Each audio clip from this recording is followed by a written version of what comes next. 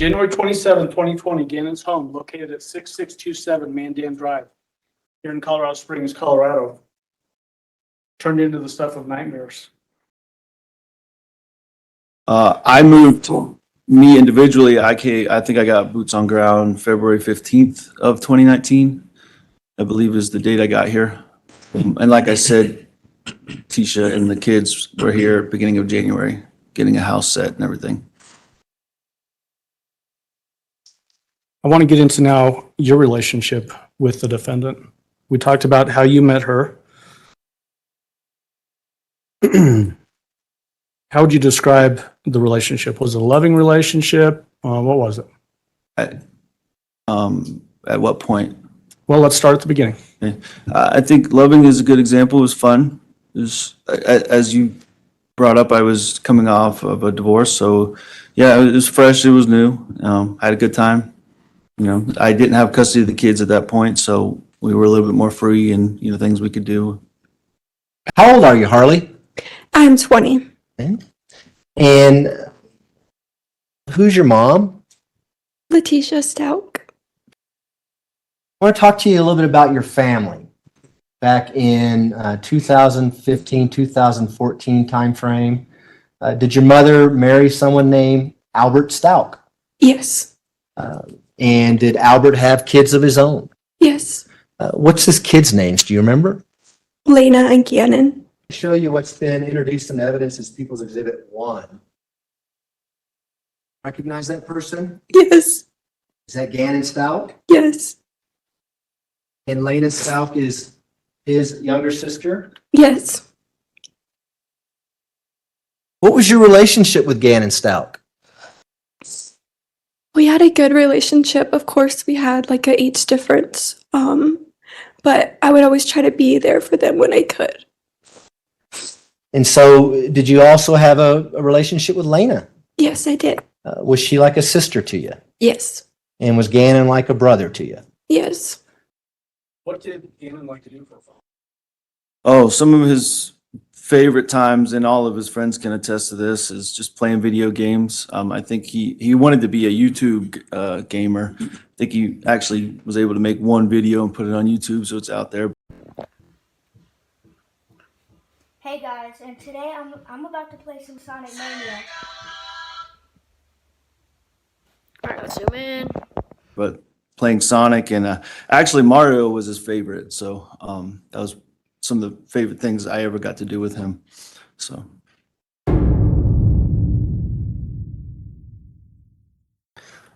In January of 2020, specifically January 25th and 26th, which would have been a Saturday and Sunday, were you at home on that weekend? I was at work all day Saturday, came home, the defendant and my mom was in town, and the defendant and I and my mom and the kids ate dinner. And then my mom was leaving that night, so I took her to the airport in Denver for her flight. And then I stayed in the airport. I slept across from the ticket counter on the floor there. And then because I had an early morning flight to go to Oklahoma for training for 2 weeks. So when you left on Saturday evening, whatever time it was, who was left at the Mandan Drive residence? The defendant, and then Harley and Lena and Ganon. Is that the last time you saw Ganon alive? Yes, sir. Did you say anything to him? Yeah, he was, we were at the top of the stairs, and I was getting ready to leave with mom, and me and Ganon were at the top of the stairs, and I just gave him a hug, and I always used to rub my fingers through his hair, and just told him I love you. And something I would always tell the kids when I had to leave or when they would go back to their mom's house was like, you know, you're always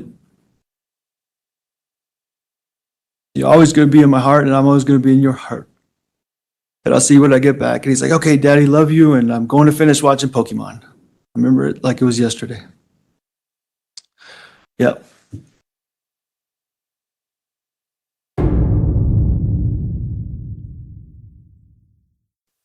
Right now, we're Sunday, January 26th of 2020.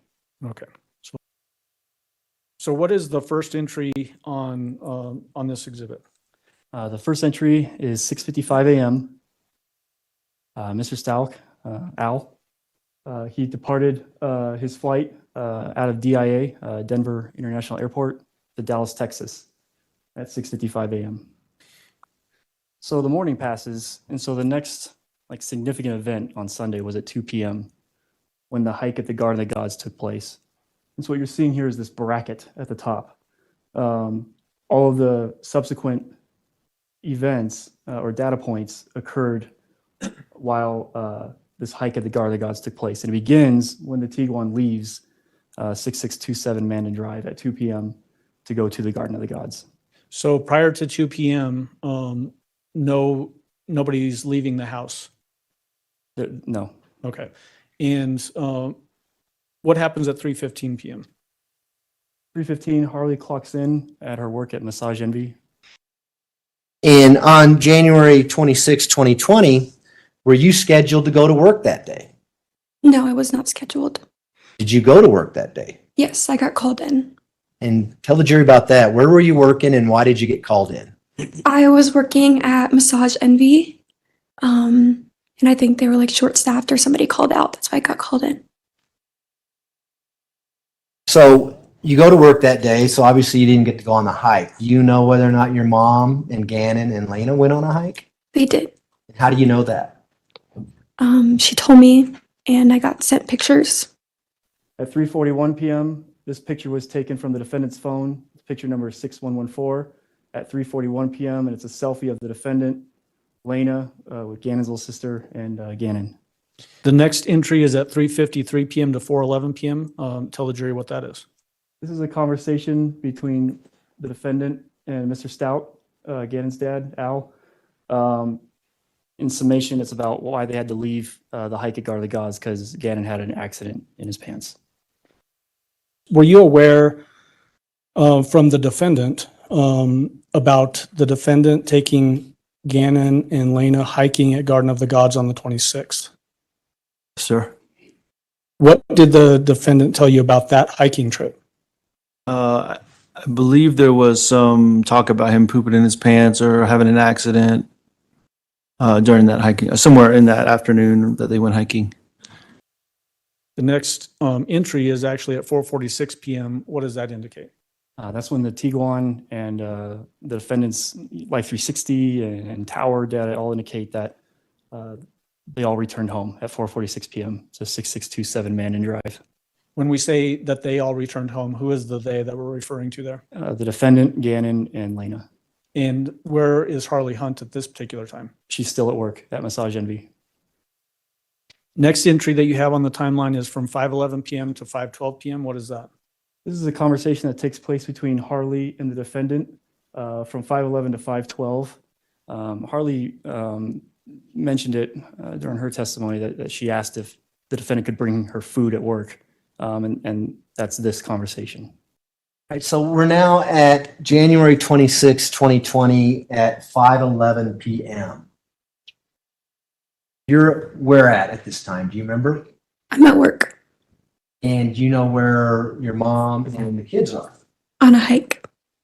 So you say, where are you going? She says food. For that? Yes, And why are you asking her where? Anywhere close to my work, I want chips. because I was hungry. You wanted your mom to bring you some food, right? Yes, Now, here she says, no, LOL, we are going up the street because Ganon pooped his pants. Is that the first time you hear about Ganon pooping his pants? for that day, yes. Had that happened before?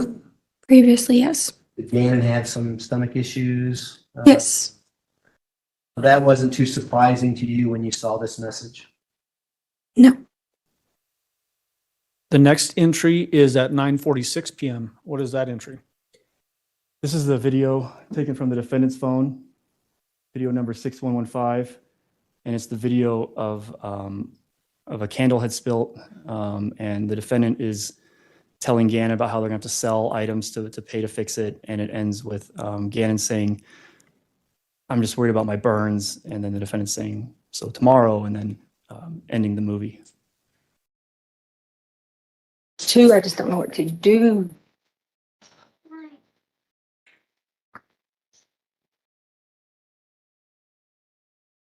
Well, devastating. Initially, Scott, I can't lie when the TMZ information. Ganon, I promise it's the last time I'm gonna ask you.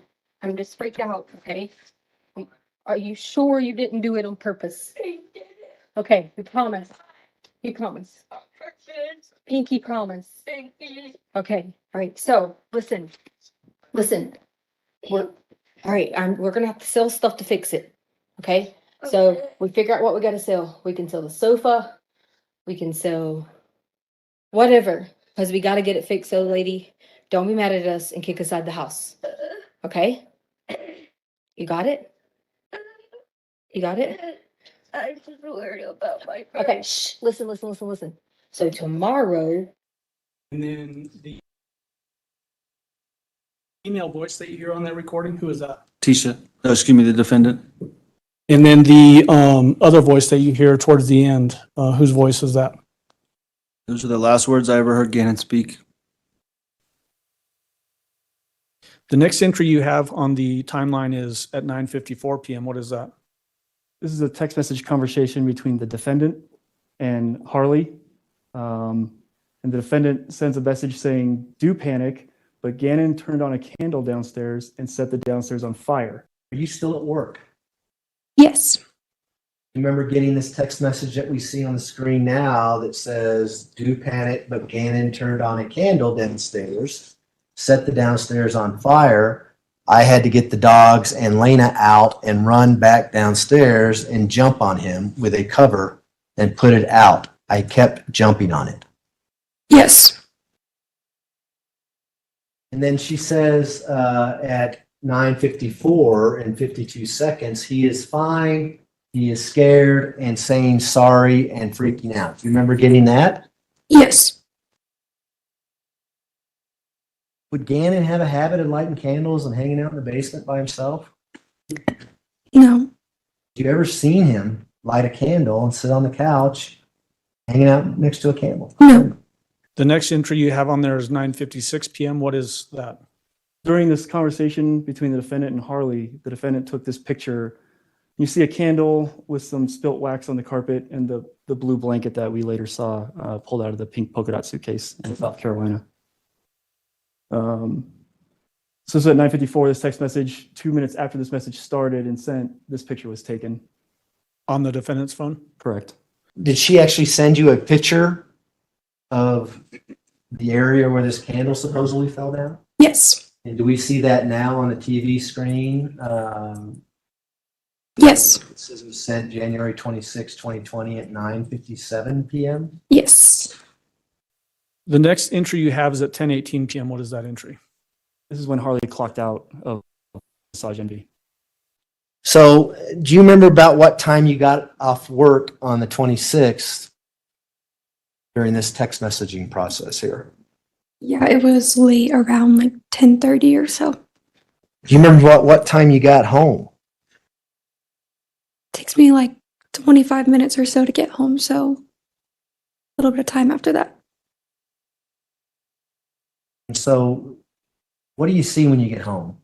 Describe to the jury what you see in the house when you got home from work. I get home. My mom and Lena are in the living room and they're telling me about the fire. Ganon wasn't upstairs at this point. So who, you said they are telling you, were both Lena and your mom telling you about what happened downstairs? Yes. What did your mom tell you at this point when you get home? She told me that the candle was knocked over. She thinks that he was playing on his Nintendo when he wasn't supposed to be, so that maybe that's how he knocked it over. That after the fire, they ran outside and she called her fireman friend and asked if the fumes in the house were okay for us to go back inside, and they said yes. You said that it was Lena and your mom upstairs when you got home on the 26th after work. Mhm. Do you know where Gannon was at? Downstairs. Did you go downstairs? Yes. What did you see when you went downstairs? Him laying in his bed, Did you go into his room? by the doorway. Was he asleep? I don't remember. Did you talk to him? No. Was the light on in his room? I don't know. Is that the last time you saw him? Yes. Were there any windows open in the basement when you went down there? Yes, the windows were open. It was cold down there. How many windows were open down in the basement? I don't know. It was January 26th at, you know about what time it is now when you went down to Ganon's room? It was a little later because my mom was like, let's go tell Ganon goodnight. So that's why we went down there. Anything unusual about your mom saying, let's go tell Ganon goodnight? Not something that she normally would do. It's not something she would normally do? Correct. That's surprising to you when she said that? Yes. Did she go down there with you when you went to Ganon's room? Yes, we both went down there. Do you recall your mom talking to Ganon? She said goodnight to him. She was like, good night. Why'd you sleep upstairs? Because it was cold downstairs. You could still smell like the fumes and like everything just felt like everything in the house just felt weird. Why did it feel weird? Because my mom made the comments. She was like, Ganon's acting weird. I don't know what's wrong with him. She said that she was scared. Who else slept upstairs? Lena? Is there anyone else in the house? No. So it's you, your mom, Lena, and Ganon? Yes. Ganon's the only one sleeping in the basement? Yes. It's cold down there? Yes. The next entry, and it looks like the last entry that you have on the timeline for Sunday night or Sunday, January 26th, is at 11:30 p.m. What is that? So it takes Harley approximately 20 minutes to get home. Harley's now home when this message from the defendant goes to Mr. Stauch. It's 11:30 p.m. Sunday night, and it reads, Ganon was on the toilet most of the night upstairs and downstairs. He had a candle on earlier tonight because he said he kept smelling poop from his accidents in his pants. That's what he told us afterwards. And he went for his headphones and dropped it, catching the covers and couch, small spot, on fire. I got Lena and dogs outside when we heard fire alarm. But once I got down there to get him, I had to throw another cover on it. It was minimal. No need to call for help or anything because nothing too bad. He is upset and wrote on the notebook he was sorry. He didn't want me to tell you because he was scared and freaking out about getting in trouble and being grounded. It's stuff we can fix and everyone is okay. I burnt my arm a little, but it's all good. He was more scared and embarrassed. Bless you. And then Mr. Stauch did not respond at this time.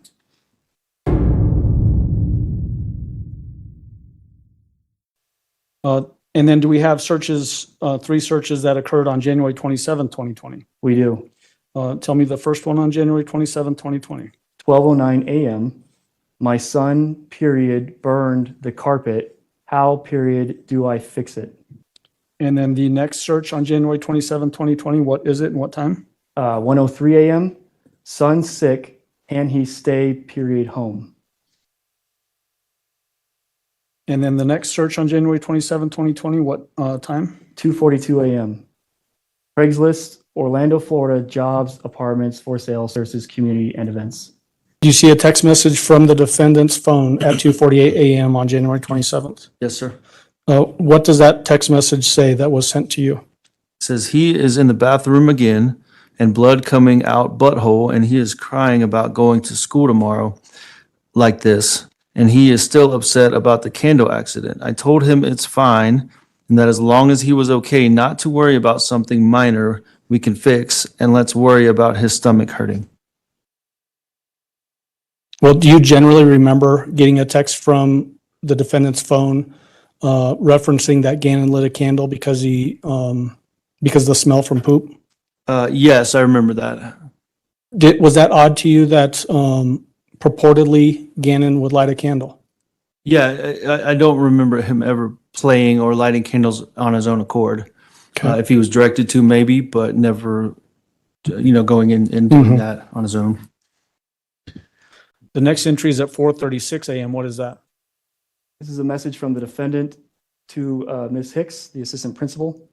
And the defendant sent a message saying, "I'm sorry for the time of night message, but my stepfather passed away.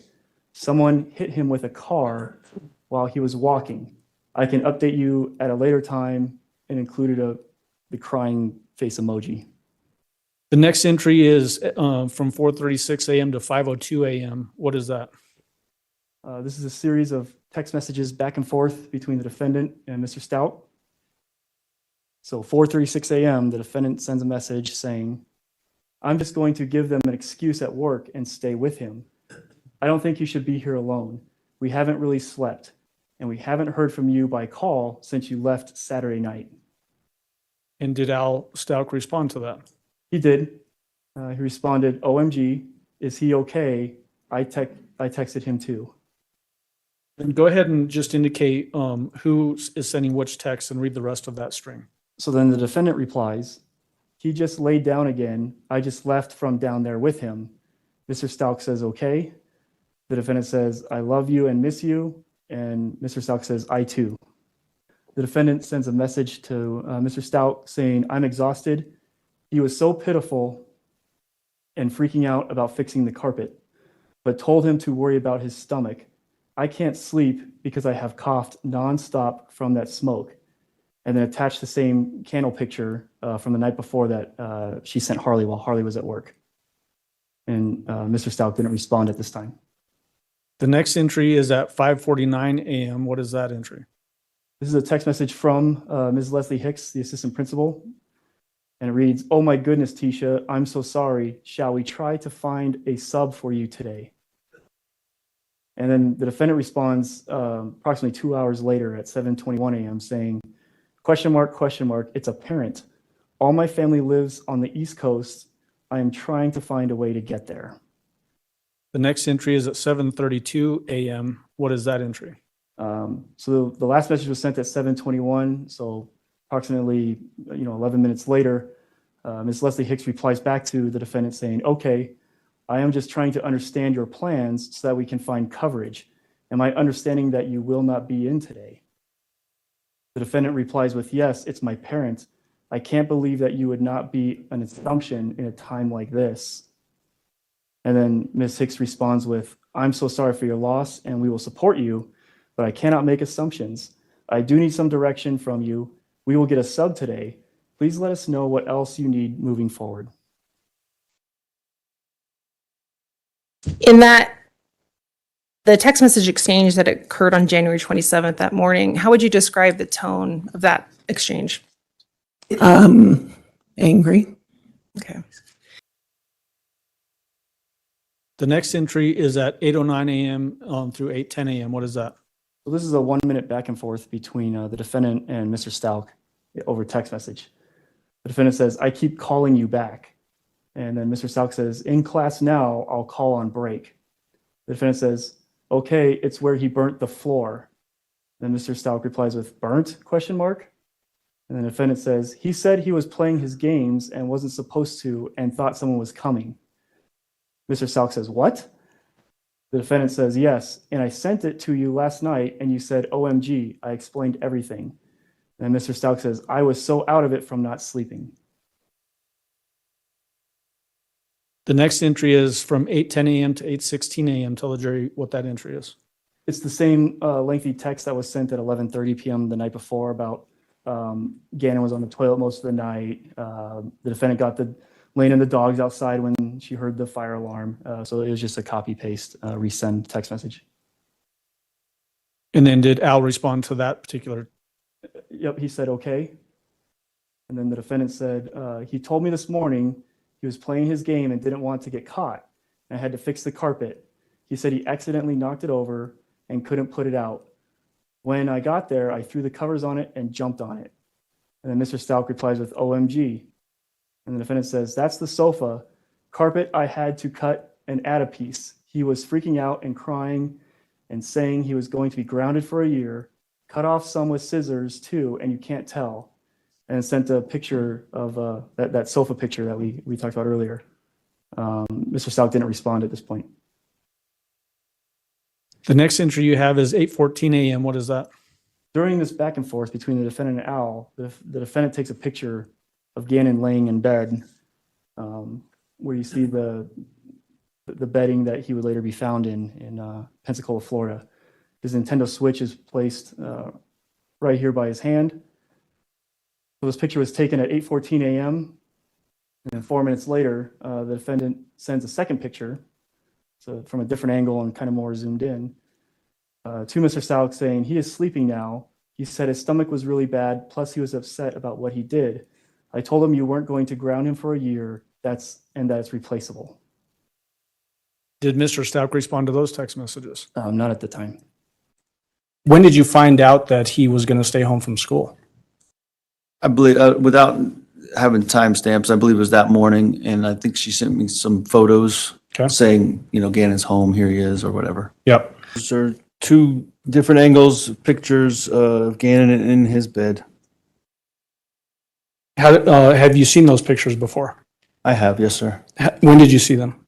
I don't want to mix it up. I know I've seen them in through various things, but one of these specifically, or at least one, if not both, the defendant sent to me that morning, which would have been Monday, the 27th. Okay, so we're talking about January 27th of 2020? Yes, sir.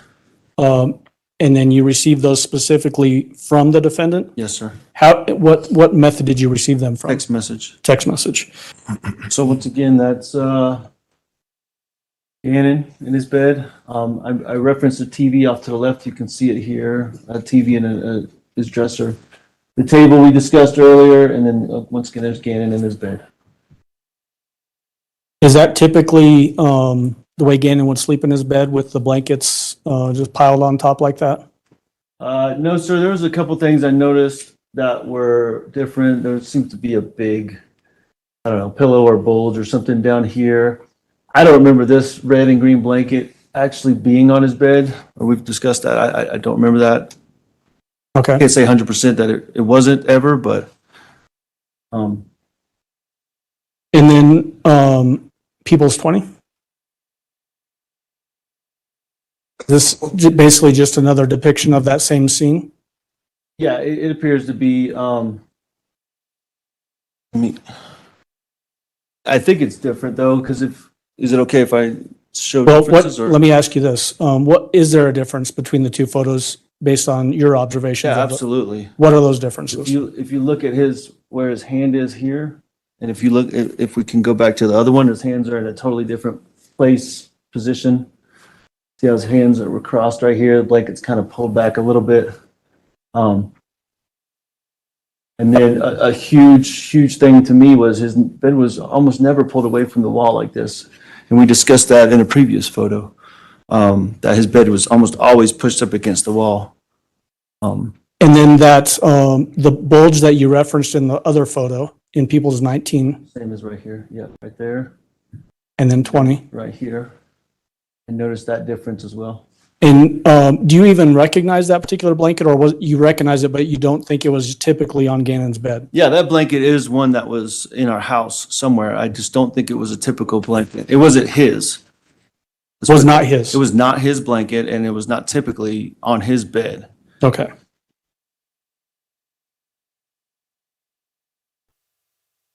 The next entry that you have is 8:30 a.m. What is that? Harley clocks in at work at Massage Envy. Do you remember whether or not you had to work in the morning? I did, yes. And what time did you have to be at work now on the 27th of January, 2020? By 8:30? That normal working time in the morning? Yes. So prior to 8:30 a.m., who was home by all indications, at 6627 Mandan Drive, the Stauch residence? So it was the defendant, Harley, Ganon, and Lena. And then Lena left to go to school, and then Harley left to go to work. So after 8:30 a.m., who is remaining at the 6627 Mandan Drive, the Stauch residence? Just the defendant and Ganon. Next, we have 8:43 a.m. to 8:50 a.m. What is that? It's a conversation back and forth between Mr. Stauch and the defendant. And this is when the idea of an unknown friend with an older brother who drives Ganon wants to go hang out with them later that day. If he can bring some bath salts with him. Who introduced this random friend with an older brother that can drive? All investigative leads point to it was the defendant. Was there ever any indication that Ganon had specifically sent any text messages to anybody like Mr. Stauch or anybody else asking to hang out with an older friend that had a car? Those messages were sent minutes after that last picture of Ganon sleeping in bed from Ganon's phone to Mr. Stauch, describing how he met a new friend who has an older brother with a car and that they can hang out after school if he brings bath salts. What is the significance of bath salts? I think a lot of people probably know about Epsom salts that you might put into a bath. Is there another connotation to bath salts? So this is early 2020, and during that time period, it started calling it the zombie drug, to where people were using bath salts to get high. Were schools passing that information out to students at schools to be aware of this kind of stuff that's now popping up on the streets? Yep, the schools did a information awareness campaign. There was stories on the news at night about bath salts in different states. So it was more prevalent than it is now. The next entry is at 9:27 a.m. Tell the jury what that is. The conversation between the defendant and Harley, who's at work, and the defendant screenshotting the conversation between her and Mr. Stauch about the bath salts. And she sends those screenshots of the conversation to Harley, saying, "OMG, something isn't right." Then on January 27th at 9:27 a.m., your mother texts you, OMG, something isn't right. Do you remember getting that text message? Yes.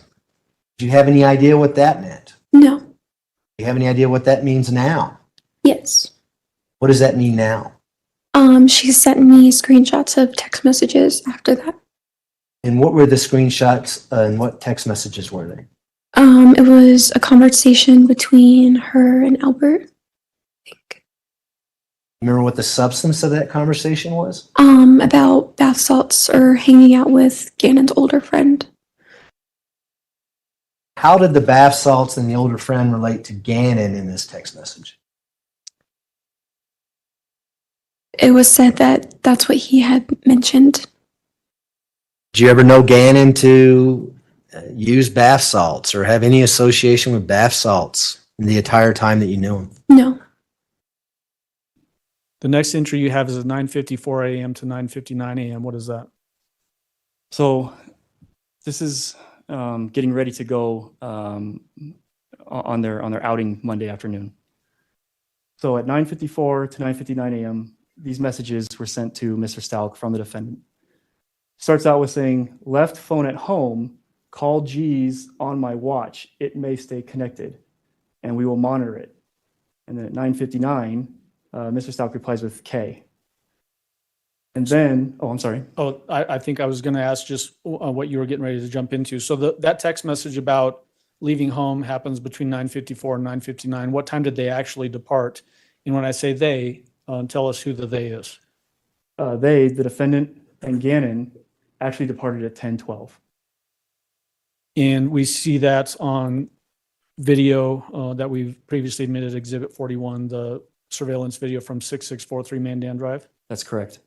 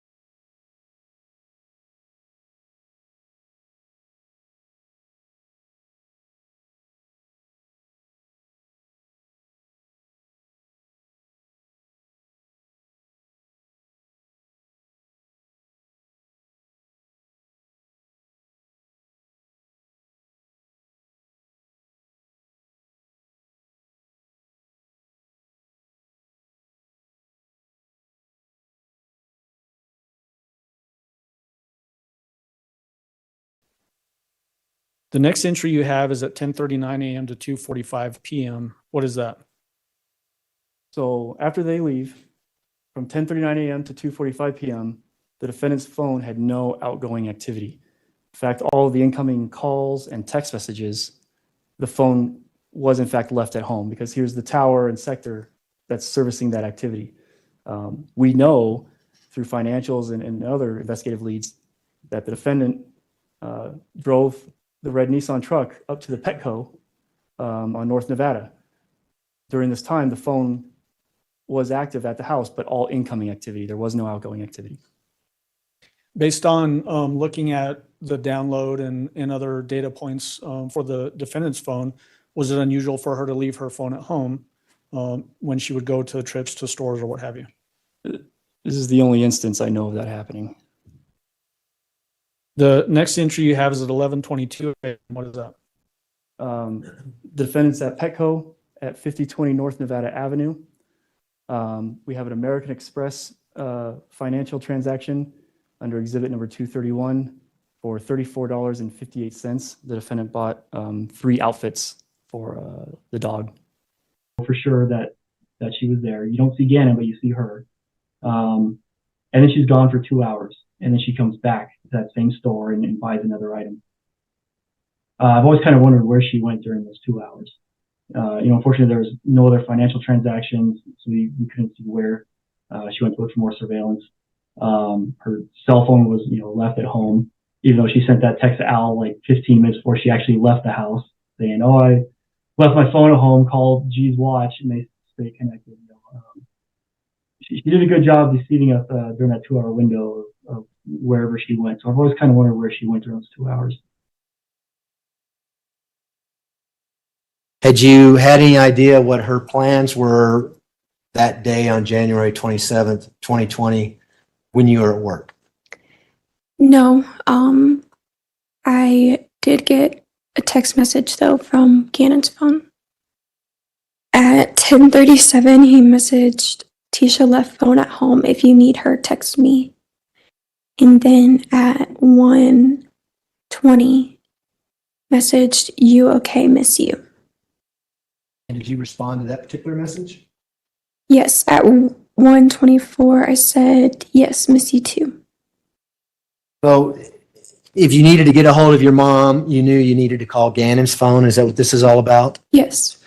Did you know whether or not where they were going or what they were doing when the message came in saying she left her phone at home? At the time, no. Was that unusual for your mother to leave her own phone at home when she went out running errands or to do whatever she was going to do? Yes. Why was that unusual? She always brought her phone everywhere. Did you think it was unusual at the time you got this text message from Ganon's phone saying, "Hey, Tisha left her phone at home. Call me if you need something"? No. Why do you think it's unusual now?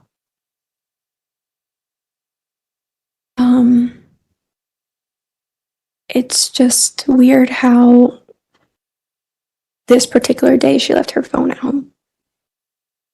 And you say that because when you get off of work and get home, Ganon wasn't there? Yes. And so what you're going to see is the defendant and Ganon return home on Monday, the 27th at 2:20 p.m. And you'll see the red truck back into the driveway.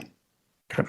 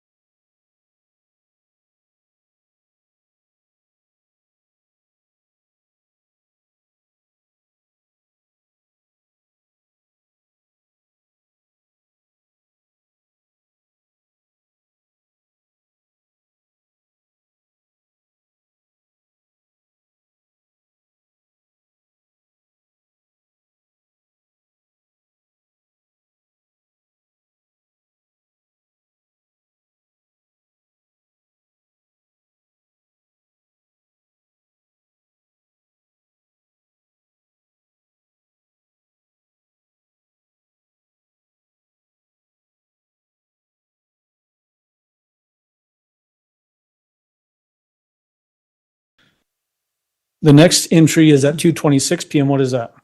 That's Mr. Stout sending the defendant a text message saying, "You there?" with 2 question marks. And just like the other message on the first page, this message isn't read until 2:45 p.m. with an okay as a reply. Is this the first activity on the defendant's phone that indicates outgoing activity, meaning that somebody is manipulating the defendant's phone and sending out messages? Yes, this is the first outgoing activity in several hours, and then there's not outgoing activity again for about another hour.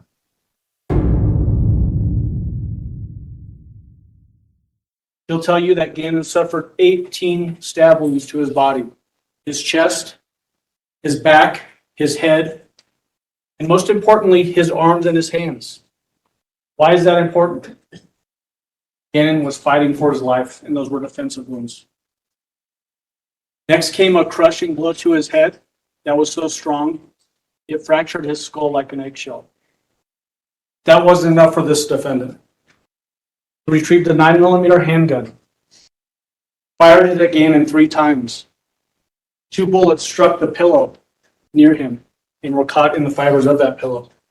That 3rd bullet entered his jaw, traveled through his head, fracturing his mandible, his vertebrae, hitting his spinal cord, and lodged in the back of his head and was recovered at autopsy. Ganon's life drained from his body, drop by drop.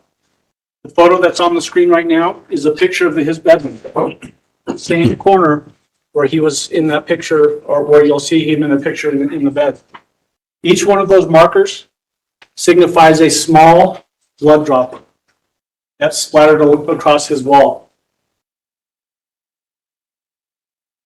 It ran down the corner of his mattress, soaked through the carpet padding, and puddled on the concrete foundation below that carpet.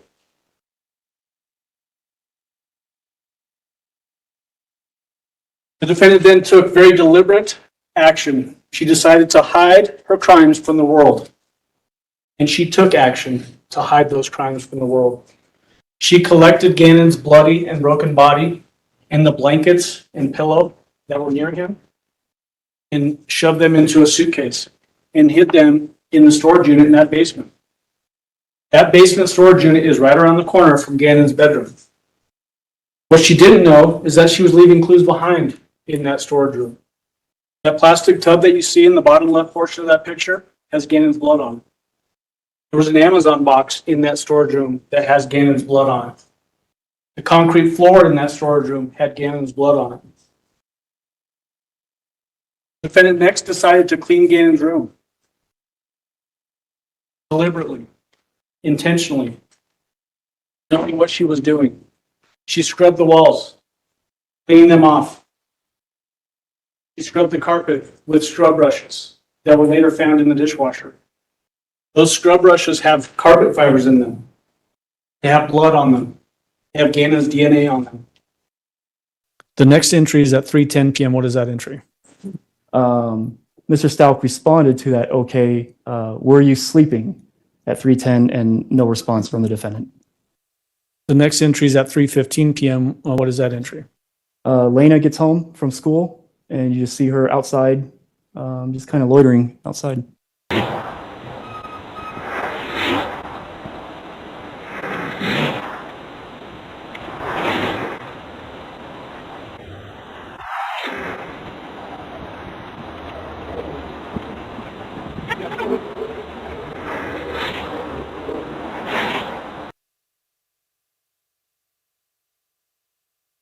The next entry is at 3:31 p.m. What is that entry? This is Al, Mr. Stauch, texting the defendant saying, hey, I've called a few times. A minute later, the defendant places an outgoing call to Mr. Stauch's phone that lasted 3 minutes and 35 seconds. This period of time that we just looked at, from that 2:45 p.m. time when the defendant responded to Al Stauch's text at 2:26 p.m. through this outgoing call at 3:32 p.m., is this another gap in time of no outgoing conduct on the defendant's phone? It is. Is that unusual based on looking at her historical use of her cell phone? It is. Normally, it's very active. The next entry on this timeline is at 4:15 p.m. What is that? Harley clocks out, so now we're into Monday, starting to get into the later afternoon. So she clocks out from work. Correct. The next entry is at 4:19 p.m. What is that? Harley sends a text message to the defendant saying just got off, and the defendant replies back with yay Was that another quick response? within 1 minute. 4:20 p.m. You text your mother, just got off. Yes. What does that mean? I always text her when I leave or when I get off. Do that pretty routinely? Yes. And how did she respond to you saying just got off? She said yay. Had you talked to her on the phone at any point up until this time frame when you got off of work? No. The next entry is at 4:37 p.m. What is that entry? We see Harley arrive home in her white Volkswagen Jetta from surveillance taken from the neighbor's house at 6643 Mandan Drive.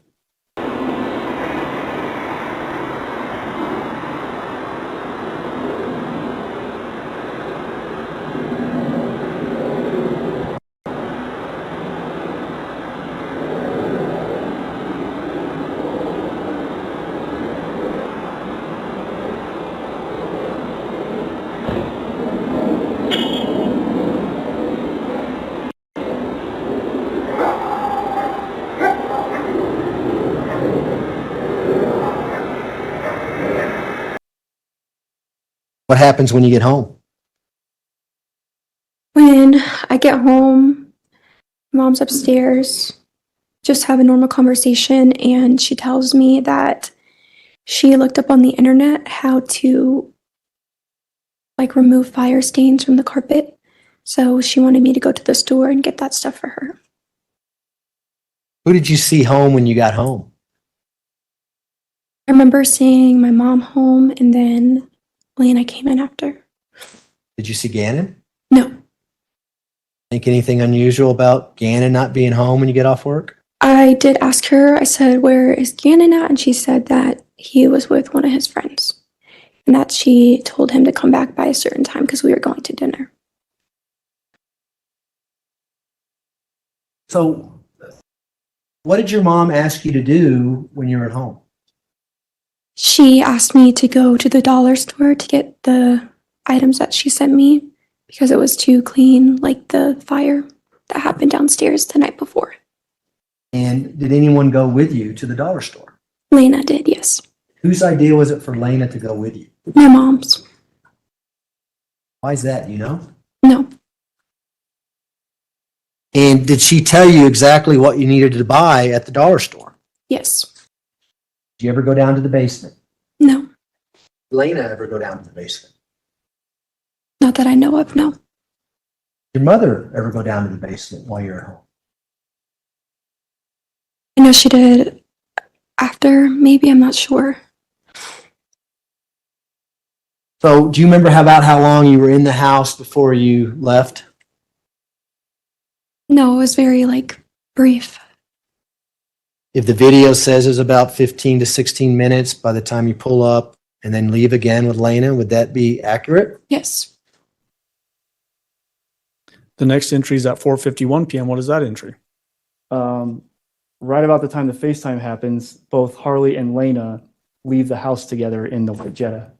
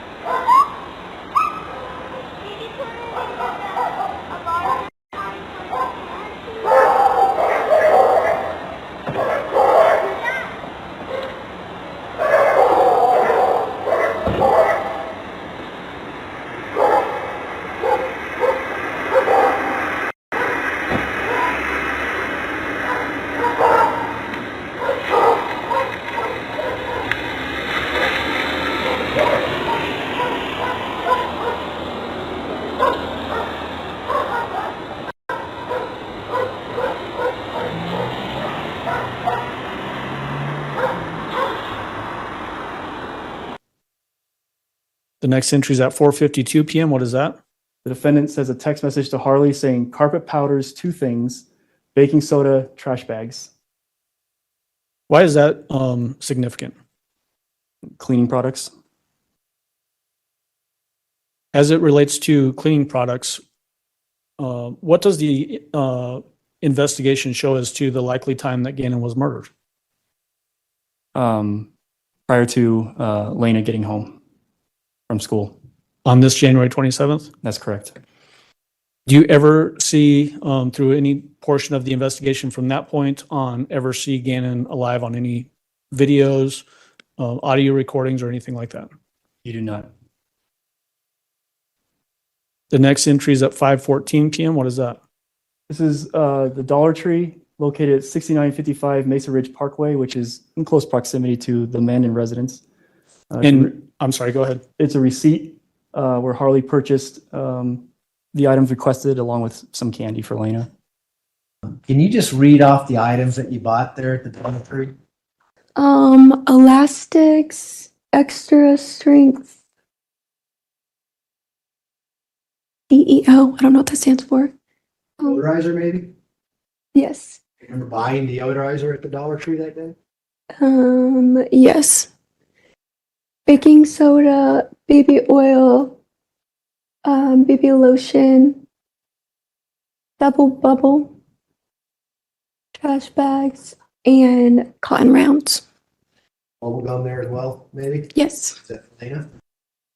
Yes. I remember I had got like lotion and stuff for myself there too. So, yeah. And then 5:33 p.m. is the next. What is that entry? Harley and Lena return back to the Mandan residence in the white Jetta. What happens when you get home?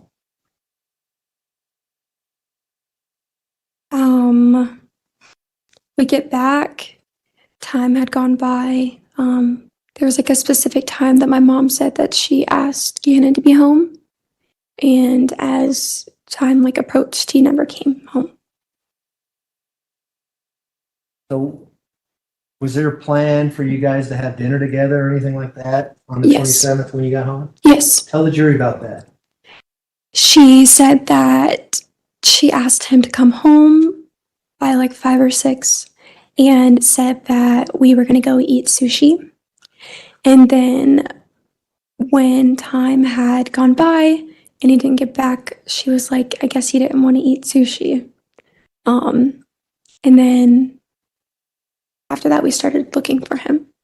The next entries from 6:27 p.m. to 6:37 p.m. Is this the first outgoing message from the defendant indicating that something's gone wrong with Ganon? It is, yes. So tell us what is at that entry point, 6:27 p.m. to 6:37 p.m. So at 5:34, Al wants to FaceTime with the kids and see the kids and talk to the kids.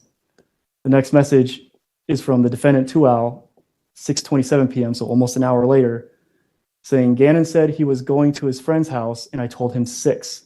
I don't know those people. And Mr. Stauch says, send Lena. And then the defendant says, okay, hold, I'll stand out and watch her. Mr. Stauch says, if it's the ones on the end of our street, and ground him until Thursday. And the defendant says, Kay, it's pouring rain. Can you ask them, they may be why? Sleeting, actually. When did you learn about Ganon having something happen to him? You mentioned hearing something from the defendant about the burn downstairs. Was there a point in time when you learned that he was missing? Yes, I was in Oklahoma. We had our first day of class. Like I said, I was scheduled to be there 2 weeks. Just got out our first day of class. I went and ran a couple miles, whatever it was. And then I was already back in my hotel room preparing for the next day and whatever. And then we started the conversation back and forth about he's not home yet.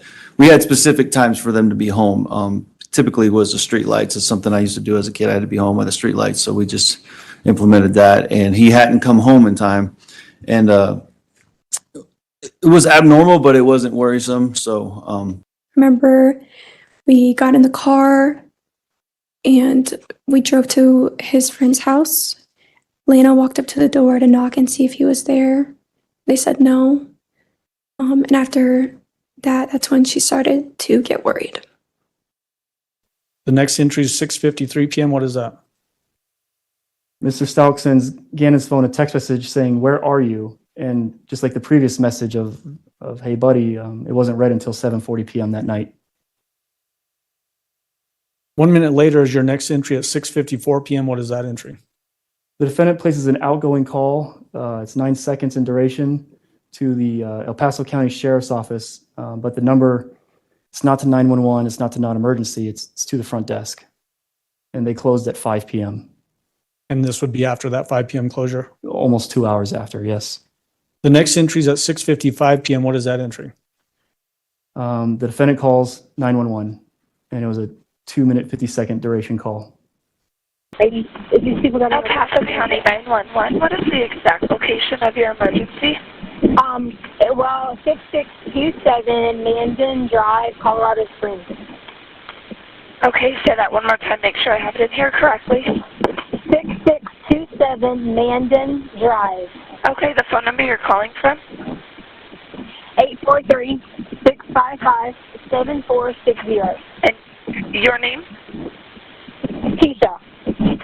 Okay, tell me exactly what happened. I don't know if I'm supposed to call emergency or non-emergency. Sorry, I can barely talk, but my son was supposed to be home at 6 o'clock, and it's almost 7.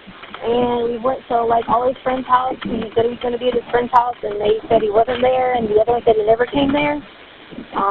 So I don't know any other people to call and ask. And I talked to my husband, so I told him I had to call you guys as fast as I could because I don't know anyone else here that he could be. Okay. And I don't know if there's a time limit, but he's only 11.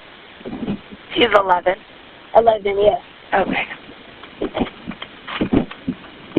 What's his name? Ganon. Spell it for me. Gannon. And the last name? Stauch. Stauch. Okay. Oh my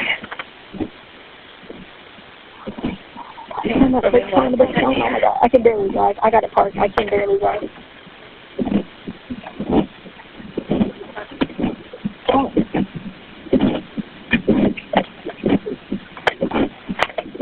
All right, Keisha, so I have this information in here.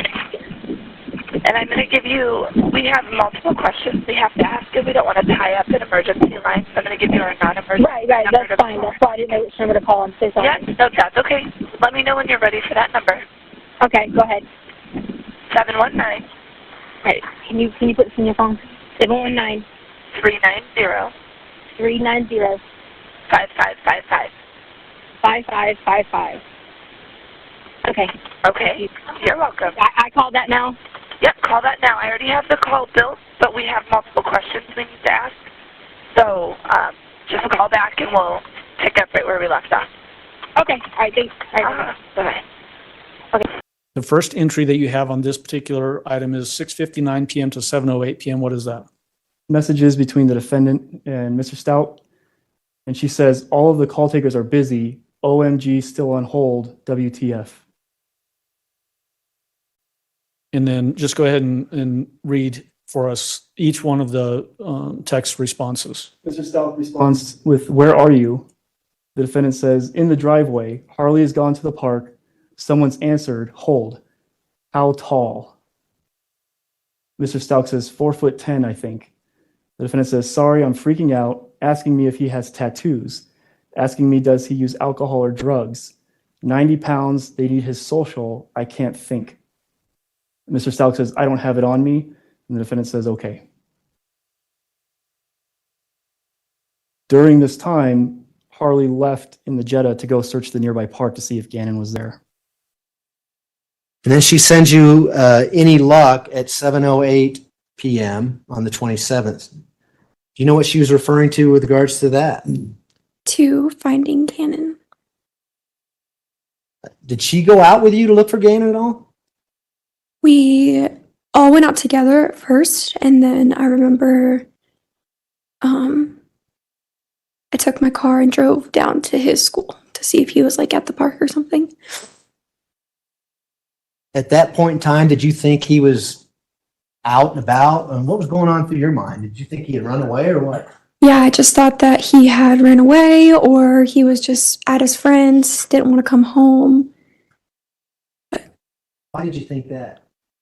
That's just what I was told, so Who was telling you that? my mom. And so you're responding to her. I couldn't remember the exact road that the park is on. Usually can just see with my eyes, but it is so dark, so I couldn't tell. But I'm at the school now. Is that what you're talking about? Yes, And you're at Ganon's school at this point in time? yes.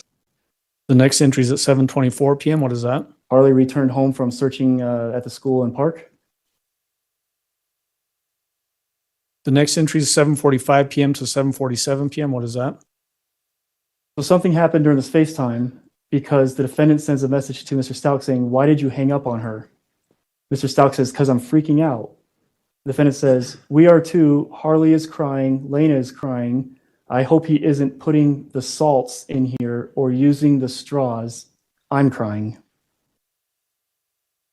These messages coming from the defendant's phone, are they pushing still this narrative that Ganon has left and hasn't returned, and also furthering the idea that there's some concerns that he might be trying to experiment with drugs? That's exactly what's happening. The next entry is 7:50 PM to 7:51 PM. What is that? The message from Mr. Stout to the defendant saying, "No police. Did you tell them possible drugs involved?" And the defendant says, "No police." What is that a reference to? No police. The police haven't arrived on scene yet to the Mandan residence. Okay. Do you remember texting other people, friends in the neighborhood, people that you worked with that may have lived in the neighborhood, about Ganon being missing? Can you look for him or let me know if you see him, that kind of stuff? Yes, Were you doing that pretty routinely during this time frame, the night of January 27, 2020? yes, Did you get any response from any of them? yes. What was their responses? Like praying for you. I'll keep my eye out. Let me know if you need anything. None of them saw Ganon, though. No. Is the neighborhood starting to become mobilized to be out looking for Ganon on this night? We're still early on, but yes, they start doing initial searches that night. Neighborhood canvases, flashlights, that kind of thing. And then 10:03 PM, what is that? It's an outbound call from Ganon's phone to Landon that lasted 4 minutes and 28 seconds. Based on the indications that you testified to earlier, is Ganon alive at 10:03 PM on January 27th? No. And yet a phone call is originating from Ganon's phone to Landon's phone, which is Ganon's mother. Is that correct? That's correct.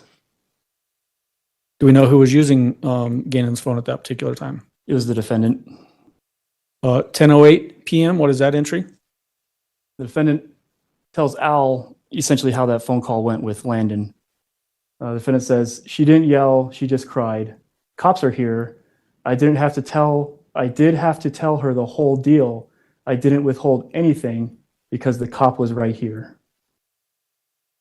And did Al respond? He responded with okay. And then at 10:09 PM, what is that?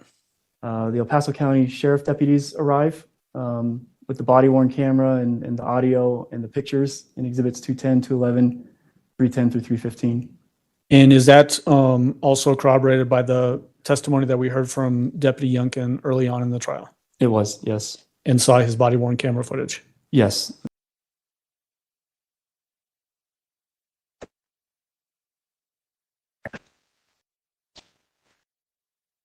Hi. Hey, can we come in?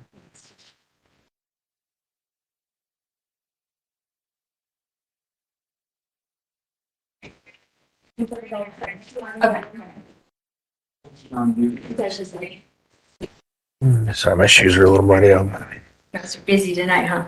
Yes, unfortunately, sorry, we took this one. I mean, we go by priority, and I mean, Well, the neighbors have been awesome, so Yeah. they helped out. and they could probably do more than we. Yeah, I mean, we that's what- got two bodies, so Exactly. That's what I was telling my husband anyway, because he was upset, and I was like, honestly, the neighbors have already pretty much done a lot of the work. yeah, there's a ton of them out there. So Yeah. We keep getting posts and pictures, and we did find someone did send us a a video picture or something, and he was holding his Switch case. His what? Like his Switch, like a Nintendo Switch. Oh, okay. Yeah, not like a Switch. I don't know. So they've all been trying to be very like helpful and the whole situation, because so he was supposed to be here at 6:00 because we were going to eat dinner, and he said he was off restriction today, so he was going to go play with his friend, and his dad already told him he could play with his friend, and he didn't come back at 6, so I looked outside and saw it was sleeting, so I said, well, maybe he's waiting on one of us to come get him, so we drive to the neighbor's house, which I'm assuming he's at the neighbor's on the corner's house, and they're like, no, he's not here. So I was like, okay, maybe it's only one other person. So they kept leading us on all this chase of people who it could be, and we covered a lot of houses, and at this point, the neighbors all stepped in and kind of went to the houses ourselves, and because they told me to wait here, and she went to a bunch. Okay. But sorry, I've been like freaked out the whole time. To add to it, I'm almost positive he is with someone that he knows, because he searched on his phone, can my parents find me if my phone is off. He also, and I'll let you look at this, sent my husband some crazy stuff that was like, so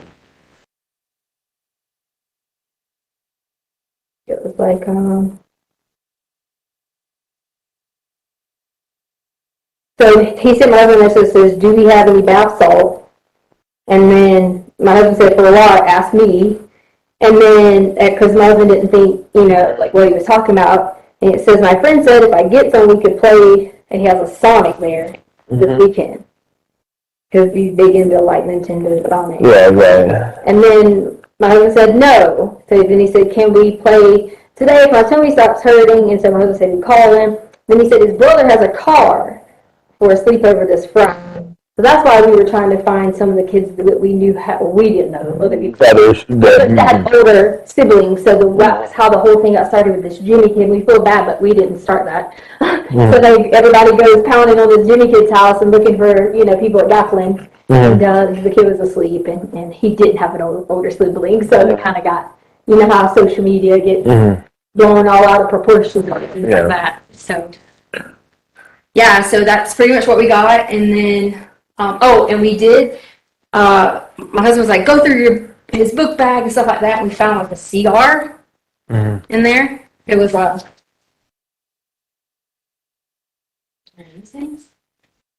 guess a cigar. Has any used the marijuana that you know about? No, he's never even been like this. Like, he did start His going to brothers are hanging around and smoking pot. The thing is, he is at Grand Mountain, and they're mixed with the, he's 5th grade, 11 years old, and they also have the 6th, 7th, and 8th grade there now. Now, I know the school does a really good job, because I work for the school district to separate the kids in the different, like, okay, the 4th, 5th graders, 6th grade, but that doesn't mean they still don't meet each other in Larson Ranch, and that's the thing, because he does go take his bike up to Stingray Park, and is that the name of that little park? Whatever the park is up there. Yeah, I know what you're talking about. And things like that. So that's kind of like pretty much that's what we got. Okay. Did you give our dispatcher the social? My husband has the social. I'm gonna have like a blurry version. I don't know if I can read it, but he was like freaking out, saying, "I can't go find social. I'm upset." He is me. So I was like, I apologize once again that Yeah. the guy pulled. I mean, there was something pretty urgent on the. yeah, they definitely. came. You want to get people that are.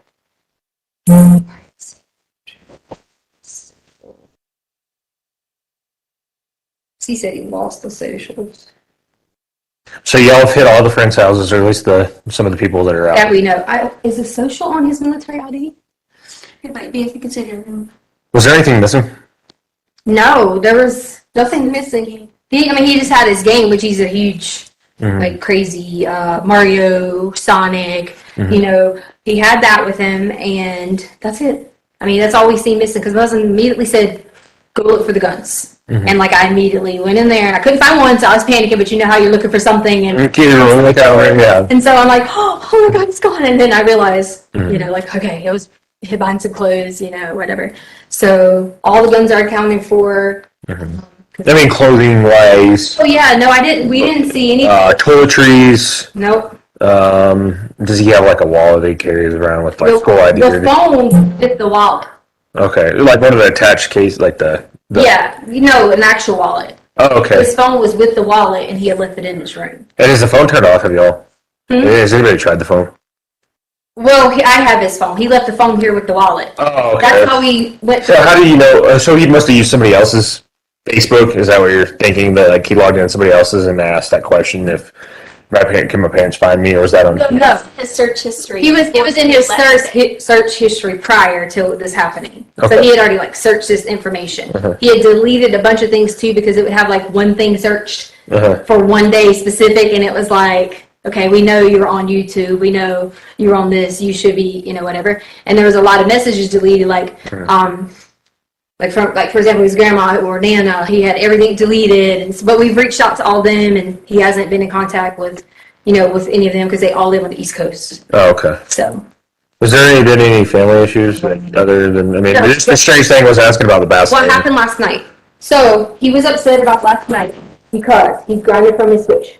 Like I told you. It's all on the switch. No, yeah, there was a restriction. Yeah, you said that, but it was lifted. So yeah, it was lifted today. But last night, he had, so we have two little small dogs, and he has really bad problems with his stomach because he takes Vyvanse every day. So when he doesn't, the weekends, Is that like the medication that you was the ADHD? for ADHD, right? Okay. So the weekends, we don't give it to him. So on the weekends, when you don't give it to him, your stomach starts to kind of work. Anyway, needless to say, messes his stomach up. We went on a hike yesterday, and he like pooped in his pants like 3 times. And you're supposed to give it to him every day, but if we go on a hike, I try not to because he'll be zombie and hiking and stuff like that. So he said, this is what he told me and his sister. She's already asleep now. She's on 8. But he told me and his sister that he thought somebody was coming downstairs, so he immediately tried to hide it.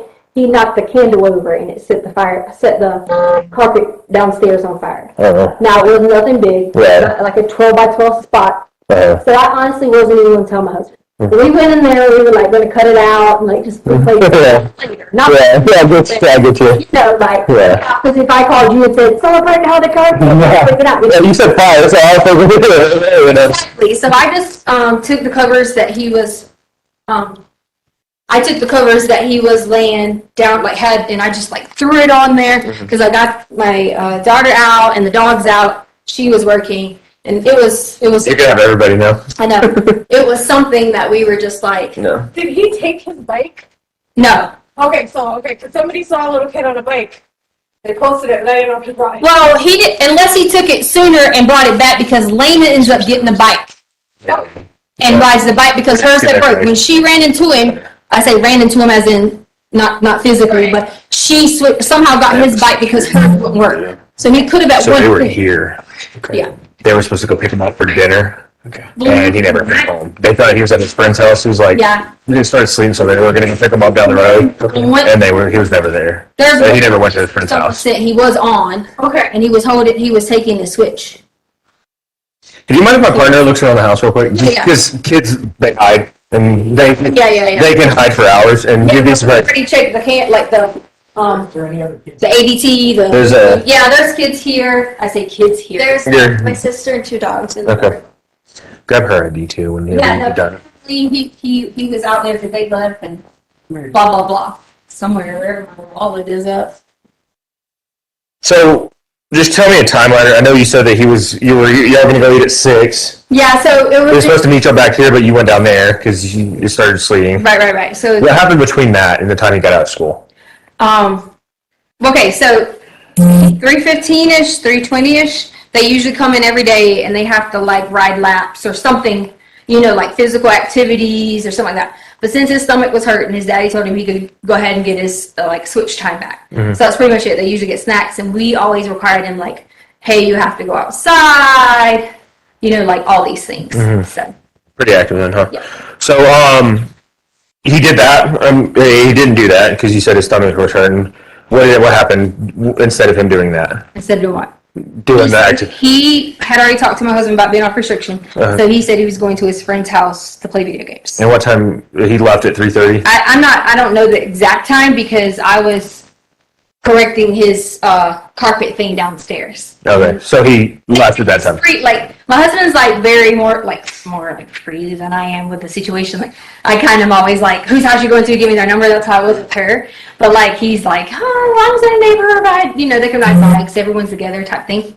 So yeah. So all the time they go and ride and meet friends. That's how we knew to go to different people's house because sometimes. What time did you notice that he left to go? I mean, what time?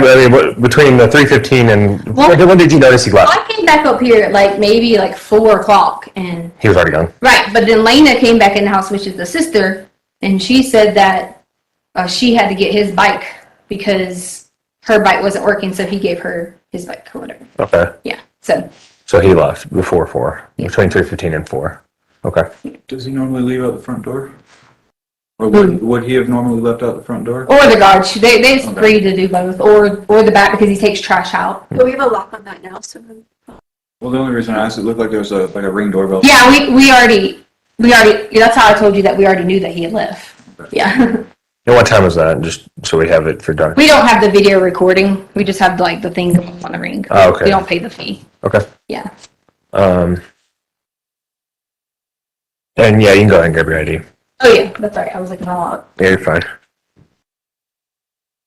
Is that really my thing in here? Actually, might be in there.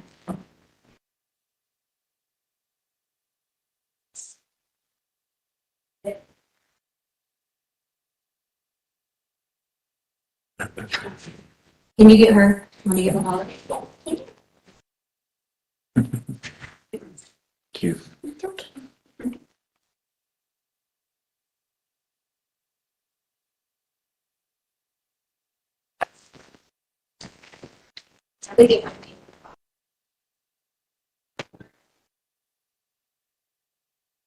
My You can just give him your name and date of birth.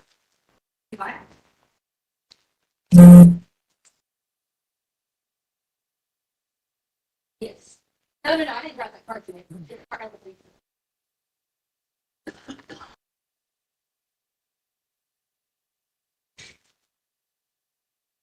No, this is.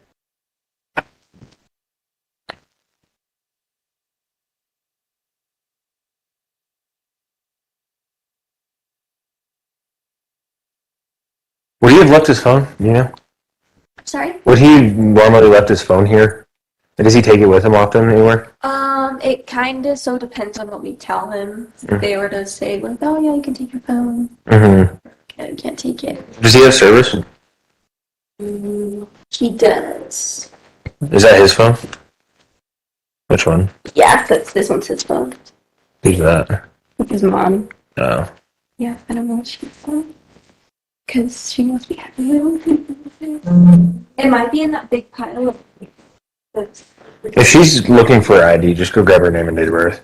I think it might be. I'm just waiting on him because it might be in the I same can get your name and date of birth. Yeah. It's okay. We can just get your name and date of birth. Oh, okay. Because I was like, it might be in the center console. All right, so it's Tesha, T-C-I-A. Stauch. T-E-C-I-A. Stauch. And S-T-A-U-C-H. And 8483.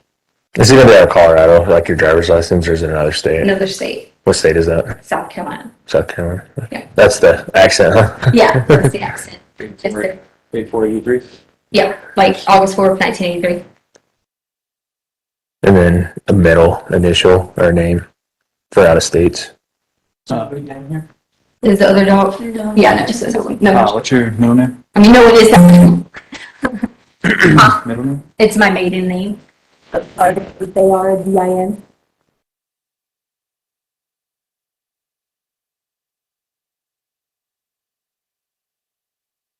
One out of 711 verbal out of South Carolina. And the number you called, were you the one that called, or was it your husband? No, I called 911 and then they said call like a non-line or something. And Right. called a bunch of lines and then like a couple, like their Nana called another line. So Okay. Get her telephone number too, though, because they might not have a good contact if there's several people that called. all right, so 843 655-7460.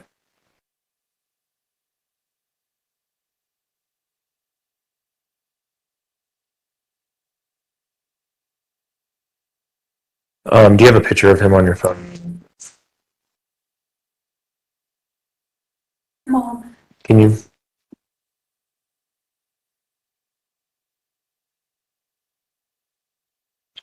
The ones we all have are like mostly him and his sister together. I mean, can you crop that out or is it? Yeah, if you want to too. I mean, yeah, on your phone, you can send it. So this And is the one that everyone has been sending, is this one. Do you want me to send it to who? yeah, his phone.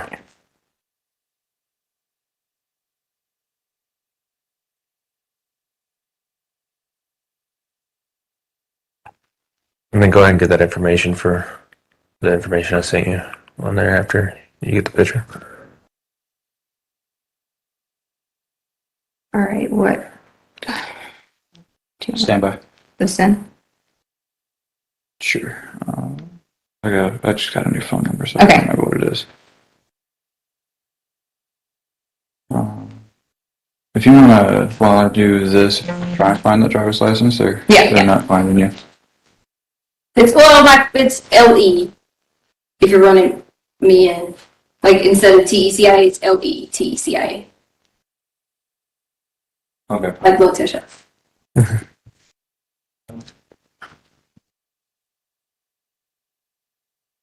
1971. You try Lincoln Edward, Tom Edward, Charles, Ida Adam for the first name.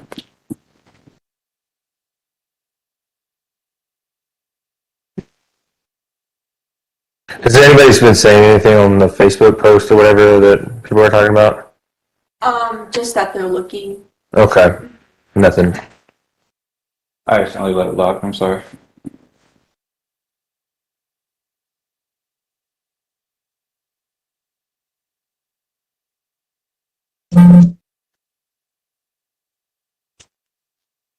You ready?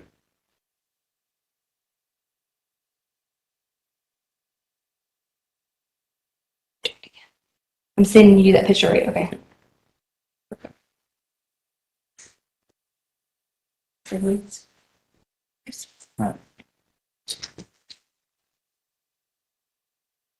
Just give them the all. Negative. I have a OLN for you. 719663. 719. Everyone, it's going to be 101275370, South Carolina.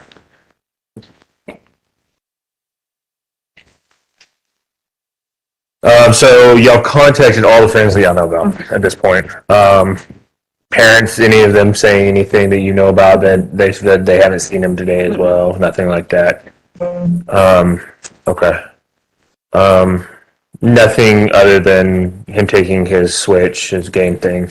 Nothing else missing. He didn't ride his bike. You just told her, right? Yeah. Okay. Nothing other than that. There are no suspicious circumstances. I mean, other than some weird text that I guess he was sending Dad about bath salts. Mm-hmm. Okay. He's got some other information, just some medical stuff that we would like to have. And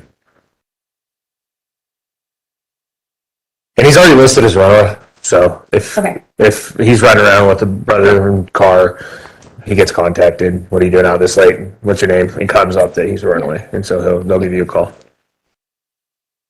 Copy. Just you want to get that stuff, and then He wasn't in here with the speak. That stuff is down there, sir. Can I show him about the smoke stuff? I just didn't want him to step on the cutter, the box thing. Yeah. I think I see him head down there. Okay, because you weren't in here in the beginning, right? I didn't know if I had that box put in there, because I told him about Dr. King last night. Okay. And I thought I must have picked it up. I was just making sure I didn't want you to be like, oh, there's the box cutters. But yeah, I had to cut this. And I told them I wasn't even going to tell Dad. And I was going to figure out a way to put this in there from the situation. But at least you got a cart. Yeah, you got. right, I just took it and like covered up with the carpet and stuff like that. But it's not even any friends around here. There is a. I'm gonna find this thing. He did have this one Like both things? It's where you're supposed to be at down the road. They checked that on me. They went over there and talked to him, and they're like, no, we hadn't seen him at all. He did have this like And you talked to parents, right? You didn't talk to... Yeah, Connor's mom came over, who is a friend he goes hangs out with all the time. So they come over. The people here, the friends, they were just the ones that were at the door with the bike. They came over. A bunch of people came over. Yeah, so Any he friends? did have like a little book that had names on it, but I don't know. I mean, I don't see it like anywhere specifically because like his wallet, he's not like a. I teach fifth grade, and like you got your like really mature boy, kind of boys, but then waiting, he forgets to like bring this or bring that or bring this or bring that. Still kid. No, we actually lay out all the clothes all the time, like for, like every day at school, we lay out clothes, we do whatever. Is his jacket gone? He had he has several jackets. Like it depends on, I'm very like fashion. So it just depends on jackets. Like you might have this black one with this, or there's a blue one with this. So he had a jacket. Yeah. Okay. Several jackets. I mean, you see the kid has, like tons and tons of clothes, and he just, Okay. he has all that stuff. So.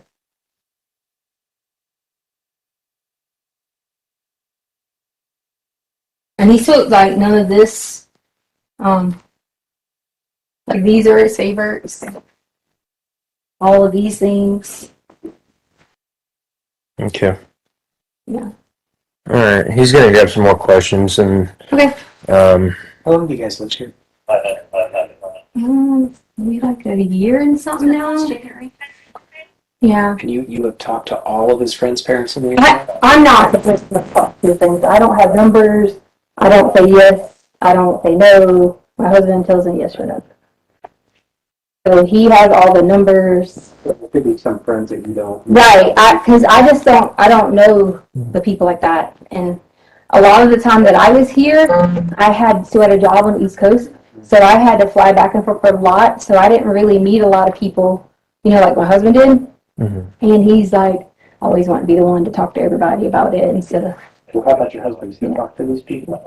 Yeah, he's been on the phone with a bunch of them. He's in Oklahoma, Fort Sill right now. So is there anybody he hasn't been able to get a hold of? No, he said he's talked to everyone that he knows of. The only concern we had is he was talking about the friend with the older sibling, and we don't know who that one is. That's the one we don't know. Do you guys have a name for that? Because we don't know who that person is. We've never heard him say like specific name. And my husband said when he talked to him today that there was no like specific name that he didn't give him a name. He just told him no. So. And he took his game console deal. Yeah, they have a couple of different consoles. One of them's gone. Switch Lite, the 2DS, the 3DS. One of them's gone.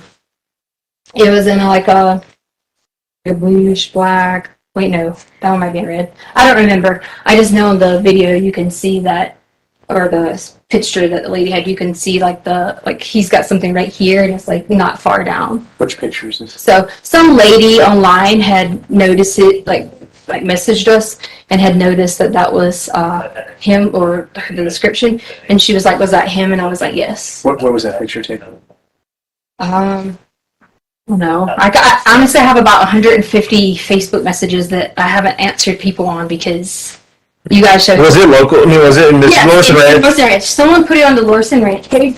And so a lot of people just kept sending messages, information. First, someone said they saw him get in a white SUV. Then someone said they caught it on their camera. They were all supposed to be sending this to me, but as I was talking to all these people on Facebook, because my husband gave the neighbor permission to post it, you guys came and I kept having alerts lists, and I weren't gonna Huh? Okay. Yeah. Okay.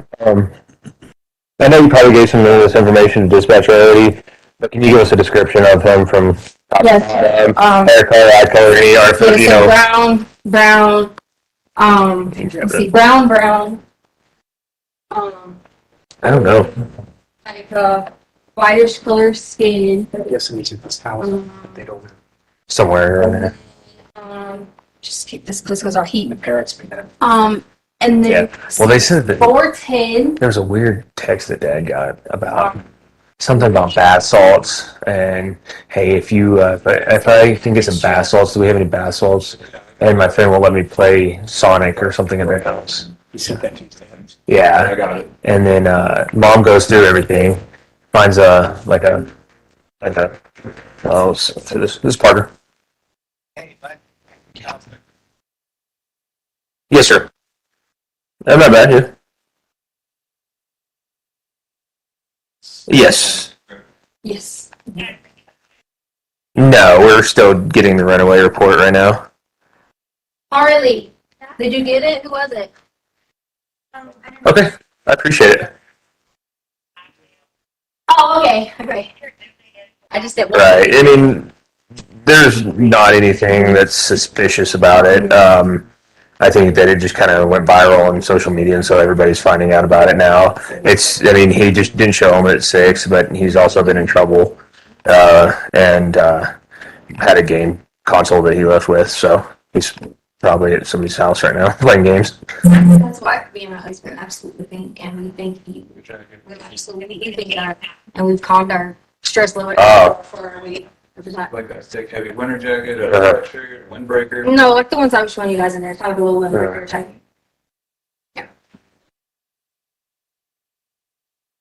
Okay, good to know.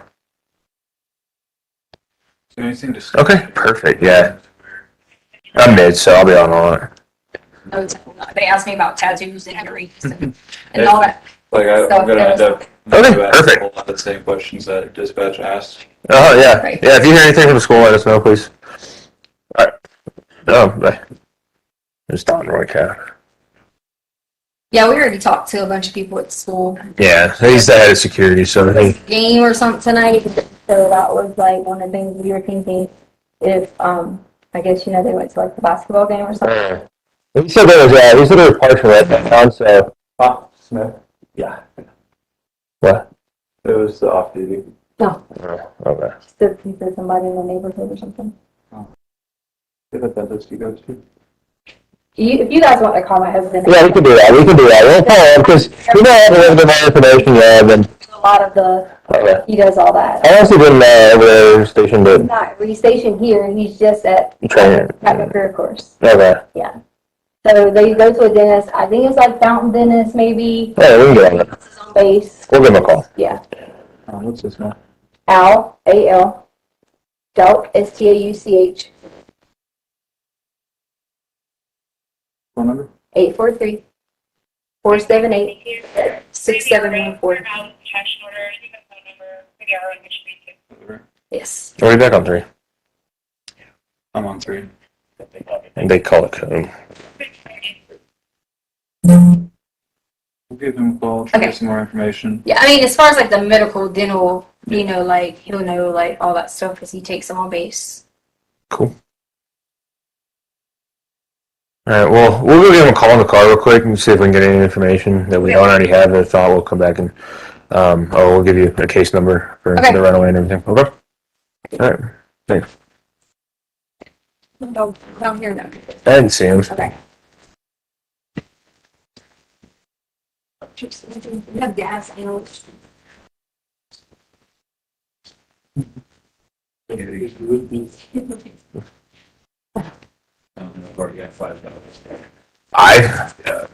Oh my god. And two.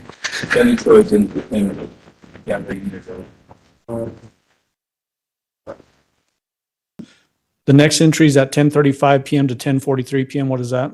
It's a text message. Mr. Stauch sends a message to the defendant saying anything with some question marks. The defendant says they are calling you. Mr. Stauch just leaves a series of question marks. The defendant says they were asking me questions about dental and the same things I kept telling them, and it's frustrating. Where does he go to the dentist? And Mr. Stauch responds, Fountain. No, no, no. The next defendant replies. sorry, go ahead. The defendant replies with, I know, but I told them they're overwhelming me with stuff that I don't know or isn't relevant. Mr. Stauch responds with, but dental records are for ID, OMG. And the defendant says, I'm overwhelmed because I'm mad at how long they took. Are dental records in fact used to identify potentially deceased individuals? They can, yes. The next entry is at 10:46 p.m. What is that? Another outbound call from Ganon's phone to Landon's phone that lasted 12 minutes and 6 seconds. Do we know who was making that call using Ganon's phone? It was the defendant. The next entry is at 11:01 p.m. to 11:09 p.m. What is that? A message from Mr. Stauch to the defendant saying nothing else, still talking to police. And the defendant replies with, I feel like I'm having a heart attack. Mr. Stauch says, tell the police. And the defendant says, they had 7 people in here asking me irrelevant stuff when I could be going through the rest of the 462 comments. Mr. Stauch replies with, you okay? And the defendant says, no, like I do everything I can, but none of it matters. And now I am asked why he was outside or drill me about other friends when I don't have the first number to one of them. I've walked this house for 5 hours. I haven't eaten. My chest hurts, but it's not about me. What's that reference to the 462 comments? Is that a reference to social media? Yes, she's on Facebook a lot during these last couple hours. Okay. The next entry is at 11:39 p.m. What is that? The deputy's clear, meaning they leave the Mandan residence, and Ganon's entered as missing at 11:49 p.m. And then the final entry, 11:54 p.m. to 11:57 p.m. What is that? Mr. Stauch asked the defendant, you okay? And the defendant says, all these photos are starting to run together. My eyes and head hurt. Someone is bringing me a Coke. My head is about to bust. When did you get back to Colorado? I came as soon as I can after I decided basically that there was something actually wrong. So the 27th, as soon as I decided he's missing, I got to come home. I had not to get ahead, but I think the defendant had called 911. I don't know about when the police came to the house, but I know I also called them and said, hey, what's going on? My son's out there somewhere. And at that point, I called our travel people and said, hey, I need an emergency ticket home. And I left. I had a buddy drive me to Oklahoma City, and I left from Oklahoma City airport early the next morning. So let's unpack that just a little bit. Sure. So to your memory, the defendant tells you that she called 911? She did. Was it that specifically, or was it an accumulation of things that made you worried and decide that you need to get back home and see what's going on? I had also contacted numerous of Ganon's friends' parents in the neighborhood that I knew, he would typically frequent their house and play with their kids and stuff, and none of them had even seen him. So then it started to become an issue. There was also another claim about some new friend on the school bus and some other stuff surrounding that. There was that, and so I started asking the parents about, do you know this person's name, or do you know anything about another person? And so it started compounding, as you said, to become more worrisome. So basically, you're accumulating information and growing more worried. Is that what you're describing? Yes, sir. At some point, were you in contact with Landon with this news of Ganon being missing? Absolutely. And once I decided there was an issue, a legitimate issue, I think I called her first, can't get a hold of her, and then I started calling her daddy and other family members to try to get a hold of her. But I did talk to her Monday on the 27th that evening while still in at Fort Sill. And then I don't remember exactly along the way, but she said, I'll be there. And she started getting her travel arrangements set to get there. So.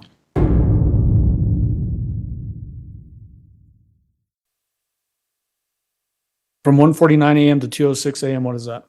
The defendant messages Mr. Stauch saying the pains are getting worse, not being insensitive at all, just letting you know, please talk, are you Ion, I-O-N, and corrects it with up. No one has reached out to me but Lorson Ranch. I always give it my all and try to do my best at everything I do. Mr. Stauch doesn't respond.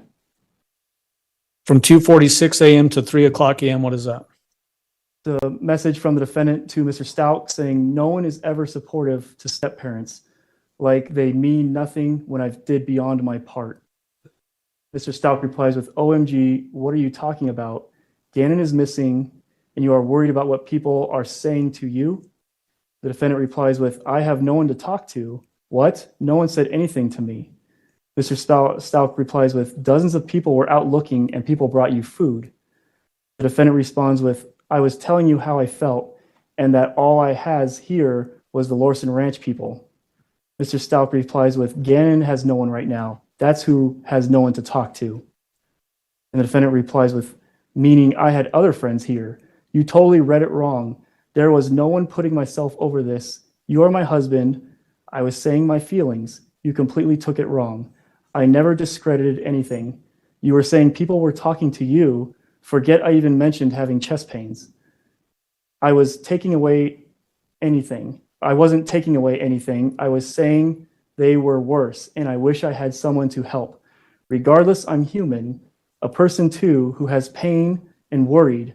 What do you mean he has no one? He is talking with his friends, maybe not good friends. He is coming home once he sees the news.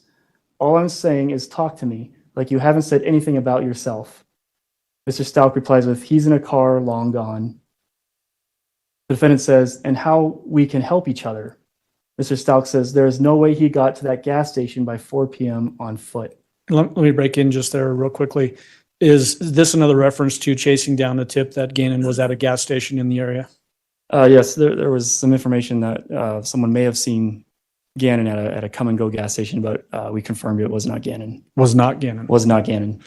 The next response from the defendant is what? Long gone, like with friends, right? I'm just so lost as to what to say, and it's all so sad. I have hurt, but you want to talk to me about yours. So that's all I'm saying is to talk to me, help each other out. I can't sleep. I asked the neighborhood to pray for you on your flight and help you. I'm just so devastated. I run time the door at every sound. So I can't imagine you. I'm just hurting for you and me too, but I just don't want what to say or do or where to search next. I've been in his life since he was 5 and helped take care of him in most of his adolescent years. I don't understand. I think he may be peer pressured, and I don't know about the salt stuff. And like I keep imagining salts everywhere, and my brain won't stop thinking if he has food. We haven't eaten yet because we were supposed to at 6.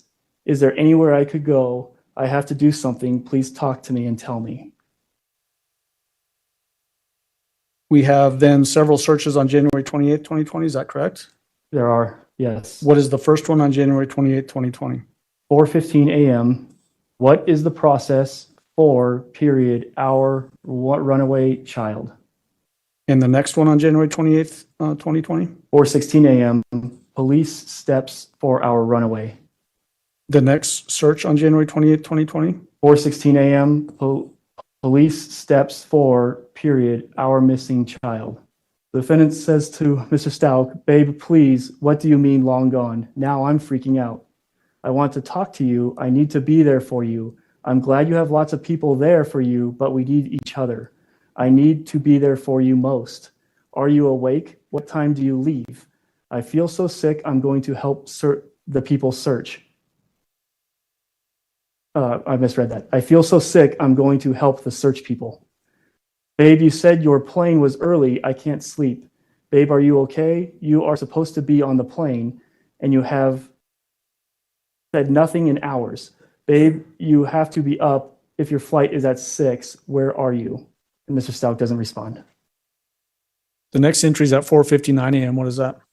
A message from the defendant to Mr. Stauch saying, I'm sorry that you feel the need to ignore me checking in, especially my husband getting on a flight with the tragedies that happened with the helicopter this week. I know you are worried, but it doesn't mean to ignore me and not be kind. What's the reference to the helicopter thing? Kobe Bryant's helicopter crashed and he died in it. The next entry is at 5:27 a.m. What is that? The message from the defendant to a person with a 631 area code number, and she says, Albert is hurting and taking it out on me. When did you actually then fly out of, I think you said Oklahoma City? Yeah, so one of my battle buddies or whatever, one of my guys in my class took me up to Oklahoma City because that was the only flight they could find, or the soonest flight they could find. And early the next morning, I spent the night sitting once again right across from the ticket counter at Oklahoma City. I don't remember the flight time So when you say the next morning, is that January 28th? Tuesday, January 28th. Yes, sir. Did you get any sleep that night? No, I just sat there and whatever. The next entry is at 5:41 a.m. to 5:57 a.m. What is that? From 5:41 to 5:57, Ganon's phone is now messaging Landon. And the first message says, left every toy with a photograph taken with Ganon's phone of Ganon's room. Picture number 514. And for context purposes, again, was there any indication that Ganon was using this phone on this particular date and time? No, Was there any indication that Ganon was even alive at this particular day and time? no.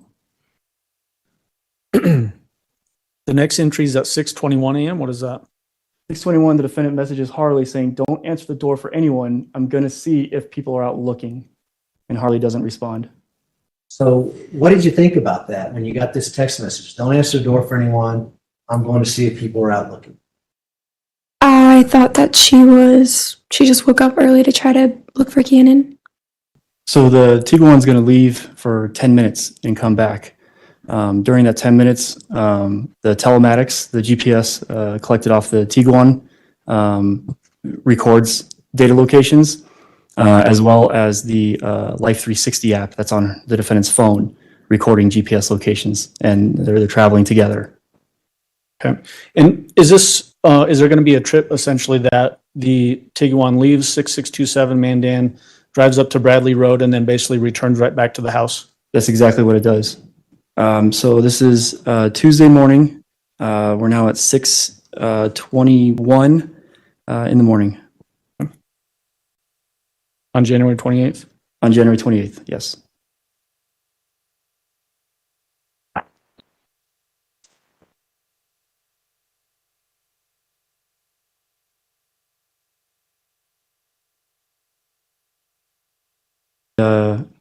Defendant in the Tiguan returned to the residence at 6627 Mandan Drive. Essentially after going up to Bradley and then returning back? Right, 10 minutes has lapsed.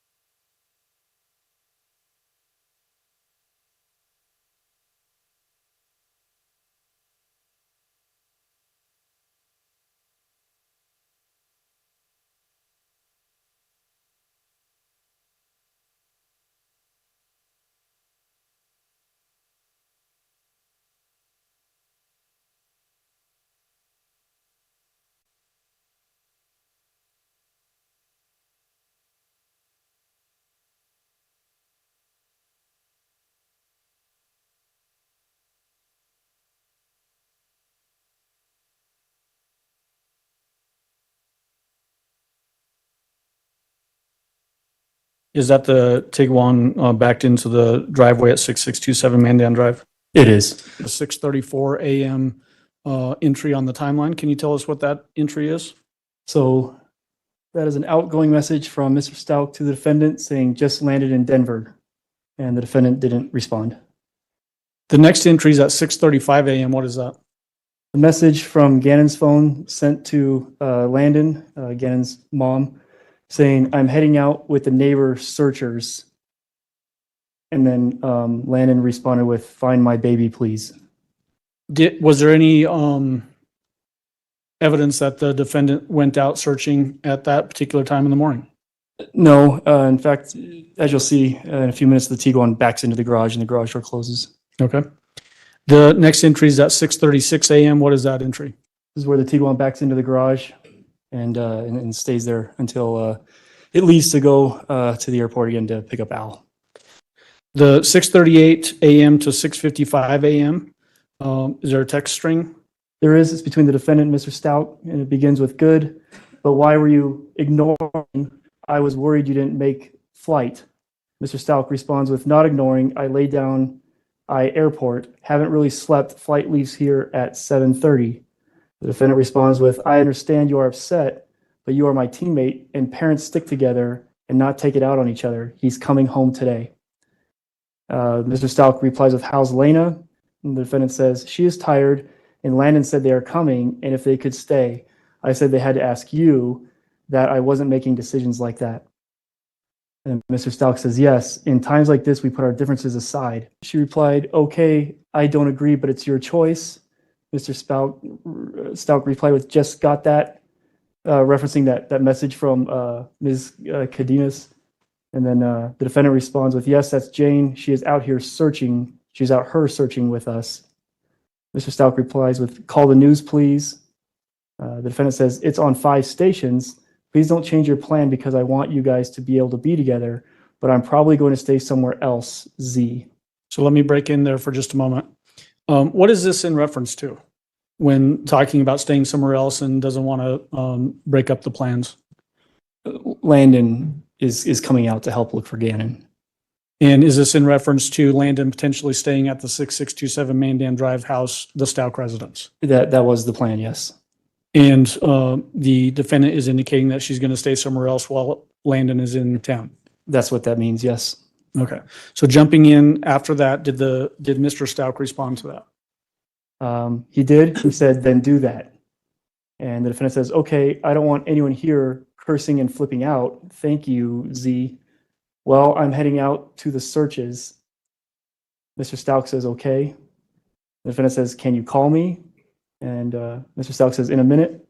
And then the defendant says, well, somebody saw him, but I guess you are too busy talking to someone else instead.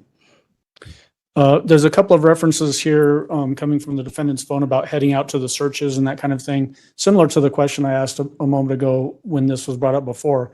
Did the defendant ever leave during this period to go help with any searches? She did not.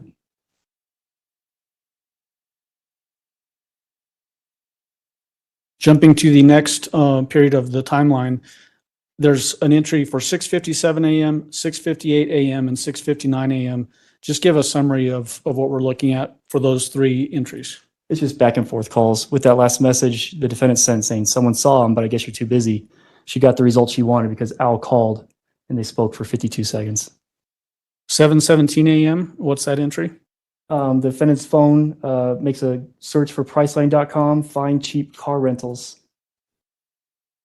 Is it on this day, January 28th, later on, where the defendant actually rented that white Kia Rio? She did, yes.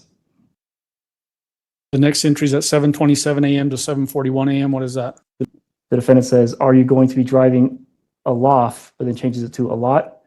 Mr. Stauch says, I assume so. Why? Defendant says, okay, I was going to get a small economy car for miles and for gas. You think that's okay? Mr. Stauch says, sure. Defendant says, have you left Denver? Mr. Stauch says, on the plane, airplane mode, only like a 30-minute flight. Now, what was your understanding as to what was going on with Albert? Was Ganon's missing? It's been overnight.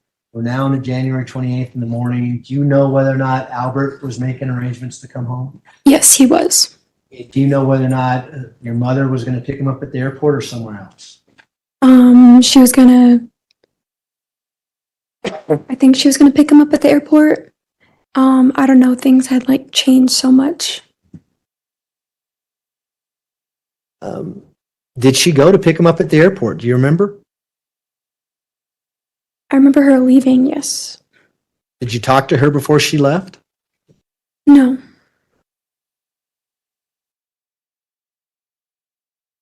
The next entry is at 8:13 a.m. and then there's a line above the timeline to a page of the cash report, page 30. What is that in reference to the cash report for this period of time? So it's the movement of the vehicle and the phone of the defendant. So we have the Life 360, we have the telematics off of the Tiguan, and we have the towers and sectors that serviced the phone's calls, text messages, data sessions. As the Tiguan left the residence at 8:13 a.m. and went to the Colorado Springs airport. The next entry is at 8:29 a.m. What is that? Mr. Stauch messages the defendant saying, just landed, you picking me up? And the defendant responds with yes. And then we have a receipt that was recovered in the Tiguan, exhibit number 325, that shows the ticket was pulled at 8:30 a.m. that morning. What is that, 8:37 a.m.? A message from the defendant saying almost inside to Mr. Stauch. Did Mr. Stauch respond to that? No. So from 8:44 a.m. to 8:48 a.m., describe that entry. It's text messages with picture messages between the defendant and Harley. The defendant asks what shoes are at the front door. Harley responds with a picture of shoes by the front door. The defendant says, "Are you working?" Harley says, "No." The defendant says, "Pull your car in the garage." Harley says, "I don't have work until TMMR, which is short for tomorrow. Okay, right now?" And the defendant says, "Yes." 8:50 a.m., what is that entry? The defendant picks up Al at the airport, in Colorado Springs Airport, in the rented Kia Rio. So do you remember being picked up from Colorado Springs Airport? Yes, sir. Who picked you up? The defendant. Does she have a vehicle that she would typically drive Oh, does she have one? at that time? Yes, she did. It was a Volkswagen Tiguan, Okay. What color was it? black. Okay. What did she actually pick you up in at the airport?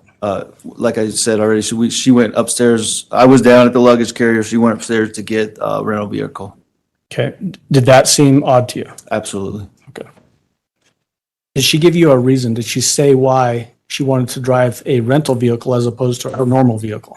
Yeah, her reasoning was we would be doing a lot of searching and driving around looking for Ganon, and due to her vehicle being a lease, she didn't want to go over the mileage on whatever those requirements or allotments were. What kind of vehicle did she rent? A little small. I don't remember. I think maybe a Kia. I don't remember exactly what it was, but it was a small little sedan.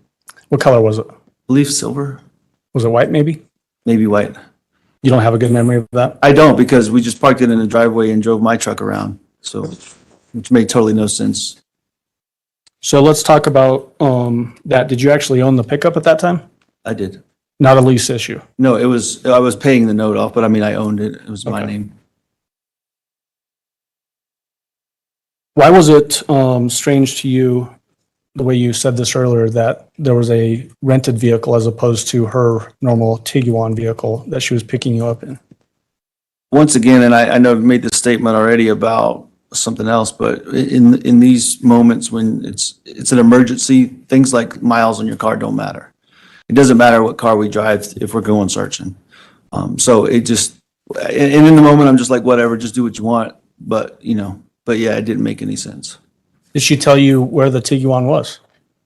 She did. She said it was, so, because I asked, it brings back, remember, I asked, how did you get to the airport if your car's not here? Well, I parked it at French Elementary School, which is where she was employed. And one of my coworkers brought me, or former whatever it was, one of my coworkers brought me to the airport and dropped me off. And then as it relates to the VW Tiguan assigned to the defendant, does it stay at the airport now until later the evening, this evening? It does. It stays in the short-term parking lot until 7:02 p.m. on this Tuesday.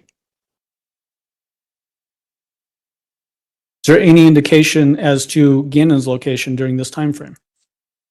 Ganon's in the back of the Tiguan. The defendant and Mr. Stauch are returning back to the Mandan residence from the airport.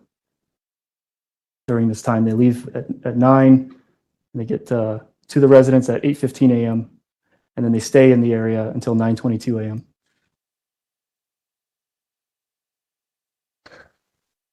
Do you remember when your mom and Albert came back from the airport? Yes. Were they driving the black Tiguan? I don't remember what car they were driving. Do you remember your mom renting a car? Yes. Remember what color the car was? No. Remember what brand the car was? No. Did you think that was unusual that your mom left in the black Tiguan and came back in a rental car? I was told that they were going to be driving searching for him, so she didn't want to put miles on her car, and Albert's truck takes a lot of gas. Who told you that? My mom. Tell the jury about 9:19 a.m. and 9:22 a.m. 9:19 a.m., KKTV News calls the defendant, but the call is sent to voicemail. And then at 9:22 a.m., the El Paso County Sheriff's Office calls the defendant and connects for 6 minutes and 26 seconds. You said that you first learned of this case on January 28, 2020. Did you actually reach out to the person that ended up being the defendant in this case on that particular day? Yes, I did. Why did you make that effort? I wanted to contact Letecia to speak with her more about Ganon's disappearance and to meet with her preferably at her home so that I could look at his room to look for clues as to where he may have gone, if he had left anything behind, a note, or any behavioral changes. Were you able to talk to Letecia? I was, yes. How would you describe her demeanor on that phone call? Was she willing to talk to you? I would say she was hesitant at best. Do you remember how you described it in your reports? I don't remember verbatim, no. Okay. Do you remember if you described it as being apprehensive, that she was apprehensive to talk to you? Yes, Did you specifically ask her at that particular time if you could go to the house and talk to her about what had happened? yes, I did.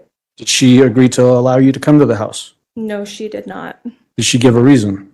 Yes, she told me that there were several young children in the home, and she didn't want them overhearing what we were talking about. What did you do then as far as trying to get her to sit down with you and give some sort of a statement to you? I offered to meet her at a place of her choice. She ultimately asked that I meet her at Starbucks located on Fountain Mesa. Prior to this particular phone call, had you ever met Letecia Stauch? No, Had you ever talked to her on the phone? no. The next entry is at 10:10 a.m. What is that? This is a group message outbound that Harley sent to a whole lot of her friends and associates saying, "Hey guys, my little brother is missing. So if you could keep an eye out. We haven't seen him since 4 p.m. yesterday. He could be anywhere now because we know he's been traveling in a vehicle. He's only 11. I'll keep you guys updated. So if you guys could just keep an eye out, thank you." And then the entry for 11 a.m. What is that? The El Paso County Sheriff's Office does a social media release with the first bulletin of Ganon missing. When you got back from Oklahoma, Mr. Stauch, did you participate in searches for Ganon? Yes, sir. Tell the jury about what you did to look for Ganon. The first day, which would have been Tuesday, 28th, left the airport and then came home and just got somewhat organized. And then there was a story about Ganon running away or walking away. And there was, somebody said they might have seen him at a gas station in Fountain. And so, So let me ask you specifically. You don't know whether that was a true statement or not, correct? in the moment, I didn't, no. Okay. But did that cause you to go do things to see if that was in fact a legitimate sighting of Ganon? Yes, sir. What did you do? Myself and the defendant in my truck, my red Nissan truck, drove to that gas station. I went in, well, I think I met the officer there, if I remember correctly, and went in and watched whatever he allowed me to watch the footage of what boy that was alleged to be Ganon coming in and out of the store, and so I could confirm if it was him or not. Was it Ganon? It was not. It was another boy with his father that, or whatever, another boy with an older man. Just wasn't Ganon. It just was not Ganon, no, sir. 11:09 a.m. to 11:20 a.m. appears to be another text string. Tell the jury about that text string. It's messages between the defendant and Mr. Stout. It starts at 11:09. The defendant says, "You inside?" Mr. Stout says, "Yes." The defendant says, "Any luck? What are they doing, babe?" Mr. Stout says, "Talking." The defendant says, "What are they saying?" Mr. Stout says, "They misread the footage. He doesn't think he was here." And the defendant says, "What? Are you kidding me? OMG." What is that a reference to? More of the neighborhood social media where they're capturing young males that possibly could be Ganon in the neighborhood, trying to find a last known visual of Ganon. So does this indicate that Mr. Stauch is out trying to do that and the defendant is texting him while he's doing that? It indicates that. And again, it's not Ganon. The Okay. person they thought could be Ganon, it's not Ganon. The next entry is at 12 p.m. and it points up to page 33 of the cast report. What's the significance of that page of the cast report for this particular portion of the timeline? The defendant's phone left the resident and traveled northwest out of Lorson Ranch. The next entry is at 12:30 p.m. What is that? The sheriff's office is doing their second neighborhood canvass. And we had testimony from Deputy Hess. Is this when Deputy Hess is going through the neighborhood? It is looking for any type of witnesses or video cameras, things like that. The next entry is at 12:49 PM. What is that entry? From the 210 area code, message to the defendant saying, there is a family with hunting and tracking canines that would like to assist. Would you like me to put them in contact with you? And the defendant replies with, could you give me their number? I will talk to my husband and add it to our list. We are so overwhelmed and no one has slept. So is this basically an offer coming in from somebody in the community to offer help with searching canines? It is, yes. Did the defendant ever circle back with that person to enlist their help? No, she did not. The next entry is at 12:57 PM. What is that? The defendant Googled, can Nintendo find my Switch on her phone? At 1:03 PM, there's an entry that points up to CAS page 33, CAS report page 33. And that brackets all the way to 2:23 PM. What is the significance of that portion of the bracketing? It's just showing that the phone left the residence, kind of traveled around in security wildfire area, and then came back just south west of the residence. And when you say the phone, which phone are you talking about? Oh, I'm sorry, the defendant's phone. Does this also include the Life 360 that is assigned to the defendant? It does, and during this time, they did their initial meet at the Starbucks. They call it a field interview, and the data supports the device being at the Starbucks during that interview. And did we hear the audio for that interview with former Detective Jessica Bethel? We did. And then at 1:28 PM? Detective did the field interview, the initial meet with the defendant and Mr. Stauch at the Starbucks located at 6845 Fountain Mesa Parkway. And that was just an audio recording for exhibit number 335. Did you, in fact, then meet up with her at the Starbucks on Fountain Mesa? I did. Who was present for that interaction? Letecia was present. Albert was present. My partner, Detective Mark Riley, was present. Myself and Jason Hess, Sergeant Jason Hess, also was present during part of it. Okay. Did you actually do this contact with her and Mr. Stauch inside the Starbucks business? Yes. So was there a recording made of this particular interaction? Yes, there was. Can you hear sort of the normal chatter that you would hear in a Starbucks on the recording of this? Yes, you can.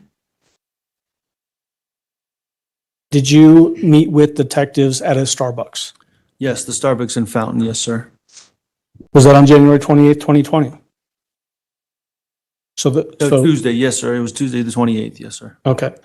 Who was with you when you went to that Starbucks? Myself and the defendant. I mean, and then whatever detectives were there. I don't remember specifically. I think there was 2 or 3, but Okay. As far as our side goes, it was myself and the defendant. The phone that we admitted earlier, Ganon's phone, is that when you gave that phone to the detectives so that they could use it for investigative purposes? I believe so, but I don't remember specifically when I turned it over to them. Okay. What did you tell the detectives at that time? And I'm asking you in the general sense. Obviously, you probably don't remember word for word. Yeah, I know. We're working through he's missing and what we had done so far, I think, and what I knew about what I had done as far as like calling his friend's parents and, calling his mom and stuff like that. I remember that being a part of it, I think. Also, we had his Nintendo Switch box because he was.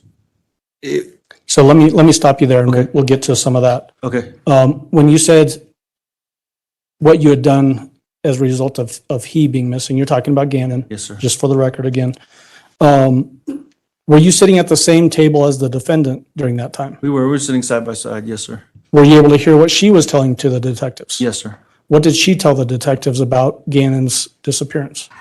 I don't remember specifically, but it was all centered around him being missing or running away, not coming home. That the storyline up to that point. Well, okay. So what we had talked about earlier was that he had gone to a friend's house and had not come home. Right. Yes, sir. Same thing. Yes, sir. She was telling the same story at that time. Yes, sir. Some point later that particular day, 3:45 p.m., did you reach out to the defendant again by phone to request particular items? I did. What were those items? I requested that she bring a toothbrush and or hairbrush with her of Ganon's. What was the purpose for that? To collect for DNA purposes to develop a DNA profile. Is that a common thing to do in a missing child case like this? Yes. Why is that?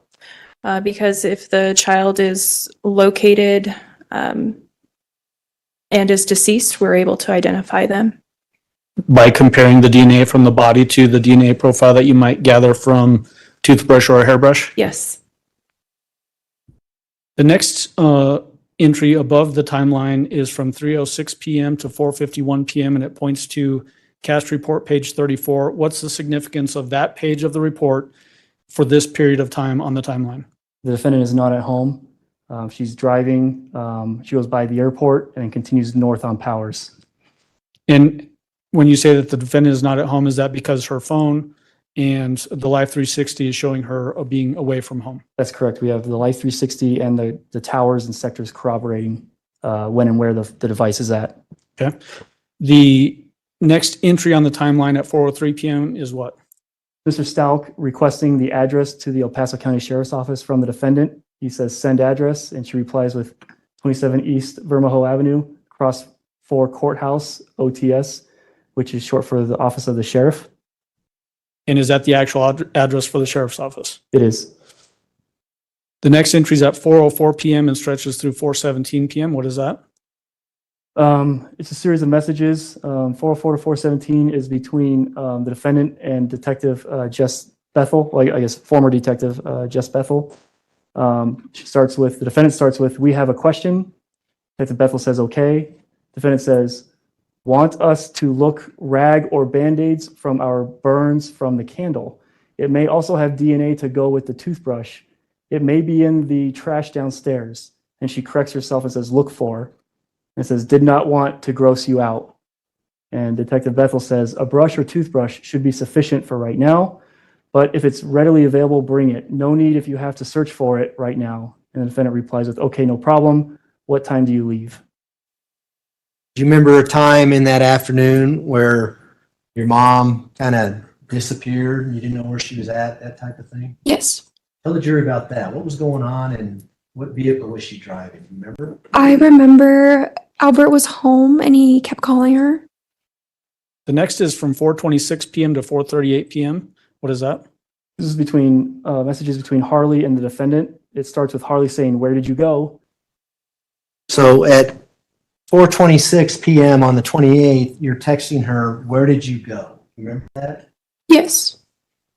The defendant says, I will text you in 10 minutes or so. Harley says, huh? You see that where it says, I will text you in 10 minutes? Yes. Do you know where she was at when she's texting you at this time? No. Do you know if she's in the rental car or what vehicle she's in as she's gone during this time frame? I do not know. And then you respond with looks like a question mark. Or you said, huh, I'm sorry. Yes. What did you mean by that? Because I was confused when she said, I'll text you in 10 minutes. Where's Lena? NVM, which stands for never mind. She's here. The defendant says, she was on her bed. Don't open for anyone. She says, don't open for anyone. Yes. What's going on here? Why is she telling you not to open the door for anyone? Do you know?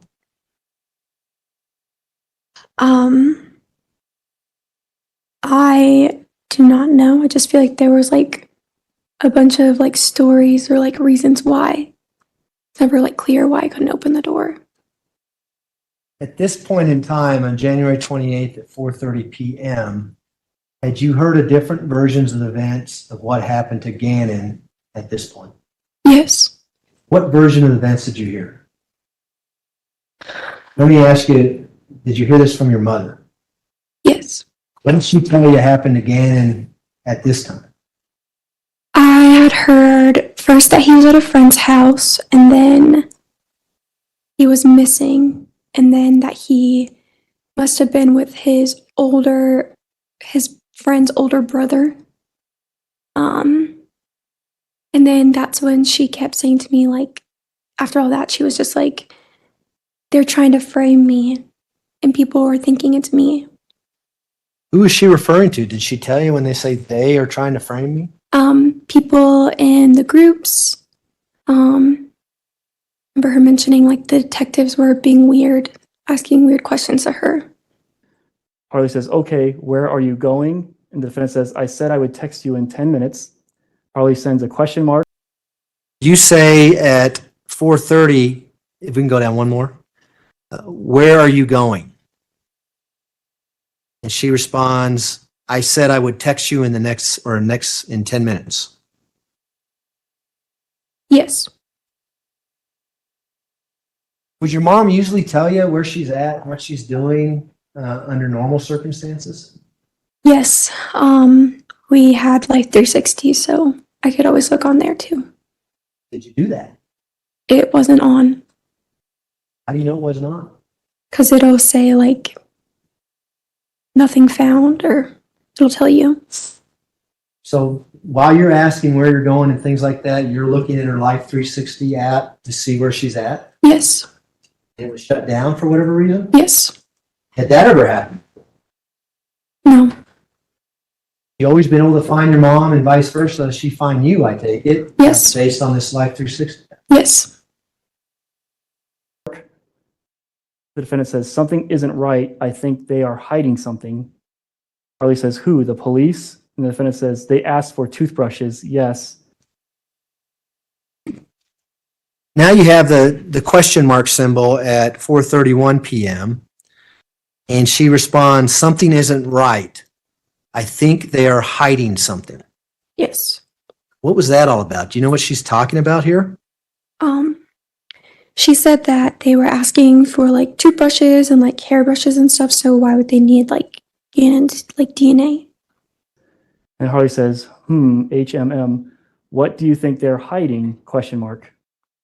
As it relates to the reference to the defendant that somebody's hiding something, who during this period of time was actually hiding something? The defendant was hiding Ganon. 4:40 p.m. What's that next entry? 4:40 p.m. Al goes to the office of the sheriff and does his first interview. And that's where he brought Ganon's toothbrush and Ganon's comb.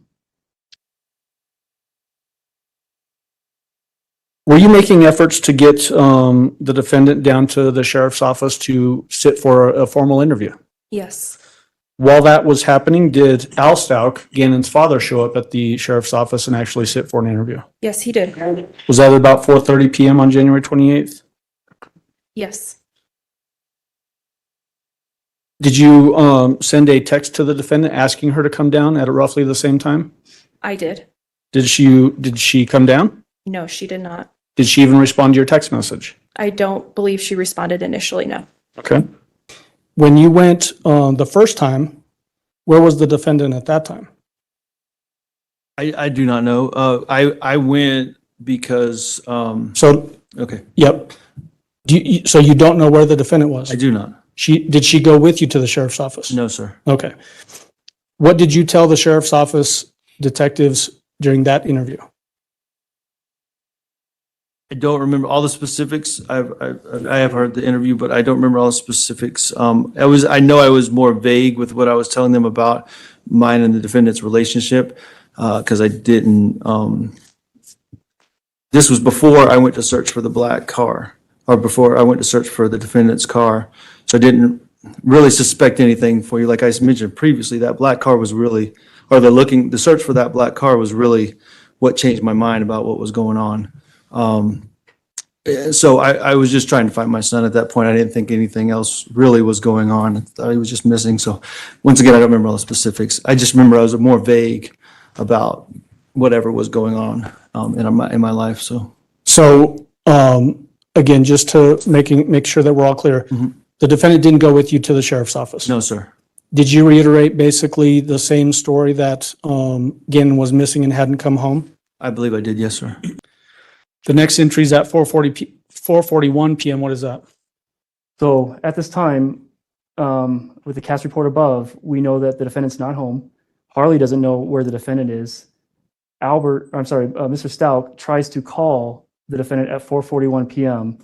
and it has a zero duration and a code. AT&T has a code CFNR, which means call forwarding not reachable, which is different than when you call a phone and it rings 6 times and then goes to voicemail. This means the phone wasn't on the network at that time at 4:41 when Mr. Stauch tried calling the defendant. The next entry is at 4:41 p.m. What is that? That's the Colorado Springs Airport parking slip recovered in the Rio, showing just a real quick trip through the airport parking lot. Did the defendant return the Kia Rio at that particular time? Not at that time. The Tiguan is still in the parking lot, and the defendant continues to drive out of the airport and northbound on Powers. Is this basically just a quick status check through the parking lot of the airport? Yes. The next entry is at 4:42 p.m. What is that? Mr. Stout has a 24-second FaceTime with Harley. Harley, go wake your mom up. Tell her she's got to come down here where I'm at. Is she asleep? Cause like her phone was off. So. Well, like, I'm pretty sure she's left, but I don't know where she went. Okay. Well, keep trying to get in touch with her. Tell her she's got to come here. Okay. All right. Thank you. Bye. Let me try it again. Okay. 4:42 p.m. to 4:51 p.m. Describe that. After this FaceTime, Harley messages the defendant saying, Albert said you need to go where he is at. It's been 10 minutes. The defendant says, huh? And then at 4:50 p.m., you tell her, Albert said you need to go where he is at. Yes. Remember that? What was that all about? Do you remember? I'm pretty sure they were both at like the police station. Do you know whether your mom was at the police station or not? I don't know for sure, but she said that she was. Do you know that Albert was at the police station? Yes. When did she tell you she was at the police station? I think when she got home. And Harley says, IDK for I don't know. He FT for FaceTime. So I don't know. He FaceTimed me and said you need to go there, question mark. Is that a reference to Mr. Stout trying to get the defendant to go to the sheriff's office where he was still in the midst of an interview? Correct. And below that, if we scroll down, you say IDK. Is that for what? I don't know. He FT me and said you need to go there. FT is FaceTime. Okay. So did you have a conversation with Albert then at this time period? Yes. Was it clear to you that Albert was at the police station and your mom wasn't? Yes. Was it clear to you that they wanted your mom to go to the police station? Yes. The next entry is at 4:51 p.m. What is that entry? So the defendant makes an outbound call to Mr. Stout that lasted 52 seconds following this exchange with Harley. Ask her. Let me answer. Hey. Hey, I was getting stomach medicine. Oh, okay. Yeah, come on down to that address you sent me. They needed both of us. We got to go over this questioning again. I'm in here now, so just come on. Yes, babe.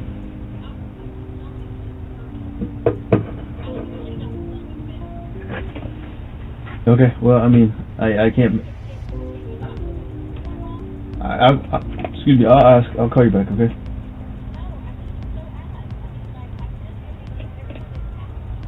I know. I'm sitting in here right now, babe. I'm in the room being recorded under, getting questioned. So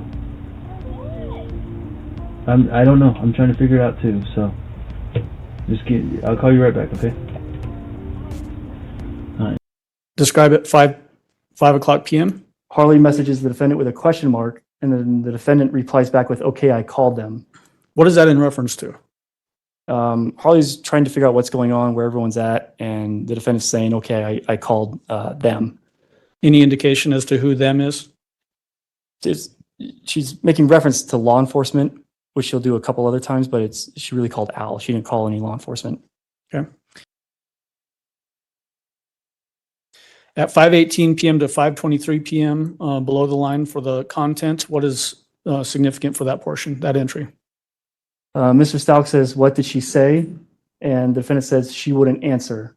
Mr. Stauch says, okay. And the defendant says, I'm about to head that way. I need to finish trying to use the bathroom. Mr. Stauch says, okay, well, I'll see what they say. The defendant says, why are they holding you there? Mr. Stauch says, not holding me, just getting all of this recorded, I guess. The defendant says, have you started?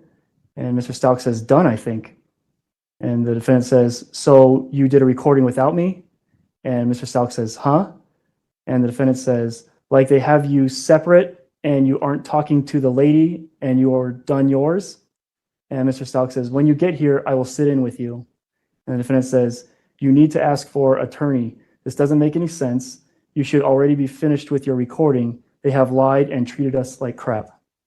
Is this in reference to the defendant not being happy with Mr. Stauch sitting through an interview with the sheriff's office? Yes. At 5:04 p.m., if we scroll down, your mother says, okay, I called them. Yes. And then she goes on to say, I'm talking to him to go. Do you remember that? Yes. Do you know whether or not your mom actually talked to him or ever went to the police station on January 28, 2020? I do not know. Harley replies with, huh, question mark. The defendant says, Albert. Harley says, to go where? You see that where your mom says Albert? Yes. You say to go where? What are you referring to there? Because in the previous message, she said, I'm talking to him to go. And I was never clear what she meant. Okay. Defendant says, they said I have to go back to the place. And then if we scroll down, your mother says, they said I have to go back to the place. Do you know what she's talking about there? No. Do you know where your mother's at 5:24 p.m. on January 28th, 2020? No. They are treating us crappy. Your mother says they are treating us crappy. Remember that? Yes. Were you under the impression at this time that your mom was being treated unfairly by the police? Yes. Is that what your mom wanted you to think? Yes. Who is there with you? Harley says, just me and Lena, question mark. Defendant says, who was at the ring earlier? Harley says, nobody was at the ring. She says, who was at the ring? And then she says earlier. Do you know what that message was about? No. And I said nobody was at the ring. Did your mom have access to your doorbell camera on her phone? Yes. And the defendant says, what did Albert say to you? January 28th at 5:28 p.m., your mom is now saying, what did Albert say to you? Yes. You know what that's in context of? I guess when he called me. Is it the FaceTime that we saw earlier that you talked about? Yes. And did you tell her what Albert had said to you? Yes. Harley says, to tell you to come there. And the defendant says, I told him this is nonsense to come there again. Is this again referring to Mr. Stauch being at the sheriff's office being interviewed? It is. To tell you to come there, right? Yes. And then your mom responds, I told him this is nonsense to come there again. Yes. And then 5:37 p.m.? Mr. Stauch tries to call the defendant, but it doesn't connect. So he replies with a text message saying, hey, call, which the defendant does do. And they connected for 12 minutes and 28 seconds. Okay. At 5:45 p.m., what is that? It's a message from Harley to the defendant saying someone is here with pizza. The defendant says, it's pizza. Harley asks, do I open? And the defendant says, yes. Is that essentially Harley Hunt asking for permission to open the door to accept a pizza delivery? Yes, she was instructed earlier not to open the door for anyone. And now you're texting her at 5:45 p.m. that someone is here with pizza. Do you remember that? Yes. Why are you texting her about that? Because she told me not to open the door. And then she responds, it's pizza. And you say, do I open? Yes. Why did you have to ask your mom for permission to open the door to get some pizza? Because she had told me originally to, and she would have watched the camera. I don't want to be in trouble. Would there be consequences for you if you didn't follow what your mom's telling you to do? Yes. The next entry above the line, referring to cast report page 35, brackets 5:18 p.m. through 5:57 PM. What is the significance of that page of the cast report for this portion of the timeline? This period of the timeline, the defendant travels from where she was north on Powers back to the residence. And then the next entry above the line references from 6 PM through 6:56 PM and points to cast report. So the FBI report, page 36. What is the significance of that page of the cast report for this bracketed period of time? So at the beginning bracket of this time, the defendant is at the residence. And then at the end of the bracket of time, the defendant has made her way back to the airport in the Kia Rio. All right, so let's dig into this portion. 6 PM, what is that entry? The Special Victims Unit of the Sheriff's Office called the defendant for 34 minutes and 57 seconds. Later that evening at about 6 PM, did you get a call from the defendant? Yes, I did.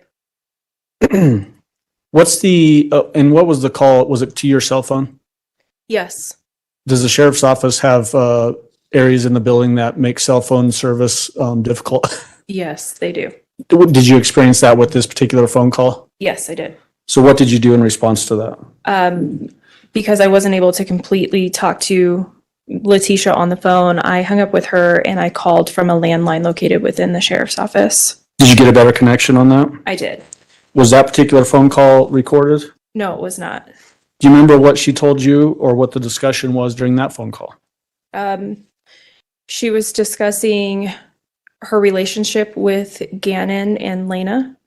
She told me about how her parenting and Al's parenting was separate, that they never formally adopted each other's children, that she wasn't allowed to make parenting decisions for Ganon or Lena, and Al was not allowed to make parenting decisions for Harley. Okay.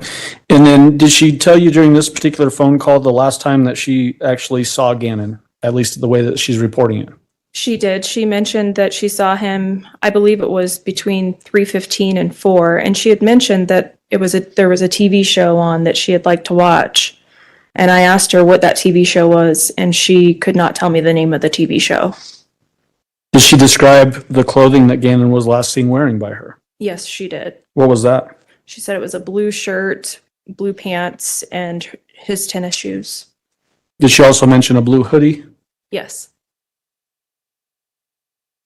Did you ask her during this phone call if she would come down and talk with you at the sheriff's office? Yes. Did she accept that invitation or did she decline it? She declined. Did she give you a reason why she was declining it? She said that her stomach was bothering her and she was having to make multiple stops at different Walgreens to use the restroom. Okay. Describe the entry for 6:12 to 6:15 PM. So while the defendant is speaking with the SVU, a series of messages happen between the defendant and Harley and the defendant and Al. So the first starts at 6:12 PM and the defendant says, "What's going on there?" And Harley says, "Albert came and left. Well, is back now." And during this particular time, you've mentioned that the defendant is not at the house, the 6627 Mandan Drive. She's hanging out down south and then she goes home and then goes to the airport. The people that are actually at the house during this particular portion of time are who? For the most part, it's just Harley and Lena, and then Al pops in real quick and then leaves again. Okay. Your mom says, "What's going on there?" You remember that? Yes. And if we scroll down, you say Albert's came and left. Well's back now. Yes. So what was going on with Albert? Was he coming and going from the house during this time frame? Yeah, just like the police station or wherever he needed to go. At this point, is your car still in the garage? You know. Yes. And is Albert driving his red Nissan truck? Yes. And your mom, you don't know if she's driving a rental or what vehicle she's driving? Correct. And you don't know where your mom's at still? Correct. Did you ever ask her, "Why don't you just tell me where you're at, Mom? I'm worried about you." No. From her messages, I just assumed that she was at the police station. At 6:15 PM to 6:22 PM, what is that entry? The defendant messages Mr. Stauch saying, "Where are you?" Mr. Stauch replies, "Home." The defendant says, "What question did they ask you?" Question mark, question mark. Is she trying to gather information here as to what was asked at the sheriff's office to Al by the deputies? She has. She's asked this a couple of times at this point because she doesn't know what's being discussed. 6:24 p.m., what is that entry? It's a message from the defendant to Harley saying, "What's Albert Dolman?" and then corrects herself by saying, "Doing." "They are asking me dumb questions." Harley responds with, "Talking to the news because they're here." She asks you again. We can scroll down one more. She says, "What's Albert?" And then she says "doing" in the correction down below. Do you remember that? Yes. And then she tells you at 6:24 p.m. on January 28th, "They are asking me dumb questions." You remember that? Yes. Now, do you know where she's at when she sends this? Thought she was at the police station. And did you think she's there based on what she's telling you here? Yes.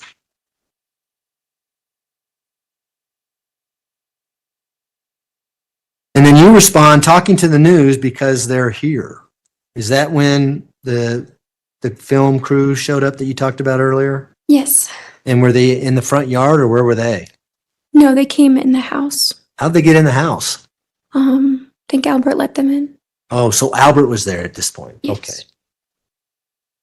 And was he being interviewed by them or do you remember? Yes. 6:31 p.m. to 6:34 p.m., what is that entry? The defendant messages Harley saying, "Is he still with the news?" Harley says they're about to leave. Then at 6:31 p.m., your mom asks, "Is he still with the news?" Do you remember that? Yes. You say they're about to leave. Is that right? Yes. The defendant says, "Anyone else there?" Harley says they're leaving. The defendant says, "Just you, Albert, and Lena?" Harley says, "Just me and Lena, IDK for I don't know. If they need people, are still packing stuff into the cars, but only me and Lena inside." The defendant responds with, "Packing what?" Harley says, "Like the camera equipment." The defendant says, "Where is Albert though?" And Harley says, "He left to go look again." That specific, I believe it was Tuesday as well, I had been downtown to the sheriff's office, given an interview, and then came back home and checked on the girls, being Harley and Lena, and then told them I was going out searching again, and went to the Walmart in Fountain. I was heading to the Walmart in Fountain, just maybe he's in the video game section or GameStop or something. Just thinking of places he would be. And then it occurred to me, or I remembered that the defendant had said her car was at French Elementary School. And so I never actually went to Walmart. I went directly to French Elementary School to look for her vehicle. And you previously told us that you didn't see her vehicle there. Absolutely not. I drove around the school 3 times just to make sure I wasn't missing it. Did she ever tell you where her car actually was? Never did. That was the only thing she ever told me, was that I left it at French Elementary School. At some point, based on things that you're learning, did you, in your mind, did it change from Ganon didn't come home from a friend's house to something different? That was really the key moment. There was a lot of things we've discussed, a number of them, some discrepancies in the pictures, the rent-a-car situation. So you were earlier describing an accumulation of things that led you to change your opinion or your mind as to what actually happened with Ganon. Yes, sir. And you said, I think one of the big things was the defendant telling you that her car was at French, you go to French, and it's not there. Yes, sir. Is that accurate? Yeah, that was the key moment when I switched from, she knows more than she's telling me she knows. Did you also participate in interviews at the sheriff's office as it relates to the investigation into Ganon's disappearance? I did, yes, sir. How many times did you go to the sheriff's office? Twice on that day, once before the driving to French, and then immediately following that, I called them and said something's wrong, and I went immediately back to the sheriff's office after that.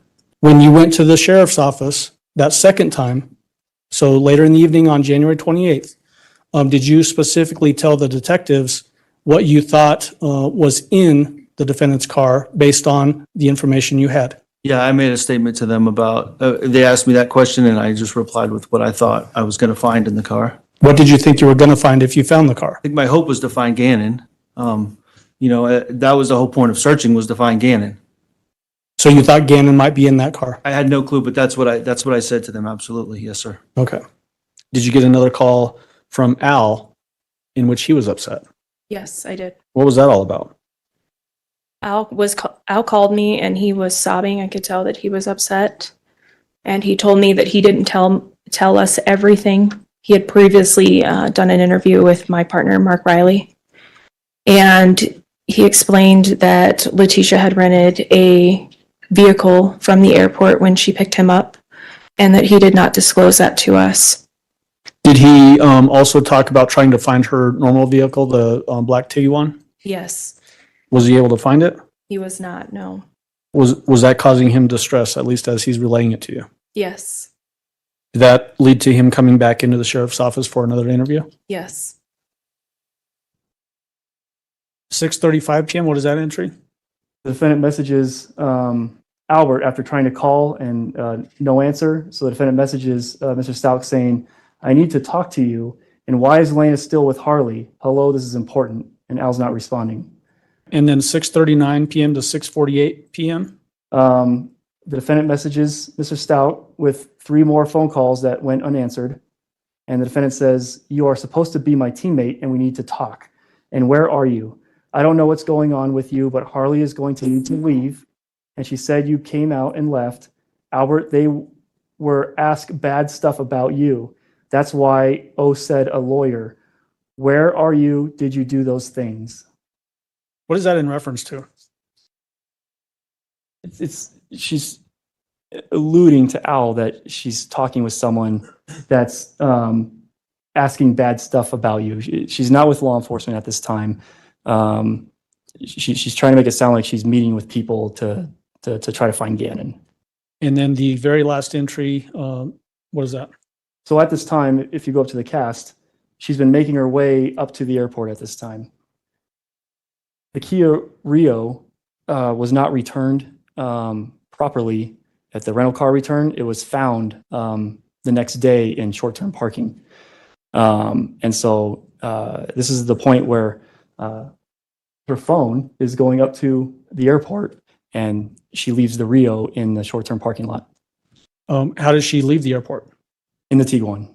So this is essentially when she goes up there to retrieve the Tiguan that contains Ganon's remains. Yes. All right. So starting above the timeline, we have a bracketed portion that goes from 7 p.m. until 7:26 p.m., referencing cast report page 37. What is the significance of that portion of the cast report for this time bracket? So the defendant, her phone, and the Tiguan leave the airport, exit the airport, go north on Powers, go northeast on 24, and stop. There's a strip mall at Meridian and Woodman where the defendant loiters for a little period of time. 7:01 p.m. to 7:08 p.m. What is that? This is a series of text messages the defendant sends to Mr. Stauch. Starts with, why add you ignoring me and going get Landon? I'm assuming it means, why are you ignoring me and going to get Landon? I've been home to meet you, like you said. I've called and called. I called the lady and told her you are now missing. Off the face of the earth, ANS, which I think is supposed to be and, was supposed to be going to get Landon, and you were supposed to take Lena, and Harley said you left, and then I went there and you weren't there. And then what's the next entry for that time slot? So it's the receipt. You see when the entry time to the airport was this day at 8:30 a.m. And then you see the exit time when you go to the booths, the tolls, and you pay the $9 in this case to have the little arm go up and leave the airport, short-term parking, at 7:02 p.m. So we have multiple sources of data. We have the parking receipt, which is Exhibit 325. We've got the defendant's phone with the Life 360 app on it with the cell phone towers, and we've got the Tiguan telematics data, all corroborating that there's movement from the airport to the Falcon northeast part of town. And that the defendant has left the airport at 7:02 p.m. in that Volkswagen Tiguan. Correct. The next entry is at 7:03 PM. What is that? An outgoing call from the defendant to Detective Bethel for 3 minutes and 52 seconds. The next entry at 7:17 PM. What is that? A message from the defendant to Mr. Stauch saying, well, Harley was supposed to help me meet this team. I do know where you are and got worried. I'm sorry, I just wanted to be with you afterwards.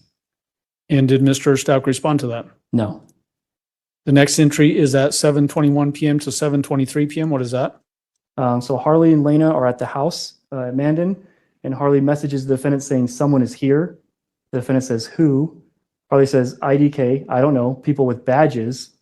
And I'm going to fast forward to now 7:21 PM, where you're texting your mother, someone is here. Do you remember that? Yes. What was going on at the house, and why did you say someone is here? There were detectives at our front door. And did you see them out front, or how did you know they were there? Yeah, I saw them out front. The defendant says, don't poke, and then corrects saying open. So don't open. Harley says, okay, now they're knocking. They're leaving, I think. And then the defendant says, WTH, who is that? And so she responds, don't poke. And I think she corrects it if we scroll down and says, you say okay. And then she says open. How did you take that? Don't open. Did you open the door for the police? No. And I don't want to go through the whole text here, but did they ring the doorbell or knock on the door? They knocked on the door. The next entry is at 7:25 PM. What is that? This is a message from the defendant to Mr. Stauch saying, I'm looking for you. Are you okay? Did Mr. Stauch respond to that? No. The next entry is 7:26 PM to 7:34 PM. Is that a text message string? Yes. Describe that for the jury. Harley and the defendant. Harley begins with IDK for I don't know. Their car is still here. Someone with a no caller ID called me. I didn't answer.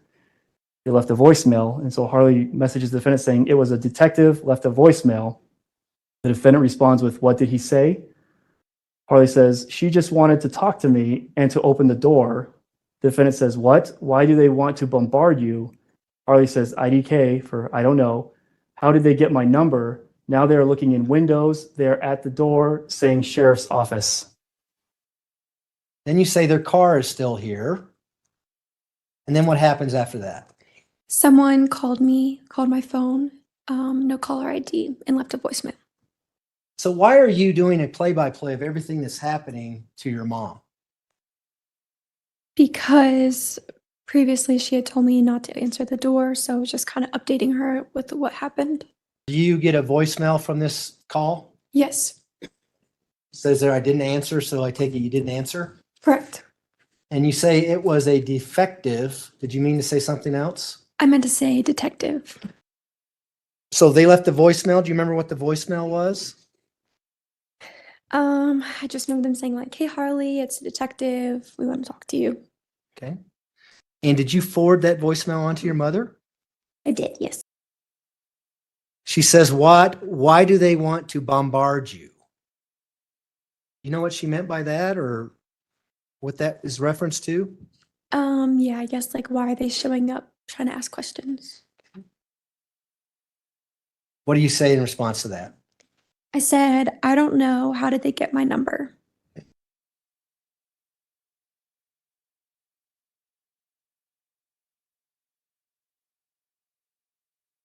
How long were they out there? Do you remember? The police. They were out there for a little while. It wasn't like a quick, like, here and go. The next entry is at 7:33 PM. What is that? Al's doing his second interview now at the office of the sheriff. Okay. And so at 7:37 PM, do you remember calling your mother and having a conversation with her? Yes. What did you guys talk about? Do you remember? I remember she just said, like, don't open the door, like, you're a minor. They can't talk to you because you're a minor. And did you follow what your mom was saying? Yes. Did you keep an eye on them? Were you looking out the windows to see if they were still out there during this time period? Yes. 7:37 PM. What is that? The message from the defendant to Mr. Stauch saying, well, I'm going back home, and Mr. Stauch does not reply. Was the defendant in fact going back home at this particular time? No. The next period of time that's bracketed in references to a CAST report is from 7:59 p.m. to 9:28 p.m. What is the significance of that page 38 of the CAST report to this bracketed period of time? This is when the defendant in the Tiguan with Ganon in the back goes to the S-curve up in Douglas County. So at that 7:59 p.m., what happens below the line there? So this is when the defendant has placed her phone into airplane mode, because you see a whole lot of incoming activity where people are trying to get in touch with the defendant, and it's not going through. Meaning that people are trying to get a hold of the defendant and then it's just not being received on her end. Correct. Harley's trying to call at 7:59 p.m., 8:01 p.m., 8:04 p.m., 8:07 p.m. Didn't go through. Mr. Stauch's calling at 8:09 p.m., 8:10 p.m., 8:04 p.m., 8:14 p.m. Didn't go through. And then continues again at 8:10, 8:11, 8:14. Well, is that section is to Harley though, To right? Harley though, yes. Saying, call me ASAP, but Harley's not answering Mr. Stauch's calls. 8:16, Mr. Stauch messages the defendant saying, call me. The defendant doesn't read this message until 9:54 p.m. Does that, when we looked at the phone activity during the portion of the time when the defendant was up at that S-curve in southern Douglas County, when it says read at 9:54 p.m. for that text message, does that corroborate with when the phone is then placed back into regular mode out of airplane mode? Correct. So the defendant will connect to a Wi-Fi at that time at the shops at Briargate and starts getting all of these missed call notifications and text messages. Okay. The next entry period is 8:24 p.m. to 8:29 p.m. What is that? These are messages between Mr. Stauch and Harley. Mr. Stauch begins with, I've been calling. Harley says, people are here. Mr. Stauch says, who? Question mark, question mark, question mark. Answer me, please. Who is there? Attempts to call Harley. Harley doesn't answer. Harley replies with detectives. Mr. Stauch says, where's Lena? Is Landon there? Harley says, here and no. And Mr. Stauch says, okay. And where is Mr. Stauch at that particular period of time? He's still with the office of the sheriff. Okay. What's the significance of the phone being plugged in from 7:04 until 9:20 p.m. and then unplugged at 9:20 p.m. and in relation to what we see on the right side of the screen? So this is the whole reason we moved search operations to this S-curve in Douglas County. We noted that it took about 5 minutes longer to go from south to north than it did coming back north to south. And so that indicates that the Tiguan loitered for about 5 minutes in this area. We see it comes up at 9:16 p.m. It's up here at 9:19 p.m. Comes back down at 9:19 and 9:20, and then isn't through the S-curve until 9:28. So somewhere in this area, the vehicle loitered for about 5 minutes. Now, we don't have any phone data with that, as Special Agent Hoyland testified that there was no data connections. There was no calls or text messages that would generate a tower with a sector hit. And so this helps, this supports that the phone was placed in airplane mode during this time. So the phone was on, but it was in airplane mode, so it disconnected from the cellular network. And so is that why we only have the Tiguan telematics data for this period of time as opposed to cell phone and Life 360 like we had in other maps? That's correct. And with the battery levels, it shows that the phone didn't just die, out of power, that it was plugged in and charging. And so the next part that we're going to talk about will show how we know the phone is actually on. And so when we're talking about the phone being plugged in at 7:04 p.m. and then unplugged at 9:20 p.m., yes, using Special Agent Hoyland's map, roughly where was that phone unplugged? Between here and here. And the board that was recovered from that S-curve that had Ganon's blood on it is where? Right in the middle, right here. Okay. The next period of time that is bracketed and referencing a CAST report starts at 9:49 p.m. and stretches to 11:30 p.m. and references to CAST report page 39. What is that page of the CAST report Why is it important for this period of time? This is when the defendant, we know through the Tiguan data, has left the S-curve and has made her way back down to the shops at Briargate, located at Briargate and I-25.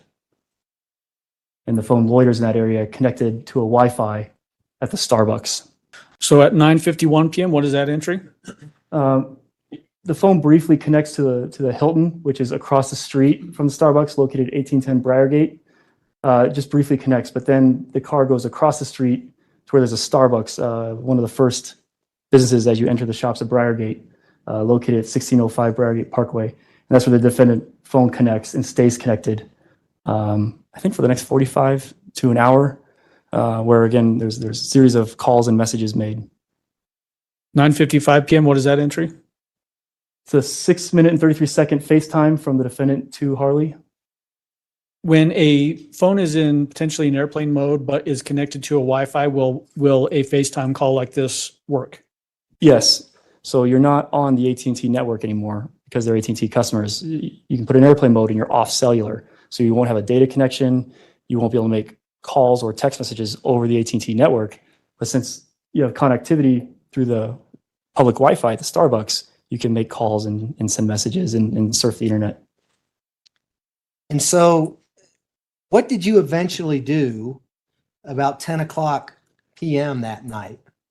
Yeah, so sorry, now that I'm reading the messages, it's refreshing me, but she had called me and told me to leave the house. She tried to get me to leave Lena there, and I told her I didn't want to, and I didn't feel comfortable doing that. So she told me to bring Lena to one of her friend's house, and that if I left and the detectives were there, to not tell them where I was going. So I take it was just you and Lena in the house when the police were outside? Correct, yes. And the police get there at 7:21 p.m., is that right, based on the text messaging? Yes. And at 10 o'clock, are they still there when you try to leave with Lena? Yes. Tell the jury about that. What happens? So I opened the garage and they just came out from the side, right from the garage. And they were like, "Hey, Harley, like, where are you going?" And my mom told me to say I was going to like Starbucks or something. So just listened to what she said and told them that.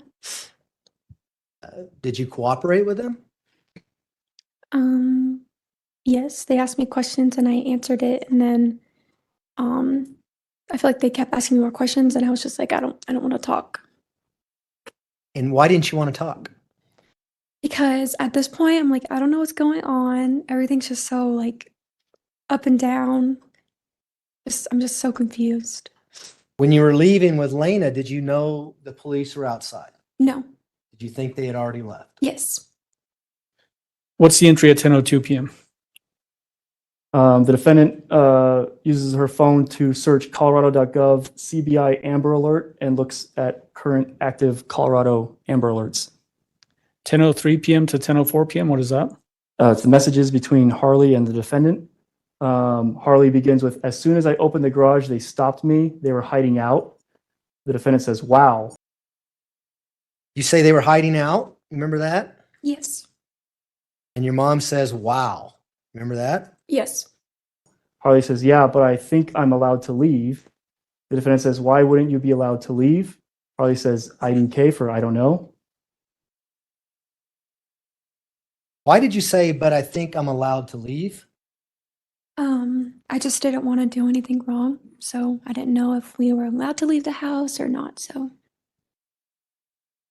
If we can, your mom says, "Why wouldn't you be allowed to leave?" Do you remember that? yes. The defendant says, "I want my dogs and you." And then Harley says, "At first they wouldn't until Lena got here."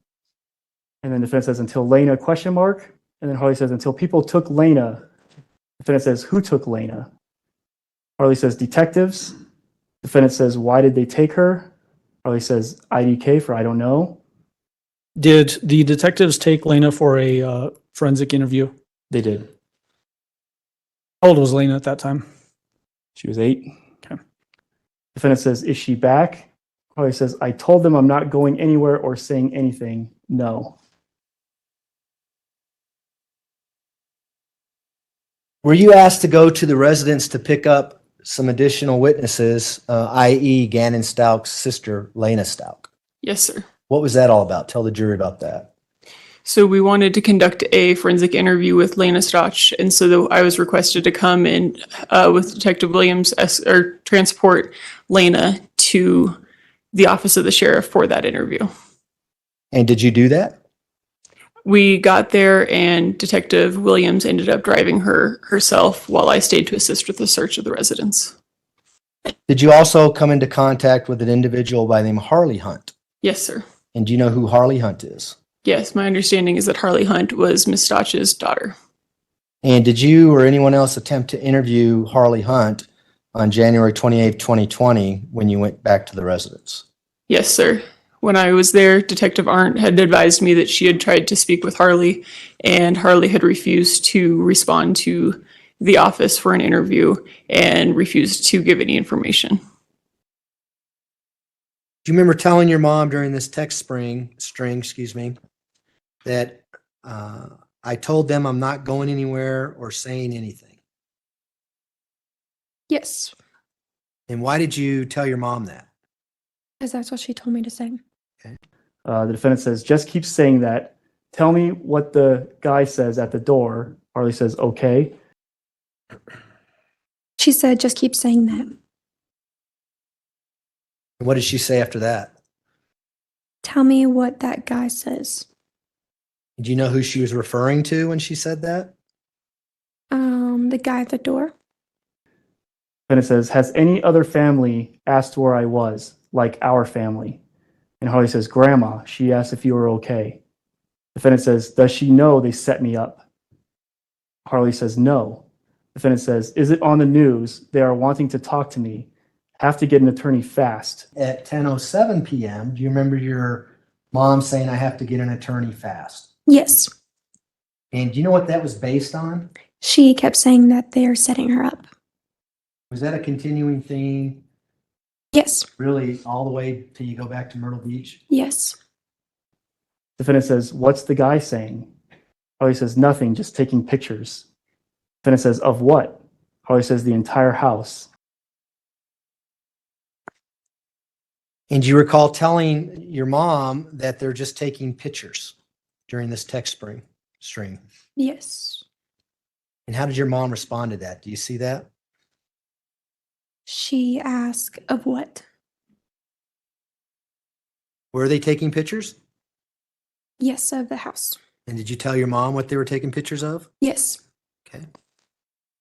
Defendant says, what's Landon been doing? Harley says, she's not here. Defendant says, trying to get back with Albert.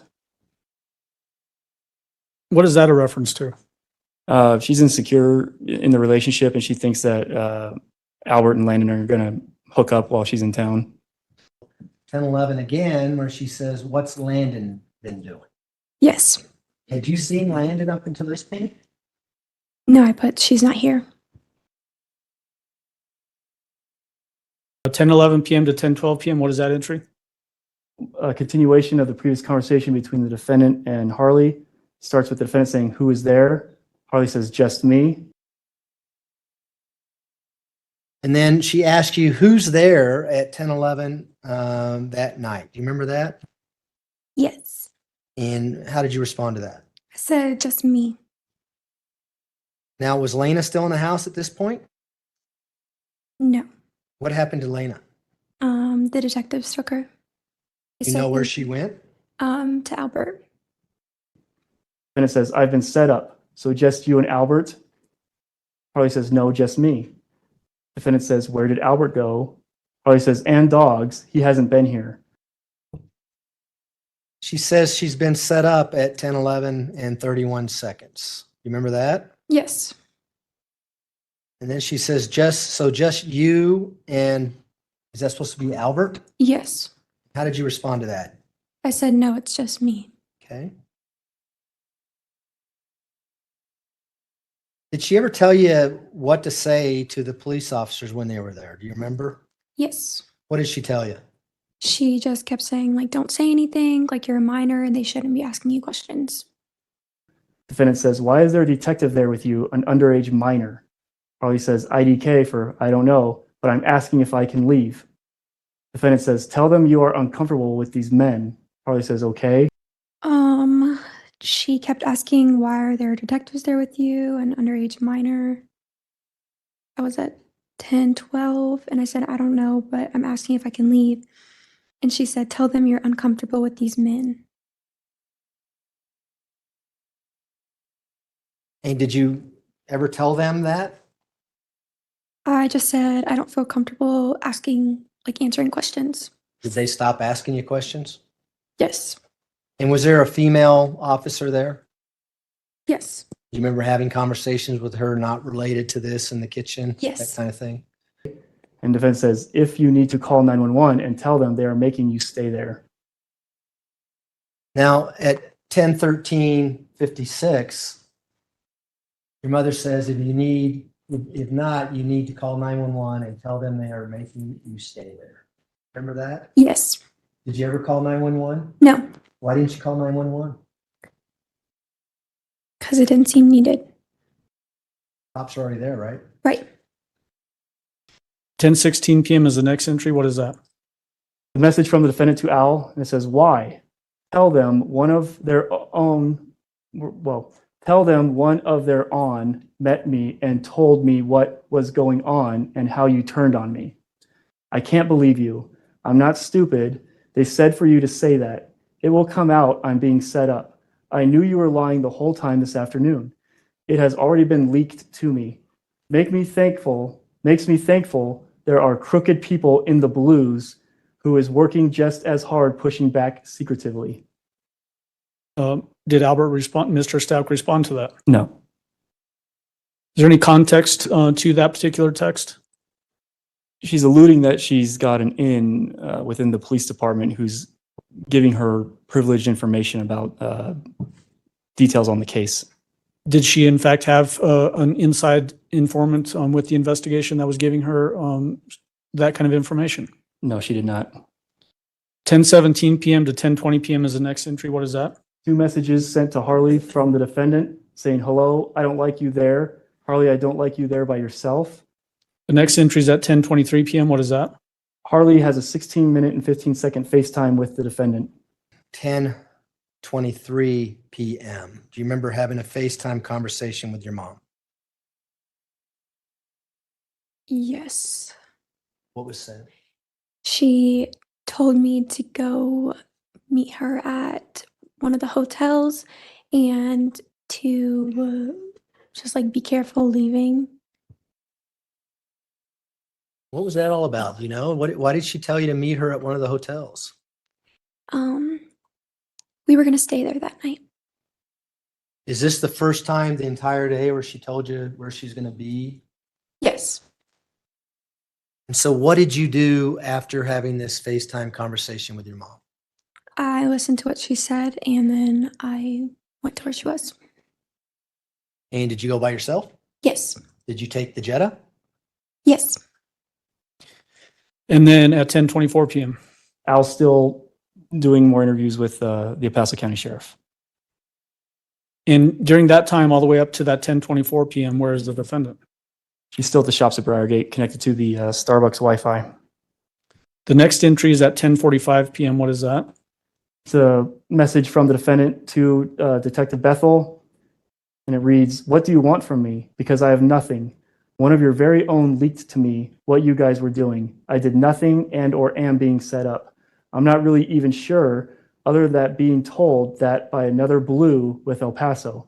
I was told I couldn't go home to sleep, and on top of that, men were sent to a home with a minor female, and she was forced to stay there, not to even leave for food. Every conversation that's said, even at this moment, I can hear inside. What do you want from me?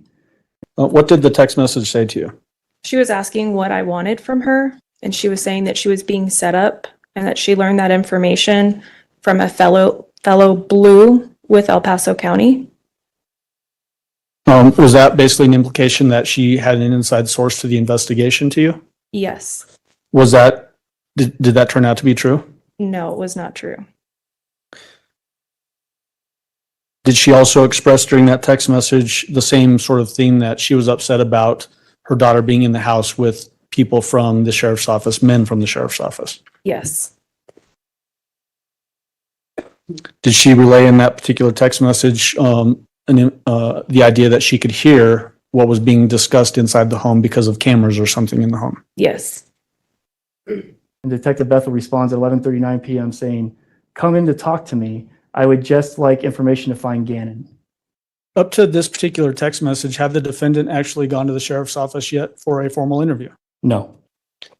Did you respond to her? I did. What did you respond with? I asked her if she had any information to help me find Ganon. Did you also invite her to come into the sheriff's office to talk with you? Yes. Did she accept, or what happened? She declined. The next entry has 4 time slots on it. Tell us about that. 10:52, 11:02, 11:10, and 11:24. Harley is trying to call the defendant, but they go unanswered. And then this is the return of the cast report where it's bracketed to 11:30 p.m. Is that correct? That's correct. And the reason why these calls went unanswered was because the defendant is now moving and is off the Wi-Fi. So it has now disconnected from the Starbucks Wi-Fi? Correct. So there's no connectivity to the phone at all, not on AT&T or on Wi-Fi because the defendant's traveling. Does that indicate that the phone is still in airplane mode then? Yes. Okay. While you're driving to go wherever you're going, did you attempt to call her a few times? Yes. And did she answer? No. Where was this hotel you were going to, and how close was it to where you work? It was right next to where I worked at. So close to the Massage Envy? Yes. Off of Powers? Yes. Did she say why you're staying in a hotel room that night? She said that she didn't want to be in the house with Albert and Landon and his family. Why did she need you to leave the house? Did she tell you? She didn't want me there with them. Okay. And so did you pack a bag?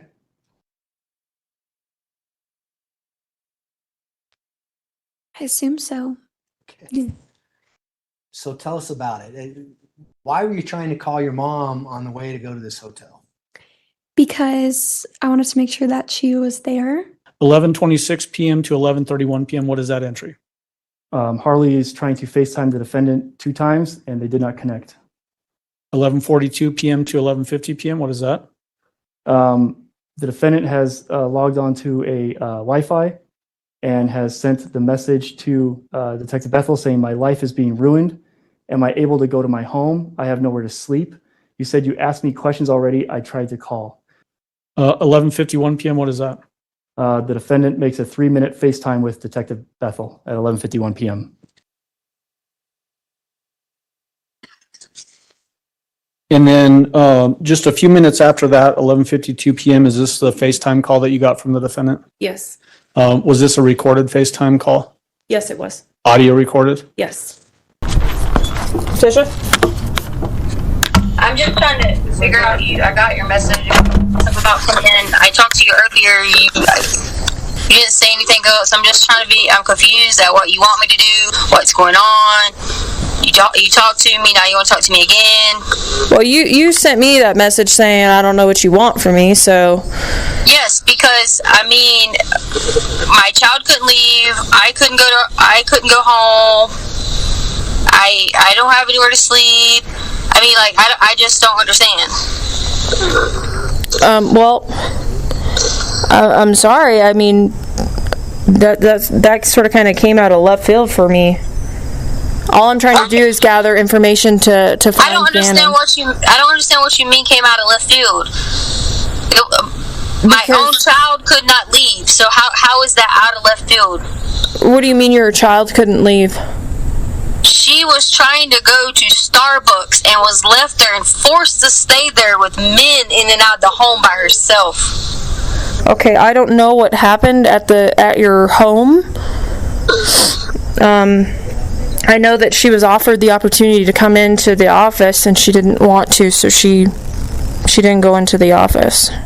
Okay, but what does she need to go in the office for? She can't go get food.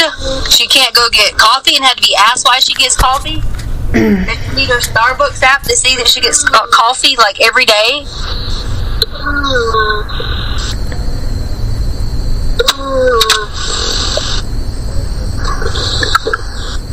Hello?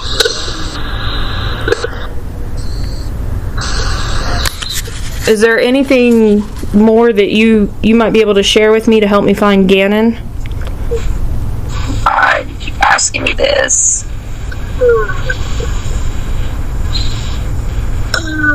Where are you now? You keep asking me this over and over and over.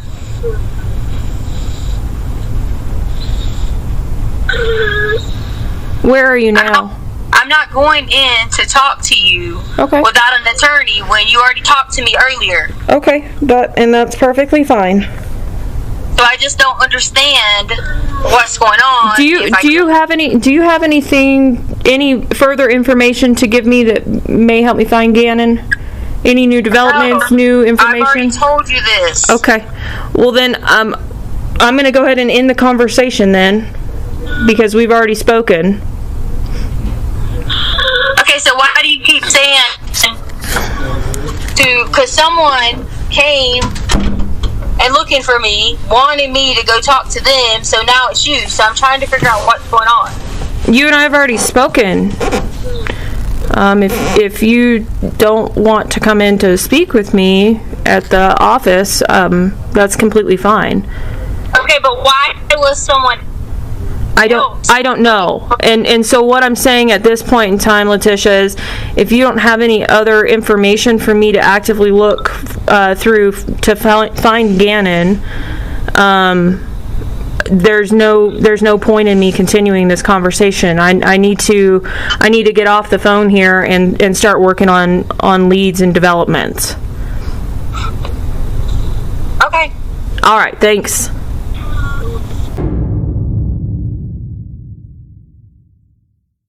So she's now connected to the Holiday Inn located at 3431 Cinema Point, which shares a parking lot with Massage Envy where Harley works.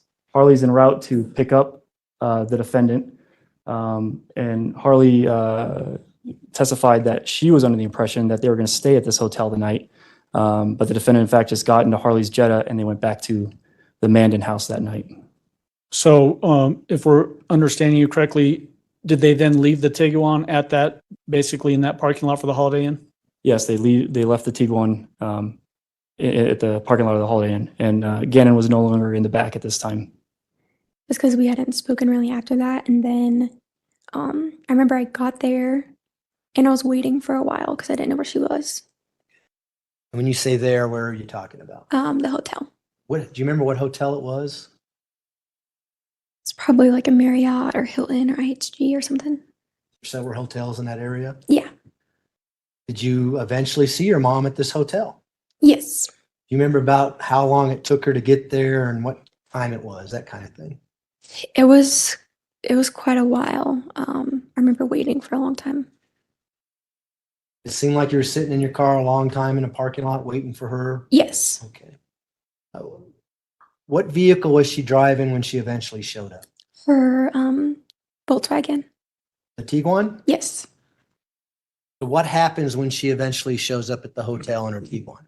So she shows up and she's like, we just need to go home. She leaves her car there and then we drive back to the house in my car. Did she tell you why she's leaving her car at the hotel? No, she was just like, we can ride together. Did you ever get out of your car to go to her car and look and see if there's anything in it, that kind of thing? No. Did you ever get close enough to her car to smell anything? No. Did you ever ask her, what are you doing, Mom? Why are you leaving your car here if we're going to go home? No. She just kept saying she kept being like paranoid, I guess you can say. Did she tell you why she was being paranoid? There's a couple of different stories, yeah.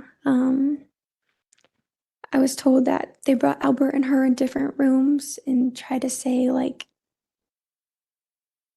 the other person did this to see how they would react. And that's why she felt like she was being set up. Do you even know if she ever went to the police station to be interviewed No. at this point? So the phone is still connected to the Wi-Fi at the Holiday Inn. We hit midnight, so now it's January 29th, Wednesday.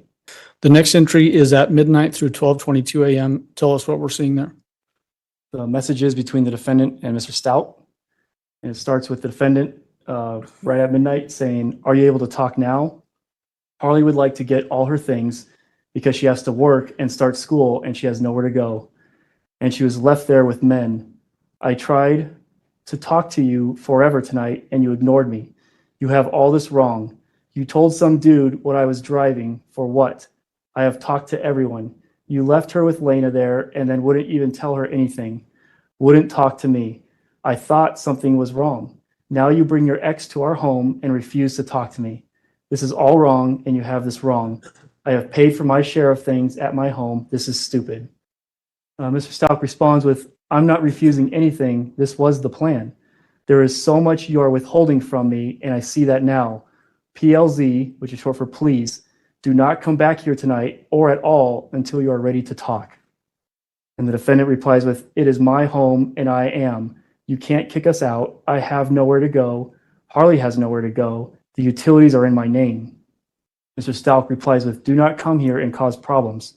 Where are y'all then? Where is Ganon?" The defendant says, "I'm not coming there to cause problems. I own over half the stuff there." Mr. Stauch says, "Take it." The defendant says, "So you don't want to be my husband? Why? Why are you doing this? I will talk to you and only you. Call me first. Hello? Albert, it's cold. It's not what you think. I don't know where he is. I am your spouse, and you have your ex-wife in our home. It was not the plan. I said I would talk to you."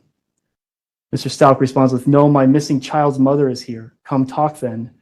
The defendant says, "I have every right to be that whole," and corrects herself to home. Mr. Stauch says, "But it better start with the truth or I'm calling the detectives."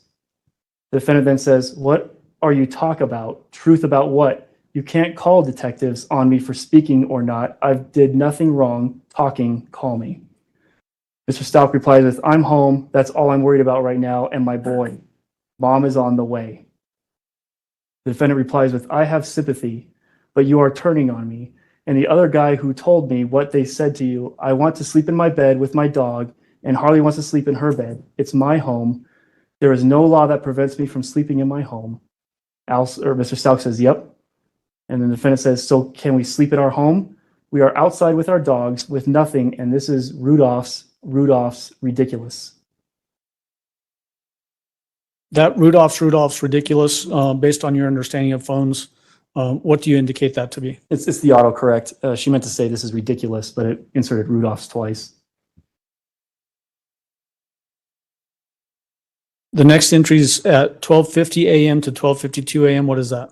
It's a continuation. The defendant says hello, and Mr. Stauch says where. And the defendant says, "Where is everyone going to be? I want to sleep in our bed. Question mark, hello." Mr. Stauch says, "I don't care." The defendant says, "Our dogs need to go out. You said to talk to you, and I asked where is everyone going to be? I need to sleep." Mr. Stauch says, "Landon is with Lena. Brandon is on the couch. Harley has her suite, and you get the bed." And then the defendant says, "And your mom?" And Mr. Stauch says, "Her and Becky are in G's room. I need the truth." And the defendant says, "What time are they getting there? Is anyone going to say anything to me?" Mr. Stauch says, "Nope, I need the truth." The next entry is at 12:53 a.m. What is that? The defendant attempts to call Mr. Stauch, but it doesn't connect. The next entry from 12:53 a.m. to 12:56 a.m. What is that? So within the same minute after not connecting, the defendant sends a message to Mr. Stauch saying, "So what exactly are you doing if I come in and go to bed and don't bother you?" Mr. Stauch says, "I'll be on the couch." The defendant says, "Okay, and everything is all good and not one is bothering anyone?" Mr. Stauch says, "You need to tell me the truth." The defendant says, "See how you don't accept the truth so I can sleep?" Mr. Stauch says, "Sleep all you want. I need the truth." The defendant says, "Where is everyone going to be while we are walking in?" Mr. Stauch says, "In bed. Stop dodging. I need the truth." The defendant says, "I'm asking you, is everyone in bed so we can come?" Mr. Stauch says, "Yes, except for mom. She isn't here yet." "Yes, except mom isn't here yet. Truth? Question mark. The defendant says, "What time is she getting there?" Mr. Stauch says 20. The defendant says, "Okay, so how long before they will be in bed too. Mr. Stauch says, whatever. The next entry is at 1:04 a.m. What is that? The defendant's phone connects to the Kentucky Fried Chicken located at 2835 New Center Point, which is slightly south of the Massage Envy and the Hilton or the Holiday Inn. 1:04 a.m. to 1:12 a.m. What is that? Messages between the defendant and Mr. Stauch begins with the defendant saying, "We will be there. Please don't let anyone bother our dogs. Will you let me know when she is there? We can wait close by. Question mark, question mark. Albert, I have to work. I'm not getting paid out. Question mark, question mark." And Mr. Stauch doesn't respond.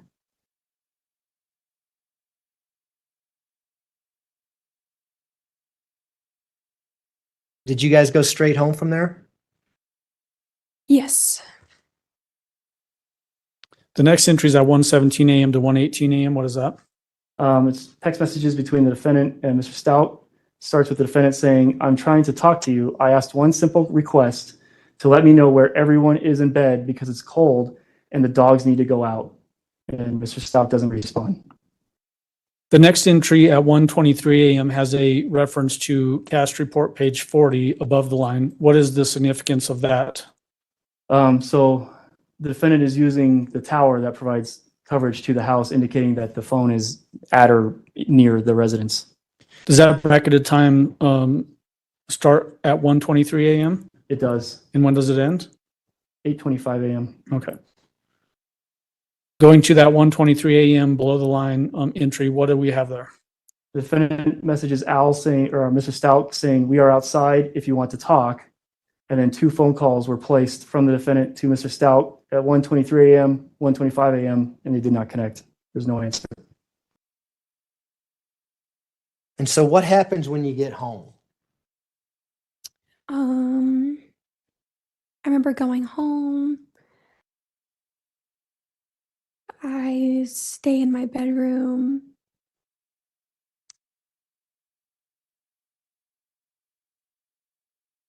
Yeah. Who was there when you got home? Do you know? Pretty sure Albert and his family and everybody was there. Was Landon there? Yes. What's the next entry at 1:36 a.m. to 1:40 a.m.? So the defendant and Harley are now inside the residence. And the defendant is messaging Harley saying, "Is Chance okay?" Harley says yes. The defendant says, "They tore up my clothes and went crazy in here, threw stuff everywhere." Harley says, "Wow." The defendant says, "Your stuff?" Question mark. Harley says, "It's fine." Then the defendant says, "And what did the downstairs look like?" And Harley says, "IDK for I don't know. It's dark." On January 29th, 2000, from 1:36 a.m. to about 1:40 a.m. in there. Yes. Is your mom in the house when these text messages are going on? Yes. She upstairs and you're downstairs, or what's going on? Yeah, she's upstairs. I'm downstairs. And what is she asking you about? I guess the police had like gone through her clothes and everything, and there was stuff everywhere. And asking me if my room was the same way. 1:42 a.m. What is that entry? Message from the defendant to Mr. Stauch saying, "You felt the need to destroy my closet." Did Mr. Stauch respond to that? No. 1:46 a.m. What is that? Messages between Harley and the defendant. Harley starts by saying, "Should I lock my door?" The defendant says yes. Harley says okay. At 1:51 a.m. to 1:54 a.m. is the next entry. What is that? The messages between Harley and the defendant. Harley starts with saying, "You and Sadie can come sleep down here if you," I'm sorry, "You and Sadie can come sleep down here with me if you want." So let me break in there just so that the court reporter, for her benefit, Sadie, spell that name first of all. Sadie. And who is Sadie? Sadie's their second dog. Okay. So pick up from there. The defendant responds with, "I honestly don't want to walk around them. Sadie has to go out so bad. She is at the door begging." And does that basically just continue with discussions between the defendant and Harley about what they're doing in their separate rooms in the house? Yes.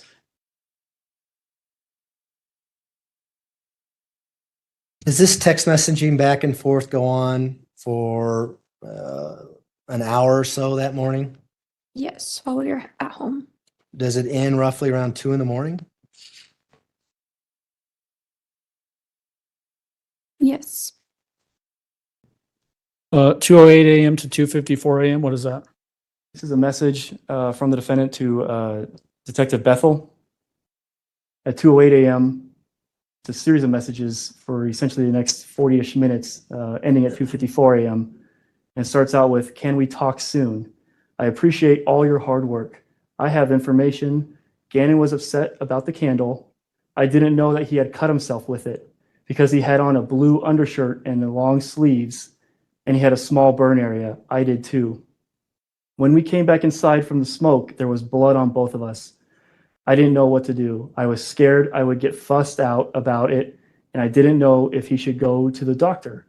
I kept trying to add the candle thing, but Albert kept saying it was small and minor.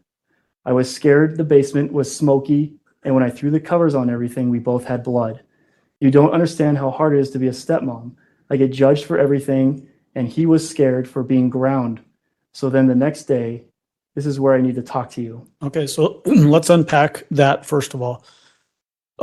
The candle that was referenced in this, and as it relates to the burn, was that candle actually recovered from the trash can on the outside of the house? It was. Was any glass broken? No. In your mind, did it make sense that there would be a reference to Ganon being cut by a candle with no broken glass? It does not. And is this the first reference that we have to there being blood involved in whatever happened to Ganon? It is. Okay, pick up from there with what is responded to that long text from Detective Bethel. So Detective Bethel replies with, "Okay, can you come in to talk?" And the defendant says, "Yes, I'm sorry I wasn't ever hiding anything from you. You don't understand the pressure I get put under about not doing enough. Could you trust in me and let me meet you in the morning? I am so tired, I still haven't slept yet, question mark." And Detective Bethel says, "We can talk in the morning. Is there anything I should know since we are still looking tonight?" And the defendant says, "I did not hurt Ganon. I did not put him in harm's way." And this is the first time also, with blood that we're mentioning that Ganon might be hurt. And so Detective Bethel asks, "Is he hurt?" And the defendant says, "I don't think he is because I keep faith, keeping. But I really need your help to make sure everyone knows I would never hurt him and did not in any way." So let me break in and unpack that a little bit. The first reference to Ganon potentially being hurt is introduced by who? The defendant. Okay. Detective Bethel responds with, "What time can you come in today after you sleep?" The defendant responds with, "I don't want you upset with me for all your hard work and everyone else's, and I ask that you please protect our house and us from anyone that may be dangerous to for me giving extra info," and corrects herself by saying "to us, and as soon as I wake." And then Detective Bethel says, "What information do you have? I can't protect anyone from anything if I don't know what it is. Come in at 10 a.m. at the OTS, 27 East Vermajo Avenue." The defendant replies with, "Okay, I will be there. Can you please not get me for not giving all the details that I knew to you at first? I know people do it a lot and it gets frustrating for you, but I'm a victim as well and didn't want to be forced to take a test at some doctor's office." And Detective Bethel says, "We can talk more about that when you come in."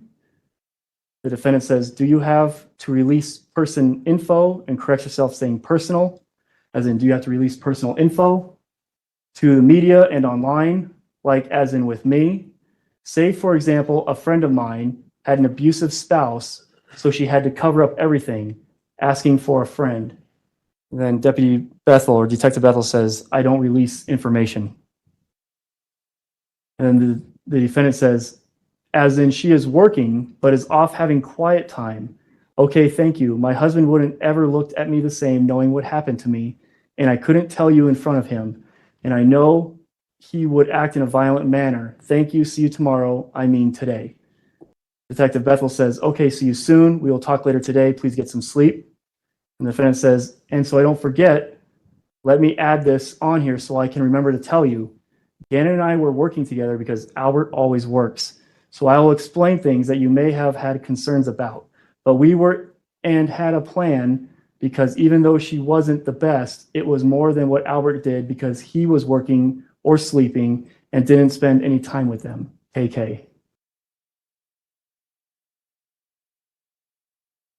And then did you, basically throughout that, night, early morning hours, were you getting text messages from the defendant? Yes, I was. What was the nature of those text messages? A lot of them were about her, focused around her. I kept asking her to come in to talk to me if she had any additional information for me. And eventually, in the early morning hours of the 29th, she gave me a story that she needed to talk to me.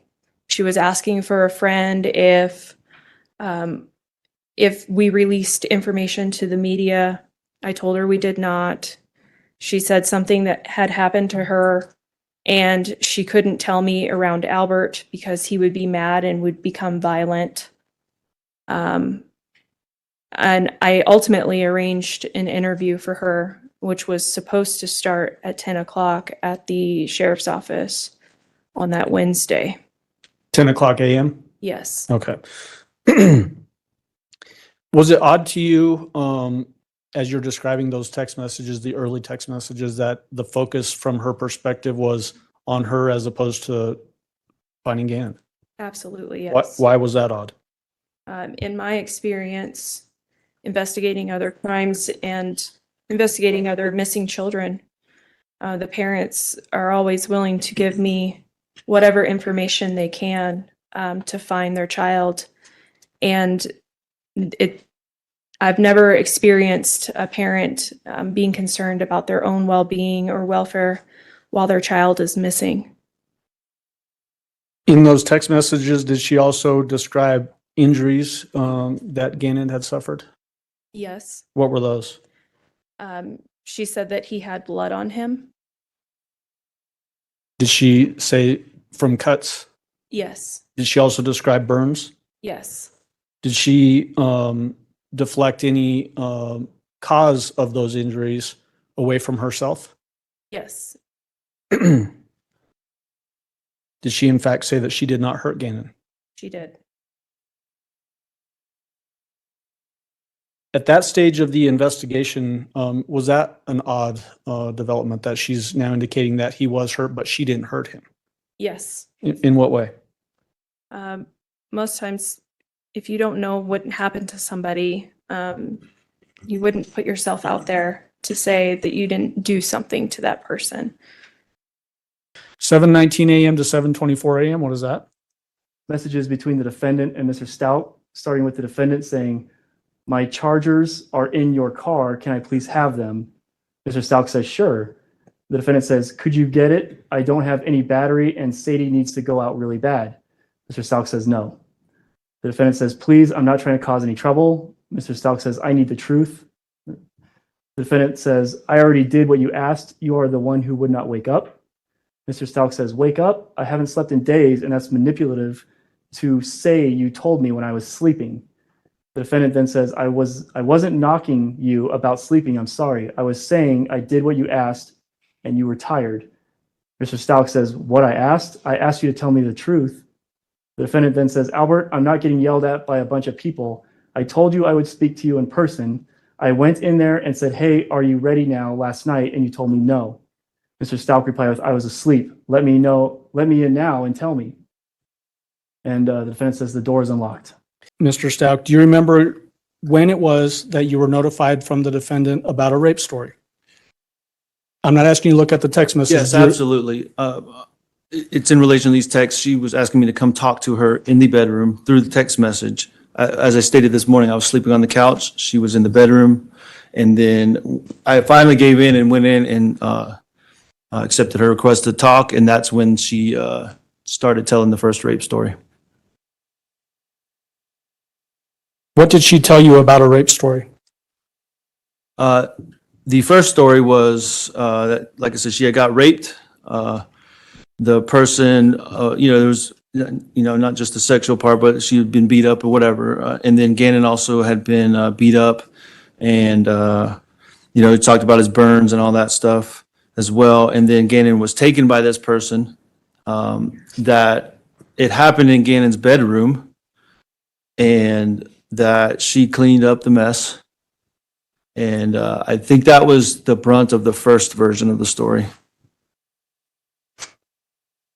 What was her demeanor like when you went into the bedroom? She seemed a little frantic, I mean, that's the best way to put it, just frantic and, but I don't know even whether to describe it. It was just kind of all over the place. Well, let me ask Freaking you out this. a bit. Let me ask you this specifically. Did she appear to be crying? No, sir. What about her voice inflections? What was her voice doing? I mean, it seemed normal, not normal, but it seemed, I mean, she was frantic, like I said, freaking out. So it was kind of rushed and, she was telling me about how she got raped, allegedly, so. What did you do with that information now that you're hearing this for the first time, that there's potentially a rape that had occurred in Ganon's bedroom? So 3 specific things. Well, before those, first I asked her to stay in the room, that I'd be right back.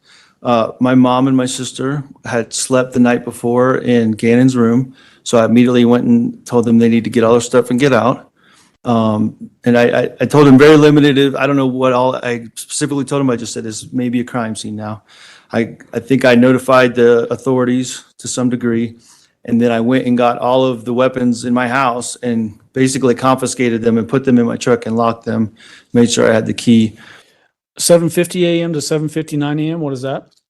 Message from the defendant to Mr. Stauch's phone saying, "Can you please come here? Can you please take Sadie out? Can you tell Landon to come here? Can you please take Sadie out? Please, I'm ashamed." Did Mr. Stauch respond to that? No. The next entry is at 8:15 a.m. What is that? So about 16 minutes after this message, Mr. Stauch calls the sheriff's office and reports that the defendant is at the house and someone raped her and kidnapped Ganon. Is this the first reference very explicitly that there was a report of a rape by the defendant? It is. She alluded to it at like 2 a.m. with Detective Bethel, but didn't say rape. She mentioned that, she couldn't tell because her husband wouldn't look at her the same, but this is where the first time we see the rape story come out. Okay. So what was in your mind? Why did you think you needed to lock up the firearms in a vehicle? Because my first impression was a bullshit story, and that something else was going on, and something happened in the bedroom that I just wasn't sure. And I guess it's my military training, I don't know, but safety was the first priority for everybody. So get all the weapons out of the house, put them somewhere safe, and then I went back and talked to her again. What did you do after you put the guns in the vehicle?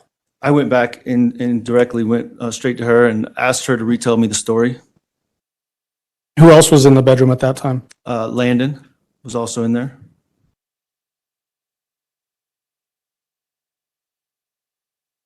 Did the defendant at that time give you an impression that Ganon was injured as a result of something happening in the bedroom, along with this rape? Yes. Anything about blood? Yes. What did she say about blood on Ganon? Well, it was involved in the rape and the beatings that they both supposedly took, that there was just blood everywhere, her blood and his blood. Did she say what she had done in regard to that blood? Yes, she said she had cleaned it up. The next entry is at 8:35 a.m. What is that? So the sheriff's office arrives to the residence and the defendant is in the basement. What's significant about that? That she is, it corroborates what Mr. Stauch said, saying the defendant is here, and then the sheriff's office arrives and the defendant's in the basement. Okay. So I'm assuming you eventually went to sleep, right? Yes. Do you remember about what time you got up? Around 8. Okay. Did you have to work that day?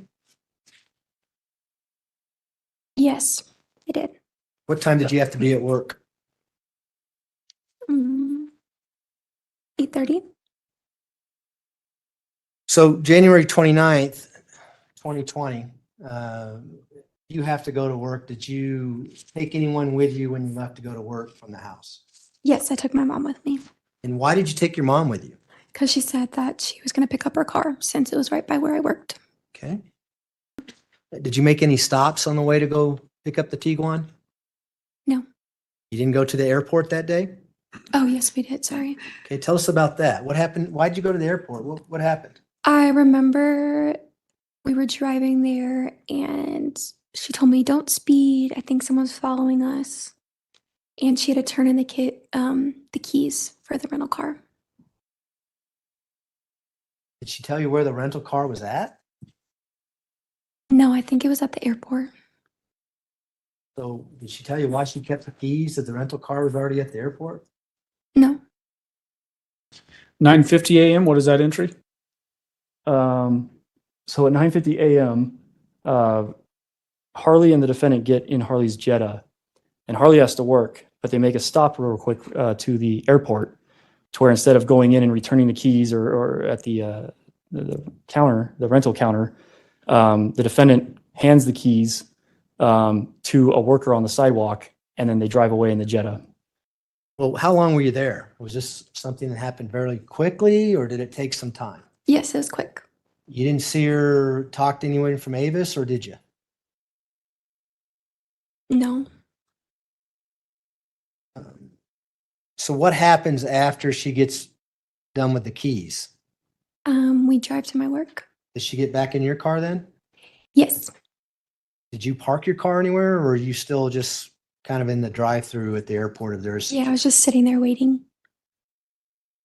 And so what'd you talk about as you're going to take her to your car, or her car, excuse me? She just told me not to speed because somebody was following us. And when we got to my work, she sat in my car for a little while and I went inside to work. The next entry is at 10:21 a.m., what is that? Harley clocks into work at Massage Envy. 10:25 a.m., what is that entry? These are messages between the defendant and Detective Bethel. The defendant says, I'm on the way. Detective Bethel says, okay. The defendant says, here shortly. Sorry, had to handle some things because my family is getting harassed and threatened, and my daughter's safety is now in danger. She is getting threatened online and my family.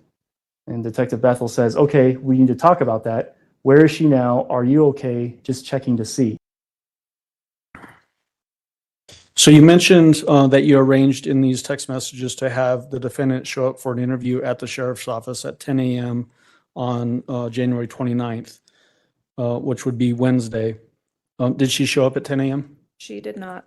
Were you able to have any contact with her around that time frame to indicate where she might be or why she wasn't there? I did text her, yes. Did you get any responses?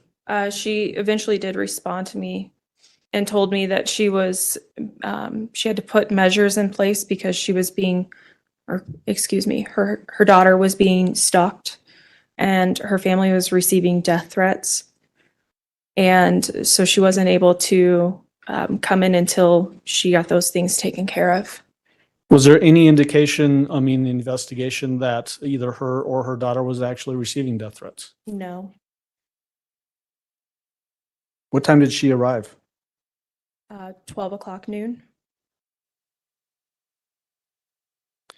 Starting at the 11 a.m. to 11:02 a.m., what is that information on the timeline? This picks back up with the defendant messaging Detective Bethel saying, resend the address, please. I found it. Detective Bethel responds with, okay, how long until you're here? Defendant says 10.8 miles. Detective Bethel says, okay, great. 11:03 a.m., what is that entry? After that text exchange, the defendant calls her sister, Amy Lowry, AIMEE LOWRY, for 19 minutes and 36 seconds. 11:26 a.m., what is that entry? Detective Bethel reaches out to the defendant asking, where are you? Would you like a coffee or soda? And the defendant doesn't respond for about 10 minutes. The next entry at 11:36 a.m. to 11:40 a.m., what is that? In response to the coffee or soda, the defendant says, died, diet, parking, thank you. What's the continuation of that conversation between Detective Bethel and the defendant? Detective Bethel says, okay, where are you parked? Do we need to make sure a meter gets fed or do I need to validate parking? The defendant says, I'm not sure. That's what I'm trying to figure out where to go. And then Detective Bethel says, you can park in the garage behind the building and I will validate for you. By indications of the investigation, did the defendant in fact park in the garage at the sheriff's office? She did. The next entry at 11:57 a.m. to 11:58 a.m., what is that entry? The defendant asked Detective Bethel, "What's the name again?" Detective Bethel responds, "Office of the Sheriff." The defendant says, "I'm here. They said you would be out shoring," and then corrects herself and says, "shortly." And then we heard testimony from other detectives about the vehicle showing up and it appeared to have been washed and was still wet. Does that corroborate with this information, the defendant showing up and the vehicle was wet at that time? It was, and that's when we seized the vehicle. The next entry is at 12 p.m. What is that? The defendant does the interview with the El Paso County Sheriff's Office.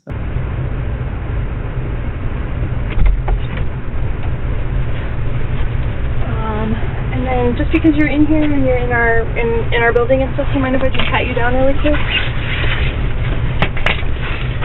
That's how we hug. I just need you to face that way for me. I wasn't sure if you needed me. Yeah, go ahead and just put your arms out for me and just separate your legs slightly for me. There you go.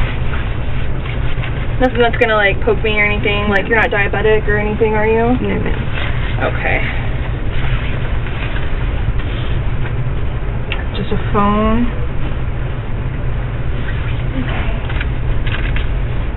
Okay. Anything in your purse? Just want to like.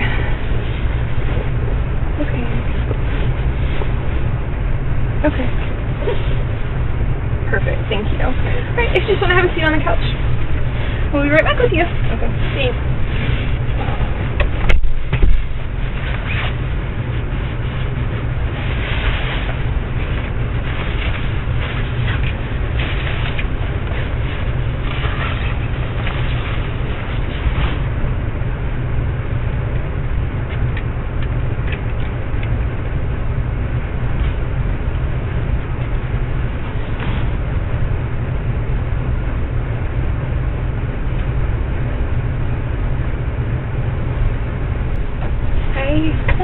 How you doing?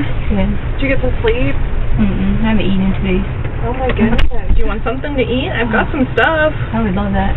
What would you like? I've got some pizza Hot Pockets and some tamales and a breakfast burrito. Pizza Hot Pockets would be good. But I mean, you don't have to like, I don't. No, we can get you something. Okay. Yeah, that's totally fine. Yeah. Let me get that started for you.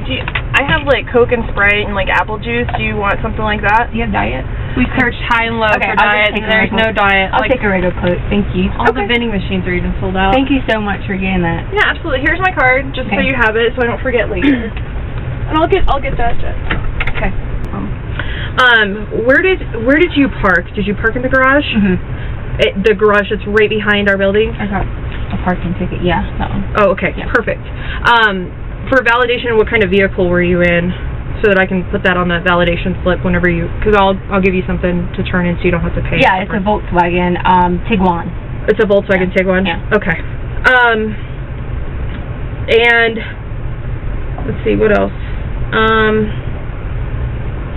So I'm just going to go through my normal spiel with you. Okay. I know that we talked last night, but because you're in here in the police building, I want you to know certain things, okay? Right. So first of all, you're in here voluntarily. You can leave. Okay. You just have to let me know that you want to leave. Right. Because I need to escort you out of the building. Okay. Okay? If there's ever a time that you need to take a break, you need the bathroom, you need more water, you're still hungry, whatever it is, let me know. Okay? I can't read your mind, so I need you to let me know what's going on with you, so that I can help you. Okay? Because the whole purpose of this, of us talking, is to gather some information. And I have a question about that. I understand that. I know it's recording and all that. It's totally fine. But does that like usually stay within the courts and stuff like that? And I'm just asking. Yeah. So this because I'm gonna have to tell you some very personal things. So. Okay. And that's perfectly fine. Yeah, and so it is not our common practice to go and be releasing stuff like that. So I do have a Facebook, but I've always had Instagram, but it's mostly like a travel YouTube type thing. Okay, what's Facebook? It's just my name. Is it Letecia or Tisha? It's under Tisha. I'm sorry, you said it's under Tisha? Oh, actually it's not. It's because I abbreviated it. It's TT. Is it your same last name? Stauch. Yeah, because I really don't, like, my first name, I'm always like, oh, Tesha. They're like, what Kesha? So I just put T because Have I been saying your name wrong this No, whole you time? haven't, but I always try to change it. My mom didn't like it, so, like, we tried to change it. So, yeah, so I just gave up, just said put T.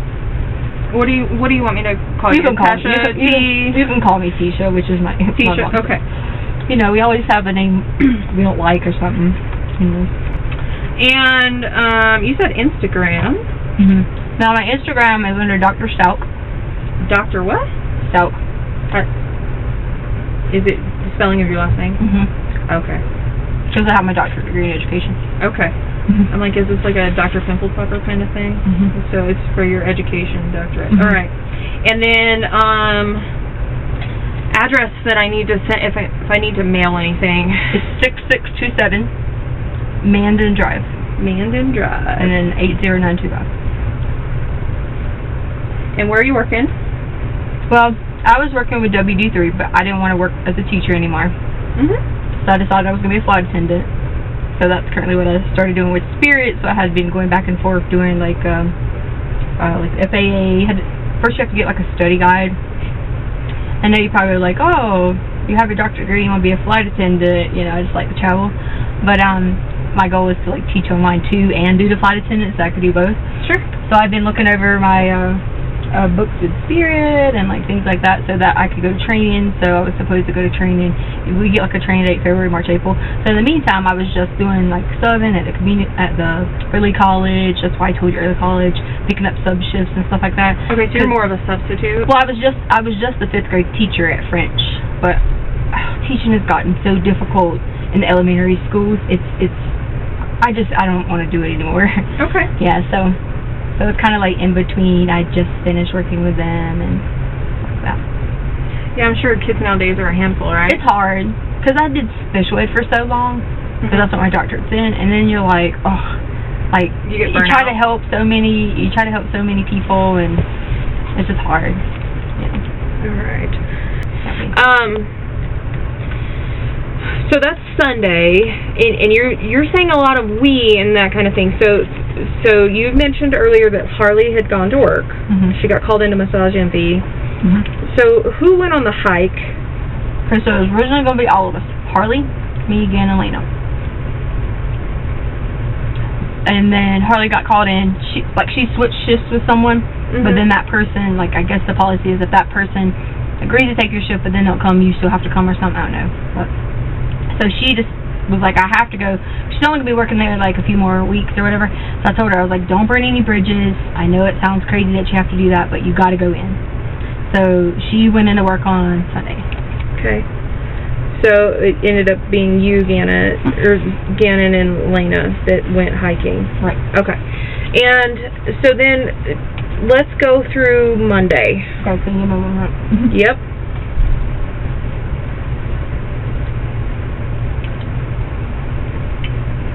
Alright, so we wake up on Monday. Normal. How we wake up. You know, like everybody gets up, whatever. Ganon stays in bed. He already knows that we are, you know, going out and about today. That was the plan. And I realized that Ganon, he actually had like marks like on his arm, and they were actually like peeling at that point. And I swear, I did not realize that they had, I don't know if like they start like, because burns are sitting there, I don't know if they started like peeling like overnight or like whatever. And he has like really bad anxieties. So whenever things are peely or like things like that, he bites his own nails a lot anyway. Like anything that's like loose and things like that, he bites them. So I don't know if like, as burns, like, you know, burned a little bit. And when I do this, I don't mean like I'm giving you a location. I'm just saying like as in burns like on your skin. I guess when like, you know how they pull a little bit stretchy or whatever, so like on the arm it kind of gets a little stretchy and peeling. So then I was like freaked out because I was like, I didn't know that his arms were like that. So I'm like crying because and this is where I have to start telling you, you know, like I'm like very like, I was scared. because my thought process was Albert is going to kill me. Like, because I made a mistake as a parent and forgot to like really check him down. And he really got a little bit more burned than he should have. So I was freaking out because it's like, he's going to kill me. And Ganon's like, it's okay. And like, there was blood. And like, he had on his arms. And as it was peeling, and I should have called. Where did he have blood at? I should have called the hospital and just asked, you know, I don't know enough about burns, but I should have called the hospital and just asked, like, I made a mistake. I didn't. I swear to y'all, I didn't know they were that bad. I did it all. So I feel horrible. So here I am. I know it's not, you know, about me, but as a person, I was feeling horrible that I didn't call Albert to say, you know, they're like this. So I told him, I said, okay, listen, this is what we're going to do. We're going to put some, like, aloe on your arms, you know, and things like that. And I was like, it's going to be okay. We're going to fix it. We're going to, you know, and all I kept thinking about was we're going to fix it. And I don't know in my mind how I was going to fix it as far as he wasn't in pain. He wasn't saying, like, I'm hurting or anything like that. He was more of, like, peeling it. Like, you know, like, it was like, almost like it was like a boil. Am I saying the right word? Boil? Like, blister? Like a blister. So I'm going to say like he was pulling a blister, you know. Okay. So there was blood, and then so I'm like holding him, and I had blood on me. And when I say blood, let me explain to you. I don't mean like dripping out, pouring everywhere blood. So let me not like give you that thought process, because sometimes when I say, like, if I say flames, to me I'm like, this is a big flame, you know. So there was blood. I'm saying, so you go to Petco the first time, and then how long in between the first visit and the second visit to Petco? Can I give you that, like, looking up a guesstimate, or maybe an hour? Maybe an hour. Maybe. Do you have like any tracker apps or anything on your phone? Because I know, like, for me, I have that Life 360, and it'll tell me. You want me to show you sure. Okay. It'll tell me, you know, what my short trips are. It'll even tell me if I walked somewhere. It's freaking awesome. Okay. Yeah, I just get tracked by Google. I have Android phone, so it just tells me. My family likes to know where I'm at, so well, I do that to Harley because Harley, you know, was the only child, and then her father was killed. So it's always like she and I, and like she was like really all I had until I got remarried or whatever. So I kind of like do maybe a little overboard of stalking. I'm like, hey, you know what? See that right now? I'm like, all right, let's see. Do you have the one with the subscription? I'm like trying to figure out if I should get that or not. I don't. She always says something about purchasing it, because she said it would tell if like you the like crash detection. Right, that's what she was saying. Yeah. And she was saying that it was kind of like how the Apple Watch would do if you had a crash detection. It would alert authorities to say, okay, this is, I don't know if this is like a service thing, but it's on. I would say, I would say hour-ish, because I'm a very indecisive person when it comes to like shopping. So I had to go back to make my mind up. I can leave it right here, but it's loading.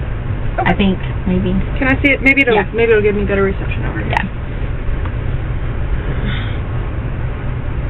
Oh, shoot. Do you have a password or something? I can put it in. No, I put it in my fingers. Okay. Sometimes this corner, if you hold it up high, it'll... Because I know people watching, I want them to have my passcode in, and they'll know our code for a lot of stuff. Alright, here we go. Is it working? No. Oh, that corner is like typically the sweet corner. Hold it up here? Yeah. We can set it down here. Just see if it kicks on. After the second time at Petco, did you go anywhere? I think after that Petco is when we started to head home. Okay, so you go home, and I want to give you like an accurate of that if I pull this up, because I feel like right after Petco we went home. I don't if you want to try and bring it up. Yeah, I don't want you to think that I missed a stop or something. And I will tell you, on the way there, we stopped at. We did stop and get gas somewhere. Okay. I can't remember if it was on the way there or way home. Do you remember what station? But we did stop and get gas. 7-Eleven. Here, Come and go. If you gotta go? I hate to do this. Yeah, I need to run out. I'm gonna come back. Okay. Okay. It shouldn't take me very long, hopefully. But please continue talking with Detective Houston, and then whenever I get done with that, I'm gonna come back in and we'll get back on again. Okay. Yeah, I'm trying to pull this up too, and it's a little. Okay. A little slow. Sure. If this is what you guys, and I'm not saying this is what you're basing stuff on, if this is what you're basing stuff on, is like in this day and age, timelines, security, things like that, you will see on somebody's security, Ganon and I run to the car at 10-something that morning and we're returning at 2-something. Okay. So I remember specifically in the truck, I pulled it right in front of the ring. And Your ring? Yes, but we don't have a subscription. Okay. But according to these neighbors who can see all the way to the truck every day, they should be able to show you during those time frames that we run in, we run out, he runs back in, or whatever. Okay. And then so you leave around 10-something, and then you get back around 2-something. I feel like it was like 2:35, 2:25, 2-something. Okay. Because I knew I had to be back in time to do a couple things, and then I knew Lane would be coming there. I knew Harley would be getting off work, yada, yada, yada. So that was my whole thing. So going on from there, Ganon goes inside, I think first. I don't want to misquote myself, but I'm pretty sure he ran in first, and I had the bags for Petco and all that stuff in my hand. Now, Which door did you guys use? We always go in through the garage if we, typically, if we like park, like on the front part of the yard, I think like that. Sure. So we go in through the garage. Okay. He goes in through the garage, I go in, I'm getting ready to put up the things, stuff like that. And this is where it got, I made a mistake. This is it. Okay. So, as we got inside, I heard something. But I didn't think anything about it because I thought, maybe Ganon was like doing something, maybe we were like doing whatever. And the guy was in there. And I gave him the code. The guy from the... Yeah, it's all my fault. Because I gave him our code to fix the carpet. Okay. And I shouldn't have. Okay. And he...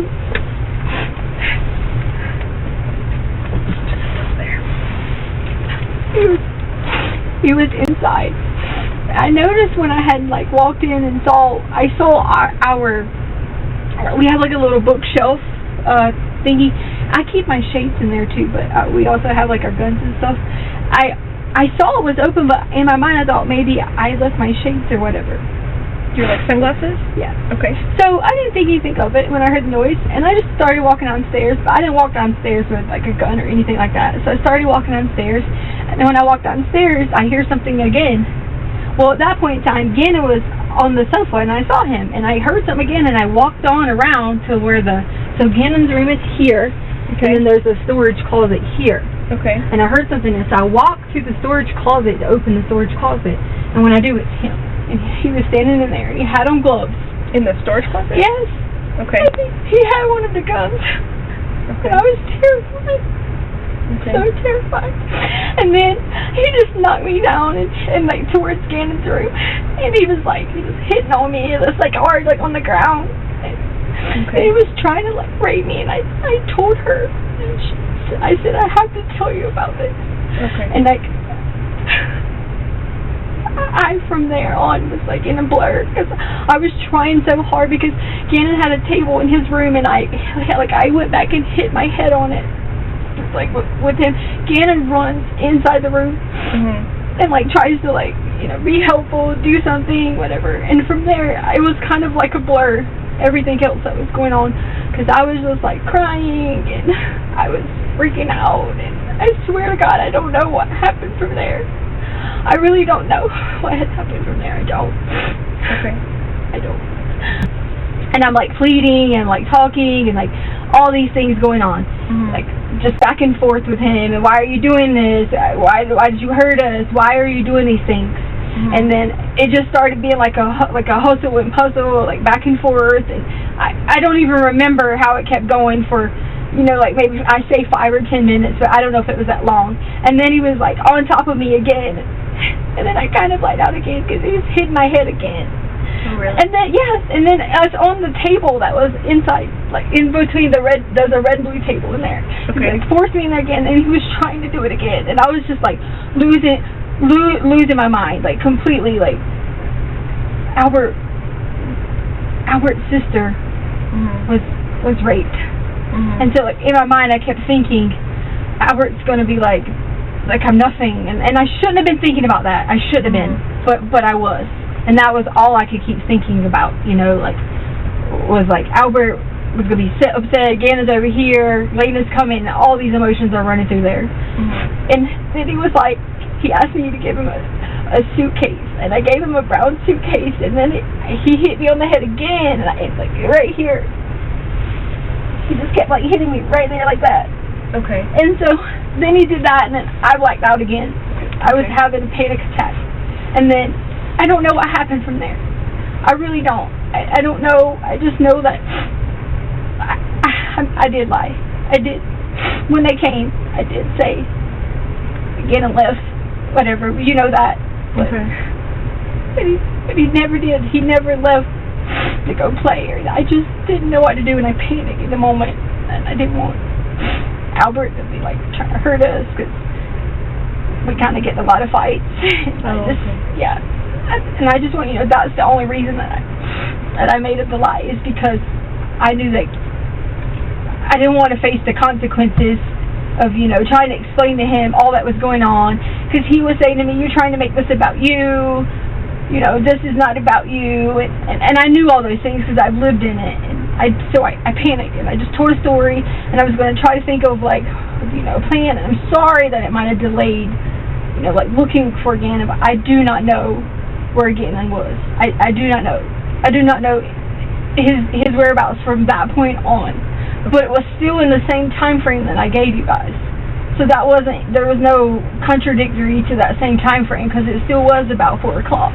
So you said you saw him and that he had the gun and then he attacked you. How did he attack you?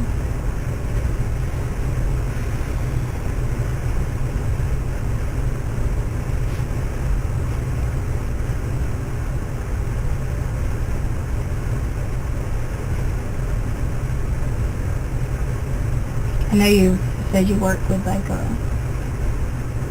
victims and stuff before, but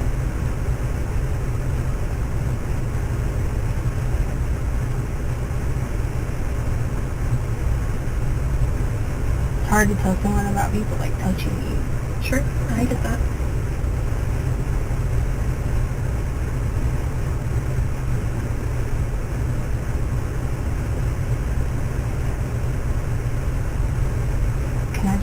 I just need to not revisit that right now. Can I get a little bit? You want to take a break, I just, you're wanting me to give you play-by-play basically of an assault is very hard for you to ask me to do. Okay. That's not like me explaining how to play a game. That's very difficult to explain what you remember. Well, and we can take it slowly, and you can tell me what you remember, what happened, and stuff like that. I want to make sure that you're okay, and I want to try and find Ganon, right? Right. Okay, so the more details that I have, the better it is that I'm going to be able to try and help you and to try and help Ganon. Okay. The next entry is at 2:18 p.m. What is that? Harley messages the defendant saying Uncle wants you to call him. And this is getting towards the halfway point of the interview, and the defendant messages back, okay, love you. And so does this text message actually come into the defendant while she's in the interview room?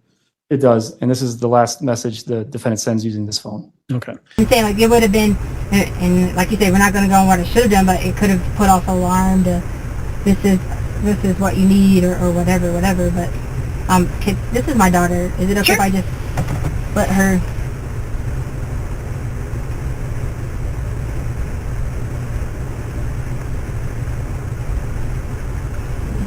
Uncle wants you. Okay.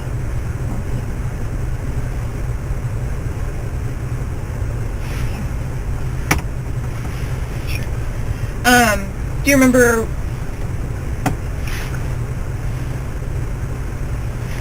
So if you want to do that, do you need to use the restroom or anything like that? No, I'm actually, I mean, am I like free to leave or? We're not holding you here. We'd like to get you over to the hospital for that. No, I would totally do that, but I really am, I just want to get some food and take a minute, and I can drive myself to the hospital. I don't want to feel like I'm some, person they're going to look at differently because I am showing up with, police and people, and that's why I asked you, was it a secret, like, where people would know? Because I understand you have a goal and a purpose, and that is our common purpose to have done here. But I also am thinking about how emotionally. Yeah, and I get that. And so I will tell you that if we drive you over there, we don't go in the front. We go in a back way. So you wouldn't be seen by the general public or anything like that. And obviously we're not in like uniforms. Everything is concealed, all that other stuff. So it's not like we walk in with a scarlet letter or anything else like that. So, okay. Let me go check on a couple of things really quick, and then I'll be right back, okay? Okay, you said I was free to go.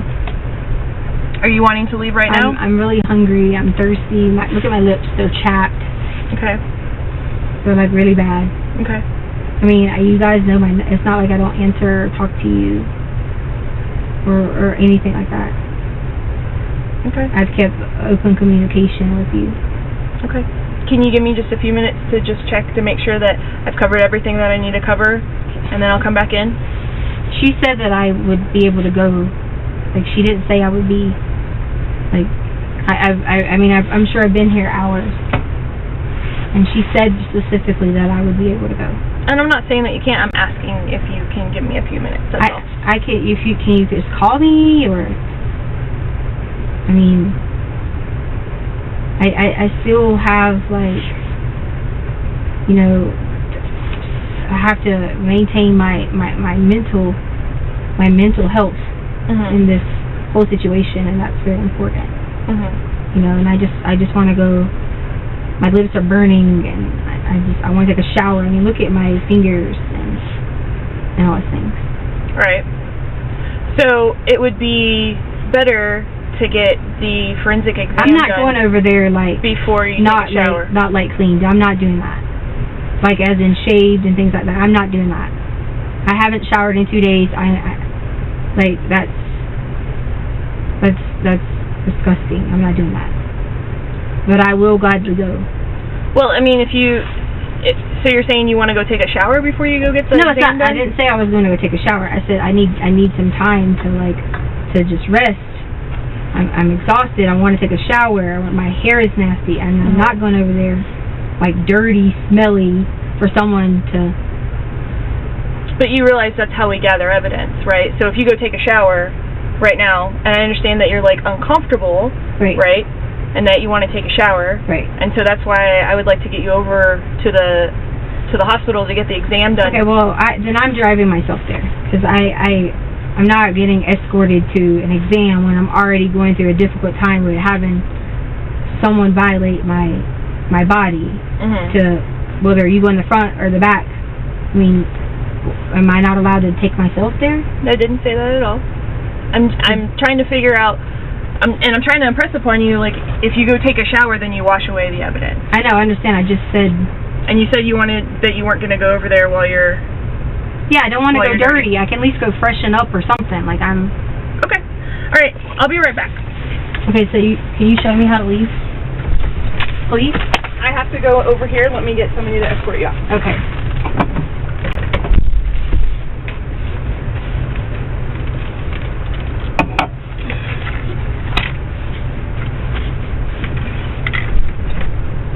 Hey. Hi. She said that I could go. Well, can you talk to me about what's Can I? But you told me I could. I know, but I left. I understand so we that. started and I left, and I just want to get the fill in. So I have a couple questions about Sunday, if you're okay filling that in. I know you're tired. I'm tired, but you said that I could go. I just want to take a break. That's all I'm asking for. Where do you want to? That means I want to just go rest. Like she said, I could drive myself to the hospital, so I just don't want. What do we need to go to the hospital Am I Are you able to okay? just go? I mean, what do you mean, am I okay? This is the first I'm hearing about a hospital. I mean, what's going on with that? This is why this is frustrating, because I've already given her information that you guys can clearly like watch and see, and you can know why I'm going to the hospital, because she wants to get DNA, like, or to have your body checked for rape. So. Were you sexually assaulted? When did that happen? It happened on Monday. On Monday? What? I can't do this right now and go through it again. I can't. Okay. I can't. So let me make sure that we've got everything lined up for a SANE exam. That's what she was talking about. Yeah, right? she's gonna do that, and I'm gonna just take a break. I want to get food. Look at my lips; they're chapped. I haven't. You want some food? I know. What do you want to eat? Okay, she just said I could be escorted out. Okay. Okay. I promise. You have my number. I haven't not. You're done with all this? Right. I haven't not communicated with you. I have been. Are you done with that coke? Nothing but.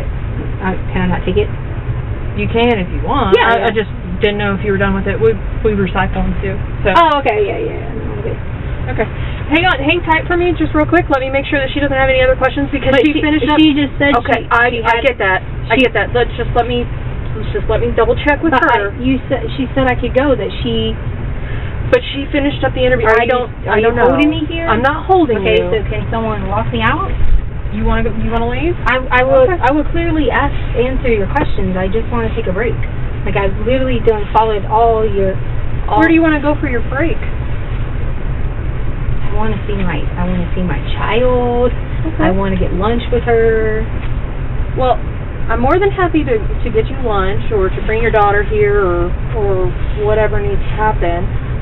I'm not saying that you can't leave, but I would like to finish up this conversation with you. There's a couple of questions about Sunday that I have, and this is the first time that I'm hearing that you're sexually assaulted. Are you So just saying that right that there would with the be people? well. You came towards the door, so I opened the door. If you'd like to have the conversation in the room, we can. It's up to you. But like I said, I missed out on a bunch. So am I please able to just go get a drink and chill out? Yeah, we can just sit and drink. Where do you want to go? So am I not allowed to leave? I'm clearly asking the question. Well, I'm trying. So I guess our communication isn't the greatest at this point in time. Are you wanting to leave the office to go get something to drink? Right. Yes. I Okay. I clearly have. You have my number. I'm not gonna not answer you or anything. You need to answer you. Hello. My name's Manuel. How are you? Good. Good. So let me talk to you. And that's when we seize the defendant's phone. And so now the defendant is without a car and a phone. Come on in for a second. I understand. I just want to get directions. I get it. And so once again, we're back in the interview room. Okay. We're on camera. Mitch Maholko, Lieutenant with the Investigation Section. Okay. Okay. So at this point in time, what we had just discussed outside, and tell me if I'm wrong, is that you decided that you wish to leave, and that there's no problem with that. I asked if you didn't ask. You took. Okay. So You took. Understood. Okay. So at that point in time, you relinquished the phone to me. I didn't relinquish the phone. You took it. Listen, ma'am. I took the phone. Okay. And I told you that we would be applying for a search warrant. Is Okay. that You correct? said applying. That's correct. Sir, I'm not going anywhere. I literally just need directions. I mean, I have family numbers in there I don't have. Understood. So at this point, we're going to be applying for a search warrant. Is that understood? Okay, I'm gonna ask you one favor. You let me find out, or you show me something that you can legally take my phone and you don't have a search warrant yet. Can you show me that, please? Understood. Can you show me that? No. Can you show me that? We're being video recorded. I understand, but could you show me that, sir? Because that feels like that's kind of a little unconstitutional. And if that's the case, that can be something that you can bring up. No, that sounds So at unconstitutional. this point, we're going to go ahead and hold on to this phone. No, that's unconstitutional. Okay, can I use another phone if I'm an attorney? Sure. That is unconstitutional. There are multiple phones here within the division. So if you need to I'm not contact hiding anything from you. I just want directions. I want to be able to call my family. me, understood. No, you don't understand. I do. No, you don't. And this is the report. You are doing something that's unconstitutional. You get a warrant, have it. Thank you. So we're going to hold on to this, and we are applying for it. Well, why? So It's not. do you wish... You don't even have a warrant yet. I just want Listen. directions. You can have the call. Is there somewhere that I can print directions No, I off don't. for you? I know. I want to be able to have access to call while I'm there. That's all. That's all I want is access to call. You can. So- it's not about the phone or the number. It's access to call. So Tisha, at this point,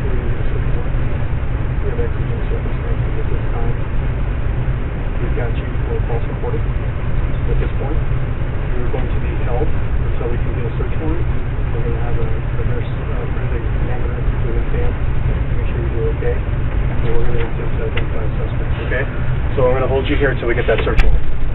Do I have to sit in this room? yes.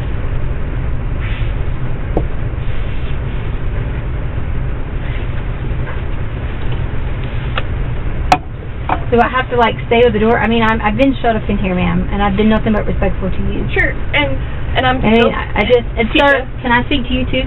I don't care that you had the phone. It's, you took it out of my hand, and that was very disrespectful. If you would have just asked me for it, I would have given that to you. I would have said sure, but it was the way that you did it. Okay, so that was my thing with you on that, and then. All I'm saying is, do I have to be trapped in a room? Okay. So, Tisha, I understand that, and I hear what you're saying about feeling disrespected about the phone being taken, and that wasn't his intention to disrespect you. Okay. And I'm sure that, I'm not letting him speak right now, but I'm sure if I did, he would say that he is sorry for making you feel disrespected. That's fine. Okay. At this point, I'm being told that you have to stay, and this is where we have to keep you. Okay. This is going to be the most comfortable environment. Okay. Because there's a couch and whatever else. Our other interview room. What was he saying? I'm pale for what now? We're getting some search warrant. Oh, okay. You're talking about search warrant for phone. For you. For me? What does me do? Because you've given us multiple different stories about. Oh, you're talking about like the thing we talked about in there. Yep. Oh, I was like, okay, I see what you're saying. I got you. Because at this point you have evidence potentially on your body. I got you. Right? I'm sorry. I see what you're saying. Okay. Well, can I at least like go to the bathroom and like? No. Wipe off? Nothing. I can't pee. Nothing. I can tell you that a forensic nurse examiner is accustomed to. So. Hold on. Yes. Hold on. We're not telling you can't go to the bathroom and pee. What we're telling you is that you can't go into the bathroom. Yeah, I just told you that's where I had to go like an hour ago. Hold on. And I've offered you the opportunity multiple times to go to the bathroom. I know, but I wanted to consider. So hold on. Okay. So here's the thing, okay? You can take whatever you want from my body. Right. And we're not saying that you can't go urinate or defecate if that's what you need to do. What we're telling you that we can't allow to have happen is you go in there and get paper towels and begin wiping possible evidence off of your body. Do you want to watch me? So, we will get back with you and we'll get you to a bathroom here in just a minute. Okay. Okay? So just have a seat for us and we'll be back with you. You can just watch me. What about like a colder drink or something? I don't know. Hot meal, food. Okay. So you need a colder bottle of water? Or a Gatorade? Are you taking my drink too? What in the world?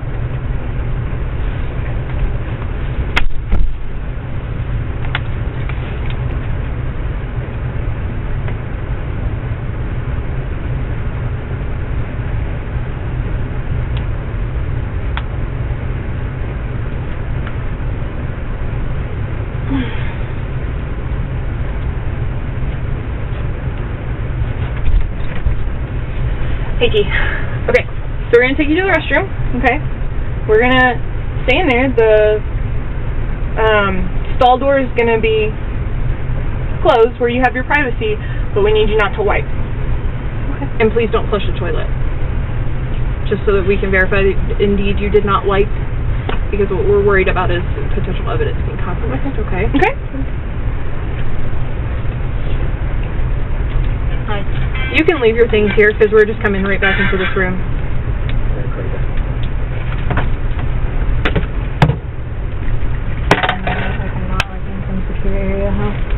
sorry? I said I acted like I wasn't in like some secure area or something.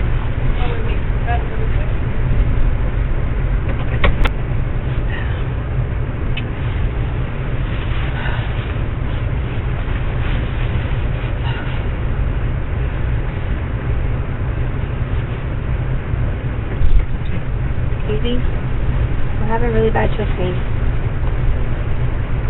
Like right here. Okay.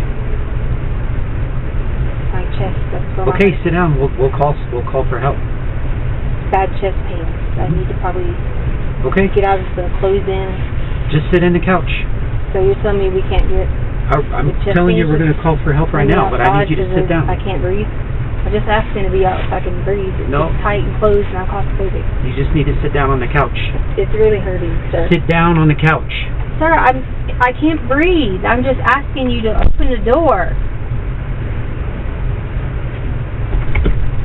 Notify them in there.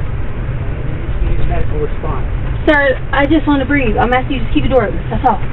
It's No, claustrophobic. now we're gonna have to call you an ambulance because you said you got chest pain. I just told you I have chest pains. It's claustrophobic. I Okay, couldn't breathe. so we're gonna call you an ambulance. I asked for you to open the door. I just can't breathe. Well, you're being detained right now, so Okay, sit but down on the couch. I couldn't breathe. I just wanted the door open, and you refused that. That's all I asked for. Because you're being detained, and the door helps that. I'm not going anywhere. So sit down on the couch. Can you just leave the door open so I can breathe? Sit down on the couch. Gosh, I told y'all earlier I was claustrophobic and had really bad anxiety, and I take lorazepam for it. Yeah, well, you And weren't claustrophobic until... Excuse me, I take lorazepam every day, and if I don't take it, I could have a panic attack. And I take it on panic attack. So you are misquoting what you heard, sir. Just said open the door. Okay, well, we're going to have medical come check you out. I mean, ridiculous. The next entry is at 4:20 p.m. What is that? We played the interview, and so towards the end, the defendant started complaining of shortness of breath and chest pains on top of a rape story. And so the defendant is transported from the sheriff's office to Memorial Hospital.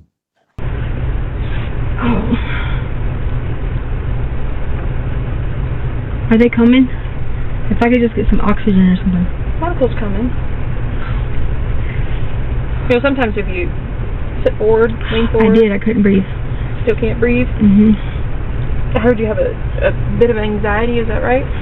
Well, it gets really bad with my diet changes and like workout changes, and I can't breathe. So I asked that guy could I open the door, and he told me no and shut it. And I was like, please.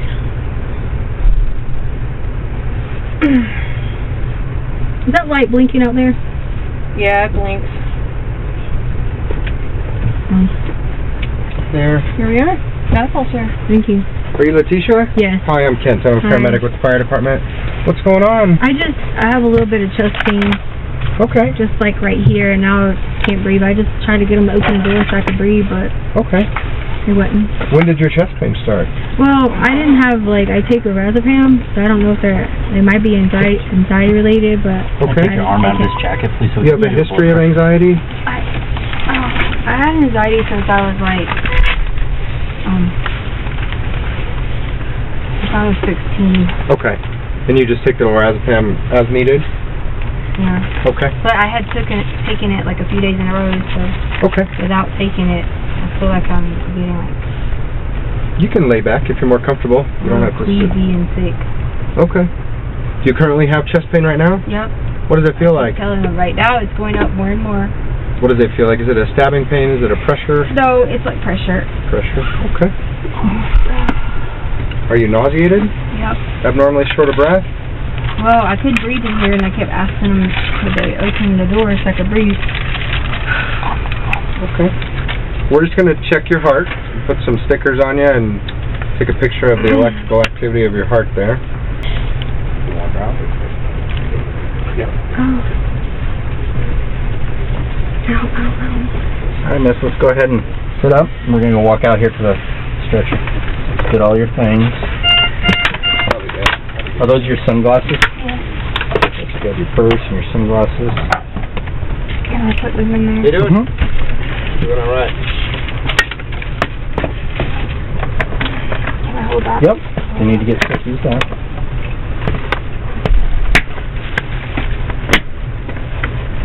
Stay right out there.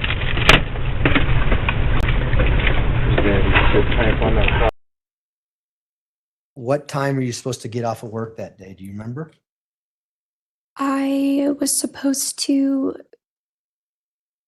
get off later than I did, I'm pretty sure. Did something cause you to leave work early? Do Yes, I got a call that she was at the hospital. you remember who called you? I think one of her sisters. So what did you do when you got a call from one of her sisters saying that your mom was at the hospital? I asked if I could leave to go pick her up. And did you do that? Yes. Did you pick anyone else up or ask anyone to go with you to pick up your mom? Yes, eventually I did. And who was that? Do you remember? Janine. Is that Janine Sanchez? Yes. And is that someone you worked with? Yes. Is that someone who was a friend of yours back then? Yes. Were you familiar with a young lady by the name of Harley Hunt? Yes. How did you know Miss Harley Hunt? So we worked together at Massage Envy, and then we'd occasionally go to Bible study together. Did that refresh your memory as to the last time you had worked with Harley? Yes. What day was that? The 29th. Was that Wednesday, January 29th? Yes. Why'd you ask her to go with you? I remember I tried to go there at first and they wouldn't let me go in because I was a minor. And then I remember just before that day, she was like, if you need me or anything, I'll come with you for anything that you need. So You went to the hospital, then did you have to go somewhere to pick Janine up? yes, Where did you go to pick her up? I believe I picked her up at her house. The next entry is from at 7:52 a.m. You have a squiggly line in front of the 7. What does that squiggly line mean, first of all? So that's approximately. So it's going to be around 7:52 p.m. The defendant left Memorial Hospital. Why do we have an approximate time there as opposed to before when we've had very specific times? We don't have the phone anymore with the Life 360 GPS or the towers or anything like that. So it's just based on witnesses and their account. Does this coincide with the testimony that we had from forensic nurse examiner Amanda Van Nest about the defendant leaving from the hospital before completing the examination? This part, yes, when the defendant left the hospital. At some point, did she indicate to you that her daughter may be in the waiting room? She did. What did she say about that? She had told me that her daughter was in the waiting room and that she was a good source of support. And so that she wanted her present for when we did the scene exam portion. Did Letecia then leave the exam room and go to wherever she's suggesting her daughter is? She did. After the suspect evidence collection was completed off of the search warrant, she had gone to the waiting room, told me she was going to the waiting room to get her daughter. And was the plan, at least the way you understood it, was that she would return and complete the SANE exam? That is correct. Did she return? No, she did not. The next entry is at 8:31 p.m. What is that? 8:31, we heard testimony through Janine Sanchez that she went with Harley and picked up the defendant at the Taco Bell. And then they went and stayed the night at Ms. Sanchez's residence. That Taco Bell, what's the address of that, first of all? The Taco Bell is 390 North Union. Is that in fairly close proximity to the hospital, Memorial Hospital? It's very close. It's within walking distance. Did you go back to the hospital after you picked up Janine? Yes. And what happened when you got back to the hospital? We picked her up from a Taco Bell. How did that happen? How did you get from the hospital to Taco Bell? I got a call. She said she was riding with some random person and to pick her up at the Taco Bell by the hospital. Who called you and who said that? My mom. And so, did you ask her why? Why we're going to a Taco Bell? I thought you were at the hospital type thing. Right. Pretty sure I was told like they didn't want her to leave at first, so. And how did you respond to her when she said, I got a ride with some stranger to the Taco Bell? It was weird. I was like, be careful. So did you and Janine then go to this Taco Bell? Yes. At some point, were you with Harley and picked up Harley's mother from the hospital? Yes. Tell the jury about that. Again, whose car were you in? We were in Harley's car. Who was driving that vehicle? Harley. And what seat were you sitting in? I was in the front seat. And so what happens when you get to the Taco Bell? I'm driving. Janine is in the passenger seat, and my mom's in the back seat. When Harley's mother got into the car, I may have already asked you this, so if I did, I apologize. Where did she get into the car? In the back seat. Okay. So did that mean that Harley's still driving, you're in the front passenger seat, and mother is in the back seat? Yes. Was she sitting behind you or behind Harley? In the middle. In the middle, okay. Do you remember a specific statement that the defendant made to you when she got into the car? Yes, I do remember that one Okay. statement. And what was that one statement? Just jokingly how she was joking about saying, basically, hope you don't think we're a bunch of murderers. So the defendant said that to you. Yes. Did you find that to be weird? Yes. Does your mom say anything to you as to what's going on and why you picked her up at the Taco Bell versus the hospital? Yeah, she was just rambling a bunch of things. You remember what those things were? No, it was just, I remember being like just a lot, just a bunch of random stuff. Did she have her phone with her? No. Did she ask to use anyone's phone? Yes. Whose phone did she ask to use? She had my phone. And how long did she have your phone after that point? At least until we got home. Did she tell you that the police had taken her phone? Yes. Do you remember whether the defendant started using Harley's her cell phone? Yes. Tell the jury what you remember about that.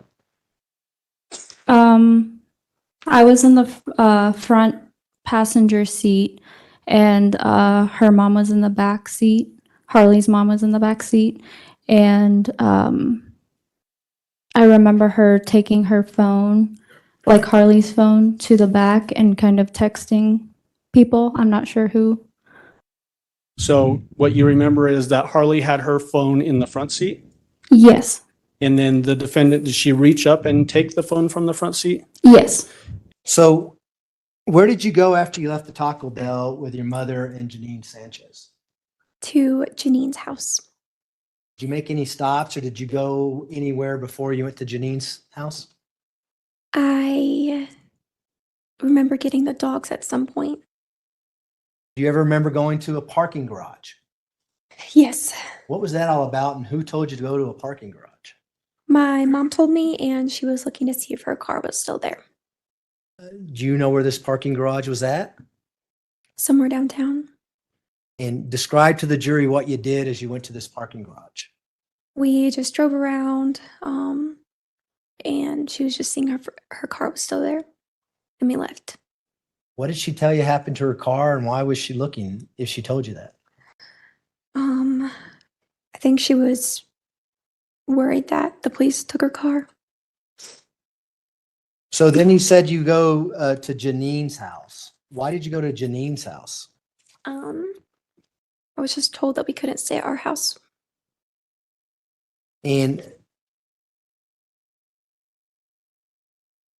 were you planning on staying there prior to picking up your mom? Yes, I remember her telling me, like, because I remember talking to her in conversation saying, like, I don't know if we can stay at our house.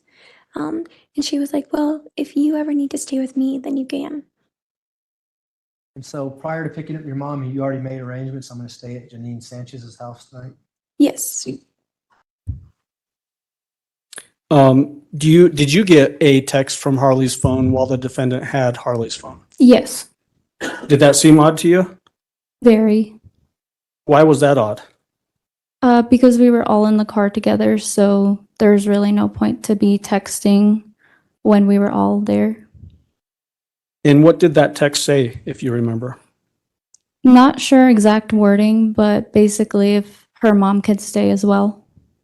Harley had originally asked to stay over and then later on asked if her mom could stay as well.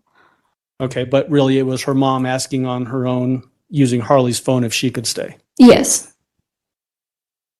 Did that seem weird to you since you're sitting right there and it could have been verbally said as opposed to texted? Yes.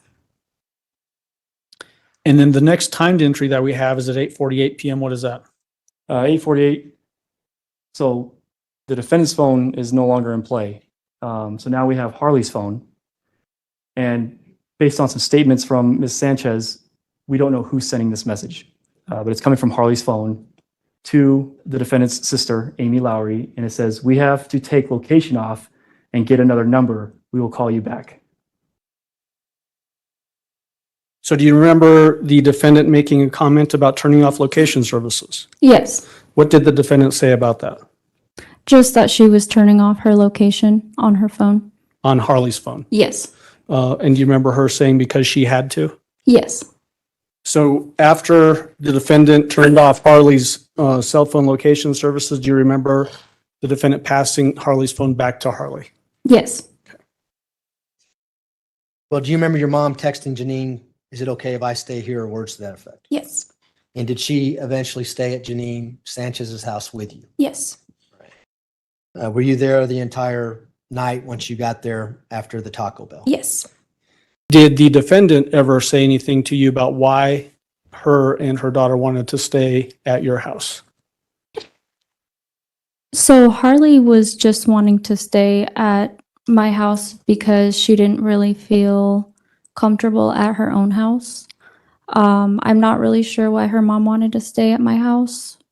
With the whole texting thing, that was kind of odd, but we were already at my house, so I just let them both stay. Was it strange to you that both Harley and her mom were now staying at the house as opposed to just Harley as originally arranged? Yes. Oh, okay. Did it make it even more strange that this is also at the time that Harley's young little brother was also missing?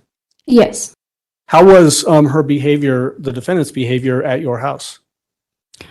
Really, we just walked into my house, talked for a little bit, and then I let them get settled in the living room, and then I just went upstairs. Okay.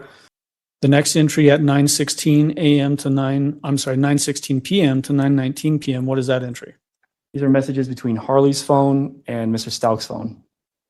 And why are the symbols here for these portions of coming from Harley's phone different than they've been before, where you can actually see Harley's picture inside of them?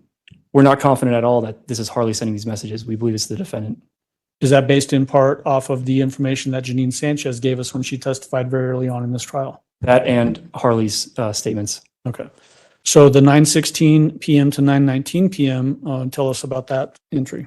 Harley's phone messages Mr. Stauch saying, "I need to be able to get all my belongings tomorrow with my grandma so that I have a place to live with my family, please." Mr. Stauch says, "Call me." Then the reply is, "No, I don't want to. I do not want to live there. I just need to know that I can do that privately with my grandma present." Mr. Stauch says, "Okay, whatever you need, I will support you." You taking Chance and Sadie, those are the two dogs. And the response is, "Will that be okay to load up all of my things alone?" And Mr. Stauch replies with, "Harley, I will be there to help you. Obviously, I want you to stay, and you know that, but I understand your feelings." And the response is, "I need their supplies too. They were left with no way to go out, and I feel I will give them a better care." Mr. Stauch says, "Not true. The deputies took them out and fed them. I made sure if that and went home once to check." I think he meant I made sure of that and went home once to check. The next entry is at 9:19 p.m. to 9:24 p.m. What is that? This is just a continuation. The response to Mr. Stauch was, "They need love, not just going out." Mr. Stauch says, "We all do." The response is, again, "Is it okay that my grandma and I load up my things?" Mr. Stauch says, "Yes, and I will be there to help and support you." The response is, "I asked you, could we be alone? I do not want you things." Mr. Stauch says, I will not bother you, but I have a responsibility to you, and that isn't changing. And the response to Mr. Stauch is, I will get my cell changed tomorrow. Thank you. My family would like to be with me, and I'm asking that you understand that and let me get them. I want my mom's things too, because we wear a lot of the same things, and I have all my memory boxes. What day can I get everything alone? Mr. Stauch replies with, is Mama not coming home? Do you know something? Because we know nothing. And the response is, that's funny because the lady showed me your thread. Based on the context of this text exchange from Mr. Stauch to Harley Hunt's phone, in your mind, does it appear that Mr. Stauch thinks he's talking to Harley Hunt? It appears Mr. Stauch thinks he's talking to the defendant. Okay. And then 9:25 p.m. to 9:33 p.m., what is that entry? Just a continuation. The response to Mr. Stauch is, please tell me I can get my things privately so my family can spend their money on a ticket and a rental truck. I have to tell them. Mr. Stauch says, tell them what? The response is, I asked, could I arrange a time to come privately with my family to get belongings? Mr. Stauch says, tell who? And then the response is, my grandma. And Mr. Stauch says, anyone can come, but I will be there, and a cop can be there too. And the response is, no one would take anything of yours. And Mr. Stauch says, Harley, I'm not worried about that. I have a responsibility here, and this is the right way. The next entry is 9:30 p.m. to 9:33 p.m. Tell the jury about that entry. This concludes this conversation and the day. Harley and the defendant and Ms. Sanchez are all at Ms. Sanchez's residence. And this is the last of the messages between Harley's phone and Mr. Stauch's phone for Wednesday. It begins with, okay, could it be just you and no one else? Mr. Stauch replies, yes. And the response is, and no one wants to talk, so we ask that as well. Mr. Stauch says, okay. And the response is, thank you, I will let you know when. Mr. Stauch says, okay, still can't find Ganon, BTW, which is for by the way. So the first entry on this, there's no time listed there. Why is that? So the defendant and Harley are still at the Sanchez residence. That's where they stayed the night. And then the first entry with the time is at 4:38 a.m. What is that information? That's Harley quitting her job at Massage NB. So it's a message from Harley's phone to her supervisor at 4:38 a.m. that reads, I wanted to say that I thank you for being supportive and for our time at work. I know I provided an initial date that was for me leaving for BMT, which is basic military training. At this time, Harley was supposed to go into the Air Force. But due to safety concerns with my family situation, I need to take care of myself and make sure I am safe at this time. I hope you understand that this was an extenuating circumstance and hope that I can leave the company with a great relationship and future references. Thank you. When we think back to the testimony from Harley Hunt, who, by indications of the investigation, actually penned that text message? This message was authored by the defendant. I'm going to flash forward to January 30th of 2000. Do you remember, well, I'll ask you, did you text Massage MD saying you're going to resign? Yes, I remember my mom wrote the email for me. Was it an email or a text? Do you remember? A text message. 7:57 a.m. to 8:57 a.m. is the next timed entry. What is that entry? These are more messages between Harley's phone and Mr. Stauch. And it starts with, my life was threatened on social media and told how people are looking for me. My grandma had threatened, so I do understand the pain and scaredness, but my mom did not do anything to harm Ganon. You should know that. I can come this afternoon to get my things. Mr. Stauch replies with, none of that is by me. You are always safe with me, and you know that. And the response is, not by you, but you could stop it. Mr. Stauch replies with, social media is stupid. You should be with me. Your grandma and them should not have gone on there either. Call me. And the response to Mr. Stauch was, I did and you didn't answer. And Mr. Stauch says, no, I just called you and it went straight to voicemail. VM. Harley, you are 17 and you are my responsibility. I know you are scared and confused about all this, but I'm making this very clear. I am asking you and Amy to come see me. I need to verify your safety. If you leave without seeing me first, I will fear for your safety and have to report it to police as missing runaway. If your mom signed consent Like you said, I must see it ASAP and have a copy, and it must specify who you're allowed to leave with. This is the issue I was trying to avoid by sending you to safety yesterday, but you chose to not do that. Either way, maintain constant contact with me and keep me informed of your location. I will not come and try to bother you, but I have to know you are safe at all times. Love you. And let me break in there just so we can make the record clear. You referenced Amy, spell that Amy's name. AIMEE. And who is that in reference to? That's Amy Lowry, the defendant's sister. Okay.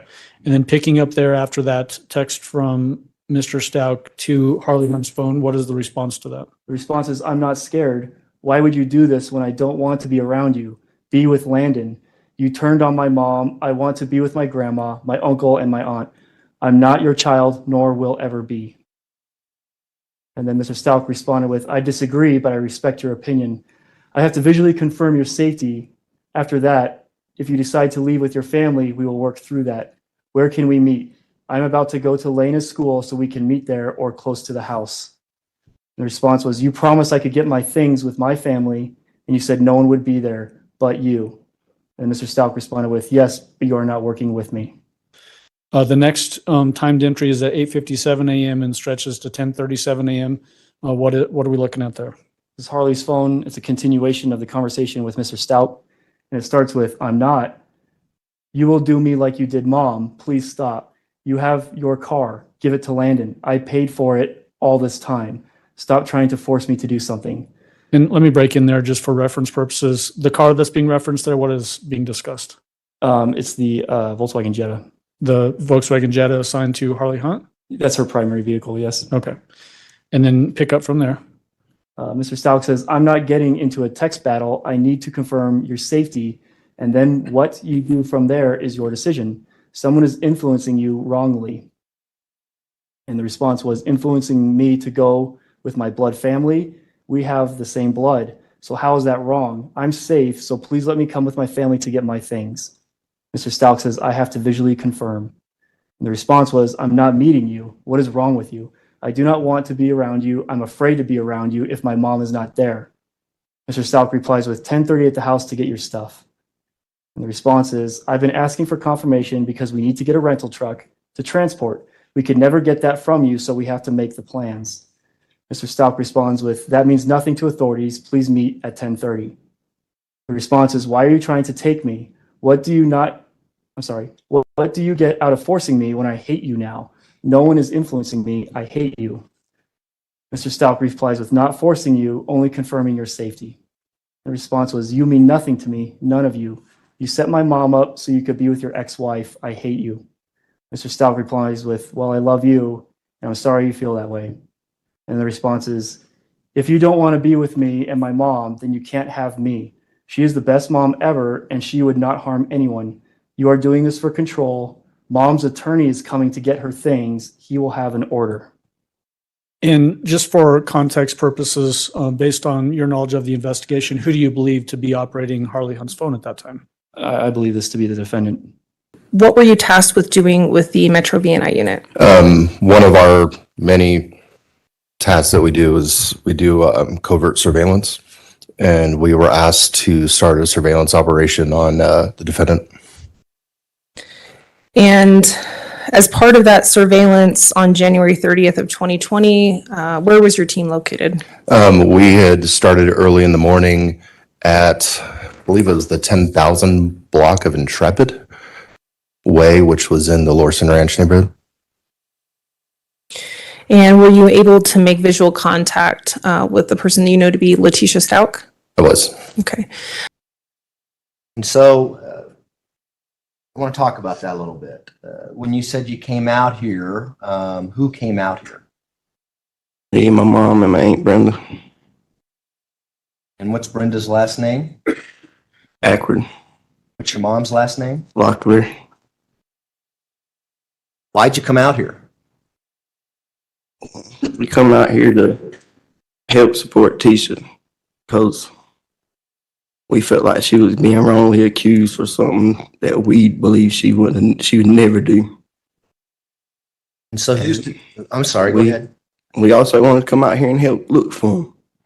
We did. Was it January 30th of 2020 when you all flew out here? I believe so. Where did you fly to? Do you remember? Denver. You got to Denver. What did you do? Went looking for her and Harley. Rent a car? Yeah, we rented a car from the airport. Did your aunt Brenda Awkward rent the car? Yes, sir. And did she pay for you all to come out here? Yes, sir. The next entry is at 11:06 a.m. What is that? So the defendant's family arrives in Colorado. They arrive to Denver International Airport, and they rent, specifically her aunt, Brenda Acquard, rents a 2020 Nissan Altima. So what happens when you get up? What do you do the next day on that January 30th? I remember getting up. We took the dogs out, and I think that's the day that we drove to like Marshall's. Now, as you're driving to Marshall's, who was in the car? Me and my mom. Can you walk us through what you observed on January 30th with that surveillance? Yeah, so we were told from the night before that the defendant and her daughter were more than likely staying at that address. When I got there, the vehicle that was in question that she was seen in the day before, I believe it was a white Jetta, was in the driveway. And so I had actually, since I got there first, I had set up shortly down the street with a clear view of the door and the vehicle.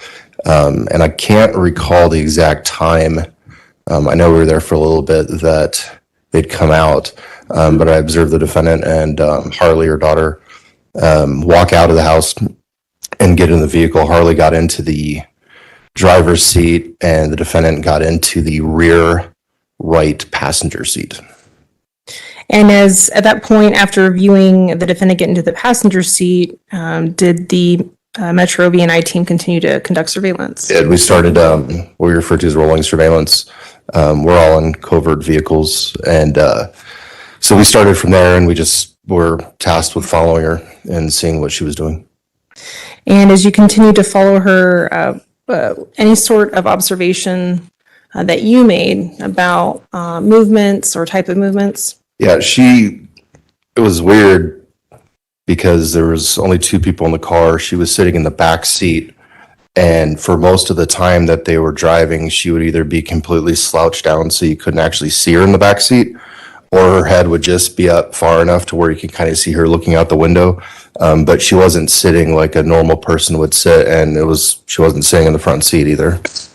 And based on your training experience and what you've done, especially with the Metro VNI unit, how would you describe that type of behavior? That behavior is common when we're following fugitives or following people that are, I don't want to call it surveillance conscious. I guess the term would be people that feel that they may be subject to law enforcement surveillance and are trying to hide themselves from that. Avoid detection? Avoid detection would be a good term. At that point, is there a particular area, and if you could explain why a particular area was chosen in town to make contact with the defendant? We had followed her for about an hour-ish, going to various places. Eventually, she ended up at a parking lot at the intersection of Woodman and Academy. It was the Marshall's clothing store. She had parked, or Harley had parked in the parking lot, and then they had walked inside the store. Shortly after they had walked inside the store, I was notified by Sheriff's Office investigations that they had obtained a warrant for the vehicle that they were driving, and that they had also obtained an additional warrant for a cell phone that was either in the possession of Harley or her, that they had both been using. And they had asked that we basically come out from cover, from surveillance, and make contact and secure the vehicle and then secure the phone. Do you have a rough approximation of about what time that would have been that you were given essentially the green light to move forward? I believe it was the early afternoon. The next entry is at 1:24 p.m. What is that? This is when the defendant and Harley go to the Marshalls located at 1760 East Woodman Road. And that's where the Volkswagen Jetta and Harley's phone were seized by the Paso County Sheriff's Office. At that time, can you explain for the jury what you did? So I'd coordinated my team. I had put some detectives inside the Michaels to maintain surveillance on those two. And then I had created a multi-person team outside. And the plan was that when they had checked out, we would be notified outside that they had. Once they had walked outside, we were going to have two units that have emergency lights just pull up. And we were going to do what we refer to as like a soft contact, just, hey, it's the police. We got to get your phone and we got to do this because we got a warrant. And that was the plan, that they'd come out and do that. Our main concern was obviously the phone and destruction of evidence, or being able to get back in the car and flee. So tell us what happens when you get to the Marshalls. We get to the Marshalls, go inside to get like clothes or whatever we were looking for. And then I'm at the cash register, and that's when like the police come in. What did the police do when they came in? They took my phone, and as we were walking out, they put me in handcuffs. How did that make you feel? Bad. Was your mom in the store with you when this happened? No. What was your mom doing when all this was happening? Do you remember? She walked outside Did she go out before or after you? before. What occurred when you went to approach the defendant? So it didn't go as planned because Harley had stayed inside and then the defendant had come out. Specifically, when the defendant came out, she was holding the keys to the car. And so that's a concern. We can't let her get into the vehicle. Where her vehicle was, I was parked directly next to her vehicle, in between her vehicle and the store.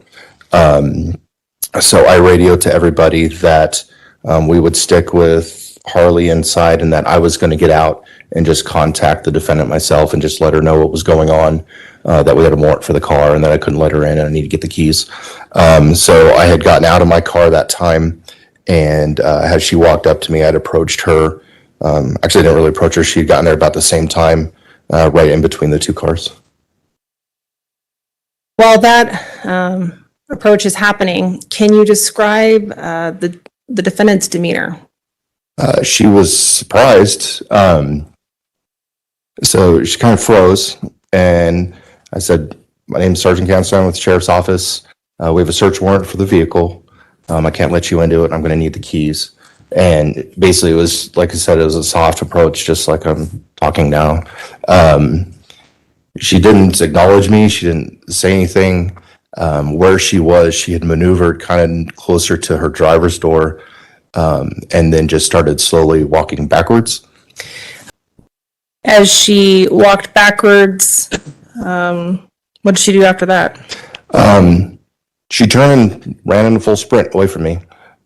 She had the keys in her hand. I was like, okay. Got on the radio and I was like, she's running. Like, I don't know what's going on. And I started running after her. As she was running away from me, she had taken the keys to the car and threw them across the parking lot.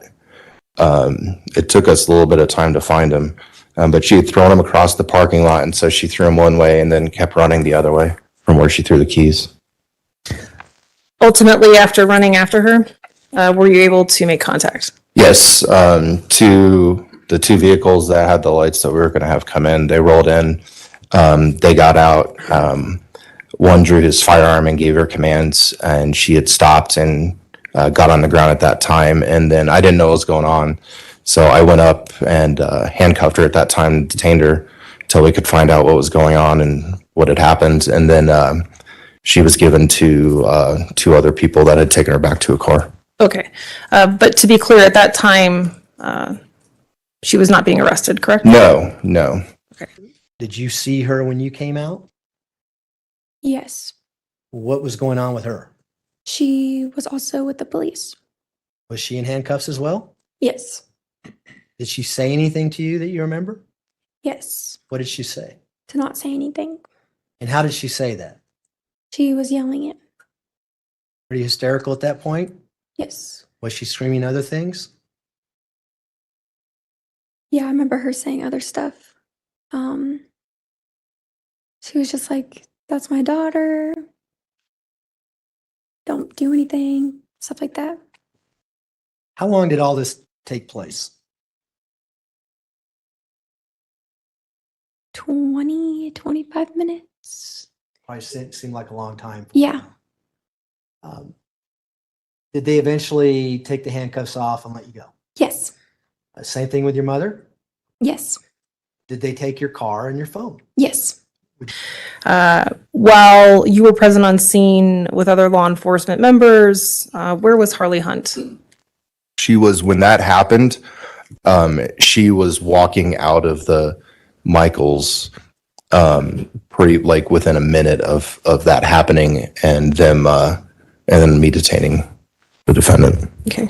And with specifically as it relates to the approval of the search warrant for a cellular telephone, was that able to be gathered that day? Yes.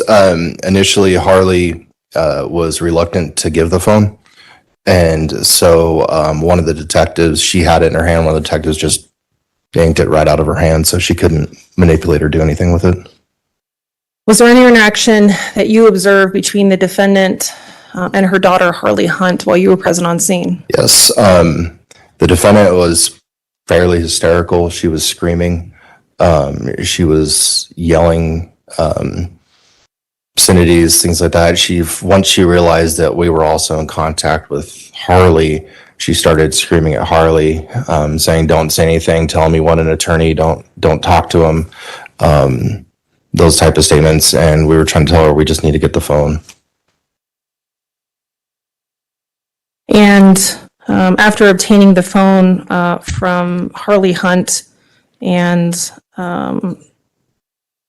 securing Ms. Stauch, what did you do after that? At that point, we had moved Harley because Harley started crying and she was fairly hysterical as well.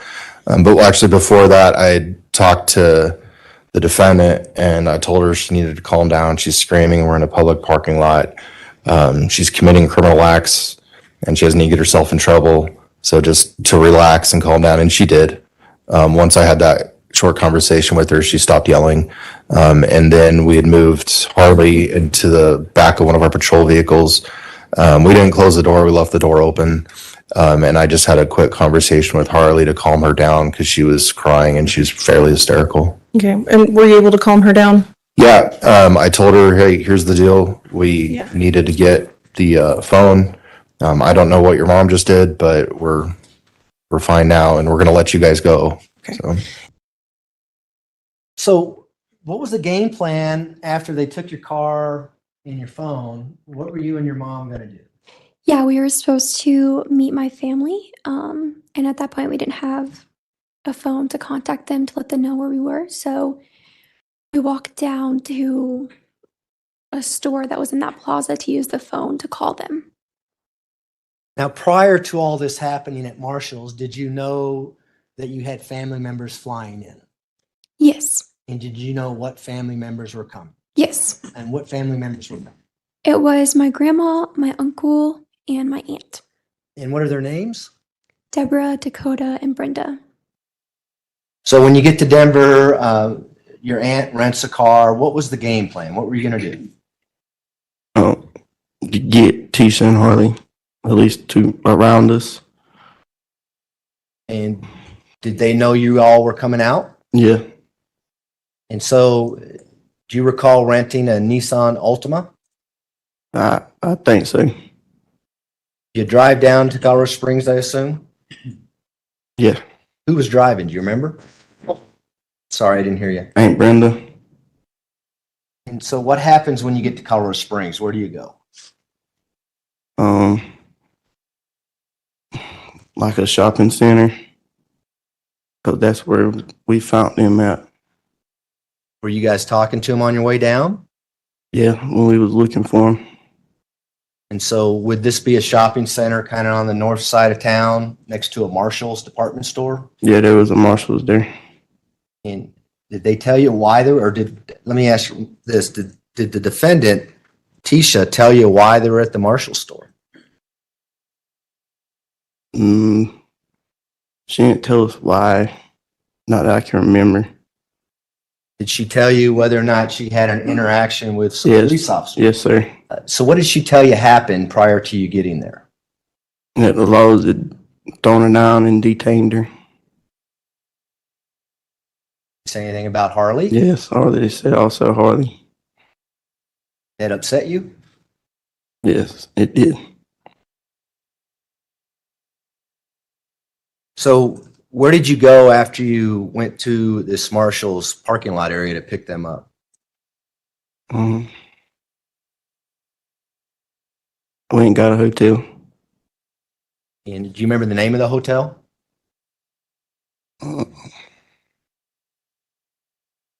No. Does the extended suites sound familiar? Yeah, extended suites. So what happened when you got to the extended suites? That was when they was discussing wanting to get their stuff back, like get their belongings. And who was discussing that? Tisha. And so did they eventually come and pick you up there? Yes. Where did you go after you were picked up at the Marshalls? We went to the hotel we were staying in. And do you remember the name of that hotel? It was an extended stay. Was it Extended Stay America? Yes.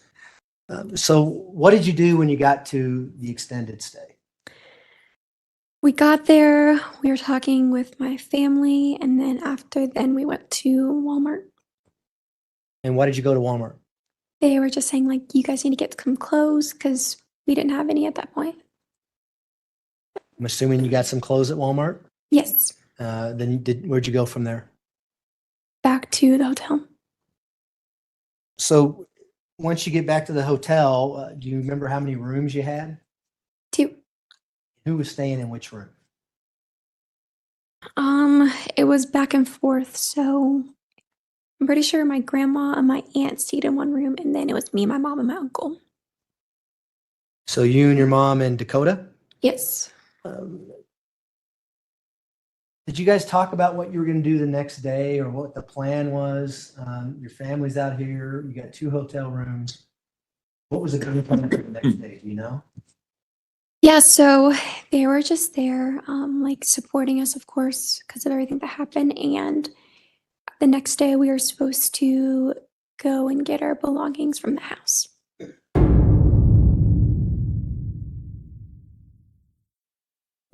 Starting at the first time's entry on the timeline at 9:44 a.m., what do we have there? So at 9:44 a.m., the family goes to the Enterprise located at 421 North Chelton Road. And by the family, that is the defendant and Harley, along with Aunt Brenda Awkward, Mom Deb Lowry, and then brother Dakota Lowry. And Dakota Lowry, is that the same person that testified in front of this jury early on in this trial? That's him. And they rent a 2019 Ford Transit van, and we'll refer to that as van number 1 for the next essentially 24 hours. And why do we have to designate van number 1 and then a secondary van number 2? Because tomorrow, on Saturday, the defendant rents a similar van, but from budget. Okay. And that's van number 2. And so did you go the next morning to get a van?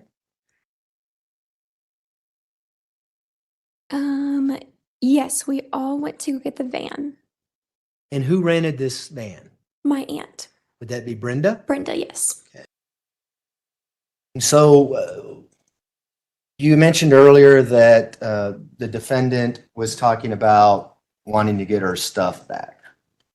What did you do the next morning to do that? We rented a van. And who rented the van? Aunt Brenda. So Brenda Awkward rents, what kind of van did she rent?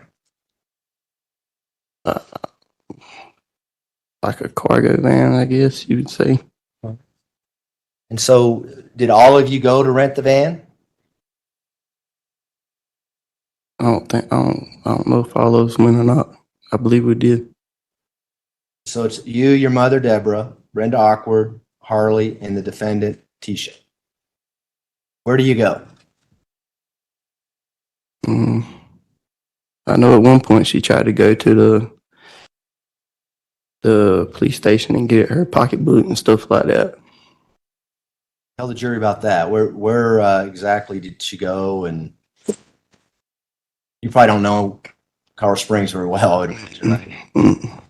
So did she tell you she's going to the police department, and did you actually go to the police department? Yeah, we went to the police department.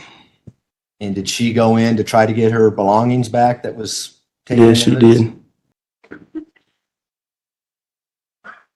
Did you become aware of the defendant attempting to get her passport and bag back from evidence? Yes. Do you remember when that occurred? I believe that was also on the 31st. Okay. Did you get a text message specifically about those things, needing to get her passport and bag back? I do recall asking about a passport. Do you remember sharing some text messages with the defendant about her coming back to the house? So this would be after she'd moved out, to collect things from the house, or phone calls. So let me clarify this. You said after she had like physically moved out, or came and got her stuff and moved out? Where she had physically removed herself from the house, but wanted to come back and get her belongings. All right, I just want to clarify. Yes, yeah, absolutely. There was multiple phone calls and text messages throughout those few days. And I remember specifically, we scheduled a time for her to come, and I scheduled a time that way I could ensure a deputy would be there to kind of monitor the situation, because it became very volatile by that point. So, did the defendant in fact come to the house? Not on that first time. I think it was the second scheduled time, but she did. Who did she come with? The defendant came with, herself, Harley came, her mother, and her brother, Dakota Lowry. So where do you go from the police department? I think that's when we went to their house to get their clothes and stuff. So this would have been January 31st now, 2020? I believe so. The next morning? That Friday. 11:19 a.m. What's the entry there? So we're on Friday, 11:19 a.m. The van with the family and the Nissan Altima with the defendant, and the family means all of them. They all arrived to 6627 Mandan Drive to take out the defendant and Harley's belongings. So what happens when you get to 6627 Mandan Drive? There are police there. And we went in to go get our stuff. Albert's family was there. He was there. Just like everyone was there. And as we got our stuff, the police had to look through everything that we brought. What kind of stuff were you getting? Mainly just like clothes. Did you go to your room to get your clothes, or what items did you get out? Do you remember? Yes, I went to my room to get my clothes. Were there suitcases? Yeah, we were filling like Tupperware bins or suitcases or like bags or kind of anything. So what happens when you get to her house? We just started loading up the clothes and stuff that's coming out of the house. Were there police officers there? Yes, sir. What were the police officers doing? They was checking everything we brought out. How were they checking it? Like looking in the bags and I guess just making sure there wasn't nothing that wasn't supposed to be there. All right. What is depicted in People's 26? This would have been the defendant's closet in the master bedroom, bathroom area. Looks like it's been emptied out. Okay. So did you move anything out of that closet? No, sir, I did not. Who did? The defendant. So looks like you said the defendant came in there and moved all those things out. Yes, sir. You didn't help her at all? No, sir, there were other people helping her. Okay. Were you watching what stuff was being carried in and out of the house? I stayed in two main areas. I stayed in the kitchen for a while. So I did see, when I say traffic, coming up and down the stairs from Harley's room, bringing stuff. And then I went into the bedroom at one point while Tisha was gathering some of her belongings. And I do remember the deputy followed me in there. He was in there as well the whole time I was in there with Tisha, so. The defendant, excuse me. So that suitcase that we talked about earlier, that green suitcase, did you ever see that come out of the house on that day? No, sir. Did you ever see it come out of the house in relation to this investigation? No, sir. Were the police checking every suitcase that came out of that house? Yes, they were checking anything we took out. If it was any books, they had to go through the pages. We couldn't really take any technology. And so how long did this take to get things out of the house and put in the van? They were trying to do it quick, maybe like an hour.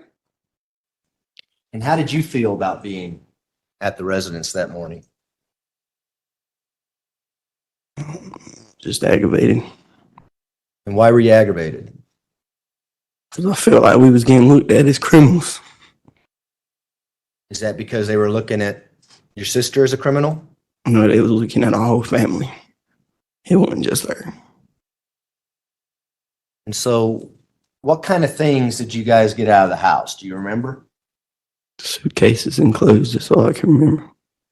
Was it all the Harley's clothes and all of your sister's clothes? Yes, sir. What was the game plan? I mean, where were you going to make those clothes? They got their dogs too. What happens when you get your things and the van is loaded up? Where do you go from there? We were supposed to drive back to the hotel, but as we're leaving, my mom saw a reporter and wanted to talk to them. Whose idea was it to talk to the reporter? Do you remember? My mom's. Did anyone try to talk her out of it? Yes. Who? I just remember my family saying, like, that's probably not a good idea. Was your mom pretty determined to talk to this reporter?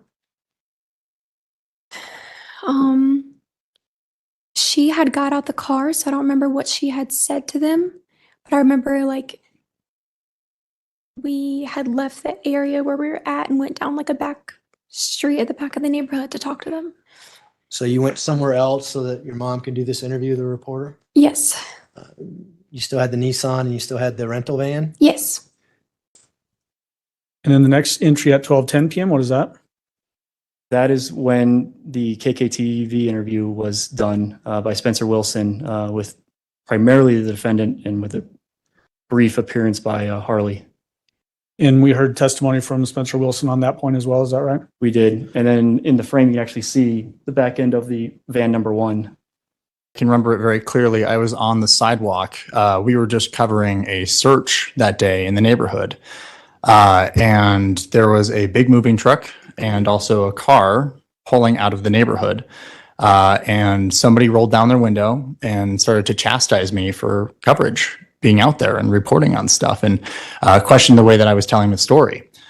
That person was Letecia Stauch. And I realized that. And I said, well, if you got such a problem with this, why don't we go talk about it? Was it immediately apparent to you that the person that was saying these words to you was Letecia Stauch? No, it took about 5 seconds. And since I had been keeping tabs on the case and the social media along with it, a lot of people were talking about her at the time. And then when it did click, I had this moment of, oh gosh, this is the people everyone's trying to talk to. What was her demeanor like when she did that? Angry, I guess is the best way to put it. She was not excited that I was there. She was not excited to see other members of the media there. There was a lot of people down there covering the story. And just the words she said to me were basically, you're doing this wrong. Okay. And so then that's when you make this arrangement to go talk somewhere else. Did you in fact do that? That's correct. I offered to do an interview. She mulled it over for a quick second. There was some conversation in the car. Eventually she said, okay, we'll give this a shot. And I said, being the reporter I was for that station, I don't want everybody else to have this at the same time. So let's go somewhere else. And she agreed that it would be a spectacle if we were to do it right there. So we drove to a construction lot, maybe half a mile away. Okay. So tell us, how do you go about setting up doing an on-camera interview in a general sense? And then how did you do it in this case? Generally, I will talk to the person beforehand, kind of give them an explanation of what's about to happen. This is all while I'm handing them a remote microphone that will then clip onto some part of their body somewhere. And then I begin by asking them to say and spell their full name and explain who they are to the story.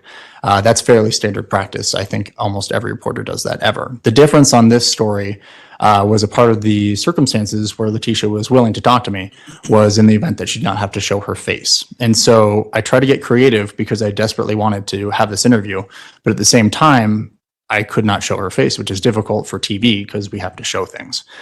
I came up with the idea if she looked away from the camera and if I looked towards it, you could still see the conversation happening. That being said, you would not see her face. Did the fact that you were able to do this interview, was that a good get for you as this news cycle was developing? My newsroom was ecstatic, yes. Did you play along with what the defendant was telling you during this interview to keep her talking? As a part of that training you mentioned at the University of Missouri, it is told to us that in order to have a conversation with someone, you cannot agree with what they're saying, but you do need to keep them continuing what they're saying. That is why, as you're nodding right now, I would nod along with whatever was being said. That doesn't necessarily mean I was agreeing to anything. It was meaning that I needed her to keep saying things. Okay. And you did that in this particular case as well? That's correct. All right. You are? I am Letecia Stauch, which is Ganon's stepmother. You've been a part of the investigation since the very first time. You were the last person to see him. Is that right? Correct. What did you see when you last saw him? Well, I'm not allowed to talk about anything with the case. I would more so be willing to talk about how the community needs to have faith and continue to work together and not make these false accusations, like the things that have been said that I've disappeared from the community. I haven't been there to help, but there's lots of reasons behind that. Reasons like death threats, right? Right. Death threats are one of them. My family's getting lots of death threats. We counted over 20-some death threats already. Two, my husband's ex-wife is living in our home, and of course I'm not coming home to do these things and to help with the family when I was kind of like told I couldn't. And then many other things that happened with the El Paso County Police Department, you know, and in doing the investigation I was told I wasn't complying. And could I elaborate on that? Please do. Yes. So I asked for an attorney during the interview, and I was denied that by them. I was held because they were blocking the door, and I was told I couldn't leave, and that if I would have touched them, they would have probably, you know, said I still wasn't complying or said I was, you know, trying to run away or something. But during the interview, I asked several times, could I stop the interview? Could I get an attorney? Could I stop the interview? Could I get an attorney? I was denied. I was told I couldn't get nothing to drink. I couldn't go to the bathroom. I mean, it was continuously that my constitutional rights were violated. And that's why you say that they said then you weren't cooperating with the investigation. That's why they said I wasn't cooperating at that time, correct. And why did you ask for an attorney at the time? Well, I asked for an attorney at the time because there was one individual, there was two really good detectives, and so I'm not, you know, going to talk bad about detectives, but the tactics they started to get when I would answer questions, they try to, you know, they're detectives, they're supposed to twist, the one main goal is to find Ganon.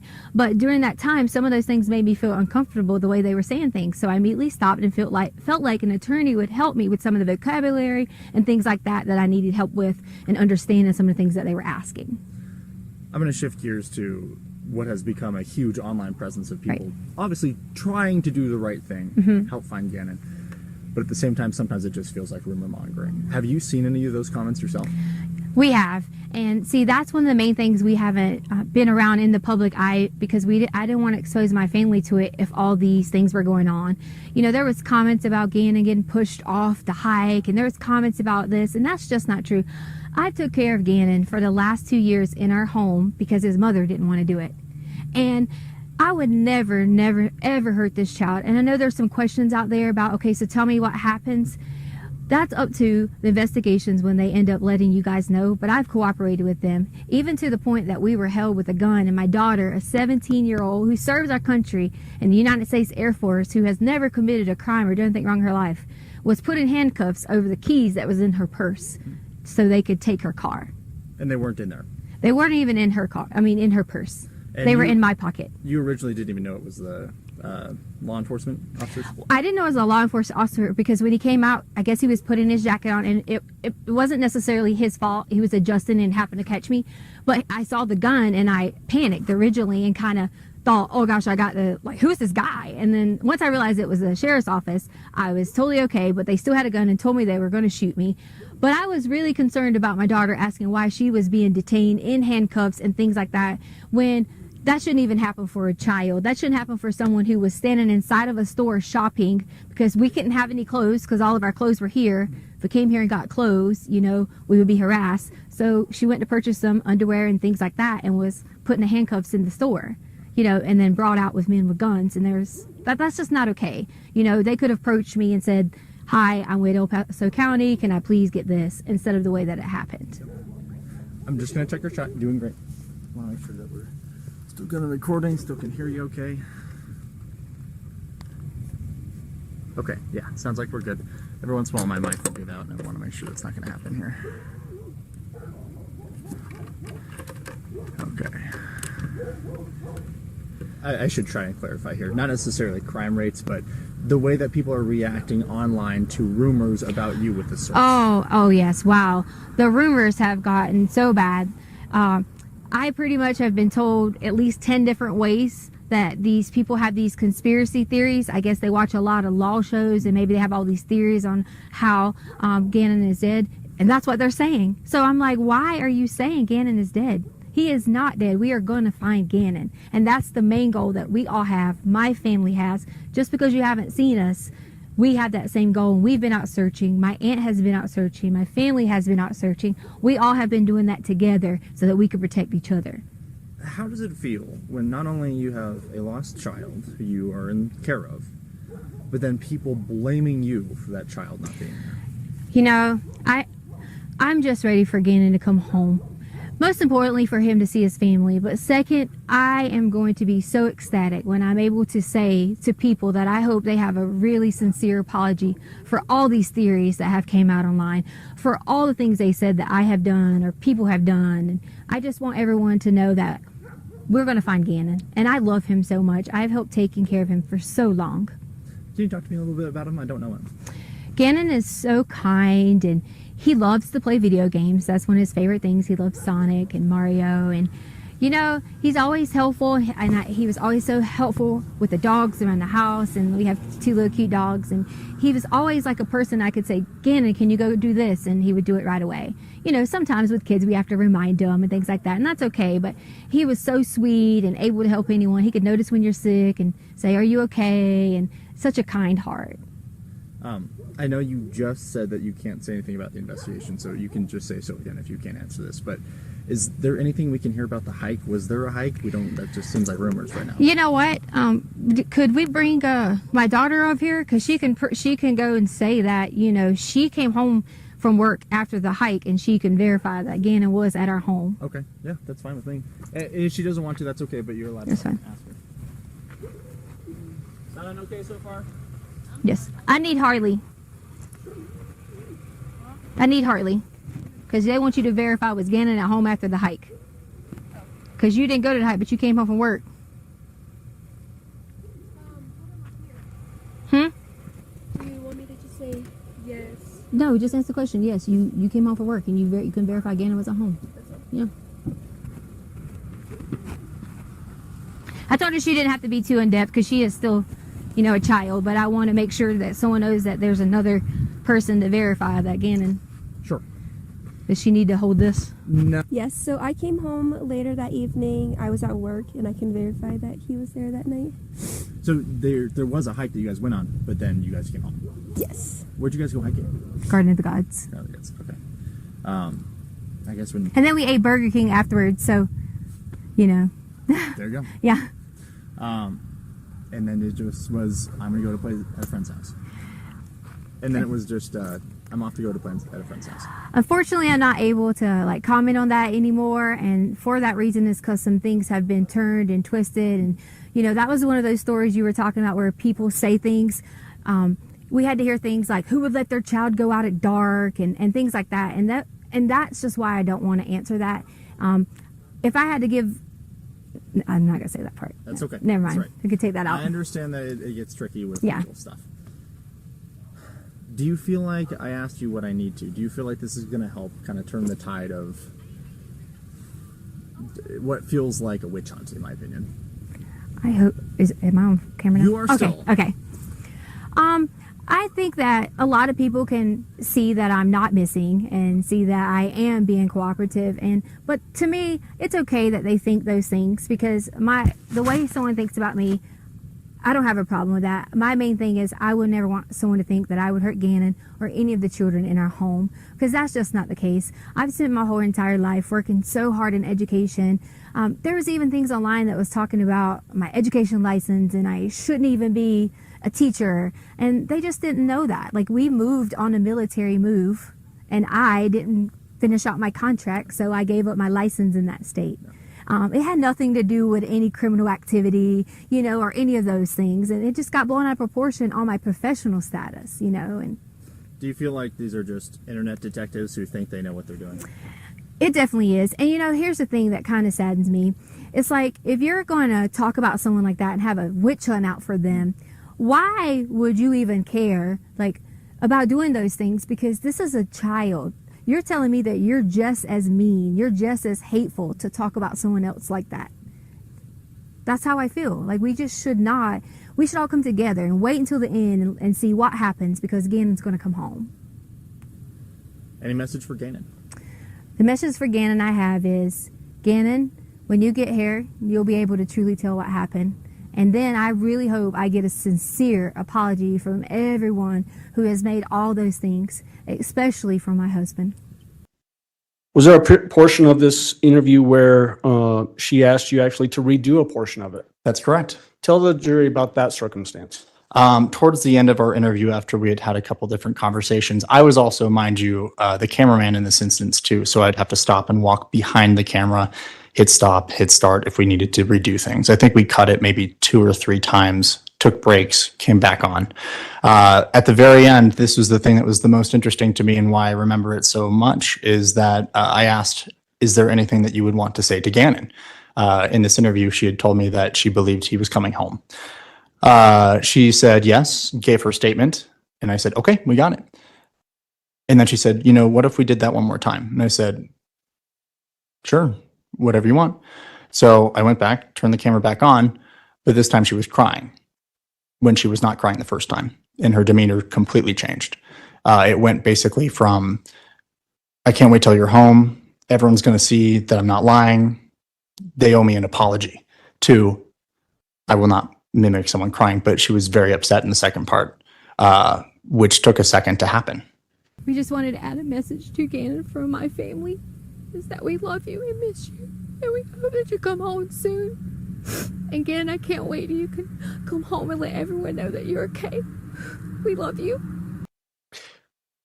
Based on the things that you were hearing coming from the defendant, Letecia Stauch in this case, during that interview, did it seem that she was more focused on how she was being perceived publicly as opposed to helping find Ganon? Absolutely. I talked to neighbors who were more concerned for Ganon. So talk about that interview. What were you doing when your mom was being interviewed by, was it KKTV? Yes. What were you doing? I was just waiting in the car. Was there a point in time in the interview where your mom asked you to come out? Yes. And did you do that? Yes. Did you get on camera and answer questions? Yes. Why did you answer the questions the way you did on KKTV? Because that's how she told me to. Were you doing what your mom told you to do during that time period? Yes. The next entries at 3:26 p.m. and 3:38 p.m. What is that information? So after the interview, the family with the 2 vehicles returned to where they're staying, which is the Extended Stay of America located at 5855 Corporate Drive. And we know that the defendant stayed in room number 103. And so they arrived there at 3:26, and the tracker went on the Nissan Altima at 3:38. The vehicle parked in there nosed into a parking space, and about that same time, I received my information from Detective Abenshan that the search warrant had been signed and that we could go ahead and affix the GPS tracker.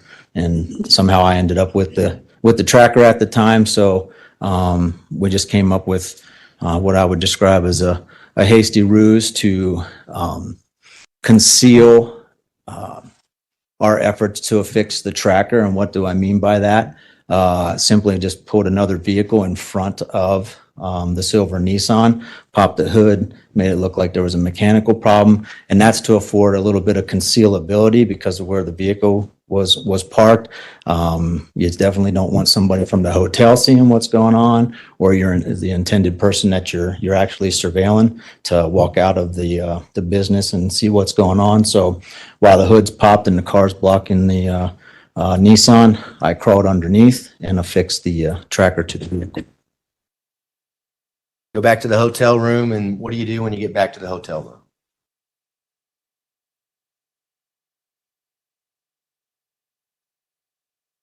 I know we mentioned something about wanting to go look for him. Because me and my mama, we wanted to go help look for him. Tell us about that conversation. Well, we wanted to go. She said she would get up with Albert, find out like when they're going to go out and look for him again or whatever. But we wanted to go, but at the same time, we kind of didn't because we didn't feel like we was getting treated right down here. Is that because of what happened at the house earlier? Yeah. What did you do after this interview? We left and went to the hotel. Both cars? Yes. And car? Yes. What happens when you get back to the hotel? We get back. Remember my mom saying that she needed to leave because she needed to get dog food. And did she leave? Yes. Do you recall what car she took? The rental car. The Nissan Altima? Yes. When you get back to the hotel room back on January 31st of 2020, did the defendant leave you all and go somewhere by herself? Yes. Overruled. Did she tell you where she was going? Go get some dog food for their dogs. Do you know what vehicle she took? The Nissan. The Altima? Yes, sir. And then looking above the line, there's a reference to cast report page 43. Why is that particular page significant for this portion of time on the timeline? The Ultima returns to the S-curve. All right. So going below the line, looking at 3:45 p.m., what is that indicating? So the tracker was placed at 3:38. Less than 10 minutes later, the Nissan Altima departs the extended stay and starts traveling north on I-25. Based on your understanding, who was in control of the Nissan Altima at that time? The defendant. There was some testimony during Harley Hunt's testimony about the defendant and actually also with Dakota Lowry leaving for a period of time and nobody knew where she was. Is that this period of time that we're about to talk about? Yes, it is. All right. The next timed entry is 4:41 p.m. What is that? That's the Nissan Altima pinging with the GPS tracker at the S-curve. And what is the time brackets where this Nissan Altima goes up to southern Douglas County to that S curve and then returns back down? It's not long. We've got from 4:16 p.m. where it went further north and then double backed to 5:13 p.m. So it's about an hour. Okay. And then the next entry is at 5:37 p.m. to 5:41 p.m. The Nissan went through the Starbucks drive-through located at 1150 Interquest Parkway. And so we have GPS data and we have a financial transaction from American Express for $5, I think. And so this is after the Nissan Altima is at the S curve, goes to Starbucks? Yeah, it goes to the S curve and then it comes back down and goes to Starbucks. Based on your knowledge of the investigation, what did the defendant do up at the S curve? So this is when we believe that the defendant picked up the suitcase that had Ganon in it from the S curve. The next entry at 5:56 p.m. to 6:19 p.m. What is that entry? The vehicle goes to Petco, the same one that the defendant went to with Ganon in the red truck on Monday. located at 5020 North Nevada Avenue, and there was a financial transaction for $32. And then the last entry at 6:23 PM to 6:26 PM, what is that?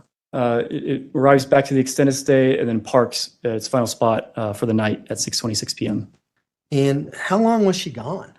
She was gone a while. 2.5 hours? Yeah, it was Overruled. Did it seem like it was that long, 2.5 hours? it was a long time, yes. Did she tell you where she was going to this pet store, what location it was and things like that? No, I remember when she came back, I was like, what took so long? And she was like, I didn't use the GPS. So I got lost. And how long was she gone?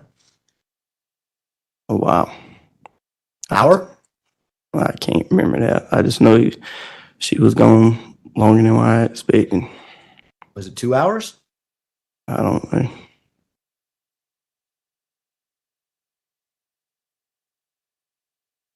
You remember sitting around the hotel room wondering where she's at and when she's getting back, that kind of thing? Well, I did get on the phone with my wife, and I did tell my wife I feel like she's just been gone too long. But Say that. because she was gone for a long time, like I can't remember how long she was gone, but I didn't expect her to take that long. But then a part of me was like, well, maybe she's just trying to take her a minute by herself. So Did anyone try to call her and say, hey, where are you? What's going on here? no, not that I can remember. Does she eventually come back? Yeah. Tell us about that. What happens when she gets back? I don't know. She came back and she was normal to me. Did she have any dog food or any items for the dogs? She had some. She came back with some stuff, like she bought something, but I can't remember.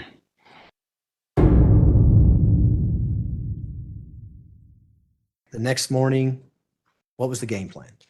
The next morning, I remember that we were going to leave, and my aunt said that she didn't want to pay for the van while we were gone, and just like insurance purposes, so we had to go and get a new one. Starting with the first timed entry, you have that squiggly line and then 8 AM. What do you have? Why do you have the squiggly line there again? So the information that we have is that the van number one, with Dakota, Lowry, and the defendant in it, departs the extended stay right around 8 AM.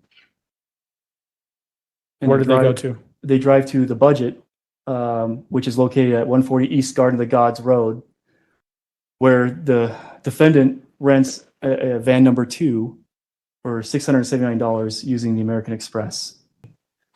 Did you help her get a new van? Yes, sir. Tell the jury about that. What did you and your sister do to get a new van? We went and drove to the Budget place.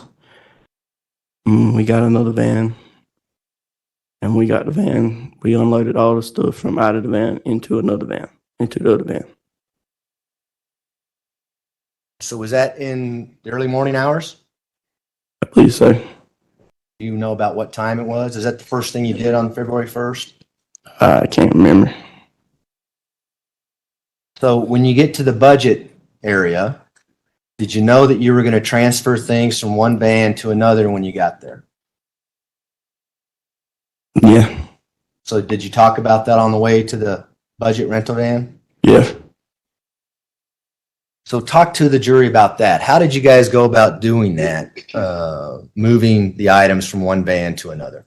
We just went around right to the side of the Budget place, and we just backed the vans up and just swapped them out. During that process, did you see the defendant with a rather large suitcase? Yes, sir. I seen her with a lot of suitcases. Well, there was a lot of suitcases on there. Was there one that kind of stood out to you? Yes, sir. Tell the jury about that. Why did it stand out to you? Because it looked like she was struggling with it. Did you offer to help her? Yep. What'd she say? She didn't need help. Did you ask her what's in the suitcase? Yep. What'd she say? She told me it was softball stuff.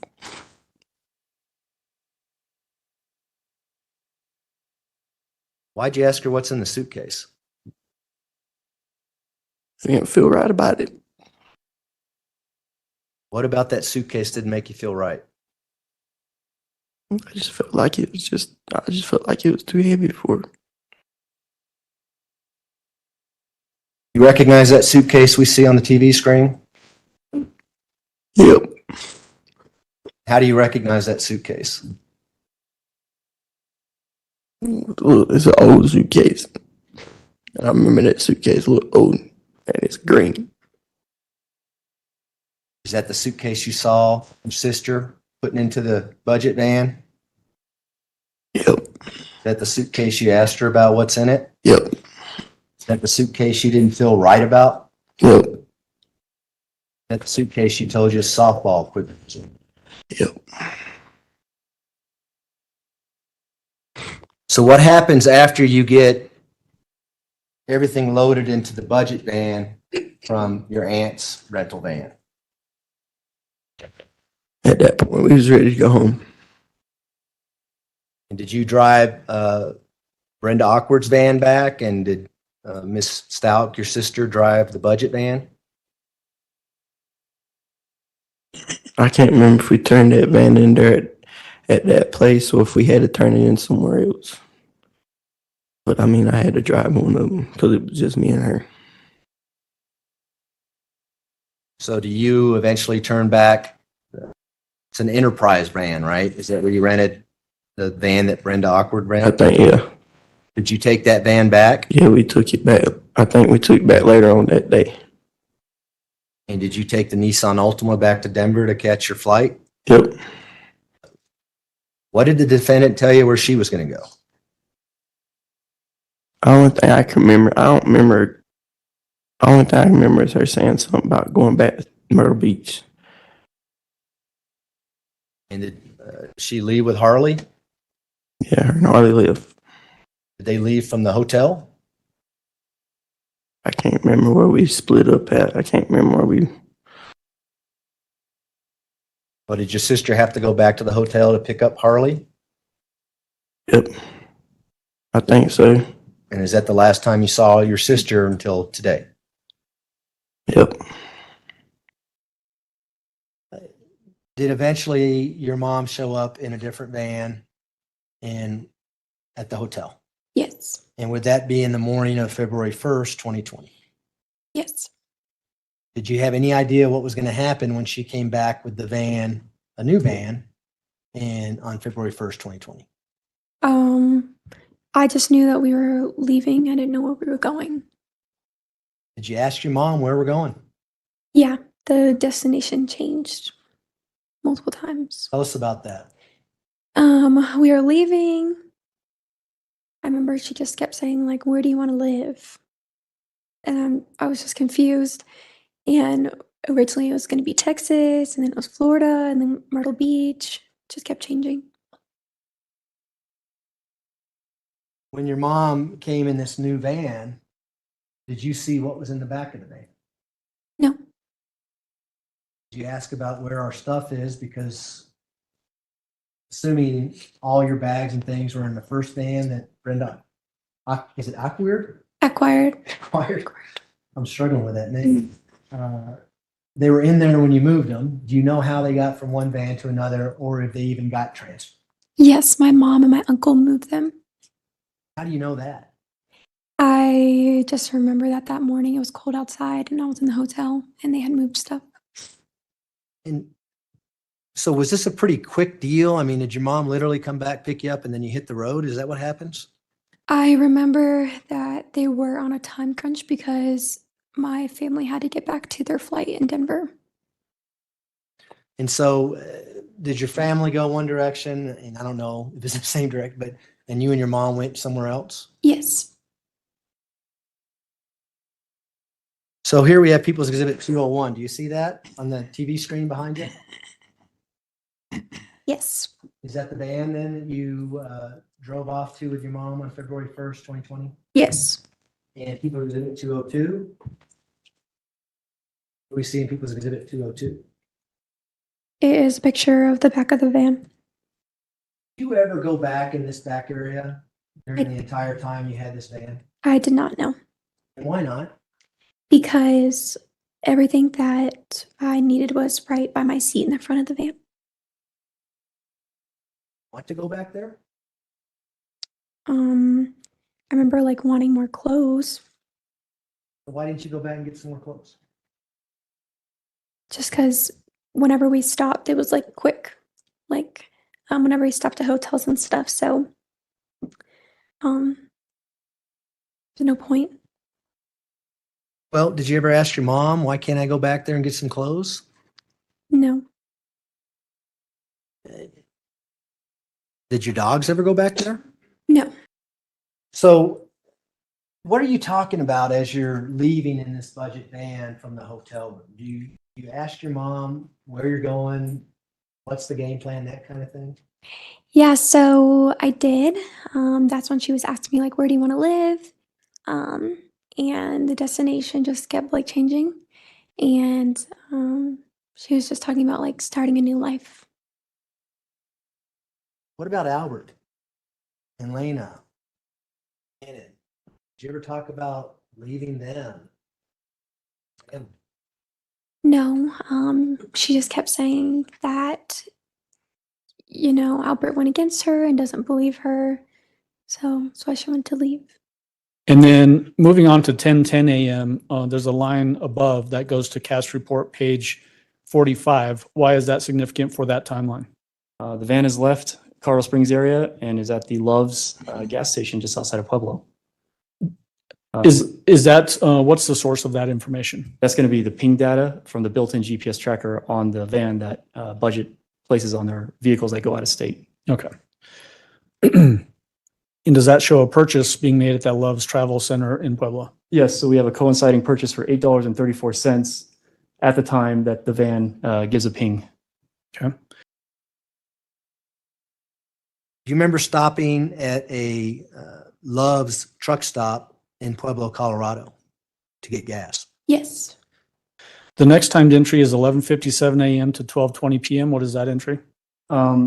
So this is when the defendant and Harley go to the Walmart located at 2921 Topol Drive in Trinidad, and the defendant purchases phone number 2. It's a prepaid Verizon wireless phone with a 407 area code, and there's a corresponding charge from the USA account for $89.03. Do you remember stopping at a Walmart in Trinidad on your way in the budget van? Yes. And do you know why you stopped at the Walmart in Trinidad? To get a phone. And did you guys get a phone? Yes. Who went in and got the phone? My mom. Up until this point, as she's driving, was she obeying the laws and stopping at stoplights, stopping at stop signs, that kind of thing as she's driving? Yes. Did she know where she was going? Did she ever tell you, I'm lost, I don't know what we're doing here? No. Where did you think you were going as you left the Walmart in Trinidad? Texas. Why Texas? I just remember her saying like, Texas is a good place to live. Up until this point, did you notice anything unusual in the back of the van? No. Did you smell anything in the back of the van? No. You talked about Ganon and where Ganon might be driving down through Trinidad, southern Colorado. No, she was on the phone a lot talking to people about everything. What was she talking about? I remember one conversation was about a video that was going to be surfaced. She said it was going to prove her innocence. Just going over like everything that happened. Now, as you're sitting in that van listening to these conversations, did you ever ask your mom, what are we doing? Why are we leaving? Ganon's missing. Why aren't we out looking for him? That kind of stuff? No, I didn't really question her a lot. Why didn't you question your mom? I would be told that like I'm being like disrespectful or like talking back. And what would happen if you were being disrespectful or talking back to your mom? Sometimes she would like backhand me Where would she backhand you at? to my face. Is that why you just didn't say anything and you sat in the van and went wherever she was driving? Yes. You have a time zone change there. Why'd you put a time zone change? We're moving from Mountain Time to Central Time. She's now driving through Texas. All right. The next timed entry, 7:49 p.m., is above the line referencing cast report page 48. Why is that significant for that time frame? So this is now, instead of AT&T like we saw earlier, it's now her Verizon phone number 2.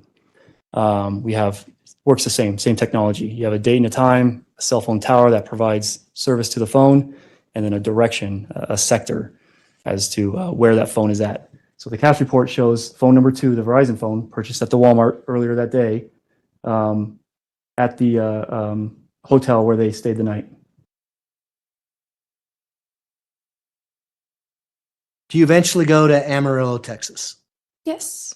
And do you recall staying the night in Amarillo, Texas? Yes. And do you remember what hotel you stayed at in Amarillo, Texas? No. Did you stay at a Candlewood Suites? Sounds familiar, yes. And do you remember watching some videos of you and the dogs walking in a Candlewood Suites in Amarillo, Texas? Yes. Before we hit play, is that you with the dogs right there that we see in the still image? Yes.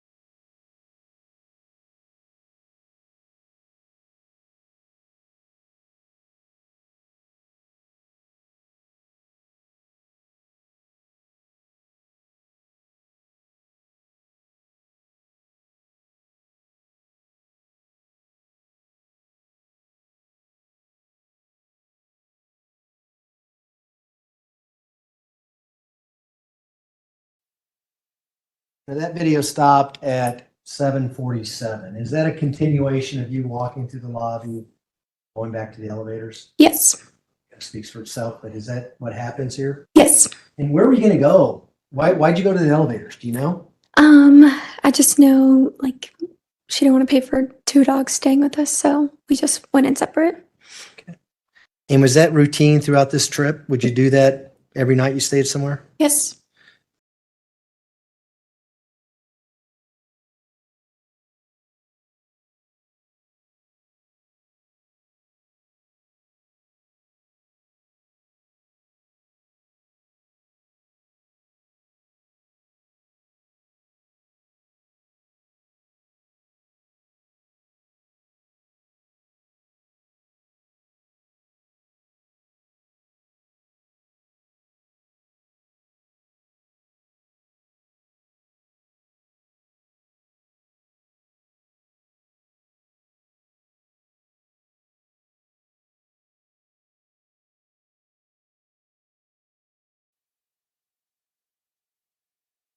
So she got on the same elevator you did? Yes. Do you remember where you met up in that hotel that night? No, I don't know if we knew the room beforehand or how we arranged that. Do you leave the hotel at all to go eat dinner or do anything like that? Do you know? No. How did you eat that night? Do you remember? We would order it to the room. Room service? What'd you do? No, Grubhub. During the entire trip, did you ever stop anywhere and eat at a restaurant, a sit-down place? No. What kind of places, where would you eat during this trip? Places with like a drive-through. And would both of you go in to the drive-through or would you drive the van to the drive-through area? I remember one time me going inside to get our food. Did you ever stay in the van by yourself? No. You know why? No. Now, we haven't seen any bags in either of your hands now. Did you guys get bags out of the van or change clothes, or what was the plan with that? No, it was always just like a in and out thing when we would stop at hotels. Well, the night of February 1st into February 2nd, did your mom ever leave the room by herself? No, not to my knowledge.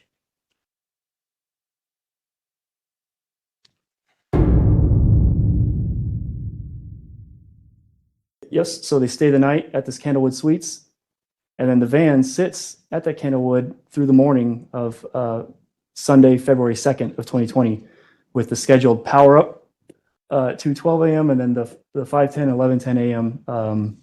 Pings.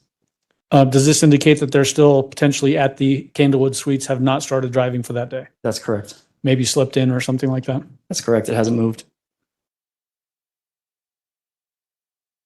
Do you remember when you checked out of that particular hotel room? The next day. On February 2nd, 2020? Do you remember about what time of day it was when you left?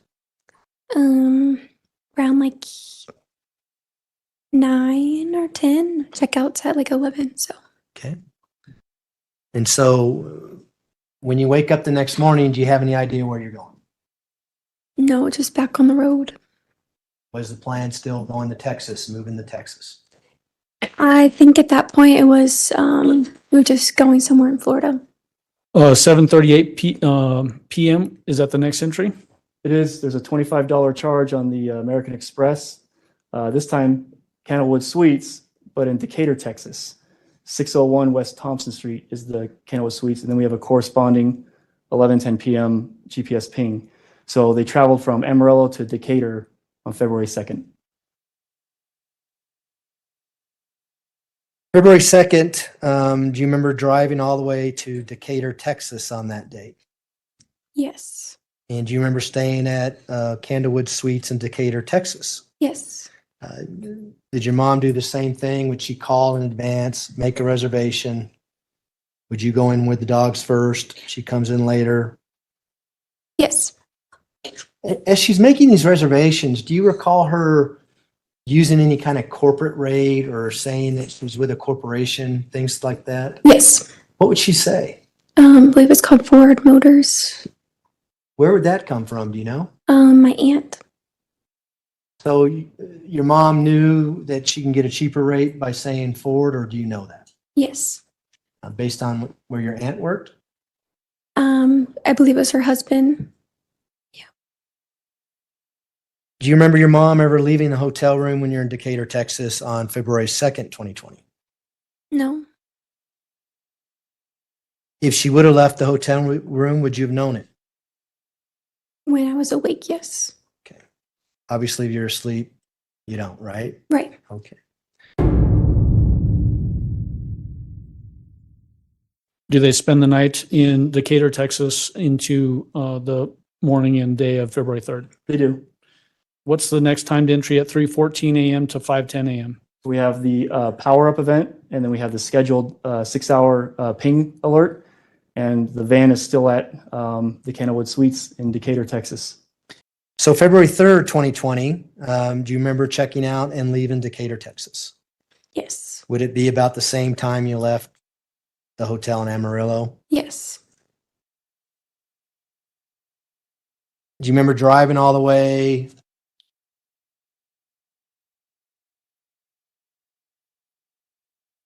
to Pensacola, Florida? Yes. Long drive, right? Yes. And then when you were driving from Decatur to Pensacola, did you guys drive around along the coast?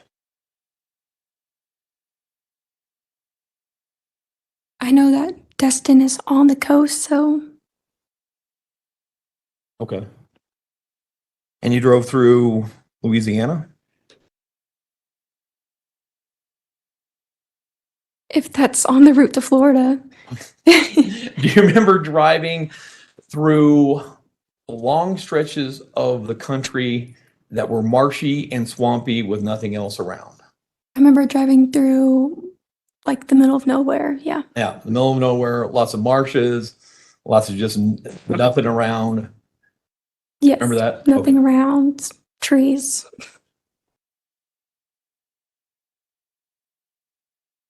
And from Decatur, and that was 10, 11-hour drive from Decatur to Pensacola, correct? I don't remember how long it was. But you're in the van pretty much also. Yeah. It's you and your mom, Yes. the dogs, Yes. and you don't smell anything suspicious. No. And you can, I mean, there's that gate there, but you can still look back in that gate and see stuff back behind you. Yeah, I mean, there's no lights or anything, so. I know, but sometimes you're driving during the day. Right, but you can't really see through it. It's just, there's no lights back there. It's not really shining through. But you never look back and you're saying you couldn't see anything when you looked back in that van? Didn't really have a reason to look back there. You didn't look back the whole time, all 3 days? You never looked back in that van? No. No? Okay. When you get close to Pensacola, do you remember your mom making the reservations at a hotel room? Yes. And you remember what hotel room that was? Not the name, no. Was it the Candlewood Suites? Probably. Same process. She's with the Ford Motor Company, corporate discount, one person. Would you walk in first? She walks in later? Yes. You remember that happening? Yes.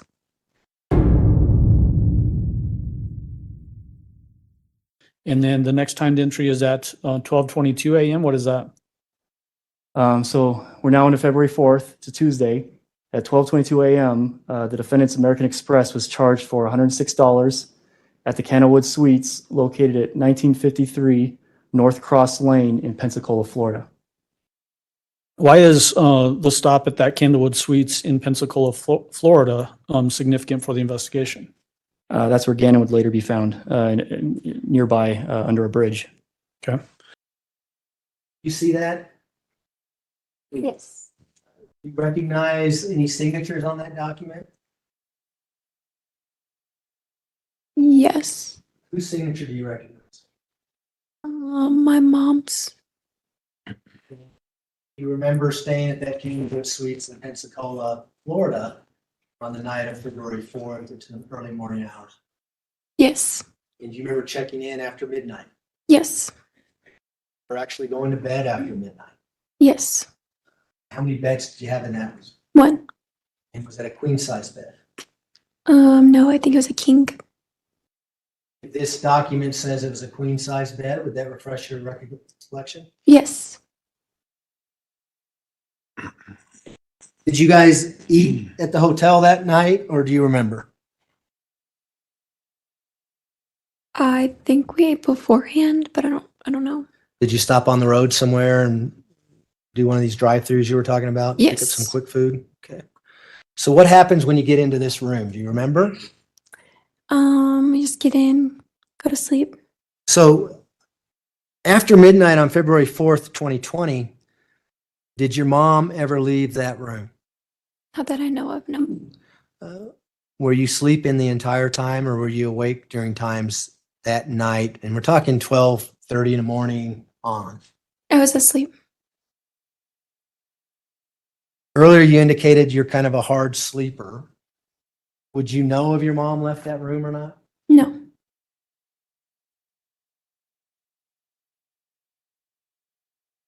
How was your mom acting as you checked into this hotel room? She was acting normal. Up until this point, had you ever gone to the back of that van? Back. No. At any of the stops up to this point, had you gotten any change of clothes or gotten any suitcases out of the back of the van? No. At any point during this trip to Pensacola, did you smell anything in the back of that van? No. Do you know why I'm asking you if you smelled anything in the back of that van? Yes. Why? Because Ganon was back there. The next entry is at 4:15 a.m. and it goes above the line to the cast report page 54. Why is that cast report page significant for this timeline? So it shows the towers and sectors that service the Verizon phone number 2, that provide coverage to the Candlewood Suites where they stayed the night. We've got 2 scheduled pings at 5:10 a.m. and 11:10 a.m. in the parking lot of the Candlewood Suites. And then we had one of those power-up events at 4:15 a.m. And here's where Ganon was later found. and here's where that power-up event occurred. And so sometime between 12:22 a.m., when the defendant checked into the hotel, and 4:15 a.m., the van had moved. It was less than, Was it 1.8 miles from that point to where Ganon's was? I was going to say found? less than 2 miles, and it's 1.8 miles from that ping to where Ganon was found. The next entry is 11:44 a.m. What is that? That's a financial. Harley goes in and buys breakfast at the McDonald's, which is like less than a block from that Kennelwood Suites. So what happens when you wake up morning hours of February 4th, 2020? What's going on in the room? Tell us about when you checked out and things like that. Yeah, it was just like all the other days we just check out. Afterwards, we go grab breakfast and then we go to Orlando. Why are you going to Orlando? She was planning that that's where we could stay. I remember her like calling apartment places to like see if we could live there. As far as you're concerned, is that where you're going to be living at the Yes. end of this trip? Yes.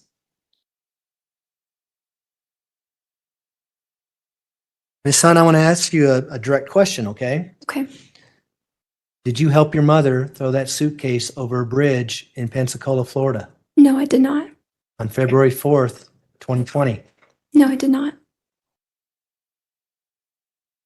How was your mother acting like after you left Pensacola? I remember that morning when we went to go get breakfast. That was another time that I went into the restaurant. Like I went into McDonald's to get our food, and she was just like I just remember her like being sad,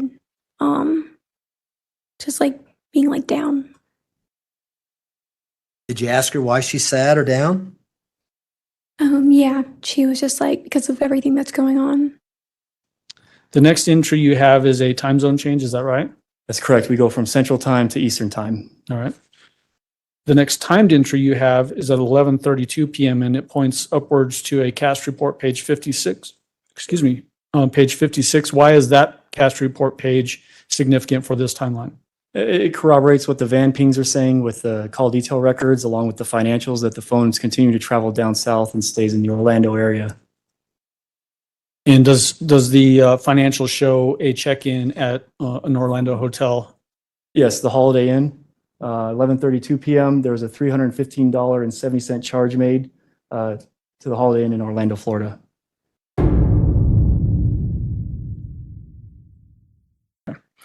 So the first entry on this is which day and time? So this is February 5th. It's a Wednesday, 2020. They stayed the full day in Orlando. What happens when you get to Orlando? We were supposed to stay there. It was supposed to be like our time that we were going to stay there for a while. I think she booked our hotel for like 5 or so days, and we left early.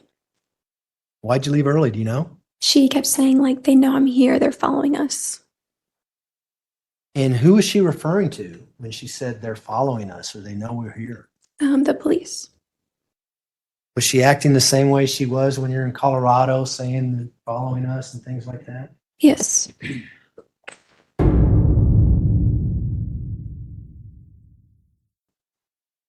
And then you've got a line going up to cast report page 57. Why do you have that going up to that particular page at that time? This shows where the van and the phone are at during this time. Does this basically just show the van and the occupants, Harley, Hunt, and the defendant traveling from Orlando up to South Carolina? It does.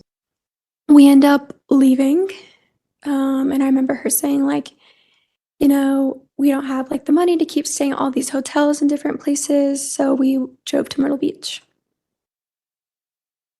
And then started traveling up Thursday the 6th to Myrtle Beach, South Carolina. They arrive and they return the van to the budget located at 1400 Cannon Road, Myrtle Beach, South Carolina. And the van was returned sometime before 6:10 p.m. because that's when it has every 6-hour scheduled ping. And do you remember when you got to Myrtle Beach? A day or two after that. Did you turn the van in to the Budget Rental Center in Myrtle Beach? Yes. Did you go there directly or did you go somewhere else first? We went somewhere else first. Remember how long it took to turn the van? I remember we got to Myrtle Beach. She had parked the van at a hotel near where we were going to stay at like a friend's house. Okay. Do you know why she did that, or did you ask her why she did that? No, I think she said like she just didn't want the person that we were staying with, like for them to get like attention brought to their house.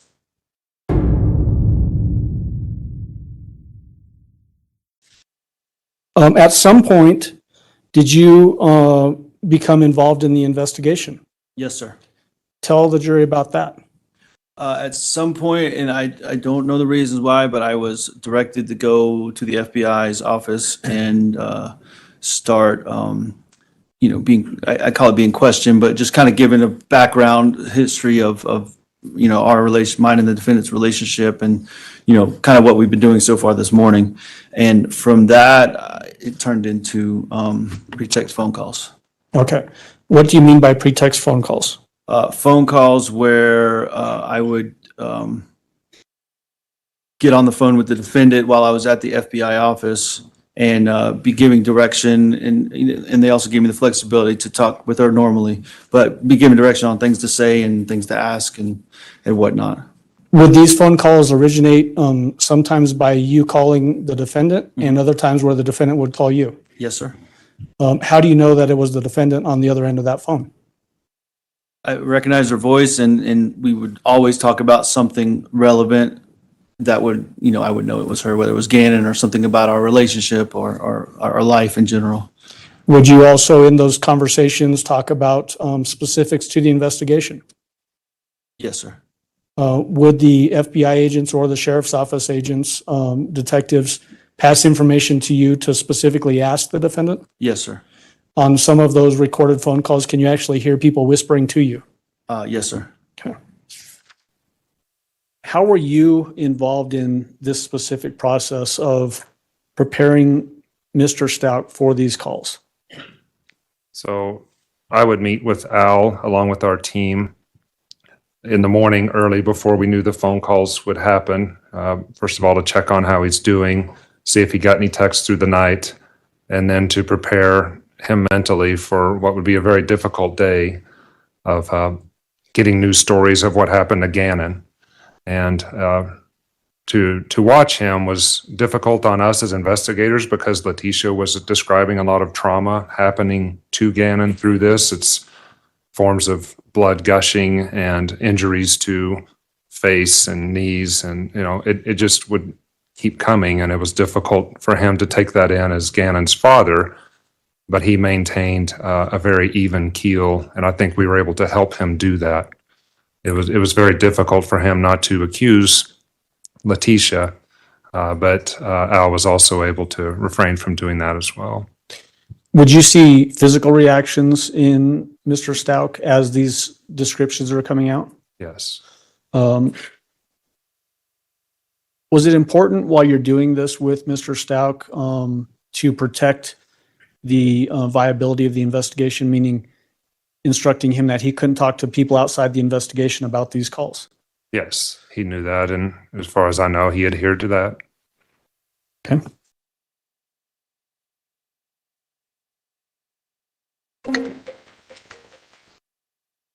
Hello.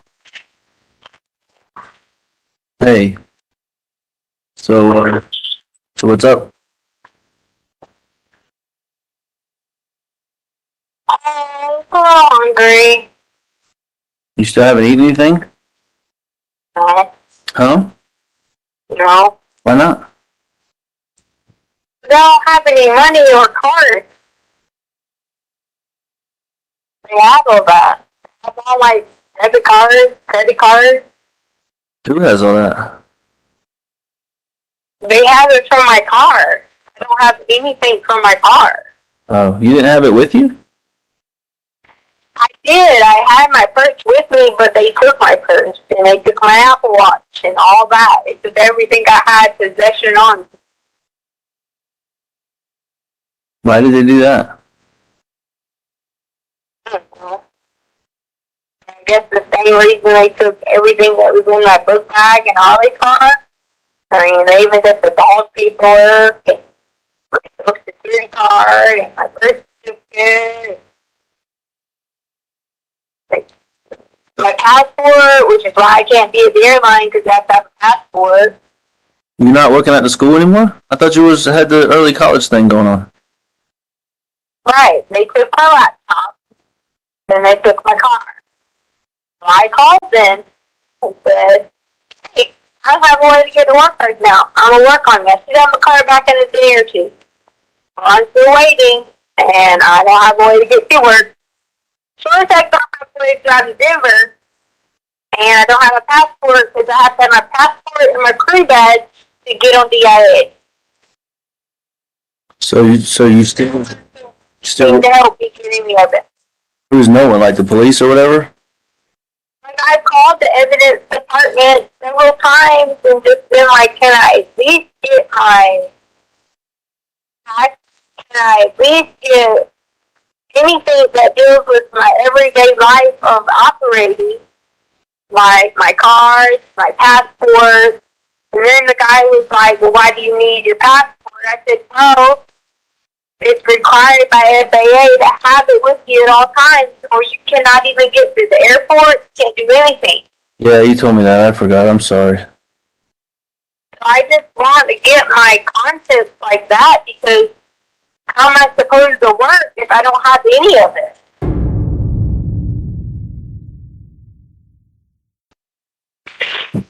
Hello.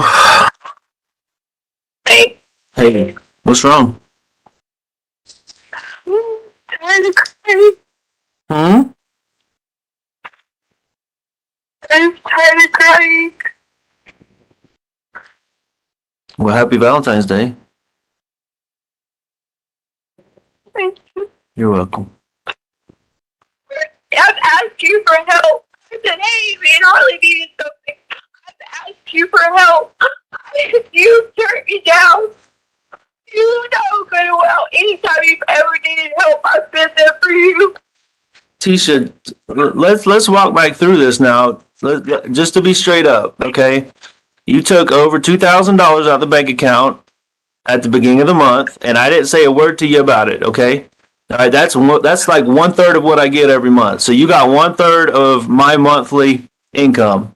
All right, so that being said, I've also offered help and safety and teamwork the whole time, and you guys decided to, step out on your own. And I haven't bothered you, but I've never looked back in there. I've never told you no for anything. And I've been. Well, first of all, I did pay $2,000. It was $1,500 because I had to have a place to stay. When I kept begging you and asking you that people should not have been in the home. Okay, well, hold on. It should have been nobody but your family. You're right. My family, your home. Okay, I understand your opinion. So I want to clarify because you took however much. I'm not going to fight over the dollar amount. You took over $1,500 in that one lump sum, not to mention the other ones, but that one lump sum you did take $1,500 and some dollars, and you can't get. But you've told me from like almost the first minute you don't have a place to stay. So do you or don't you? It was it cost $125 a night for a hotel, and then I had to pay a pet fee. Add that up how many nights I get. Plus we had to have food. We didn't have a way around, we had to Uber. Add that up. Were you Ubering yesterday when we were talking? Because I heard you get in and out of a car. I'm just trying to piece all this together, Tisha. I don't know what's going on. I've heard so many stories here. I'm just trying to, as I've always said, I'm just trying to find the truth, and I keep getting a different version of it. There's this little guy that stays at the hotel. He has an old white car, and he let me drive it to the store. You know how bad it is for me to ask somebody to drive their car to the store?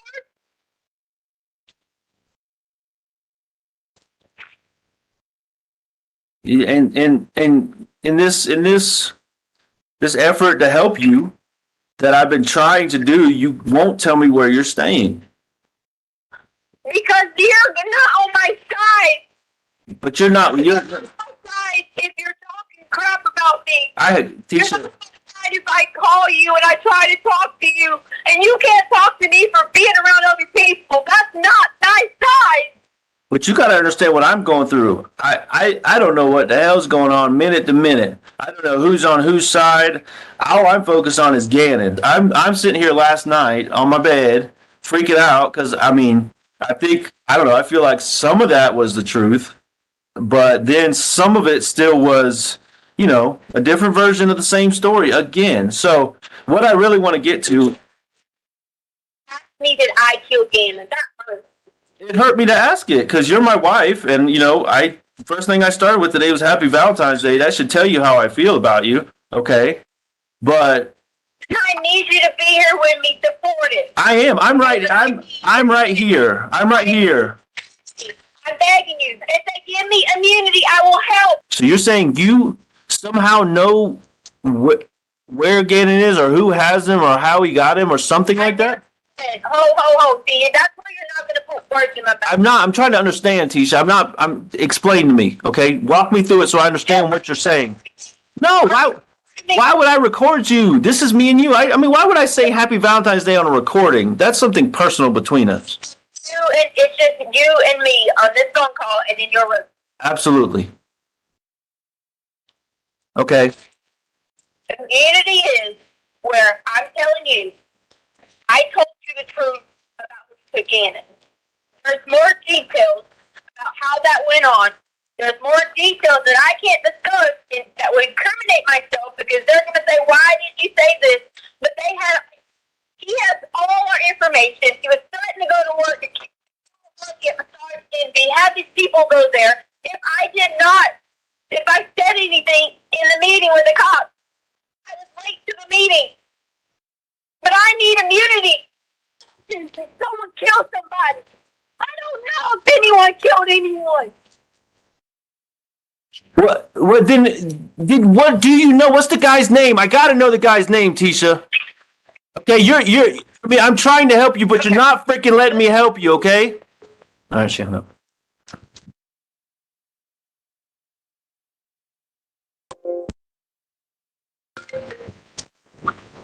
Hello?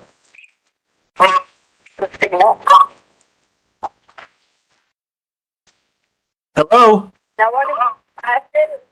I can't hear you. Hello? I said it's the signal.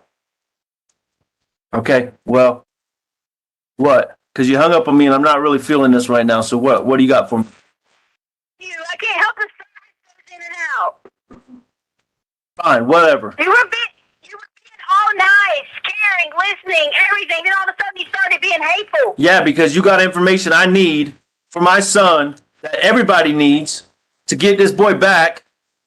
Okay? Okay, so now you're saying I got information, but then just a minute ago you told me I made it up and it was a figment of my imagination. Okay, so it's on you to pick which one it is. It's not on me to sort through it. It's on you to tell me the truth or keep feeding me bullshit. Beginning. Listen to me. Yes. No. Let's start over. Let's get a new beginning here. Okay? Let's start over. Because if you keep going back this same path we've been on, I'm just going to keep getting more pissed off and more hurt and more worried about my son because you've told me 17 different stories now. Start over and tell me who the fuck has my boy. Okay? Tell me a name. That's the beginning. I don't care about Saturday. I don't care about Sunday. I don't care about the fucking truck on Monday. I don't care. Who has Ganon? That's what I care about. Who? Then I want immunity. What the fuck does that have to do with who has Ganon? I can't give you immunity. You call the police. You do what you got to do to get yourself protected from whatever you're worried about. I mean, it keeps... Anyways, I'm not dealing with that. Okay, the beginning is who has Ganon?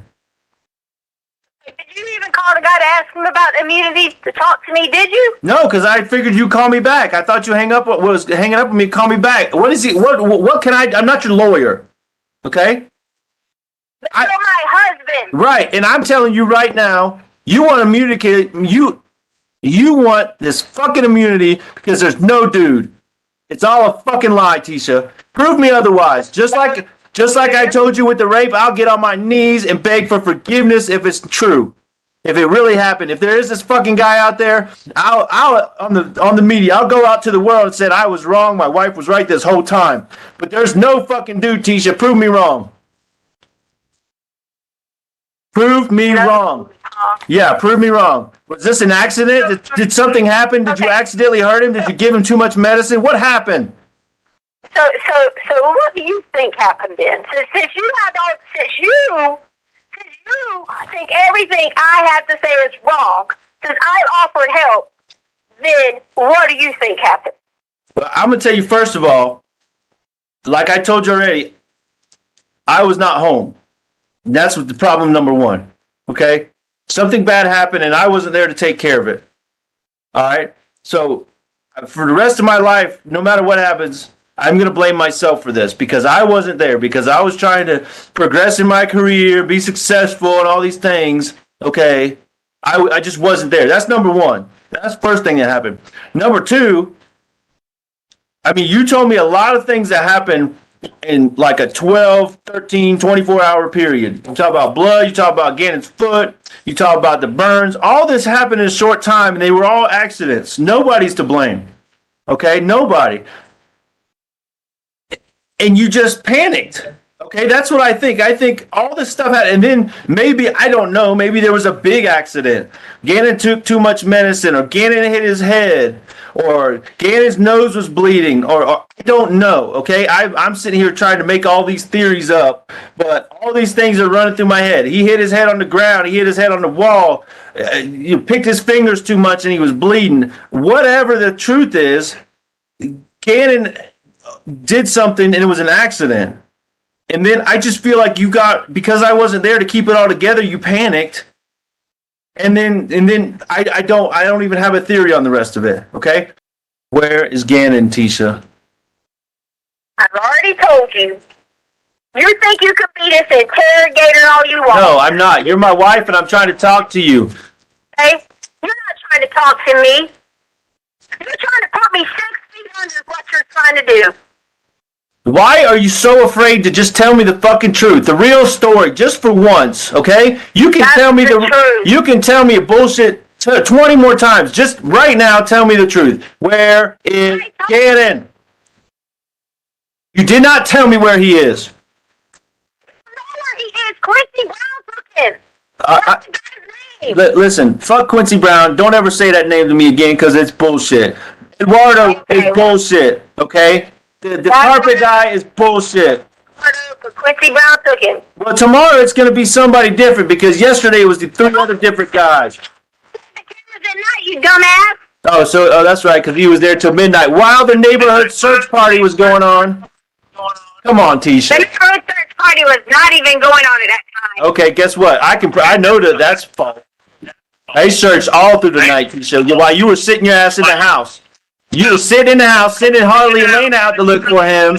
The search party of the fucking neighborhood was out, and Quincy Brown was out there, and nobody saw him. I tell you what you're going to need to do. You're going to need to figure out what you're going to do when they find Ganon. Because that's what you need to worry about. When they find Ganon. When they find Ganon, really? no matter what's happened to the boy or where he's at, when they find him, you better get to step in because you got to worry about what's going to happen. Okay? Really? That's a threat? Because no, I'm telling you about the police. Okay, where's Ganon? I don't have Ganon. You can curse me out, call me whatever you want, fuck all the bitches you want, do whatever you want, because I don't care about you. Good. I don't want you to. You got my son, and you know where he's at, and I need to find my son. You obviously don't care about my son if you're going to do all the things you did in that fucking candle video. That was bullshit. That's the same shit you tried to do to me, and you did it to my son. That was horrible. You should go to jail just for that shit, Tisha. Yeah. Yeah, absolutely. That's fucking abuse, and you know it. Had that little boy. No, you had him crying when all he thought he had made was an accident, and you had him thinking he was going to have to sell his Switch and his toys on the fucking video you put out there. I didn't see that. You put it out there. That's your fucking abuse. You think he was going to sell his Switch? Yeah, that's or what? Well, that was where it was going. The couch, or we got to sell this or that. I heard your words. And I, Messed up. I was telling and I heard you make him cry too. Where's my son? All right, listen, I'm about to end my rope here. Okay? You're fucking lying, and I'm done with it. Okay? Okay. You haven't even told me where you're at. I mean, there's so many freaking lies. You say help me protect me. God damn it, you're not in Colorado Springs, Tisha. Send me your location right now. Then send me your location right now. Quit fucking playing. Send it to me on my phone. Take a picture. So you want me to send you my location? I've offered. Yeah, your family. Yeah. She'll be doing. Yep. All right, listen. Obviously, this gap between us ain't getting no closer because you won't tell me where my son is. So I'm done. You got anything else to say before I hang up on you? Good. Don't email me. Don't call me. Don't message me. Don't use my name in the media. Don't say shit about me until you tell me where my son is.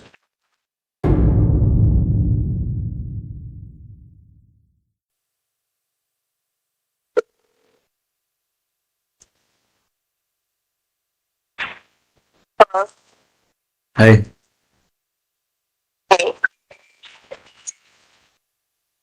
Are you moving again? Why do you think? I mean, it's like a week by week thing. I told you that. You do what? I'm like week by week in these hotels. Why can't you live in the house? I don't know. I can't even like go in without an escort at this point, so. So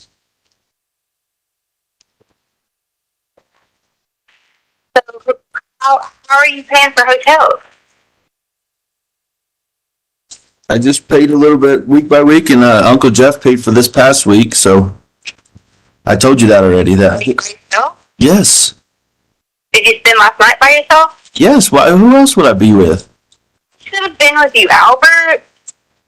You think I wasn't lonely on frickin' Valentine's Day?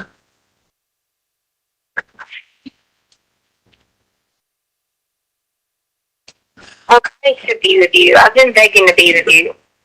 If you would let me come be with you and help, I will walk everybody through everything. But you're refusing that and not standing up for me to do that. No, actually I am. I'm trying to get this relevant information that you're providing to them. So that is standing up for you.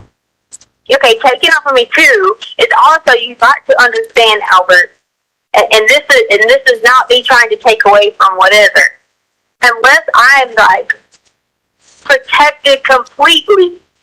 This is it's just a whole crazy thing you got to understand, Albert. Well, help me understand. Begging you to tell you that I begged you to come stay with you. I've been like, babe, let me just stay with you, spend the night, please. I will talk to you, please. Everything. I tried everything, and you just keep telling me no, and I hate being lonely, and I hate all this because I'm not a bad person. I'm innocent. I agreed to even take a lie detector test for you. Well, that's not for me. I'm not going to give you a lie detector test. Well, I mean, It's not permissible in court because it's not. I said for you to believe me. but who are you? Have you talked to them about this lie detector test, or you just told me about it? No, I got recalled from big time attorneys. I got Jose Baez law firm willing to come and meet me. That's how much they know it's screwed up. You know who the Baez law firm is? You know I don't pay attention to that shit. Do you know who they represented? No, tell me. A lot of big time names. And and like People magazine, people are like pissed that they're not, that the way that things are going is not the direction of my team. And so if you don't want to be on my team to be like against them fucking everything, then these people will put it out there. What that? What are they gonna do it? What are they gonna put out there? What? That you're gonna take a lie detector? No, yeah, I will for you. I will do it for you. Well, let's do it then. Then let's do it. Let's do it now. I mean, call the FBI or call whoever and tell them you're ready today. I don't know who to call. You have all these contacts. Nobody will talk to me. The only person I know. Listen, I sent you a number. I think. What was her name from the FBI? Amber, maybe. I sent you an email. You look back on your email, you got a contact. And she when she called me that one time, she reached out and said, anything you need, any way we can help, anything we can do to help find Ganon. And I think that would qualify as something that would help. Okay? What will qualify? You're talking about this lie detector test. That will help find Ganon by me taking a lie detector test, and I've already told you. If you're, Listen. I know, but listen to me. Walk through this logically. You're smart now, okay? If you're saying they're barking up the wrong tree, okay, and that wrong tree is you, and a lie detector test will get them off of that tree and on a different tree, don't you think that will help? Yeah. Okay, and I'm trying to be with you to focus on Ganon. So I'm asking you to. And guess what? We are talking together right now, so we are working together on this right now on the phone, okay? Come and stay with you, and I will meet them to do the test and everything. Listen, I need the truth first, and that's what I've said the whole time. Tell me the same. Listen, let's just stop, okay? No, don't oh God me. You a lie detector test, and now it's still not good enough for you, Albert. No, it is. It's perfect. That's what I want you to do, okay? Because there has been multiple stories, but tell me the story right now that you're going to tell on the lie detector test. That's what I want. You don't tell stories on a lie detector. I know. Okay. Do you want me to put you through that and ask you questions? I'll do it. Okay. Is the bike accident a true story? Did he fall and bust his head, or was his head already bleeding before you got there? Which one is it? He's bleeding. I'm just asking. Was the bike accident true? His head already be bleeding. I don't know, because I've fallen off my bike 100 times and didn't bust my head bad enough to go to the 911, right? Okay. I'm just trying to sort through this. Is the bike accident true? Albert, I did not hurt you. I didn't ask you that, okay? Is the bike accident true? It's yes or no. This is a lie detector test right now. Yes or no? Somebody has Ganon, Albert. I need protection to help you. I understand that, and I'm trying to help you right now. Beat me. He will abuse me. He will hurt me, and I keep telling you this, and you're not catching the hint. Is the bike accident true? That's where we're starting. They're gonna protect me from him. Yes, you're gonna. Once you call Amber, you're gonna get the protection you need. I don't have a gun. I don't have a badge. Amber does, and she's the one that's gonna protect you. But you are my husband. I am, and as your husband, you need to respect that I'm trying to give you the best guidance I have, okay, and get you to the protection you're asking for. If you call Amber, she'll get somebody with you wherever you're at to protect you, okay? But why aren't you willing to do that? How am I going to protect you against people trying to beat you and kill you? Come live with you because you are my husband and you're supposed to provide for us a place to stay. Right, and I've done that from day one, so you're not going to question my ability to protect or provide you. So listen, hey, back up. You said you wanted to do something for me. Yes or no, Albert? No. Come stay with you. I'm not answering any questions right now because you told me that you do something for me, and that's answer some yes and no questions, basically a lie detector. Be with you. I didn't say like you're going to put me on. We can talk about this in person. Why does it have to be over phone so you can like record people and shit? So now I'm recording you.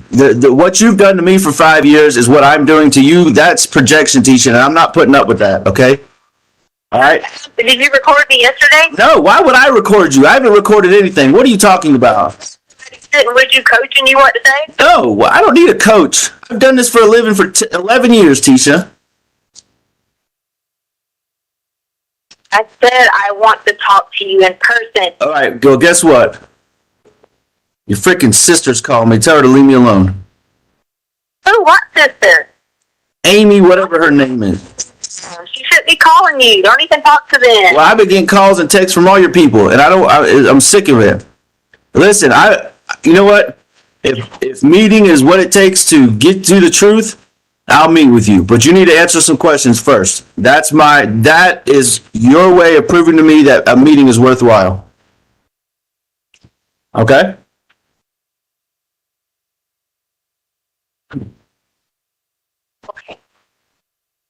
Number one, I got 3 or 4 questions, okay? Number one, is the bike accident true? No.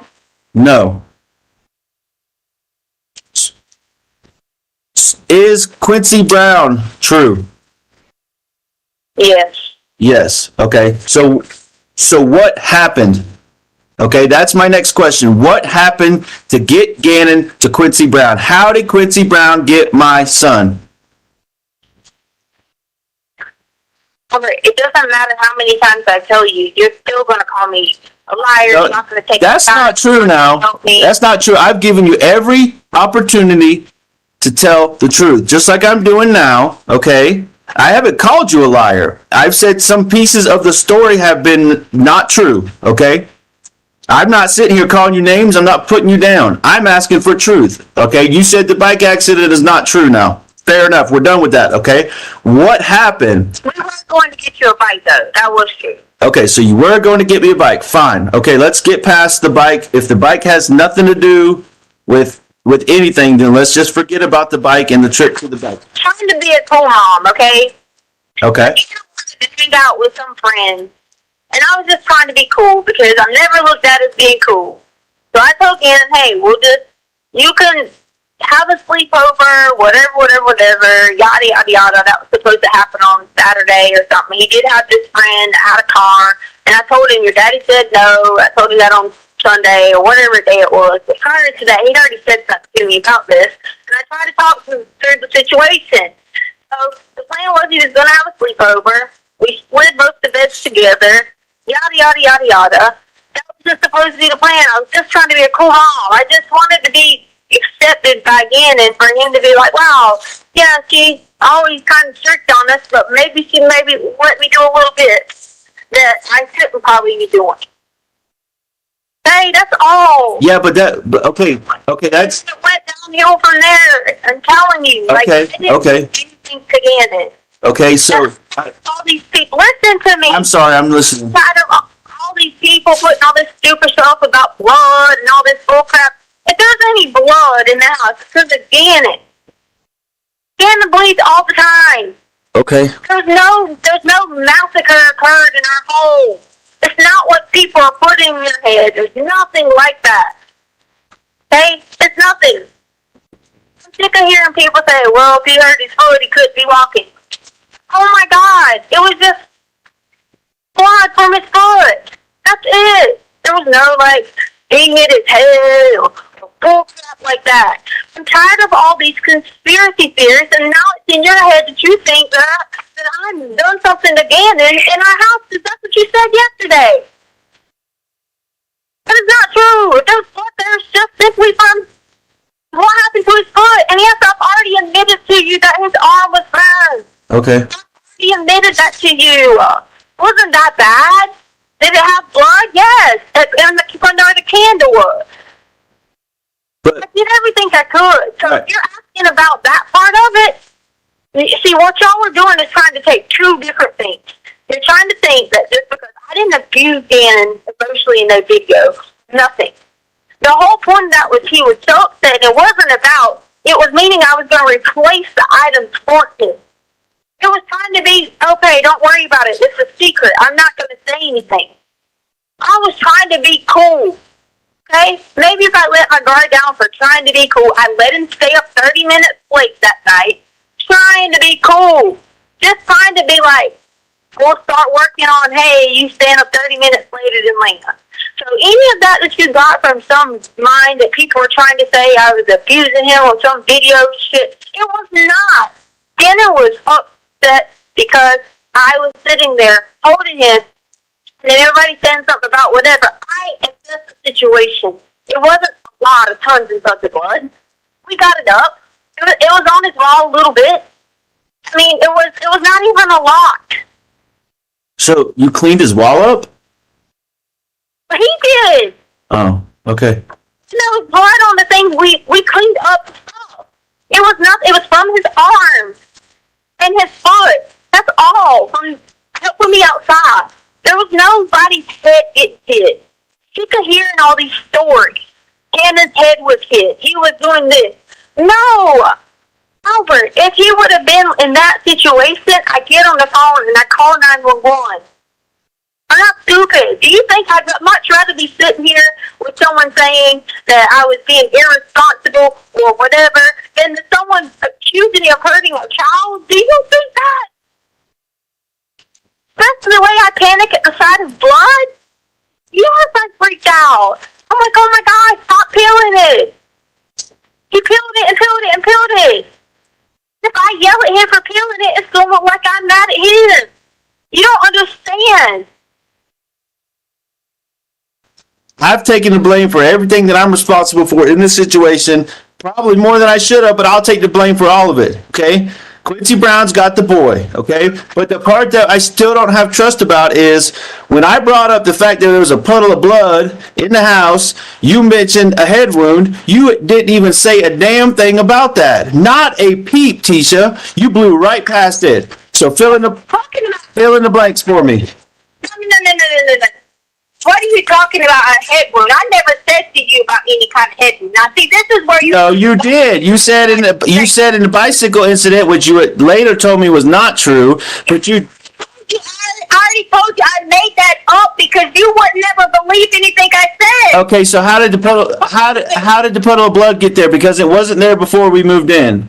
So, okay, tell me about the puddle of blood in the corner. No, you said the wall. You said there was something on the wall. Who cares what it was? You cleaned it. I don't know anything about that other than what you said. We cleaned everything from when Ganon... Okay. Yeah, and no, you didn't, because we haven't talked about this. There was a puddle of blood the size of like one of those paper dinner platter plates. It's significant, and that was on the concrete, which means it had to be significantly bigger and more thicker, whatever. I can't hear you. Hello? I can't hear you. You're talking about something... I'm talking about something. No, it was not already there. Okay, that blood was not already there. How did the blood get there? Okay, it was a significant amount of blood. How did it get there in the corner of Ganon's room, under his bed, which you told me the beds were pushed together? So how did the blood get there? Are you done yelling at me? I'm not yelling. How did the blood get there? You can tell all your little police people that are listening. Did Quincy Brown bang Ganon's head up against the wall or something? Did he bust Ganon's head open? Did he hit him with a 2x4? What did Quincy do to Ganon? What did he do to Ganon that put blood on the floor? Because I'm not stupid. I know you have police there. I know you have people there. You can believe whatever you want, obviously, because I've had so many freaking stories that you believed that were true to tell me, and then you always back off of them. Okay, so you can believe whatever the hell you want to believe. All I believe is what I saw. Yeah, because that's what you've done. All I believe is what I saw: blood on the floor in my son's room, and my son is missing. Okay, that's the two things I know. Ganon was hurt in my house. I don't know. How many times do I have to say this to you? I don't know. You don't know how he got hurt, okay? You asked me 15 times the same exact question, and I'm giving you the same exact answer. I don't know. Then you try to turn it, and you try to ask me another way, and then you try to turn around, and you try to say something nice and sweet like you really care, and then you come back and ask me the same question again. And I've given you the same answer.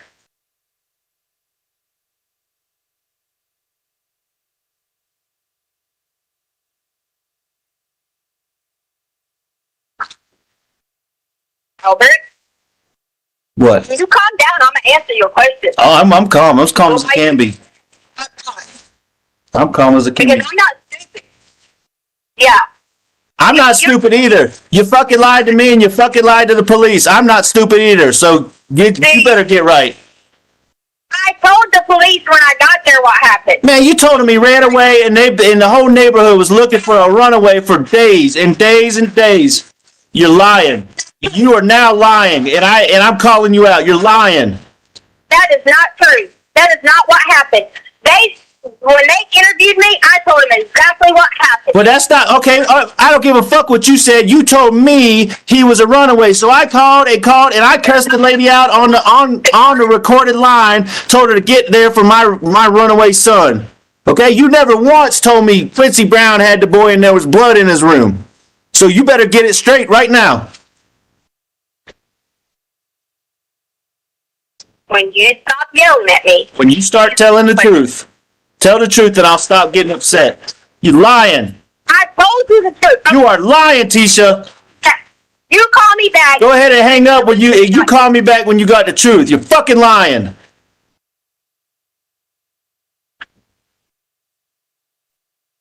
Are you done yelling and cursing at me?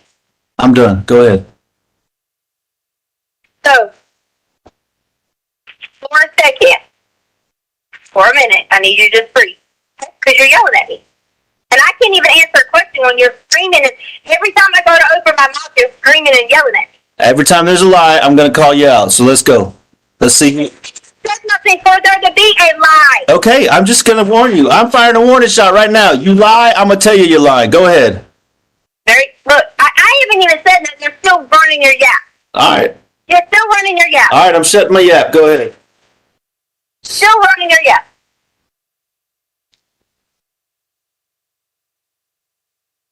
If there was blood in Ganon's room, that would have been already from when he cut his foot. I've already told you that, okay?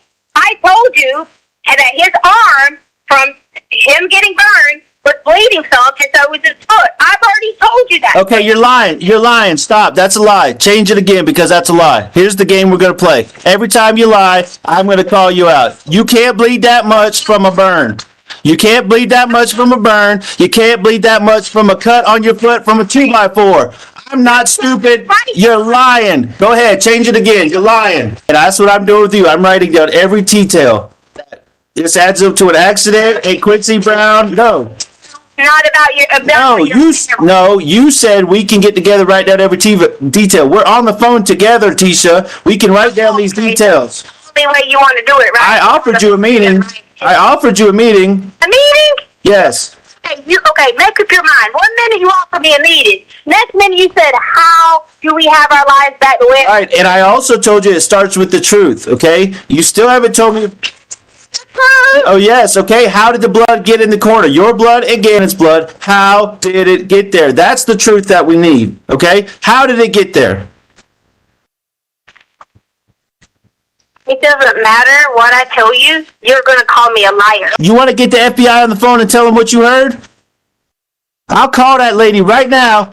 I'll call that lady right now and tell them you have the key piece of evidence. Amber, I'll call that Amber lady and tell her you have the key piece of evidence that they're missing. What? Call her on that three-way then. Call her on three-way? All right. I gotta go to my message and look up the number. Well, you can read the number to me. Hold on. What did she say when you called her? What? What did she say when you called her? She said that you hadn't that. So I'm trying to understand why FBI needs to call. I don't know. Okay. No. I am telling you. She reached out to me and said, "I'm with the FBI. How can I help you?" That's what she said. We're to the point now where the FBI is involved. So if somebody's saying they can help me, then they can help me, and that's what I want. So I reached back out to her. You didn't message her. You lied to me. Yes, I did. I'll send you the message right now. All right, I'm gonna add her on the call right now. You ready? And you better tell her what you goddamn heard, Tisha, about that boy bleeding to death. All right, I'm adding the call. Hold on, right now. 719-240-2516. All right, three-way is starting. Don't go nowhere. This is Amber. Amber, hey, this is Al again. I got Tisha on the other line. Can I merge you in? Tisha, are you there? Tisha, are you there? Tisha. Yes, I'm here. Amber, are you there? I'm here. This is Amber. Okay, Amber, Tisha, tell Amber whatever it is you got to say about what you heard when Ganon was bleeding to death. Because that's what you've been telling me. I did tell you, because Quincy was beating him up and hurting him. Can you hear me? Yeah, you said Quincy was beating him up and hurting him? Yes. And what I was just telling, I've been telling everybody this for days. Mm-hmm. So maybe, because obviously I am FBI and not El Paso County. I'd like for you to kind of go through this story with me. I know it's awkward. I know it's weird. I know it's hard to talk to strangers, telling strangers things like this. But, I mean, every detail helps us. That's why we try to ask you as many questions as we possibly can. So I'm sorry that you're going to have to go through it. Many times talk to different people, and no one has ever tried to help me. I haven't tried to not tell you anything in the FBI. There were 3 people already called. Okay. Well, and I'm sorry that, you know, here I am. I'm another person. I'm talking to you. And I'm making you live something again. And I know it's a very personal situation, but I want to get as much information as I can from you because every detail does matter and it counts. So, I mean, I'd like you to... Let me just call you back. Can I call you back? I don't have a phone. I'm going to walk and get someone's phone because I would like credits off of working so that if it's going to be a long conversation. Okay.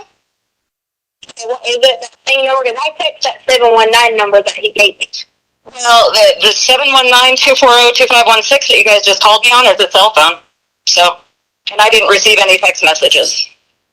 Okay. Because I'm on this text app because they took my. You just give me a minute. I'm gonna walk and grab another phone and call you right back. Okay? Okay. Are we going to do a 3-way again or what? Hello. Tisha. Okay, she hung up.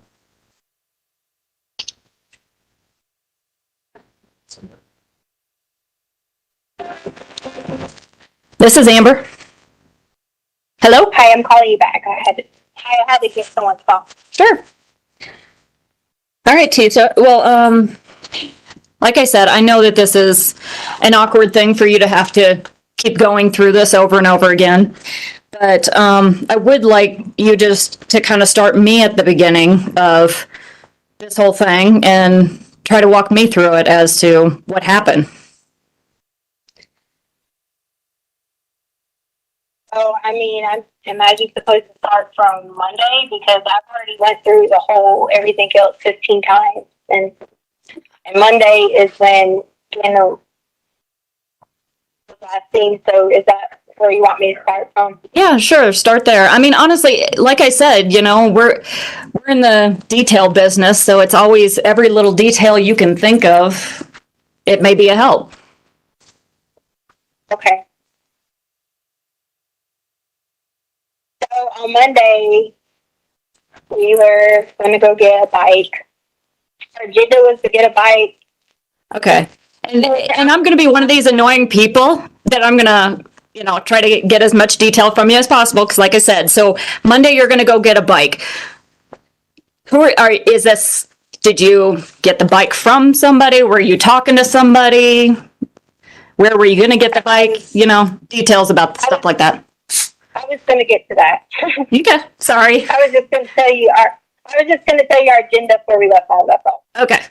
The agenda was to get a bike that day. We were going to trade in some sport equipment and then just, you know, go shopping a few times, few places here and there, and then come back home.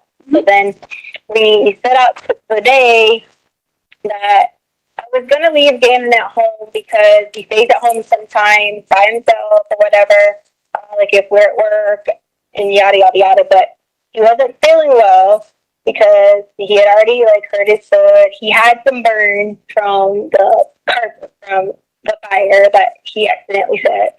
And so I didn't feel comfortable leaving him by himself. Typically he does, but I didn't feel comfortable because I didn't want to get so sad about him being home, by himself, if he needed someone, yada, yada, yada. Sure. So I told him, I said, hey, you have to ride with me. I decided to stay home with him that day because Albert was out of town. And I said, you have to ride with me. Mm-hmm. And he was like, okay, can I take my switch? He wasn't feeling that well, as far as he was not complaining with any kind of pain or sickness or anything like that. He just kind of felt down just because he had stayed up the prior night on Sunday, probably till about 3 or 4 a.m. because he has a lot of problems using the bathroom when he takes his medicine and then don't take it, and he takes Vyvanse. Mm-hmm. So sometimes his stomach would get like really backed up, and it had already gotten that way. Mm-hmm. So we stayed up a lot that night after I had put the fire out. Okay. And he was in and out of the bathroom, so he's kind of tired, exhausted, a little bit, whatever. But I was like, hey, you want to just ride with me? So we did. But I think it was about like maybe 10 o'clock-ish or so when I set the alarm to leave. So I think we went to Dunkin' Donuts first. We went somewhere to get coffee. I'm not real sure. We got gas because there was no gas in the truck. I don't remember exactly where I got gas because they looked it up on my credit card, but I wanted the Exxon, but I don't remember exactly. So then we got gas, then we just went on our little way and we went to Petco, which was on Nevada. I think it was, I don't know the exit. I'm not real familiar to give you that quite detail. I just know it was the Nevada exit. And is it easier for you to just kind of run through the whole story and then I can go back for the details, or is it easier for if in trying to think about it, if you can give me the details on the way? Because obviously we want to hit all of these points. Like you said, you went to Dunkin' Donuts, so I'd want to know where that was to get gas, where you stopped there. I mean, yeah, I don't have access to give you like exactly. No, and you don't have to give me the exact address because obviously I can look that up. Like the Dunkin' Donuts, which one was it? Do you know what the street was? No, it was in Fountain, like the one near the house. Okay, so Fountain near the house is the Dunkin' Donuts. And what street was that on? Or do you know? I think it's like Mesa Ridge. Mesa Ridge? Or something like that. Okay. Yeah. So you guys get up. I want to say that the gas store was right across the street too. It was one of the gas stores that was in the area right there. I feel like it was the one across from Dunkin'. Okay. So the Dunkin' Donuts near your house on Mesa Ridge, then the Costco across the street, then you guys hit Petco. No, not. I didn't say a Costco. I said the gas. Oh, I'm sorry. Sorry, I can't read my own handwriting. My bad. That's okay. Yeah. And then we went to Petco. And I went in Petco. He was going to go inside Petco with me, but he was like, can I stay in the car and play the Switch? Mm-hmm. And I said, yeah. And so I go in Petco, and when I was getting out the car, I was like, well, I probably should make him go in, but then I was like, he probably don't want to shop with girls because he never like shopped with me. So I was like, yeah, okay, he'll be fine. Yeah. I don't ever worry about him in the car or anything, but because he wasn't feeling that well, I did keep going to go like look and check and make sure like he wasn't, looking for me or wanting to go to the bathroom, like getting out or whatever. He knows his pet, but at the same time, he knows I go somewhere and I might say I'm in one store and go to the next store beside. So did he go in with you at Dunkin' Donuts too then? We went through the drive-thru at Dunkin' Donuts. Okay. All right, so he stayed in the car there at Petco. Right. Okay. So then we had planned on going to look at some of these bikes. Mm-hmm. So I was like, okay, I have the information on my phone, so I don't know. Like, they have my phone, so it's in there. So you said you were going to go look at these bikes. Was that, were you going to a store? Were you going to meet, a specific person, or were you going to look at the bikes? That's how I looked up a bunch of things online. So I had the people's information where they said they had emailed back and said just when you get close, you can come by and look at it. Okay, so where all did you search online? Were you looking at, again, was it like stores, or you're looking at, was it Craigslist, or what was it? It was local Craigslist to Colorado Springs.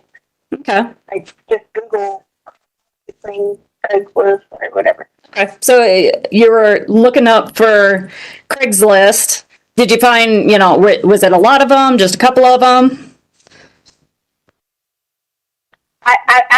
I didn't go to do it yet. That's why I hadn't got to that part to tell you that part. Okay. So you're looking up a bunch of places on Craigslist as to where you might do it, and then did you arrange to meet somebody? No. Okay. So what happened next? You looked on Craigslist? I didn't look on Craigslist that day. I had already looked prior. I was saying that the conversations back and forth was whenever you're in or out closed, you just call and someone could look at it. That's all. Okay. Well, and I don't want you to mistake it. okay, no, I got you. So you had already arranged with somebody to go meet them. Who did you arrange to meet? How were you in contact with them? I said that prior, I had looked online on Craigslist to find some different bikes. On email, when you reply to Craigslist, you know how you have like emails? Okay, I had gotten their information. Okay. In my phone, I had messaged, and they said when you get close, if you plan on coming up as in north, message whenever you wanted to come by. Okay. So you were emailing with them back and forth, and they tell you to call them when you get close. So they gave you their telephone number. But I never told them for certain what day I was coming. I just had it all, hey, we're going to go on Monday to me and Ganon. There was no specific person that I was like, this is not even relevant to anything. I just wanted to let you know that was on our agenda. Okay. Well, and that's, it's just, we're trying to recreate every moment that we can, because you never know what's important. So you were going to make this plan to go talk to somebody at Craigslist. You were emailing with them. You're going to call if you get close. What happens next? So then we were going to run out of time because we had already been in town for a little bit, and we had to make sure we were heading back to get Lena. Okay. Because Lena would get off the phone. So I ended up not meeting with anybody. I just thought I would go another day. So that's why I said it wasn't really relevant.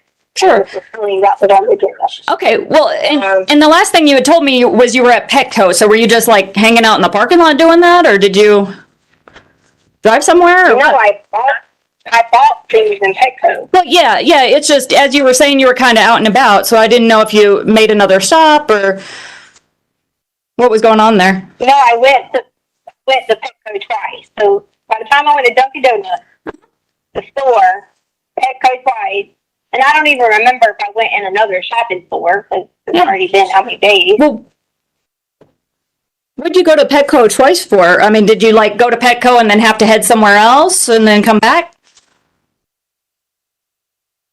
I mean, I always do that. Like, go somewhere and I'm indecisive, and I go back and decisive enough. Sure, I get that. But so after you leave Petco, where'd you head there? Man, I don't know exactly. I just was going to different stores. I mean, I don't even know if I even did anything else. I feel like I went to the TJ Maxx, but I don't remember how to tell you where the TJ Maxx was at. Okay. Well, I mean, was it still in Colorado Springs? It's on the north side, or? Yeah. Okay. I don't know. So, I mean, there's only stuff on the north side of us, so I mean, I don't know. Okay. All right. So you were at Petco. You went probably to somewhere else, maybe TJ Maxx, and then back to Petco again. Yeah. Okay. And then you said it was getting to the time. You're probably going to have to pick up Lena. Yeah, we were gonna have to go home to get Lena. So we drove home. I remember I went inside the house. I get out. Walk inside the house. Anna walks inside the house. I was gonna work out, so I had put like my headphones on. I was gonna work out till Lena got there. I don't remember like if we ate or something in between there. Not really sure exactly what we did between there. Okay. But it's the three of you there at the house? Or no, the Lena hadn't got there. Okay, she hadn't got home yet. Okay. Ganon went to his room. He was doing stuff and playing or whatever because he was going to have a sleepover, so he kept, moving his room around or whatever because he's always going to have sleepovers. Mm-hmm. And then I had my headphones, like, they kind of like smashed their head a little bit, so I pulled them back a little bit and was like listening and doing my thing or whatever. And then I heard something really loud. It sounded like something fell over, but also you have to remember it's upstairs, downstairs. Sometimes if you can like just walk loud, it'll echo and sound like it was so loud. Mm-hmm. One of the dogs started barking, so of course I went downstairs. Jen had his door locked, and I knock on it. I'm like, "What you doing?" And I need to tell you everything word for word he said, or Well, I'm just trying to get whatever happened. So, I mean, what was he saying to you? You guys are just trying to. I have two boys too, so I totally get that. There's the doors locked. yeah. So he was saying he was trying to keep Lane out, and I was like, Lane ain't even here yet. Like, Yeah. he had this thing going where he's been trying to build this like memory box, because I always told him I kept a memory box for my daughter. Uh-huh. From like elementary, and then I also had one for my, growing up, and I gave it to my daughter as a box. So he's been doing everything with these boxes where, he even put pieces of paper and trash in there. Yeah. It's, say you buy the Nintendo thing that's like the cardboard, since you got boys, like the cardboard box that it come in. Yep. He would put it in. Huh? So he was getting all secretive about, like the. And I was just like, "You're silly." I'm laughing, whatever. And then I come back upstairs, and when I come back upstairs, so like I had the garage open. At that time, I think I might have closed it. I'm not really sure. At some point in time, I went back upstairs again, and then I heard another loud noise, and I was like, "Oh my God, Ganon, what is he doing again?" Mm-hmm. And Lena hadn't gotten there quite yet. So? And then when I go down, I realized that someone was in our house. Okay. And so they asked me, what the description was. So, at first, all I remembered, was what he looked like or whatever. So I'll get back to that later. So I'm just going to tell you that. I thought I remembered at first. When I initially called the police, I thought Ganon was hiding. Okay. Well, and we've kind of skipped a lot right there. So you heard somebody, or you found out somebody's in your house. Were you downstairs? Were you upstairs?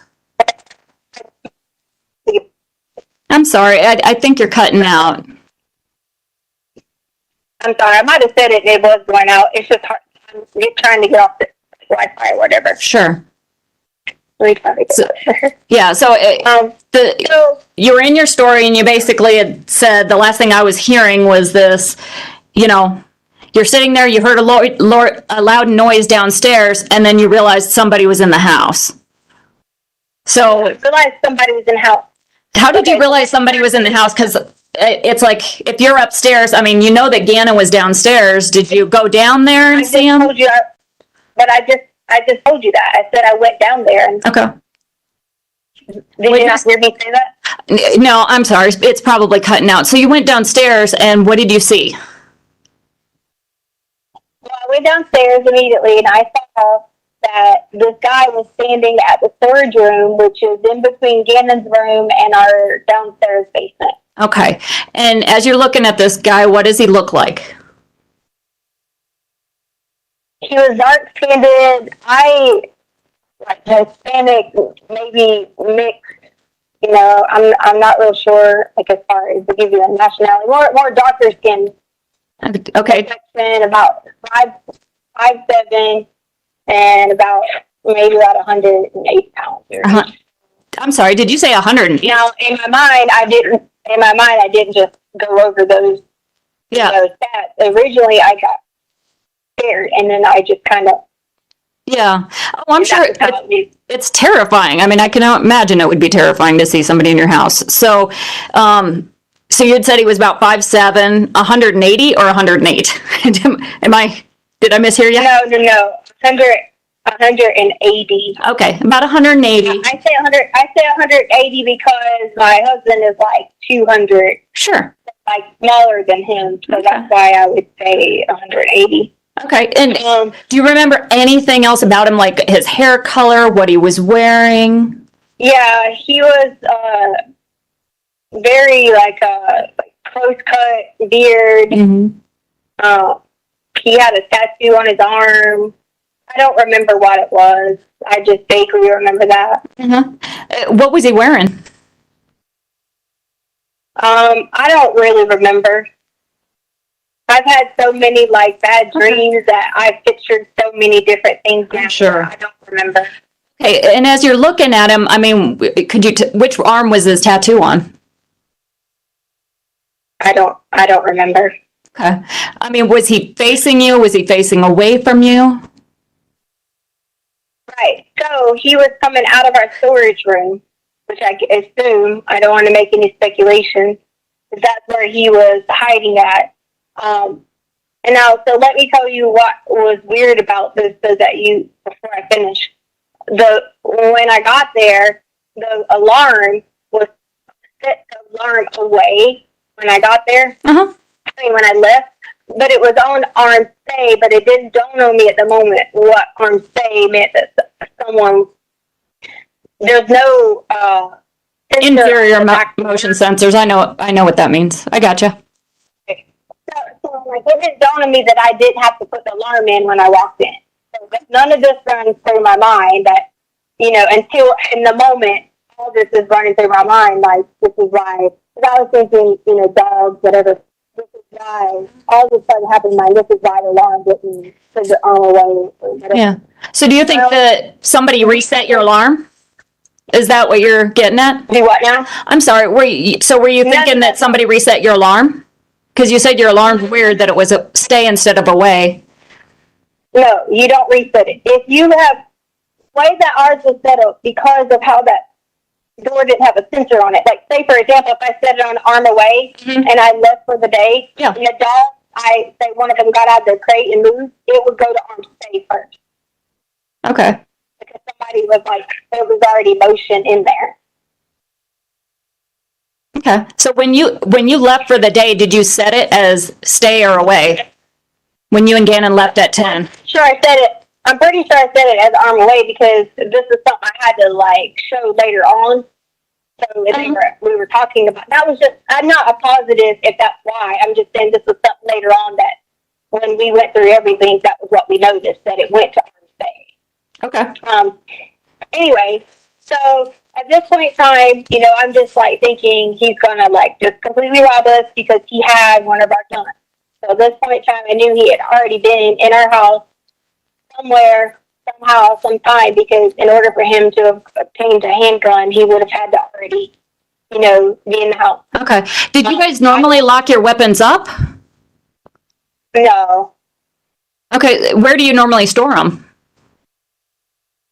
So they're all over the house. So prior to this happening, my husband and I went on a cruise. And so when we went on the cruise, we had hired a lady, and my daughter wouldn't have to stay at home with them, but we hired a lady to come stay as well on rover.com. Yep. And she just kind of stayed in the house. So when she came, I could pull the handguns downstairs. And like Albert, we were talking about making sure we weren't just leaving them around the house, even though she had been like checked through rover and stuff like that. We don't want to leave them. Sure. So I had took two of the handguns downstairs. So that was the only reason the two of the guns would have been downstairs, because we had just got back from our cruise and we had hid them down there in the storage room. Okay. So he came out of the storage room with one of the weapons that you had previously stored in there, is what you're saying? Yeah, when I say hid, they weren't like put away somewhere. They were just in the storage room, like they were inside. Okay. And which weapon was it that he had with him? One of the black ones. Okay. Like, was it a handgun, a long gun? Yeah, a handgun. The big guns were upstairs. Okay. So, at first I was in shock thinking, whatever you want, and I'm not going to go through screaming what I said. I'm just going to tell you because you won't understand me if I get, like, I've already been on the phone like 4 different times telling people, so if I can't go through screaming and all that again. Yeah, and obviously you don't have to scream at me. I understand. Yeah, no, I just don't want you, like, to think I, word for word verbatim to tell you what I said and this and that and the other.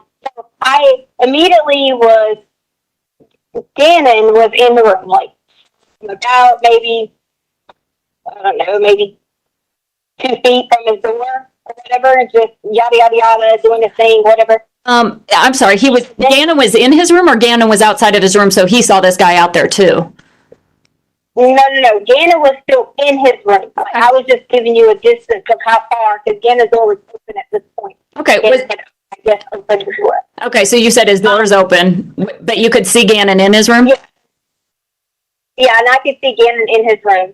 Mm-hmm. So I don't remember exactly what the guy was saying to me. I just remember I was like yelling, and Ganon was yelling, and Ganon saw that I was like freaked out and scared, and I told him he could have whatever he wanted. All this. So it went about 1 hour of us just sitting there, me and Ganon sitting in his room, as this guy was asking questions. He was asking, did we own this? Did we own that? All I remember was about weapons and did we know anything about these people? He said somebody named Terrence, and I don't even know. I didn't have no clue who he was talking about, what he was talking about. My assumption was he had the wrong people that he was looking for, because we haven't even lived there that long and I don't even know these people. So what kind of possessions was he asking you about if you had? I mean, was he asking you about your possessions or somebody else's or what? Yes, he was asking, was there a safe? Like your typical theft, like theft things that a theft would want. Did we have a safe? Was there any money in the house? And I swear to you, we don't keep any, I swear to God, we don't keep any money in the house. We barely even keep our cards on it, Oh crap, this is at 2%. Hold on 1 second.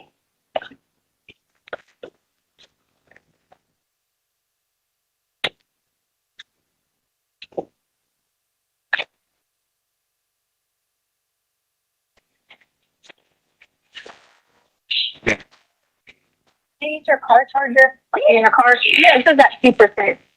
1 second, I'm gonna get the car charger. Sure. It should be right there. Okay.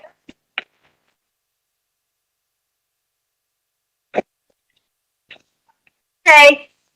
Okay, thank you. Do I need to turn it on? Here. Thank you.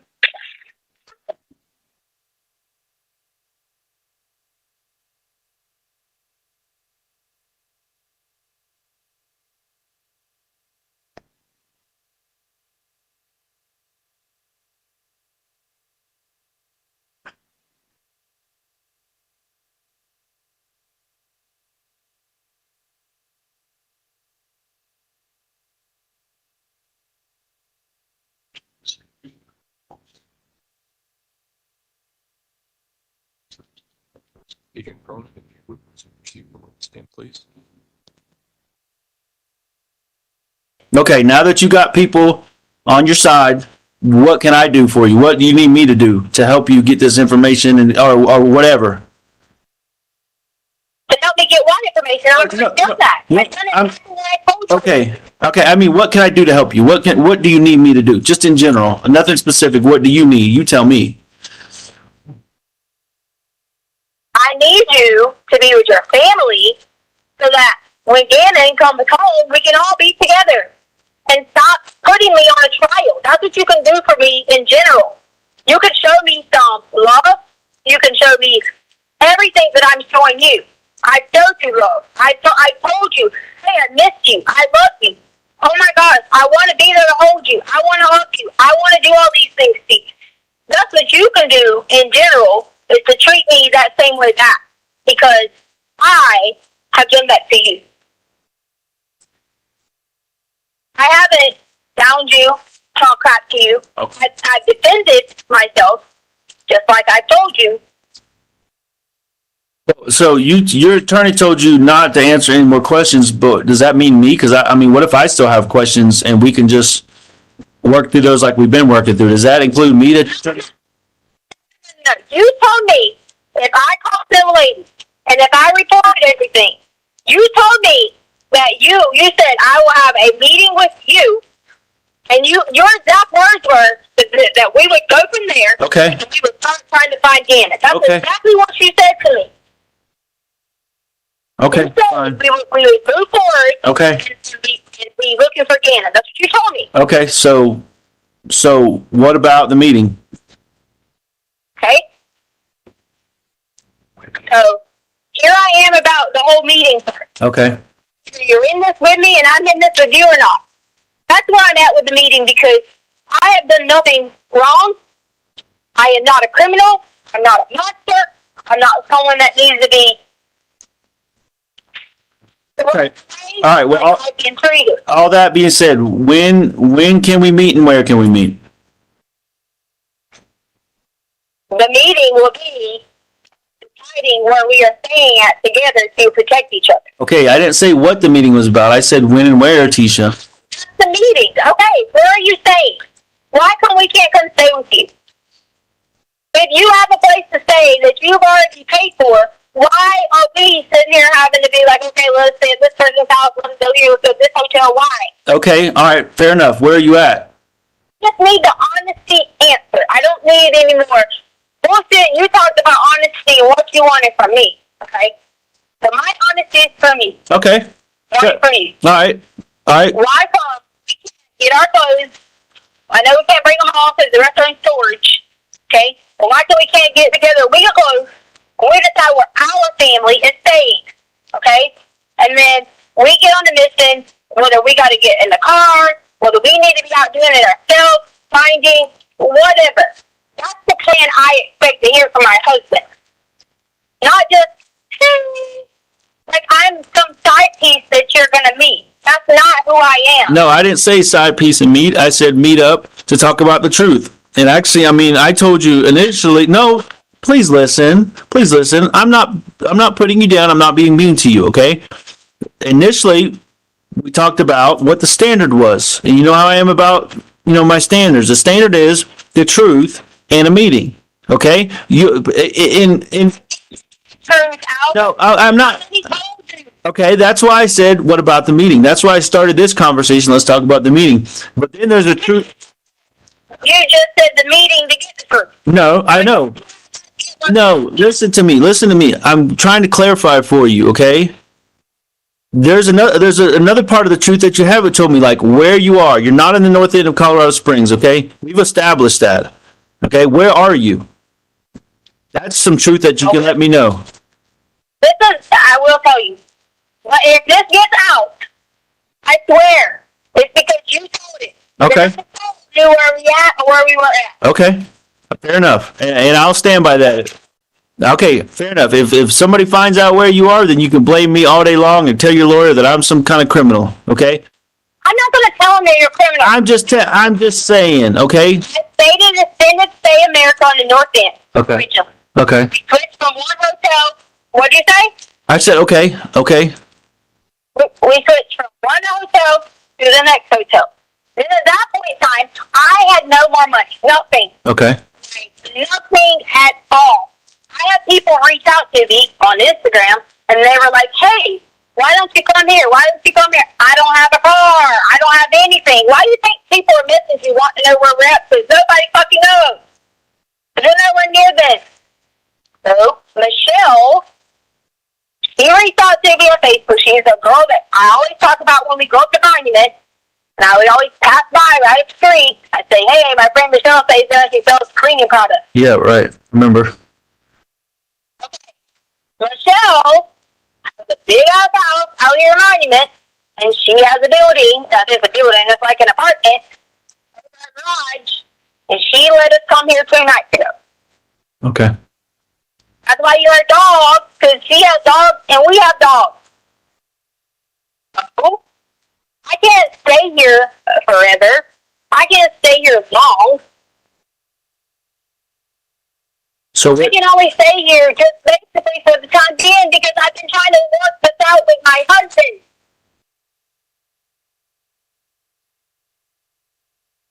And you think like I mean, where do you think I got money at to like stay all these places? Like you act like I'm just like, just living at large, staying in all these. Oh man, I'm up at the Hamptons and Hilton. I mean, all right, listen. you haven't had anywhere. Hey, listen, I'll get in my rental car and I'll come to Michelle's house and get you. Just send me an address. And where are you taking me? And I know you. You'll try to play me. And you'll try to be like, well, you know, whatever. So am I coming to stay with you, or are you coming to show us how to meet? And I need the truth. My intent would probably be just to meet. I don't know if staying together is the right answer now because of all the unknowns. Okay. Okay, well, if you don't want to stay with me, then that tells me that that's not in the. You don't want to be that picture perfect that you said back in December. That's not what No, don't tell me what I want. I am. Give me the damn real truth why you don't want me and Harley with you. Because I want my son. Because I want my son. Because I want my son. The bottom line. And until we get him, If not do this, why would you punish me? why is it an if? I don't want to do this. I want to do this. You wouldn't tell me what you heard. You wouldn't tell me the whole truth for days and days, for 3 weeks now. I'm willing to meet you, to stick out the olive branch as an effort for peace. Okay, because yes, peace, because you haven't given me the truth until today. You've gotten closer to the truth. Okay, or maybe you gave me the whole truth today. I don't know. We'll take it at that. But I'm offering you a moment of peace, a time to meet, a time to talk. We can hug or whatever, okay? But I don't want to stay together right now because then it's going to be constantly on my mind. It's going to be a fight. At least this way we can meet and talk, and then we get time to cool down, think about it. That's what I've been doing every day, trying to talk to you and then cool down, and then answer you on the email if I can, if I feel like it, and then give it another shot the next day. That's exactly the same model I'm trying to teach you. I'm not teach you, try to do right now. Okay? That's it. It doesn't bother you that, hey, you know, I should be providing somewhere for my wife, daughter, and my other daughter, and my son to live while we're going through this. Right, but we don't know where. That doesn't register in your brain. It does. It does. There ain't no sugarcoat it. It does bother me that my family got ripped apart when my son was taken away. Okay? Yes, it absolutely bothers me. So if you know, okay, that this dude has Ganon, took Ganon, why are you blaming me? Why I didn't blame you. lay down beside your wife? No, listen, because the only reason, no, the only thing I blame you for, okay, the only proof I have right now to blame you for anything is you called in a runaway when you knew he wasn't a runaway. That's it, okay? We can move past that. You were scared, you freaked out. What? I'm not putting words in your mouth. That's it. Right, but you called in a runaway. Fine, I understand. You were scared and freaking out. Okay, I'm just saying. To hurt anybody. Right, and I didn't want to get lied to. Okay, but I did. So that's something we got to work through, and that's what I'm saying. We meet, we talk, we hang out, grab a bite to eat. I don't know, something stupid, and then we take a breath. Okay, just like we've done the past couple of days, working our way up to a meeting now. All right, we've been talking. We didn't talk for 2 weeks. Okay, it's baby steps here. You got to understand that my son is missing, and I've got to get through this little by little until he comes home. And that story, okay, the runaway story, the only thing that I know to blame you for right now, the only blame I point in your direction, okay, that caused a gap between us. And I've said that numerous times. There's a gap between us. And the only way to get back is baby steps, okay? And you've got to respect that.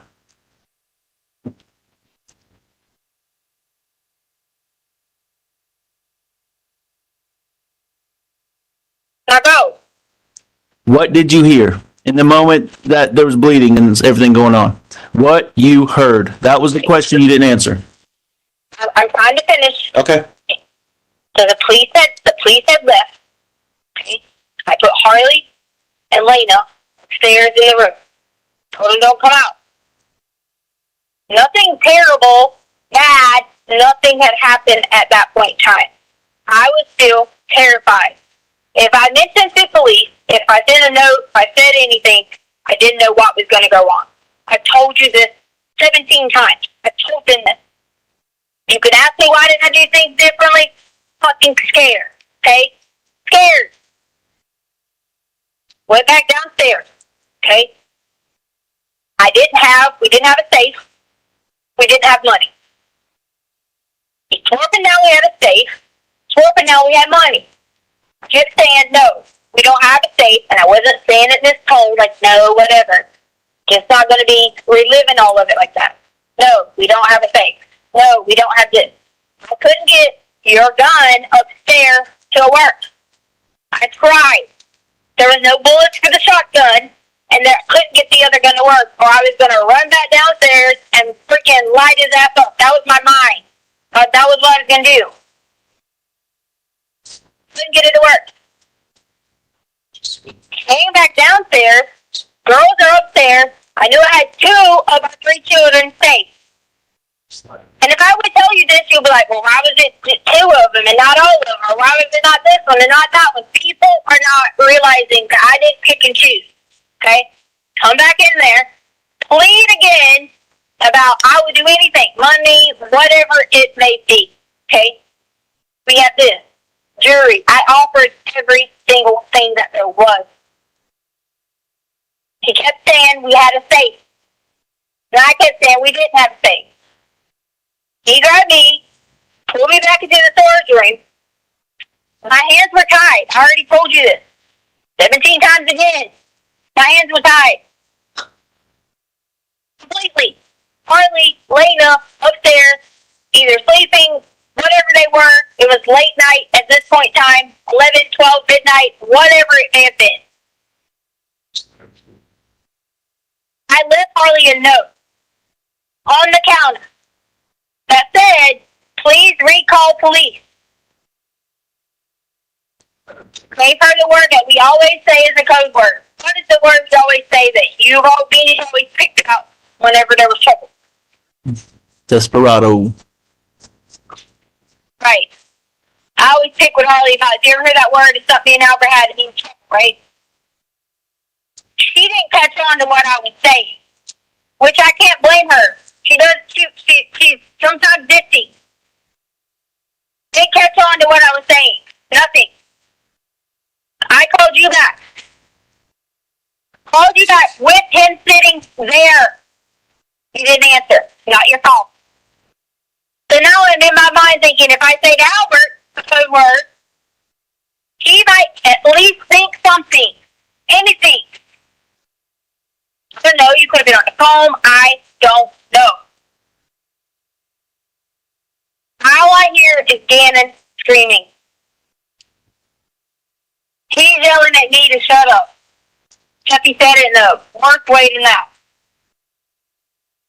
I did hear a loud noise. I did Ganon hit something.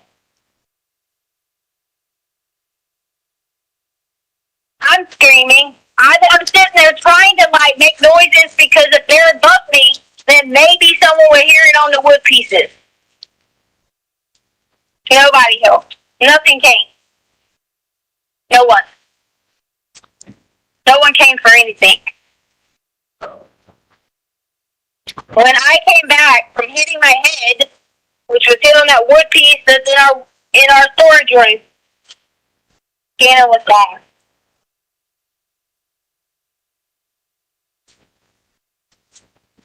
I freaked out. I get in my car, which I'm sure they probably seen on camera, that I get in my car, drive maybe once or twice around the neighborhood, thinking, what in the hell am I going to do now? Albert's going to fucking kill me. Everybody's going to kill me. That's all I kept thinking, and Ganon's gone.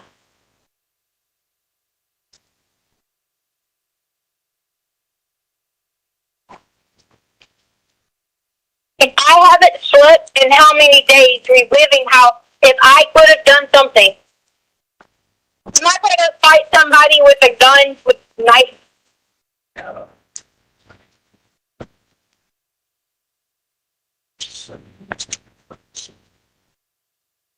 I don't know how they live. I don't know.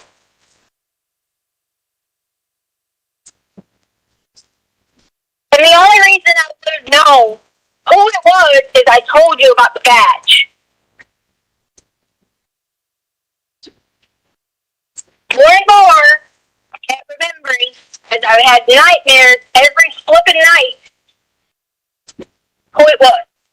images in my mind, pictures, over and over and over and over and over again and again and again. Can I do anything about it? No.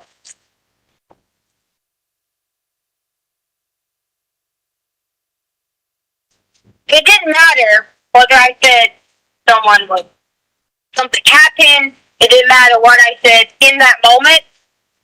My mind immediately went to, oh my God.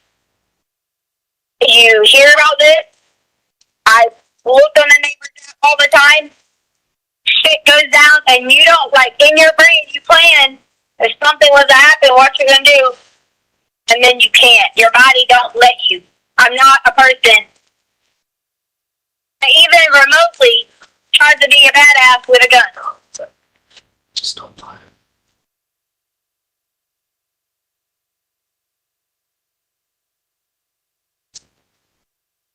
All it kept running through my mind. How am I going to go find him? How am I going to go do this? We got to get help, resources. And then if I say, hey, you know, the fucker was in our home, all they're going to tell me is I'm fucking crazy. I need mental health. I need to see a psychiatrist. Just some fucking shit. That's all that's going to be told to me.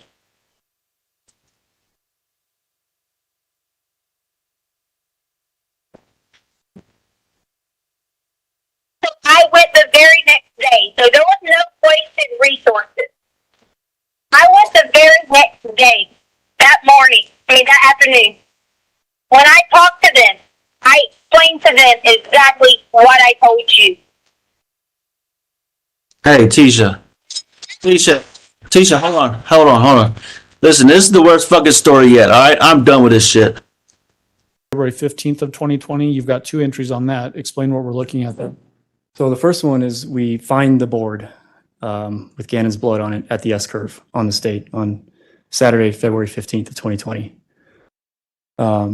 Also on this day, the defendant makes a post on her Facebook account. Do you want me to get into that? Yeah, so that particular post, was that Exhibit 50 that was admitted during Mr. Stauch's testimony early on in this trial? It was. What does, was that a video? It was a video. Of what? Of Ganon when they're in Hawaii. He's waving and says goodbye and jumps off of a dock into the water below. Guys, where are you at? We're at the beach. In Hawaii, go.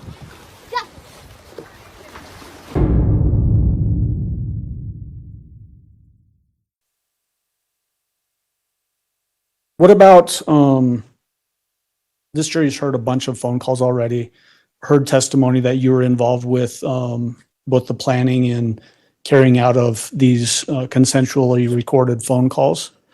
Was it also part of your strategy to get her to just keep talking because she would give information sort of on the margins? Yes, she was the last person to be with Ganon, and she was our best source of information. But we being the FBI, had different teams looking at computers, phones, cars, her travel, but our best source to find out what happened to Ganon was to maintain communication with Letecia, and that was my goal, was just to have Al keep talking with her so we could find out what happened to him. On all of these recorded consensual phone calls that involve Mr. Stauch and the defendant, is it fairly consistent that the defendant would show more concern for herself than helping find Ganon, or might even have happened to Ganon? Yes, it was. Was the defendant at the center of her own universe in that regard? She was.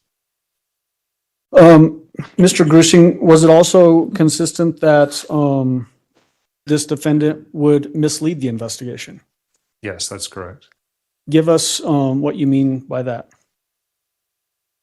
Well, in her conversations with Al, she was pretending to be in Colorado Springs when we knew she was in South Carolina. Her stories changed, and it really affected the law enforcement response for her to say Ganon walked away to a friend's house versus being abducted or something that would cause a greater and more intense law enforcement response initially. And then, as I'm sure the jury's aware, the stories kept changing. How does that dynamic where the last person to see an 11-year-old child alive is giving these sometimes very wildly divergent statements as to what happened, how does that affect the investigation? Well, it makes it difficult, but someone like Letecia can't help but giving out facts in the case while she's making up these stories. The stories are to avoid punishment for her possibly being responsible for what happened and being found guilty. And in my experience, that is what, both in my experience as an interviewer with the FBI and what I learned from working with the behavior analysis unit, that's what we as human beings do, is we fabricate and we misdirect to avoid punishment. Was it consistent in this case that different times during these recorded phone calls that she would try to shift blame to other people? Yes, Did that include Al Stauch? it did. Did it include Landon Hyatt, Ganon's mother? It did. Did it include Landon's ex-husband, Mike? Yes. Were there other people that she would try to shift blame to that were known entities, known people that were real? Yes.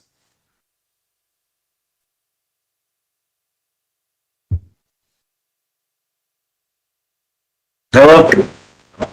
Yeah. So I just got off the phone with your girl Nicole, and then I talked to the investigative reporter. You know what I found out? What? I found out where Quincy is. So Okay. we're making progress. His family at the house believes he's been in Mexico for over 2 years and hasn't been back. Yeah, no, that's not true. How do you know? Oh, okay, whatever. If you're not gonna listen to me, I did. I listened now to you're you. gonna go on with your thing and make up these stories. Really? No, I listened to you. I listened to your contact of Nicole. I listened to her, the person she sent, okay, who was the investigative reporter that you were referencing. So all that was true. So thank you for telling the truth on that, okay? The part that's not true is Quincy Brown. He's been in Mexico for 2 years. Quincy Brown is not involved in this. God. Mexico? You don't know Mexico. That's what his family said, not... Yeah, that's what his family said. Oh yeah, okay, the family said Mexico? Yeah, because they've been looking for him too, believe it or not. Go figure. Uh-huh. Yeah, sure. So why the misinformation? Why are you telling me not true? Okay, the news people said this was misinformation. That's why they're not running your story. Okay? I didn't give him. Yeah, you did. You gave him Quincy Brown. You gave him misinformation. You gave him a story. Okay? I didn't give it any news story. Yeah, Nicole's a news person. You know that. You called her and did an interview with her or statement or whatever. So yeah, you did give her misinformation. That's what they called it. That's what they called it, Tisha. Call them back and cuss them out. Don't talk to me like this. You gave them misinformation. Okay. What's wrong is my son's missing and you keep lying to me. Okay? That's what's wrong, Tisha. That's what's wrong. Okay, fine. Give me my son back. Tell the truth. Give me my son back. Yeah. Where's he at then? Who has him? You haven't answered not one of my questions. To do that. Well, guess what? I don't want you to call me back because you're not doing nothing but lying to me and sending me in a different direction than what you know is the truth. Okay, whatever. Good for you. Thank you. Yep. All right.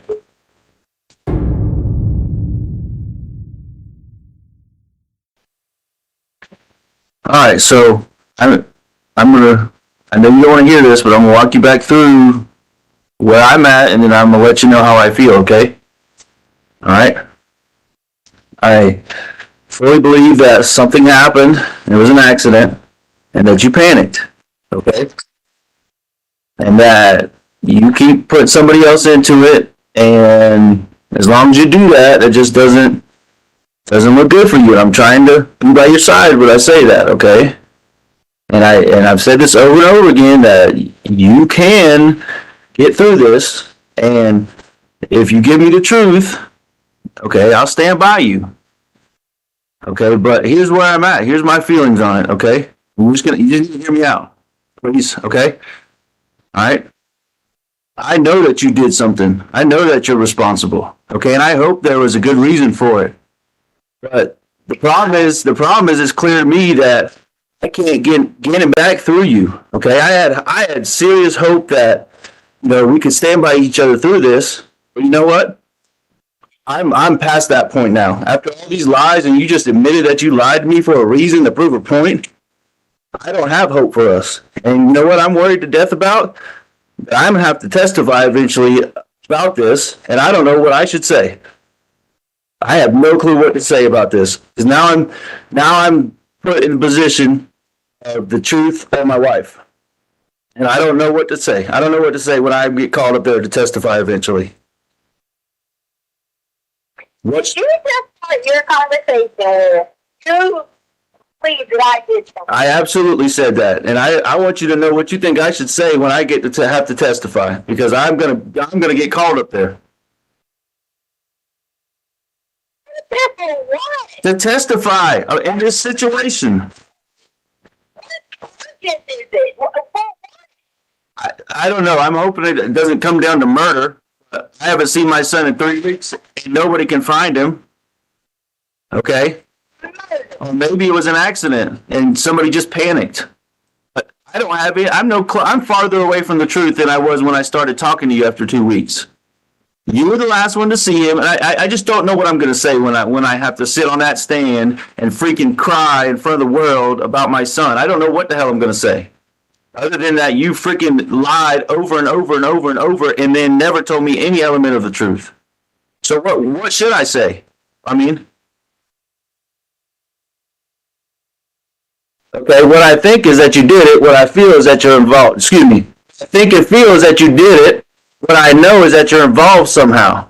Okay, that's the bare bones where I'm at right now. I have nothing else. You're involved to some extent. Ganon getting hurt, whether there's an accident or not. There's blood all over the place down in his room. However, I saw it. Who gives a crap at this point? Because the boy's out there hurt. Okay, what I feel like and what I think is that you did it and you're trying to hide it. And you dumped his body somewhere. That's what I think. Dumped his body. Yep. You think that I have an involvement in killing a child? That's what you think? Yeah, absolutely, because you were there. Ganon's missing. We can't find him.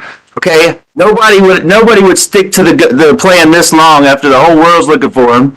Okay, so it's you. You're the only one sticking to the plan. You're the only one in the spin machine. You're the only one lying. Everybody else is trying to find the truth. Everybody, Tisha. Even Landon, the one that you think I'm hooking up with, she's just trying to find the truth about her baby boy. Okay? I'm glad you get to spend the rest of your life with Landon. Yes, I mean, whatever.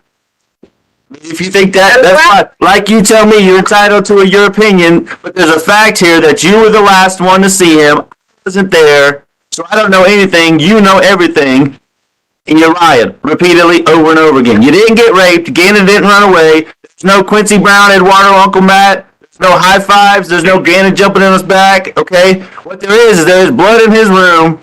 Okay, and he's gone, and we can't find him. That's what, and you were left with him and didn't come home with him, okay?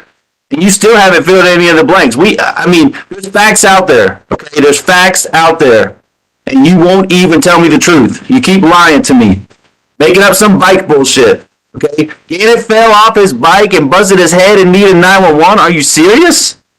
And then as soon as I say that, we go back to the house. I mean, I don't even want to do this, okay? You're just going to continue to lie to me. Why am I even wasting my time? So when I testify on the stand, that's what I'm going to say. My wife had all the information. She chose to lie about it. I have nothing else to say. Okay? That's where I'm at. All right. Have a good day. And I don't care about a court of law because you know why? My attorney will shred it apart. I'm worried about my husband knowing that I did not do such a thing. All right, well. Because I care about you, and I feel like if you know that that's the truth, that I did not, then everything could be okay. Yeah, I mean, right? I mean, if you know for 100% that I did not hurt a child, kill a child, kill a 2x4, whatever you may say, well, would it not make you feel a lot different right now? yeah, I told you I'd stand by you with the truth, you know? And I pulled up that link and, I mean, they got 5 stars, so that it looks legit on the surface. And yeah, I mean, you hit a great point there about, you know, I am about validating things and looking into things. Part of that process would be, you know, getting some questions answered that I want answered, right? I think you can assume that, right? Okay. All right. So that being said, as I was waiting on you to get back, I wrote down basically 3 or 4 questions, and I want to pose them to you now, so that way I'm not surprised when I go in there. Okay? Are you willing to do that with me? And then we'll. You said you're not surprised, or? Neither one of us, so you know the questions and I know the questions. Oh, okay, I get what you said. Yep. Yeah, so I'll ask them and you just give me yes or it's just simple yes or no questions, okay? And then, so you're not, once again, trying to be fair to you and fair to myself, that these are some of the questions that I want answered. Number 1, do you know where Ganon is? Yes or no? No. I mean, but this is the questions I'm going to prove to you too, right? Yeah. You understand? Right, you can answer them now, but then you can answer them then as well. Okay. No. Okay, who was Ganon last with? They don't ask you questions like that. Oh, you're right. I'm sorry. It's yes or no. Do you know who Ganon was with last? Okay, so here's what I want you to be careful with on. Do you know who Ganon was with last? Because, let me explain. Yeah, go ahead. I'm sorry. Go ahead. You're cool. More specific approach in that, because you need to say, do you know a description or have a picture in your mind of who Ganon was with last? Okay. Something of that. All right. How about it this way? Were you the last person Ganon was with? Okay. Well, that leads into To ask the question of someone else. right. Yeah, I know. And I'm not going to probably be the one phrasing the questions. I'm just telling you questions that I want answered. So you answered the question was, were you the last person Ganon was with? And you said no. Okay. And I'll leave it at that. I'm not going to go take that down a rabbit trail. Okay. Did you accidentally hurt Ganon? No. Did you murder Ganon? No. Okay. Well, so, I mean, that's kind of, it's just some of the questions I'm going to want answered. So when are you going to be able to do this? I want to get this done as soon as possible. I'm ready to do it tomorrow. I think because of publicity of this case, they'll squeeze you in and make an appointment for you tomorrow. If we go up there and, call them and say, hey, listen, this is the Ganon Stauch case. We need a polygraph ASAP. Let's do it. I don't know. When's the earliest you can do it? I'll just take money out of the bank account and I'll pay for it. February 18th on this timeline. You have a indicator there. What is that? This is the first fake polygraph that the defendant tried to obtain, where you heard the wire, the call, where they weren't going to release it because it violated their policy. And so that's when that happened. And the defendant searched on the phone fake polygraph test using Google. Had you had a chance to look at that particular webpage, that fake polygraph webpage? I did. Was there a place in that page where someone that wants to purchase a polygraph test, would they type in their own questions? You do. So when you're on this website, the first screen that you visit, you fill out your name, you type in the location of where the polygraph was administered, and then you click order, and then you enter in your 5 questions with a pass or fail button. You click yes or a pass or fail. And this is where you would type in your questions and the answers that you want to get on those questions. Does this indicate that the user of this particular phone was trying to order that fake lie detector test? Yes, the user went to that next step. So there's a question in the body of the note saying, in the case involving missing child Ganon Stauch, do you intend on telling the truth? Question mark. And the next line? The next one is a second question saying, in the case involving your stepson, Ganon, did you inflict harm on him in any way? And then the third question is, did you accidentally hurt him in a physical way? And the fourth question is, did you murder your stepson? And the fifth question is, do you know personally who is involved with your stepson disappearance? And then as you're doing these wiretap investigations or methods, are those phone calls actually recorded so you can listen to them later? Yes, they are. Is that what occurred in this case, that wiretap conversations were recorded that captured the defendant's voice? They were.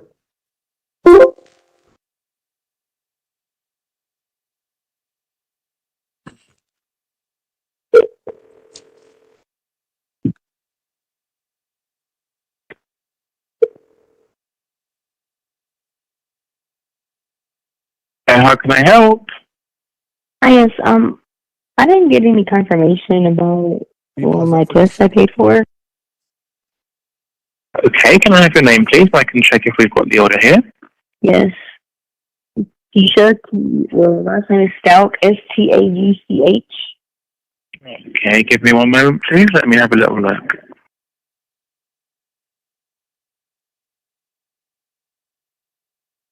Okay, yeah, perfect. I can see that we've received that, and we have actually sent the test. Have you not received that as yet? Have what now? We have already sent the results to your email account. I don't have them. Mm-mm. Okay.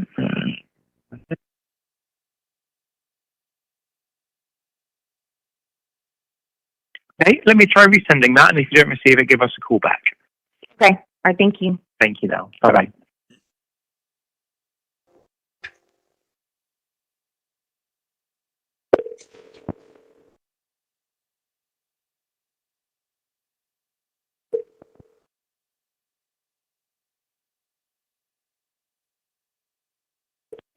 May I help? Hi, yes, I was just talking to you. Is there a way you confirm where you sent those? Because I still didn't get them. Yeah, so I'm just going to get that resent for you. So if you wait for the next sort of 10, 15 minutes and let me know if you haven't received it by then. I was saying, can you check the email? Because I just want to make sure. Okay, yeah, give me a moment.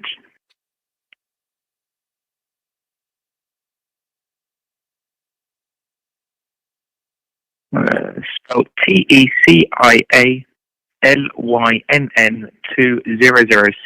@yahoo.com. Okay, cool. So you said like 10 and 15 minutes? Correct. Okay, thank you. Have a good day.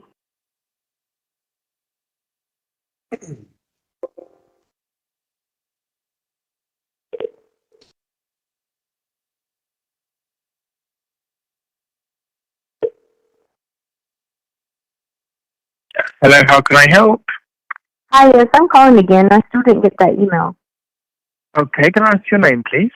It's last name Stauch, Stauch.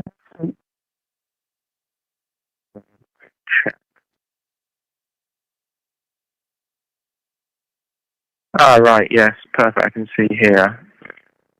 You talked 10, 15 minutes, and you said it again. I still don't have it. Yeah, no, unfortunately, it's actually been blocked by management, this order, due to the content of the questions, so we're not going to be able to send this report. Okay. So, do I get my money back? Unfortunately, not on this case, no. Obviously, due to our terms and conditions, it does clearly state that any sort of illegal activities or anything like that, obviously, the management do reserve the right not to send the report. Obviously, we do incur processing fees, so that's why a refund wouldn't be due. So what do you do now? Just delete it and go on about life and keep money? Yes, we would do indeed. I got you. Okay. Thank you. Now. Bye-bye.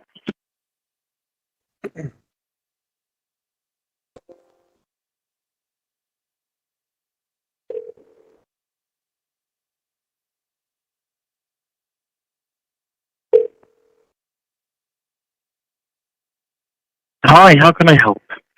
I didn't hang up. Oh, yeah, sorry, I can hear you now. How can I help you? Okay.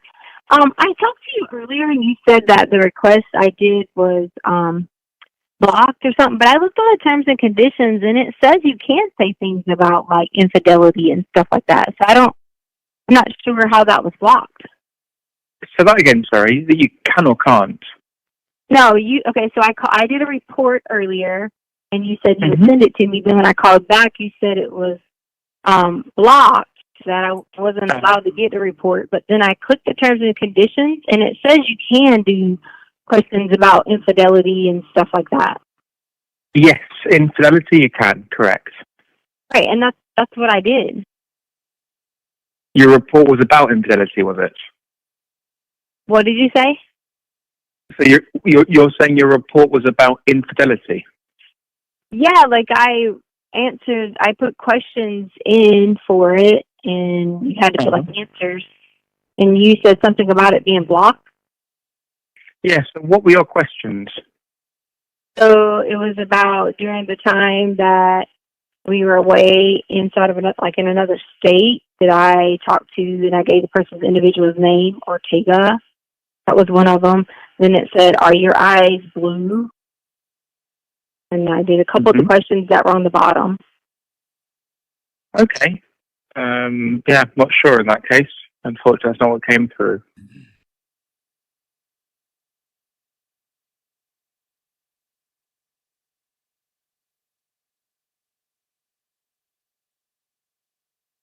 Yeah, I'm not quite sure what's happened there then. Because I read that you can do this.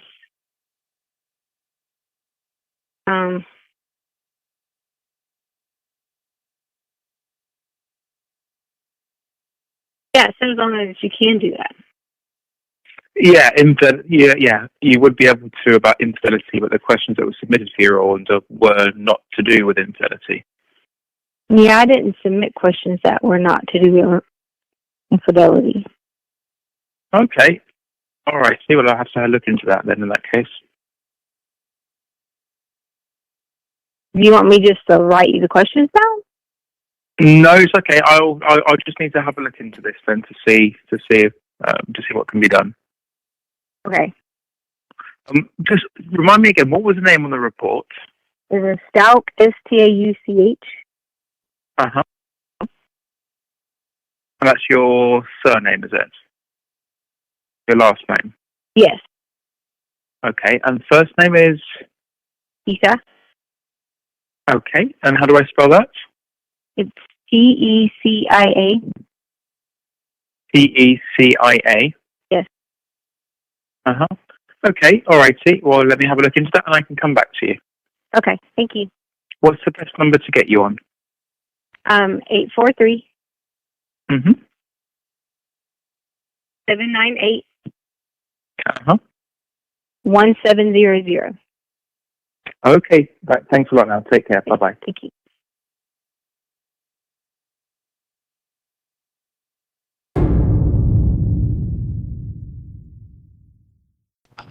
I said, can you hear me now? Yes, I can hear you now. I said, there's no accident. Do you think in your mind that I'm going to tell you an accident happened and I panicked, didn't know what to do, and just threw him side the road? Okay, if that's not the case, then so it's kind of two options here. Either something happened on accident or something happened on purpose. Okay, either he hurt himself or you hurt him. I mean, you kind of got to paint the picture for me here. Either you killed him or it was an accident how he got hurt. I mean, those are the things that you got to decide and how you approach this. Okay. Either of those. Do you see what I'm saying? But the part then fill in the blank. He obviously got hurt. You told me that. Okay. He got hurt somehow, but you won't tell me anything else. Albert, I've already told you. Here's what's going to happen. I'm going to tell you again. And you know what you're going to do? You're going to tell me I'm a lie, and this is a stupid fucked up story, and we're back to blaming it on someone else again. That's what you're going to tell me. No, listen. I honestly, let me back up. Let me start over. I really don't care if you tell me the truth or not. I'm past that point. I just want to know how I can get Gannon home. How do I know how you can get Gannon home if someone else is involved? How do I know that? This is where this is where you have this disconnect with me. Listen, just give me something. Just give me a guess. Like I said, the only truth that matters is bringing Gannon home and where he's at. Just, Yes, Albert, yes, absolutely. Gannon is not Colorado. Your guess is that he's not in Colorado. Correct. Okay. Why? What makes you guess that? Because Tisha didn't hurt him, Okay. didn't dispose of him, Okay. anything like that, okay? So Tisha was in Colorado with nothing, and you guys have ran up all these places where y'all think I've been or whatever, and you haven't found Gannon. So where's the connect to put those two together? So if you had a guess, where would he be at? Like if you said you guessed he's not in Colorado, I don't disagree with that because they've looked and searched for 3 weeks and not found a damn thing other than some random pictures of some bullshit. Okay, they haven't found Gannon. So if you had to guess where he's at, where do you think he's at?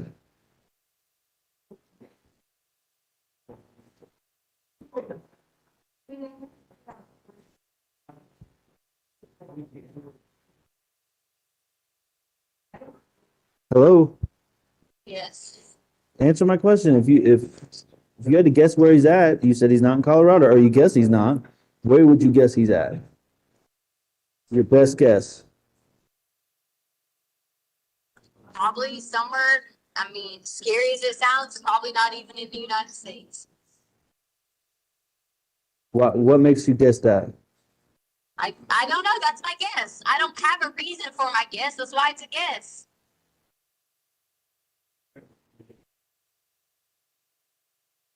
I just don't. That doesn't make any sense, especially because I'm talking to myself really.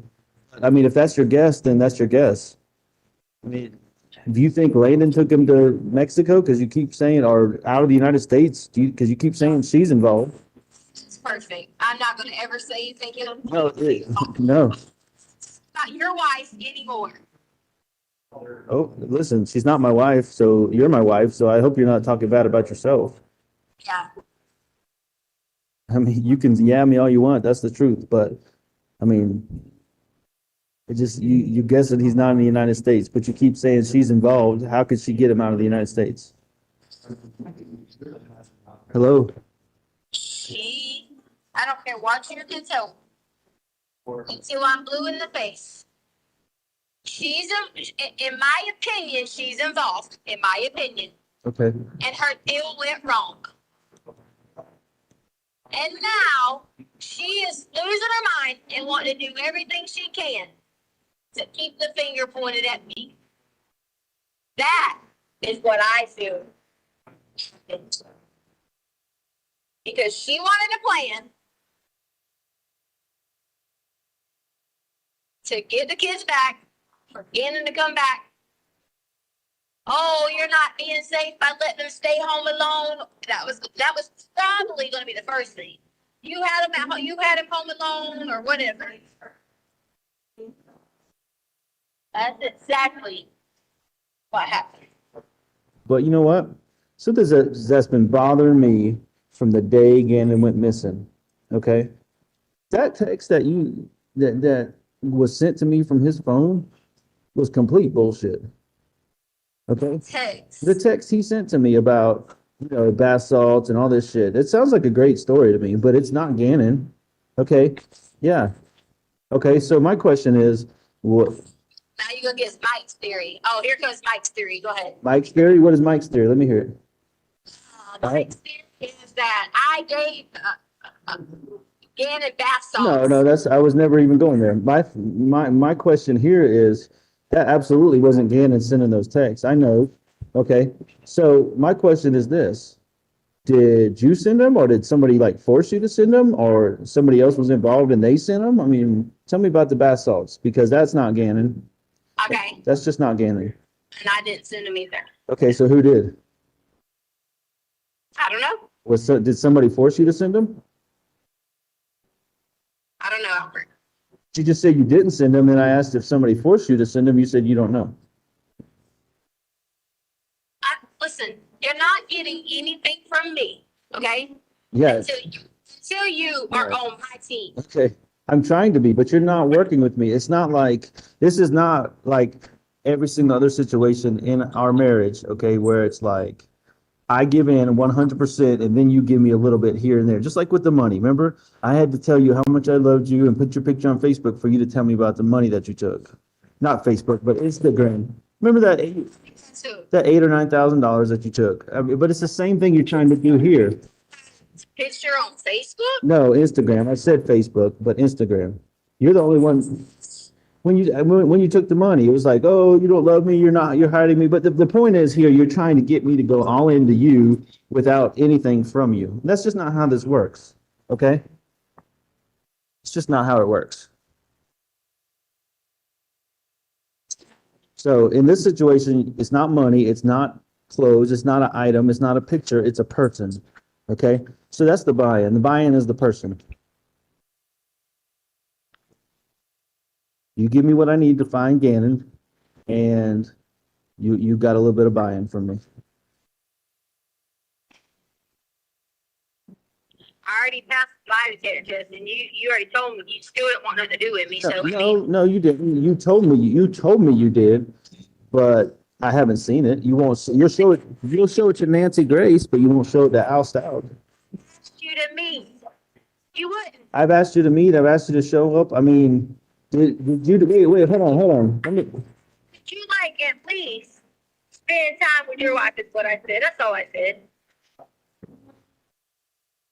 And like you went on this thing, like, and you know that it bothers me because I'm like, I know that you are sitting over here giving. This is exactly how Landon wanted it. No. Hold on. Let me tell you. The buy-in here is also that the poly. That's bullshit. You didn't come to Denver and do a poly. Okay. I set it up and my card never got charged. Yeah, you told me you couldn't give him the name, so I scheduled my own. Oh, okay. So now the story's changing. Again. Change. I paid $500. Okay. Send me the credit card receipt. Please, God, you did it. Give me the results and give me the credit card receipt showing that you did it. So, Because it's bull. I will see. I will meet. Listen, Nancy Grace might believe it, but I don't believe it. Okay, fine then. Fine. If Nancy Grace don't believe it and she and her crew don't verify it and sees them herself, so now you're saying she's a liar? It's like, what? Is she a liar? Say to get back together every night to be understood. Is she a liar? I don't know nothing about no Nancy Grace. I don't even know how that's even relevant. Okay. Okay, here, right here. I'm gonna send it to you.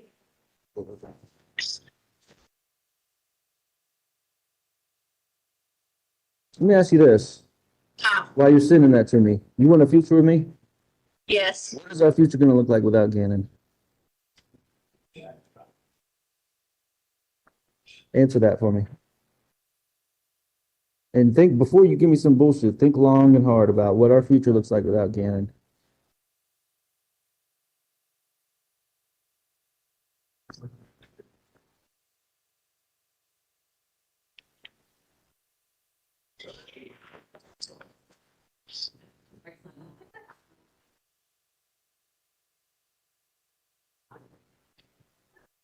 Well, I don't have any involvement in Ganon. And I feel like that proving it with the polygraph, answering questions and trying to get people on the right track of looking, the future should be together. And it definitely takes a lot help from Jesus Christ. And praying that every single day. hard as it may be, that it'll be one of those things where people come home or whatever. But he can't, you said come home. He's not a runaway. Somebody's got him is what you said. Okay, that meaning that there's been plenty of times that people have done this and something happens to someone, they take them and tie them up in basements and all this stuff. And then there are good stories to this. There are. You're not convincing. I asked you what our future looks like without Ganon, and you just went on some tangent about you didn't do anything. I said that means we're supportive and we work together to keep every effort in finding Ganon. If it means we have to join organizations together to help other people find their children while we're searching for Ganon. If it means that everything we do, from building stuff or setting up monuments or things like that, for people to come and be like, hey, can you help? Like, we have help. Okay, all right. That's our future, because that's a greater plan that God could have. Do we have, it looks like 5 searches that are relevant to this investigation that occurred on February 19th of 2020? That's correct. Tell us the first search on February 19th, 2020, and what time? 1:22 p.m., the defendant searched Crime Online. What is Crime Online? Do you know? It's the Nancy Grace show for nationwide exposure crimes. And was there reference to the defendant being in contact with the Nancy Grace show during some of these recorded phone calls that we heard? Alleged. We don't have any proof that that the defendant spoke with Nancy Grace. What is the next search on February 19th of 2020? At 3:49 p.m., Palmer, period, Harold, period, Colorado, period, Springs. Is Harold misspelled there? It is. It's Hearld. What is Palmer, Harold, Colorado Springs? It's the newspaper up in Palmer Lake area. So does that indicate to you that the defendant was searching for news in the Palmer Lake area, which would cover the area where the board was found? It was. This is during our search operations up there. The defendant was very interested in lots of local news, monitoring what our investigative tactics were at the time. And then what is the next search on February 19th, 2020? 7:22 p.m. Does text-free show location? What is text-free? That's the app that the defendant requested Nicole Mobley download so they could communicate with each other, and where the defendant sent those messages to Nicole Mobley. The fact that she's searching for does text-free show location, in your mind, does that indicate an awareness of investigative efforts and efforts on her part to evade those investigative efforts? Absolutely. What is the next search on February 19th of 2020? 7:43 p.m. How can I make my phone's IP period address hidden? Is address misspelled? It is ADREES. Again, similar to that last question, does this also indicate to you that the defendant appears to have some knowledge that she's wanting to hide information from the investigation? That's correct. What is the next search on February 19th, 2020? 8:11 p.m. The search was send a fake email.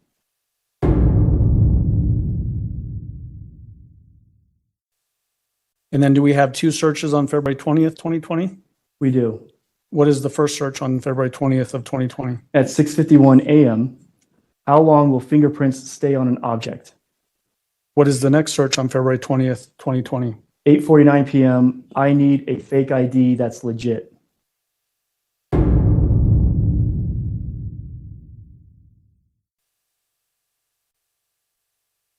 Then do we have a bunch of searches on February 21st, 2020 that are relevant for this investigation? We do.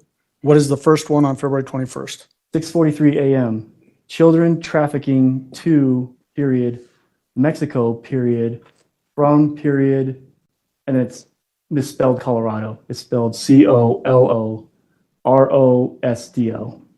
And does this roughly coincide with references by the defendant in some of these recorded consensual phone calls that were recorded by the FBI, indicating that Gannon have been trafficked to Mexico. Yes. What is the next search on February 21st, 2020? 6:54 a.m.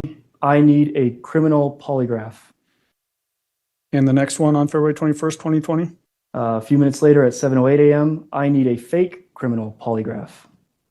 The next one on February 21st, 2020? 7:21 a.m. fake polygraph test.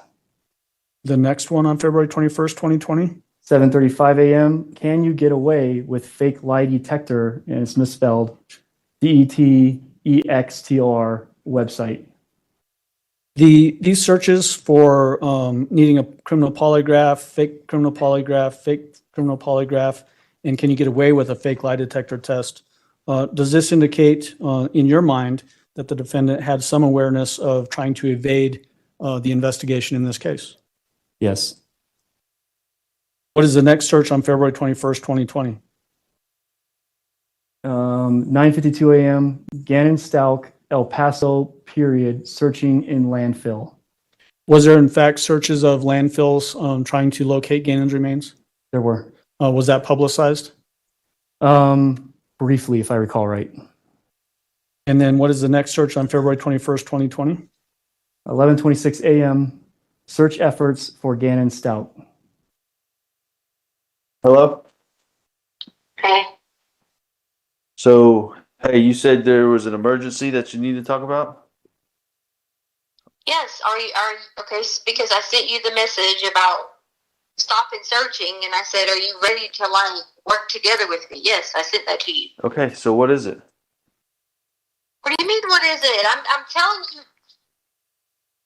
Oh my God, I don't know how to clear to say this. Do you believe me now that I didn't do anything wrong?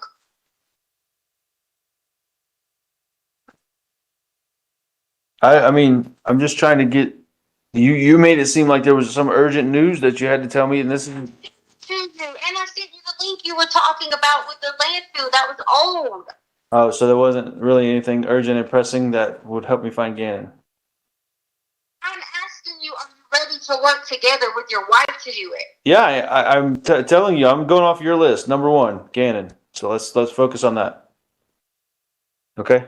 So you read my list. Why are people sending this about lies about airports and all this? Until I don't know. you can't have a straight goal in common. I don't know. I don't care about social media. Never have. Who cares what people are saying? I rode with my mom to the airport. Okay, where are you? Where am I? I told you I just stepped out of work on lunch break. Like, as in the node? No, as in the headquarters. Okay. Are you gonna be like able to like stay with your wife so we can work on this together? I'm not making any promises.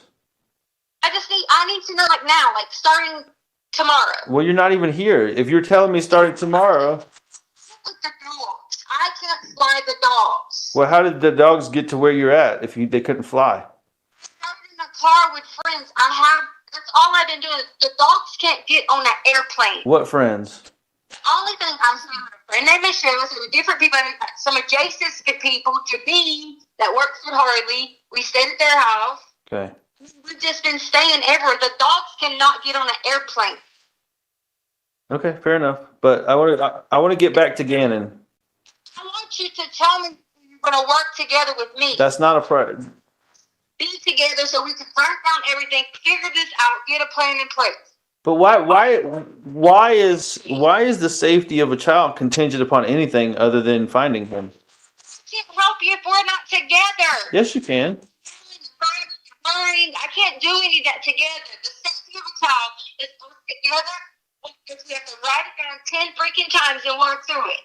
That's the safety. I beg for this.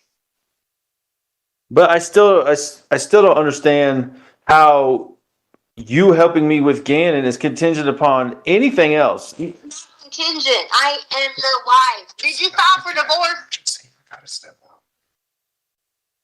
Did you? I didn't hear what you said. What? Did you file for divorce? I told you that already. No. Do you want me to? Okay. No. Are you cheating on me?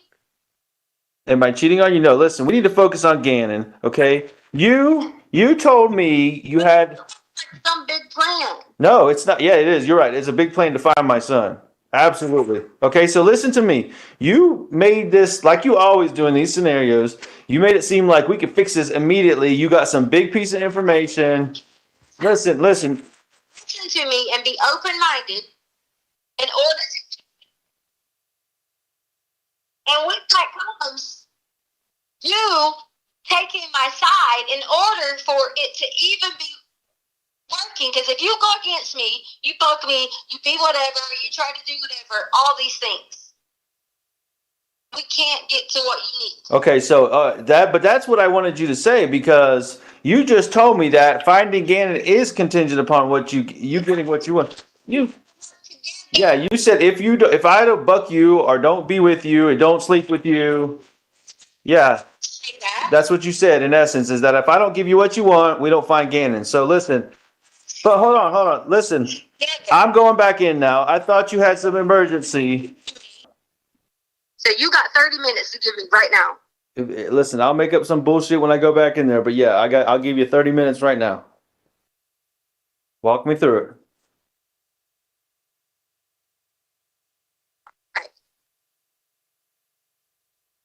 Now I need you to answer this question.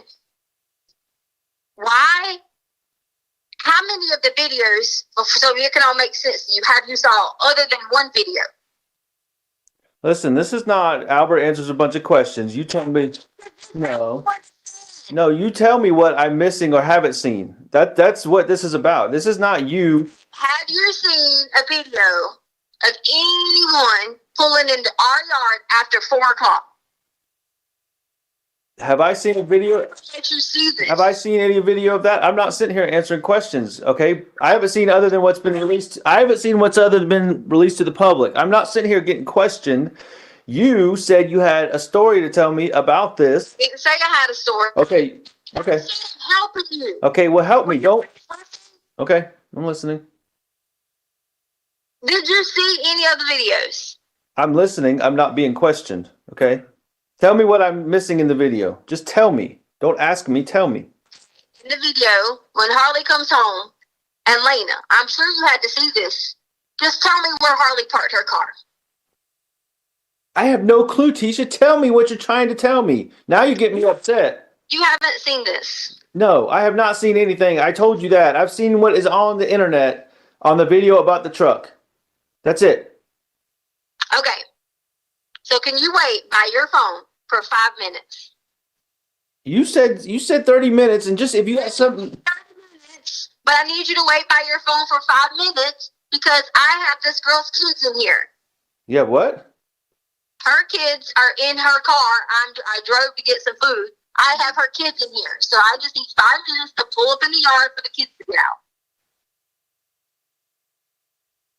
Why does that keep you from sending a video? It's not sending the video. What? I don't want to talk about it with kids around. They could hear me. I'm asking you for 5 minutes. Just give me 5 minutes. Let me pull in the yard and they get out. Just tell me what you got to tell me. There's no kids in the car. I don't hear a peep, okay? There is a kid in the car. Listen, I knew either you tell me now or I'm just going to put the phone down and go back into work, okay? Because I don't got time to sit here. You jerk me around. I'm tired of you jerking me around. Literally almost to the street. Listen, I don't have 5 minutes. I got the 30 minutes you asked for. I got that. You start telling me whatever it is you got to tell me. Who cares if a kid's in the car? That should be a good thing that you know information that can help you find the missing kid. I'm sure they've heard about it. I don't know if they did. They might have not have. Well, I'm turning on her street. Just hold on. yeah, okay. I swear to you, I'm literally turning on her street. I'm not questioning you. I'm in believe Tisha mode. I'm just waiting for some facts that I can believe. Turning on her street. Okay, I believe you. Like I'm passing the church right now. What church? And then I'm going on to this. All right. So, Church, I guess their church. I don't know if they go to church there. I don't know. oh, you passed by it, but there's no sign? Okay, cool. Yeah, there was a sign. I'm looking at the road. So I can Okay. make sure Mr. Turner, All right. Hey, I believe you. think that I know my way around. I believe you. I'm not trying to question you. I just want to know if I knew the church or the pastor or anything. Sorry, I'm literally turning in right now. And all I gotta do is pull over here. Can you go inside with your mom and then I'll just, yeah, and I'll be in a minute to let the dogs out. Hold on.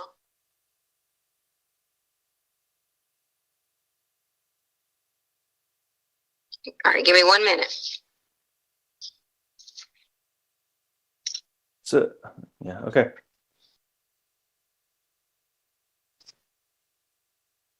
You there? Keisha?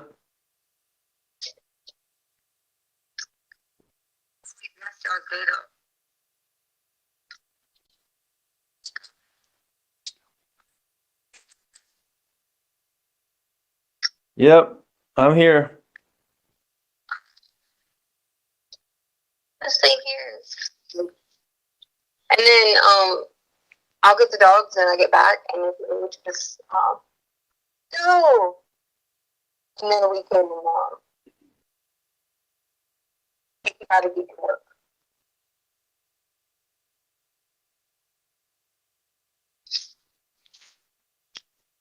Okay. Literally opening the door, she's getting out. Make sure you do that stuff for your mom. All right.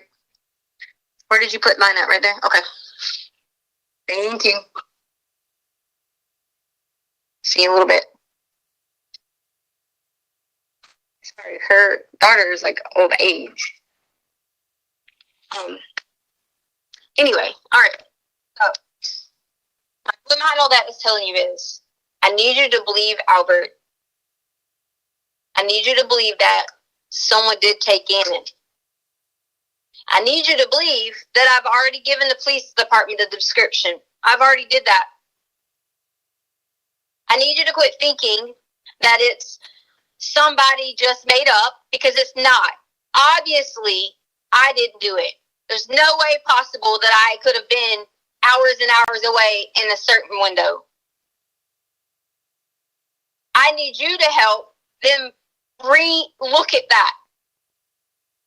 I'm telling you, Ganon would have left our neighborhood anywhere between that time frame, and it wouldn't even be surprised if it weren't like the kid in North Carolina. What certain window are you talking about? The certain window I'm talking about, between 3 and anywhere that evening, because here's why. There was a lot of people out and about in the neighborhood. Everywhere. So you weren't home during that certain window? Is that what you said? Do what? You said you weren't home during that certain window, or he could have left in that certain window? I'm saying that's when it happened. So by the time I called, okay, Anna still could have been in the neighborhood. But you said when it happened. What is it, Tisha? I told you already. You haven't looked at it to see. Okay, go to the ring. See, we went out the front door. When we left, we went out the front door. Okay? When we left, I set the alarm. I went out the front door. I came back in the front door. Made sure the alarm was set. Went out the garage. You could see that on the ring. When I came out, I think it was like 10:07, 10:08-ish, maybe. We left out. We were in the garage. Okay. There was no more, at that time, there was no more anybody going in and out. And the dogs do not set off the motion in the house. Right. They don't. Okay? Not when they're in their crates. You're right. Yeah, not within their crates. And as sure as heck, if I'm somewhere upstairs, they're with me. They're not just roaming around doing their thing. They're following somebody that they look. Okay? When we came back, I told you 15,000 times about the car following us at Petco. The reason I left the phone at Petco, you wanna know why? Why don't y'all go check the alarm on it? I set an alarm for it to go off if I hadn't came back in the time frame to call the police. I set the alarm on there, Albert. There was no intention. I had my watch on, so it was no hiding where I was going or whatever. But wait. So you set an alarm to call the police? Why? No, not because someone was following us From the house or from Petco? from the house Okay. to Petco. Okay. Then from Petco, that's why I kept walking to the door to look, because Ganon was laying down. He was playing the Switch, so I knew that they knew nobody was in the car. That's what they thought. Maybe I was being over suspicious. Well, so help me out here, because I'm in believe teacher mode. So okay, just so you know that. But somebody's following you from the house, and you leave Ganon in the truck. They never knew anybody was in the truck. But if they followed you from the house, didn't they see y'all get into the truck? I was not like from the house as in our house, like as in not the area that. All right. Well, okay. All right. Help me be in believe teacher mode. Okay. All right. Don't start spinning. Just tell me. I'm spinning. Okay. All right. I'm trying to. Let me go through the whole entire thing. Okay. I'll go ahead. Go ahead. Okay. So I sit there. I was playing with these period pad things because apparently dogs have periods. Okay. So I'm holding the thing, and I sat there and I said alarm, just for the alarm to go off. Like, whatever. That was for the alarm to go off. Maybe I was being too superstitious. I just was being whatever. I don't know. Okay. Sorry. And now you're yawning? Listen, I don't sleep good at night. I haven't for years. You know that. So go ahead.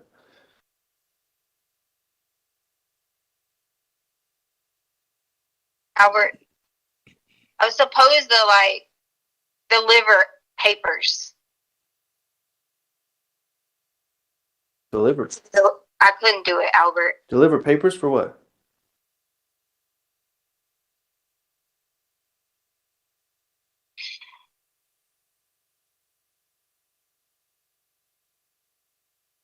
Tisha?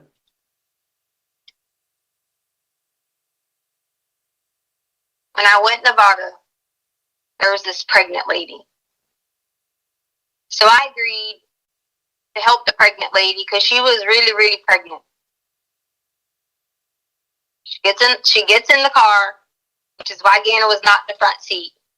He was in the back seat. You said wait. You said when you went to Nevada? Went through Nevada. Oh. I'm like, what? You're in Nevada? Anyways, go ahead. Right. When I realized she's not pregnant.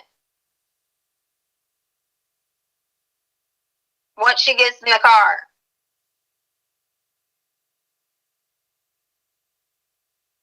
Was this the same lady that was following you? I don't know if they were following us. I just know there was a car following us. When I get off, I turn where Harley gets the eyelashes done because I thought I would lose them. Then I saw a pregnant lady. She looked legit like 8 months pregnant. What kind of car was following you? Because maybe they. He told you this 15 times. Oh, okay. It was a blue something, like a blue little car, like a Cooper or something like this. Okay, so like a blue, not red, right? Just a blue one. No, it was the red earlier in the day was nothing. It's already been checked out. Okay, all right. The reason I know that one's been checked out is because I had somebody in Lorson Ranch do it. All right, I was just making sure. I make sure I keep these cars straight. So there's the blue one, not the red one. See, No, don't get upset. Don't get upset. I'm just trying to get it straight. I'm not picking holes in your story. I'm just making sure we're on the blue car. Okay. So now back to the pregnant lady that gets in the front seat. So the pregnant lady gets in the front seat, but she's not really pregnant. I don't know that she's not really pregnant, but she says she just needs a ride. I felt bad. She looked really, really pregnant, like 8 months. I said, I'm just listening. You know what? I'm not going to help if you're going to do this to me. Listening and believing? I really came in this to be honest with you. Okay, and I'm just listening. No, you aren't. You're being a dick by saying, That's being a dick to me. I don't know why you're saying that, but does the pregnant lady know what happened to G? Does she know where Ganon went? Can I finish? Yeah, absolutely. She wasn't really pregnant. She had about, I don't even know how much money inside of this thing that makes her look pregnant.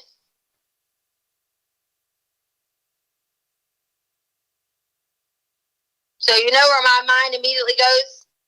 Where? What would you think a pregnant person disguising as pregnant but money in her belly means? She probably robbed a bank. Okay, she might have.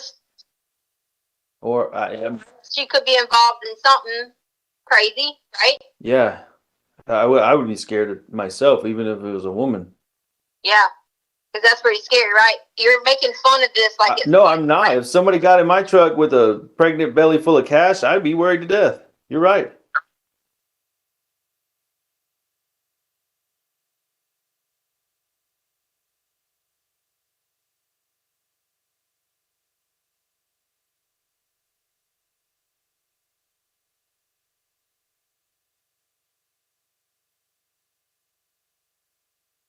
I don't know.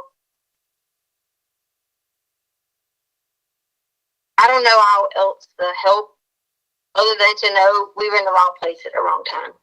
Okay. Are you talking about Petco? Yes, because Petco, I just was supposed to walk in Petco, look around, be normal, go drop this lady off somewhere. Oh, so she told you to walk into Petco? Yes, Oh, okay. she forced me. Of course, I gotcha. Okay. Yeah. Did she have a weapon, like a gun or a knife or something to threaten you, or what? How do you think someone would force you? You're sensitive. No, you're a tough girl, so it's going to take a lot. That's what I'm trying to say. If somebody, Tough girl. yeah. I don't think you'd be scared easy by somebody like that. So that's just what I'm saying. You probably start swinging unless she had a gun or a knife or something. This is a joke to you. No, I'm serious. I'm trying to. You finally are getting like legit, and it's a joke to you. I'm sorry you think that, but go ahead. I'm not. Forget it, man. You're not wanting to stand by my side. You don't want to help. I'm right here standing by your side, listening to the truth. Okay, I'm in believe teacher mode, like I told you. Yeah, and then what you're gonna do? Tell me I'm telling a lie and hang up? Are you telling a lie? No, that's what you're gonna do. You're not gonna believe it. I told you it was beyond your wildest imagination to know he was in the wrong place at the wrong time. He was in the wrong place, or y'all were in the wrong place? Okay, we was in the wrong place. Okay, all right.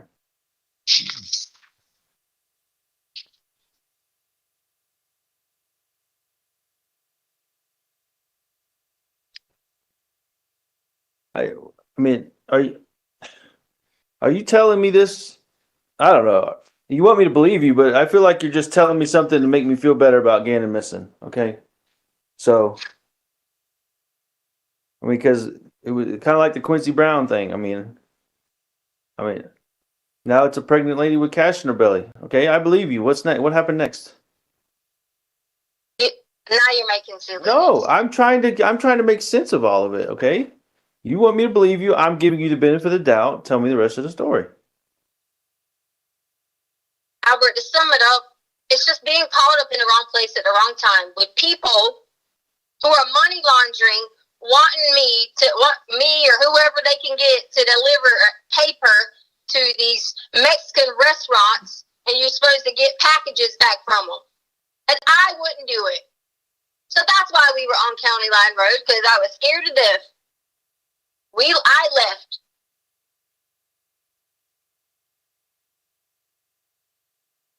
So I was going round and round and round to make sure that no car followed me. So is that where they were trying to send you, or you just went there because you knew that was out in the boonies? No, because 25, I got on Interstate 25 and it was backed up. Oh, so you did like we did that one time and took a detour? It was nothing to do with whatever. They've already searched the entire area. I'm innocent.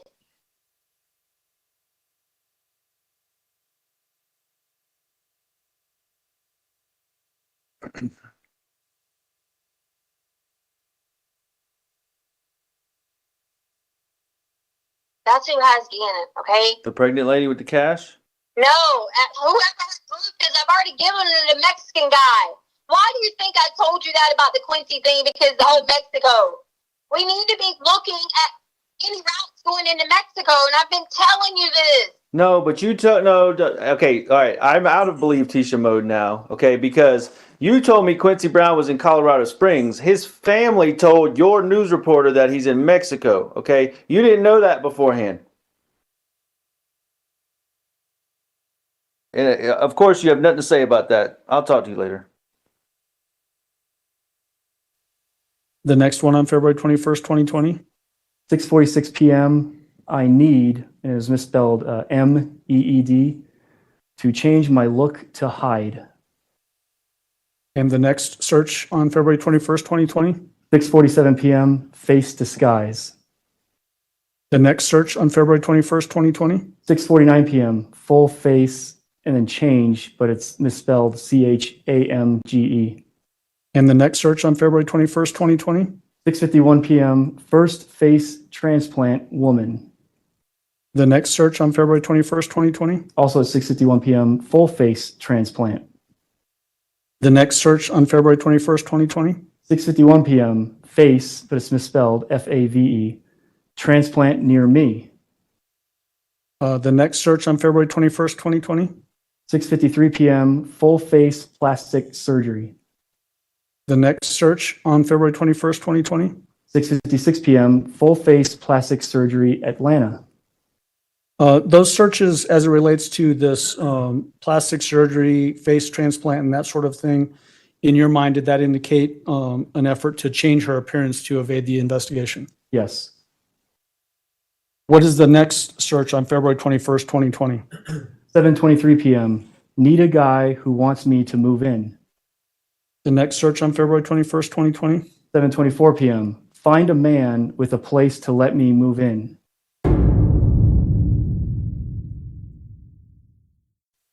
And then do we have, let me see, 4 searches on February 22nd, 2020? Yes. What is the first one? 9:50 a.m. Change my facial appearance, but appearance is misspelled APPEARMCE. And the next search on February 22nd, 2020? Also at 9:50 a.m. Drastic ways to change your appearance. The next search on February 22nd, 2020? 2 minutes later, see what my face will, but misspelled SILL, period, be with plastic surgery. And the next search on February 22nd, 2020? Also at 9:52, plastic surgery, Myrtle Beach, SC. Did this indicate to you that the defendant is still indicating a willingness or want to change her appearance to evade the investigation? Yes.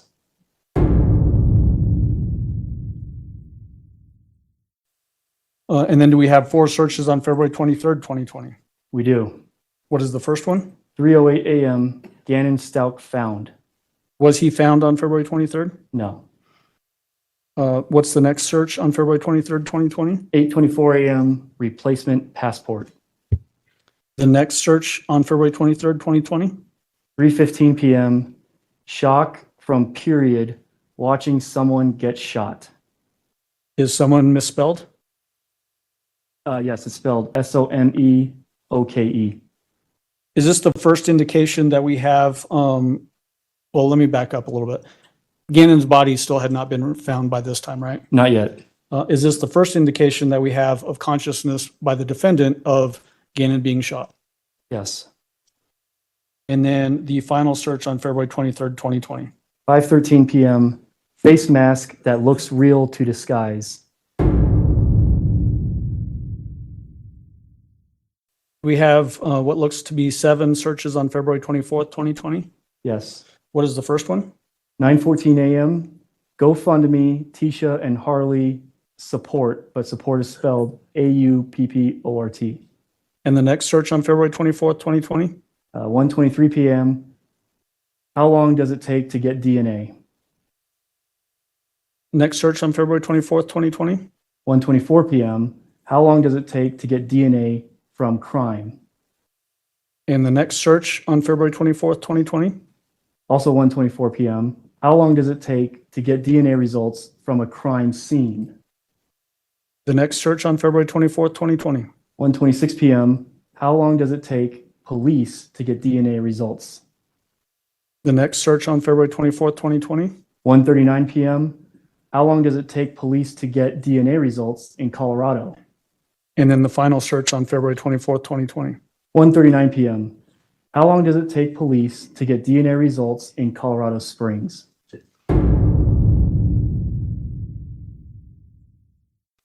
And then are there 5 searches of relevance to this investigation that occurred on February 25th of 2020? There are. What is the first one? 5:49 a.m., make a security video. And the next one on February 25th, 2020? Also at 5:49 a.m., make a security video past tense.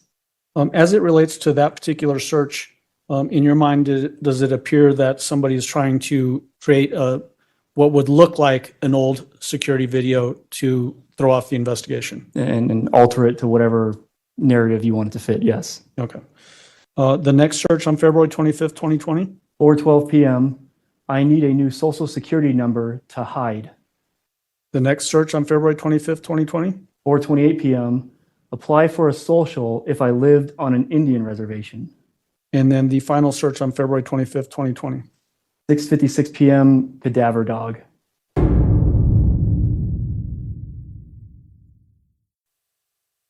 And then the remainder of the searches on this exhibit 721, do they all occur on February 26th of 2020? They do. All right, let's start with the first one. What is it? 6:18 a.m., do they check in ditches under bridges? The next search on February 26th, 2020? 6:18 a.m., maintenance under ditches under bridges. The next search on February 26th, 2020? 6:57 a.m., can I get a plea with no jail time? The time is misspelled, just IME. The next search on February 26th, 2020? 7 a.m., criminally negligent homicide in Colorado. The next search on February 26th, 2020? 7:30 a.m., can I find a rich guy? The next search on, I'm not sure what's so funny over here, Judge, but a lot of interruptions coming from my left. The next search on February 26th, 2020? 8:10 a.m., can they trace Snapchat? The next search on February 26th, 2020? 8:30 a.m., Colorado closed cases. Is Colorado spelled correctly? No, it's misspelled COLROADO.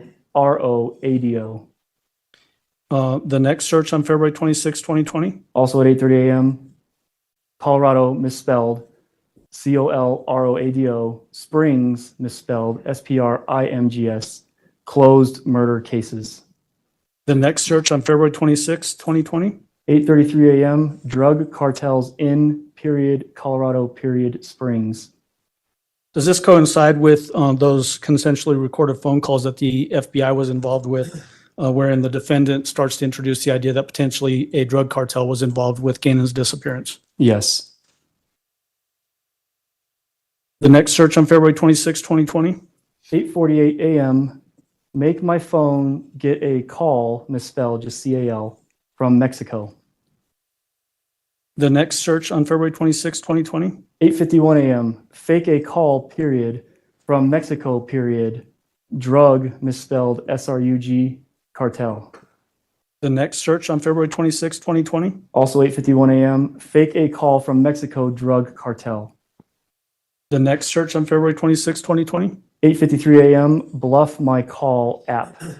Are you familiar with what that means, Bluff My Call app? I am. What is that? It's an app you can download that makes a different phone number show up on the caller ID of the recipient's phone. Is that typically used in your experience to trick somebody into not knowing who is making a phone call? I've seen it a couple of times in like stalking cases where they use this app or an app very similar to it to mask their number. The next search on February 26, 2020? 8:54 a.m., what are some Mexican drug, misspelled SRUG, cartel phone numbers? The next search on February 26, 2020? 9:13 a.m., what do they do when they find a person body in another misspelled ANITHER state? The next search on February 26, 2020? 9:13 a.m., how do, period, they identify misspelled IDENIFY bodies found, misspelled Foun, in another state. And the next search on February 26, 2020? 9:33 a.m., make a fake Snapchat video. The next search on February 26, 2020? 10:45 a.m., can the FBI go, to, Los Canos? What is Los Canos? I think it's a city in Mexico. The next search on February 26, 2020? 10:53 a.m., create a recording of someone's voice and change the words. And create is misspelled CREAT. The next search on February 26, 2020? 10:55 a.m., add someone's voice in a video. Is someone's misspelled? It is SOMEOMES. Does this indicate to you that whoever is doing these searches is trying to change a video Correct. to add voices that weren't necessarily caught on the video? Correct. The next search on February 26, 2020? 10:56 a.m., change someone's words in a video. The next search on February 26, 2020? 2:38 p.m., Bahamas marriage certificate. And the final search on February 26, 2020? 2:40 p.m., I need a fake marriage license. Are there 7 searches that occurred on February 27, 2020? There are. What is the first search? 7:03 a.m., how do police tell whose body has been found? Considering the circumstances in this case where Ganon's body had not been found for a number of days, almost 2 full months, does that seem to indicate, from your perspective, some knowledge that it's going to be difficult to identify Ganon's remains? It indicates to me that there's research being done to see how difficult it would be. What is the next search on February 27, 2020? 7:58 a.m., can God help me escape jail time? And escape is misspelled ESCAOE. The next search on February 27, 2020? 8:05 a.m., how do, they identify whose, misspelled WHOS, blood is at the scene? The next search on February 27, 2020? 8:35 a.m., find people who want to go to, jail. The next search on February 27, 2020? 8:58 a.m., Spanish girl names. Is Maria Sanchez a Spanish girl name? Very traditional, yes. Is Little Lucia potentially a Spanish girl name? Lucia is, yes. The next search on February 27, 2020? 9:04 a.m., Petco, Nevada, Colorado Springs. Was that a point of reference in this investigation? 3 times. And then the final search on February 27, 2020, what is it? 10 a.m., find an immigrant who will admit to a crime.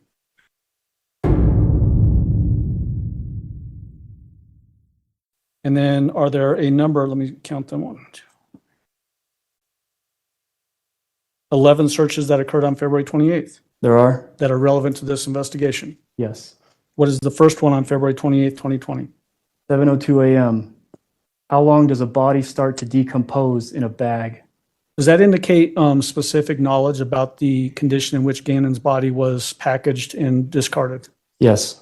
In what way? He was found in a suitcase.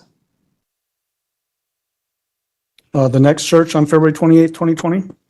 7:03 a.m., what does, misspelled WGATFOES, what does a dead body look like after a month? And is this basically 1 month after Ganon had went missing? Yes. What is the next search on February 28th, 2020? 7:04 a.m., what does a dead body look like after a month, spelled correctly this time? And the next search on February 28th, 2020?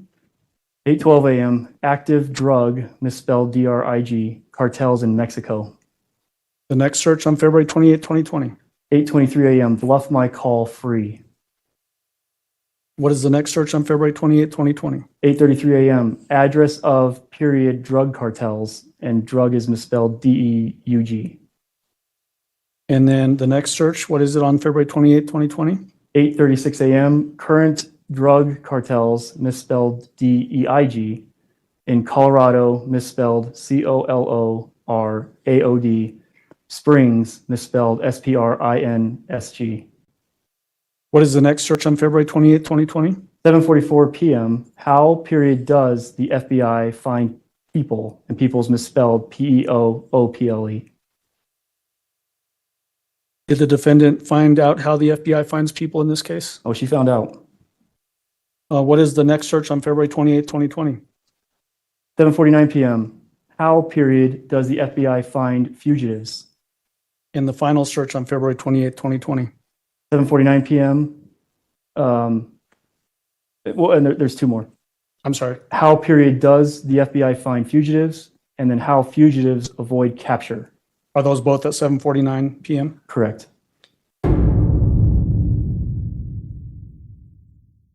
And then do we have now 3 searches that occurred on February 29th, 2020? We do. What is the first one? Casey Anthony, What time was that? 6:27 a.m. And just for reference sake, who is Casey Anthony? Casey Anthony was a wildly in the news case where Casey Anthony is a mom who stood trial for the murder of her young daughter, Kaylee. And then the next search on February 29th, 2020? 6:29 a.m. Casey Anthony and Patrick McKenna. Do you have any idea who Patrick McKenna is? I don't. Okay. And then this next and final search on February 29th, 2020 that is relevant to this investigation? 1:30 p.m. When does FBI take over a case?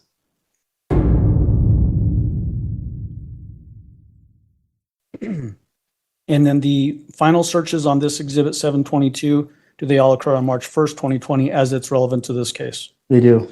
What is the first one on March 1st, 2020? 3:58 p.m. How to make my fingerprints not scan. The next search on March 1st, 2020? 4:03 p.m. Fingerprint rubber. What is that a reference to based on the way you take that?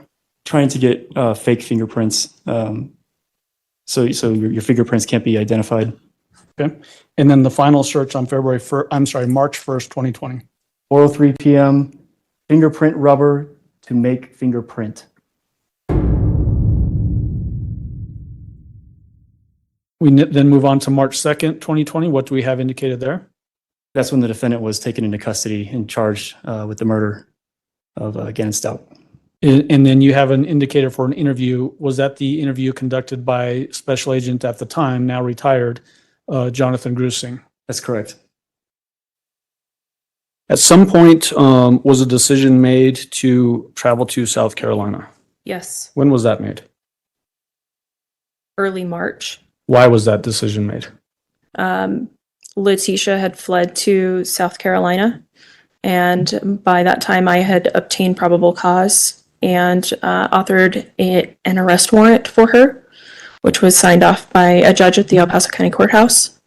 And so we went to Myrtle Beach to arrest her. How about in March of 2020? What were you doing for the Myrtle Beach Police Department? I was still assigned to the Joint Terrorism Task Force. We were made aware of a person that was wanted by the municipality, the El Paso County Sheriff's Office, and I took part in, I gave a briefing for the arrest of a person that was wanted. Would that have been on March 2nd of 2020? The briefing, yes, was conducted at 8 a.m. at the Myrtle Beach Police Annex located in the city of Myrtle Beach at 3340 Mustang Street. I briefed the Myrtle Beach Street Crime Unit and the Myrtle Beach SWAT police officers. And who was the person that you were briefing about, I guess, to arrest? A woman named Letecia Stauch. And was there a warrant for her arrest out of Colorado, El Paso County, I think? Yes, there was. And what did you brief about? What was the purpose of this briefing? We were made aware of that Letecia Stauch would be dropping her daughter off at the Air Force recruiting station. The Air Force recruiting station is located in the city of Myrtle Beach at 1100 Coastal Way, and that she'd be dropping her daughter off there. It was determined for safety reasons that in South Carolina law, anyone under the age of 18 is considered a juvenile. So when she was dropped off, we figured it was the best opportunity to take her Letecia into custody without anyone being hurt. So how did you get this information that she was going to drop Harley off at a Air Force recruiting station? Special Agent Grant Lowe was in contact with El Paso and also with the FBI folks out here in Denver. So they had gotten us that information. And do you know how long the defendant and her daughter were under surveillance? For me, we had started watching her since the Thursday before. The arrest was taking place on that Monday. So since that Thursday, we watched Thursday, Friday, Saturday, and Sunday. So you had a good idea of their activities, and then you later learned on Monday Harley was going to be dropped off. Yes. And so what was the significance, again, of having the defendant arrested after her daughter was dropped off? The significance was as far as safety for all concerned, because she was in a house with other people, and that was a search warrant was done at that house also, but we wanted the least amount of people at the time when we would take her into custody. And did you have surveillance units out there on March 2nd, 2020, following them and watching all these activities take place? Special Agent Grant Lowe followed them into the city and gave updates to all of the the Myrtle Beach Street Crime Unit, myself, and all the other people that were set up at the mall waiting for them. And so was there a point in time where it became safe to make this arrest of Letecia Stauch? Yes, once it was seen that the daughter was in with the recruiter and that Letecia was driving the vehicle from the scene, that was the best situation for safety for everyone, and that's when she was arrested. And describe the arrest for the jury. How'd it go down? She is driving away from the recruiting station, and a vehicle from behind and a vehicle from the front turn on the police blue lights and give commands to stop the vehicle. And Sergeant Smith and Police Officer Cooper approach the vehicle, take her out of the vehicle, place her in handcuffs. She subsequently searched, and the arrest took place less than a minute. During this process, were you present? Could you see this happen? Yes, I could. From where I was also sitting, we were all sitting in different places. I witnessed the whole thing. Was the defendant the only one in this vehicle? Yes, she was. And what kind of vehicle was it? It's a minivan. It was dark in color, and had property in it. So once she was removed from the vehicle was closed. The keys were taken. It was taken to the Myrtle Beach Police Annex, which is located at 3340 Mustang, and it was placed in a secure area for the FBI crime scene people to process it. And we'll get there in just a sec. I want to talk about the actual stop of Ms. Stauch. Were these other vehicles that you described, one in front and one behind, were they marked police cars? No, they were unmarked cars, but they had obvious police lights. They had the SWAT officers had uniforms where you could visibly see police written on the uniforms and the police patch of the Myrtle Beach Police Department. Did the defendant stop? Yes, she did. Did she cooperate with the arrest? She complied. She immediately got out of the vehicle and complied with all their requests. She didn't try to run or didn't try to do anything like that? She did not. What were the individuals, well, where were you at during this arrest? Approximately 25 yards away.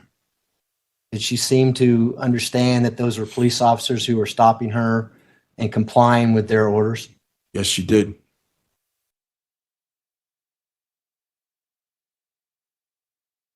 Do you stay in Myrtle Beach up until the point your mom was arrested? Yes. Tell the jury about your mom's arrest. I was scheduled to go in to meet with my recruiter that morning. And she brought me there. She waited in the car that we had there. And that's when I walked in and there was police and everything talking to me and told me that she had been arrested. Did you actually see her get arrested? No, I did not. And did this happen on March 2nd of 2020? Yes. Did you give an interview with FBI agent sitting over here? Yes. Recognize him? Yes. And did you talk about some of the things that we talked about here with regards to the Dollar Tree and the events surrounding Ganon's disappearance? We did, yes. Were you completely upfront with him at that time? Yes. When you were talking to him, did you still believe that your mom didn't have anything to do? Yes. And that was before Ganon's body was discovered, is that right? Yes. So let's jump into that. When was the defendant ultimately arrested? March 2nd, 2020. What were circumstances that led to that arrest as it relates to your involvement? So the sheriff's office and the FBI agents that were assigned the case in Colorado Springs had drafted an affidavit that a judge had signed off on. And our team had been communicating with law enforcement in South Carolina to arrange an arrest and possible interview of her if she was willing to afterwards. Did you in fact travel from Colorado to South Carolina to be participating in that? Yes. Was that on March 2nd exactly? Yes, it was. Describe for the jury, how, were you there when she was taken into custody? I was. Describe that for the jury. I was on the very periphery, wasn't close, but it was in a mall parking lot, I believe, and local law enforcement did the arrest. I did come up and introduce myself to Letecia and told her I was with the FBI in Denver and I would like to speak with her, that we were going to take her to a law enforcement facility. Did you in fact then have her transported to that law enforcement facility? Yes, Was that at the Myrtle Beach Police Department? it was. Did you interview her there? Yes. Just right here. If you can pull that chair back a little bit, there's not much room.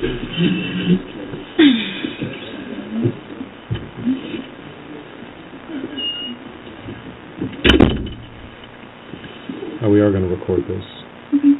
Just for your protection. Get this little thing working. So Letecia and John Grusing with the FBI met you in the mall parking lot. Do you know why you're here? Did they inform you, the officers, of why you're under arrest? I'm under arrest. Yes. For what? For Ganon Stauch. A warrant was issued out of Colorado. Okay, but no, someone could have just called me and we didn't have to have like a big scene. I would have called you or whoever. Yeah, and apologize for that. Because of the nature of the warrant, it being a murder warrant, there's and that's what I'd like to talk with you about today. That's why we're not having a cast of thousands here and whatever, is we would like to get to the bottom of what happened there. I know that a lot of things have gone on with your life, a little bit of how this turns out. Okay, but because you were arrested and you're not free to leave, I need you to sign an advice of rights before we can talk. Well, I mean, so I'm getting charged with what now? So you were charged in the judge in Colorado Springs signed off. So the way this case worked was El Paso County got the original case. They didn't have enough manpower to work it. Okay. So they called the FBI. I'm part of for the FBI, I'm an extension of the profiling unit, and I came in and assisted. And I've been helping for about the last 3 weeks. Okay. So our evidence response team, you've probably seen that on the news, has been doing some searches, etc. And then other FBI agents have been writing warrants. Okay. So a lot of warrants have been written. We've gone through the court. El Paso Sheriff's Office and FBI have worked together. And we found enough, you call it probable cause, for a warrant to be issued. So that's why you're here today. Okay, warrant for what though? It was for the murder. What murder? Ganon Stauch. So Ganon is murdered. That's what the evidence shows. Okay. And I'm happy to share with you evidence, but we can't have a conversation unless you're advised of your rights. Okay, what are my rights? Well, and I'm not saying that's what happened with you. I can help you because what you're charging me with is not, or whoever, is not the case. Okay. Ganon is alive, okay, and I can help you. Okay, great. But see, here's the problem. When I reached out to people about getting help, I said, hey, I need someone who's going to help me to help you guys. I couldn't get that from anyone at all. We are happy to help you. Okay, so I understand you might say you have, like, whatever evidence that you might say you have, but that is not a case. I did not hurt my child, okay? Need more assistance besides just FBI. Probably going to need some DEA, probably need a lot of help. Well, I'm happy to get whatever help. Okay. How do you know? But he's I alive, can't Letecia? help you unless people are willing to help me, and I did offer every opportunity to sit down and talk with not only my husband, but with Landon to try to come up with the best plan to do it. I really did. And I've been begging every single day, please, please, please don't say this, okay? You, I know you're expert in your field, okay? I know you may say you have whatever evidence you have, but it's just not true, okay? It's not. It's not true that Ganon's dead? I'm not going to sit here and say 100%. I can tell you that there's really things that have occurred that I can help you guys with to know that. And it leads back to some things just being in the wrong place at the wrong time. Okay, that's the truth. Okay. That is the very truth. And every day that went by, I had to do nothing but not only protect myself, but protect my family in this, protect other people in this, and that's just what it's been. So I think our biggest problem is what happened at the house then. At the house? Yes. Well, there's nothing that would have happened at the house that has anything to do with what I'm talking about at all. That has nothing to do with anything. Because you guys have, like, clearly put out this information about Ganon not coming home and then this and that and the other. And I get, like I said, you're experts. I get people with forensics are experts. I understand that. But it's just not the truth. It's just not the truth. And until I know that I gotta get help from some people other than someone just having me in a room. You got to get help to do what? I gotta get help to give everyone what they need because I'm gonna need my mom protected. Okay, I'm gonna need my brother and sister protected. And most importantly, I'm gonna need Harley protected.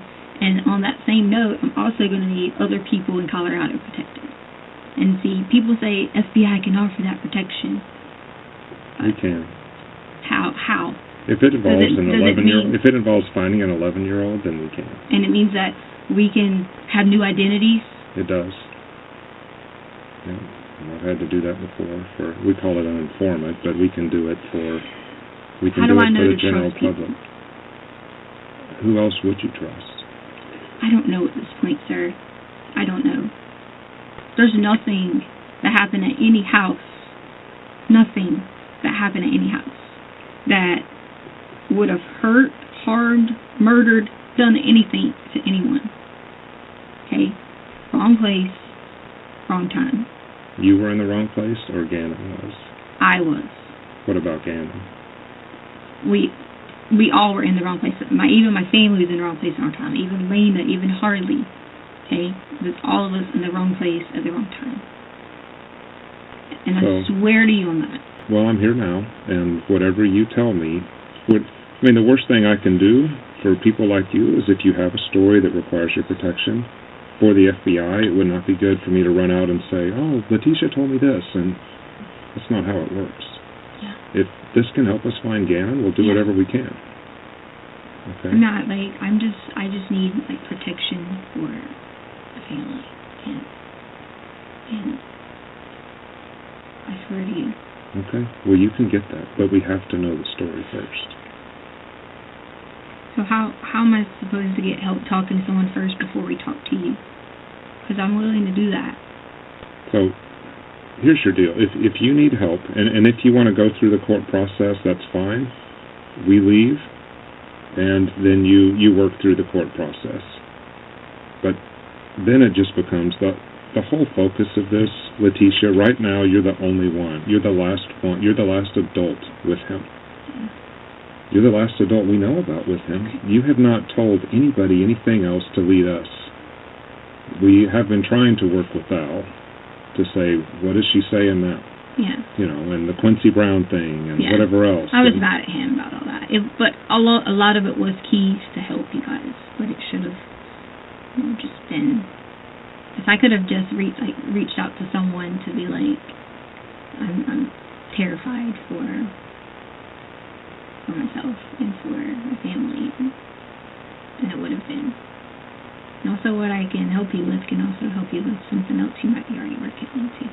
Well, what is that? I'm just saying, Well, Letecia, you've got to give me something here to work with. If you want to go through the court process, like I said on here, the last question, if you want to stop at any time, you are more than welcome to stop and say, But it says you can have one present to talk to you. Yep. And that will kick in the court process and then we're done, which is fine. And if that's what you want. Okay, but the whole, if you need protection and that sort of thing, I can't get you there without you giving me something. So,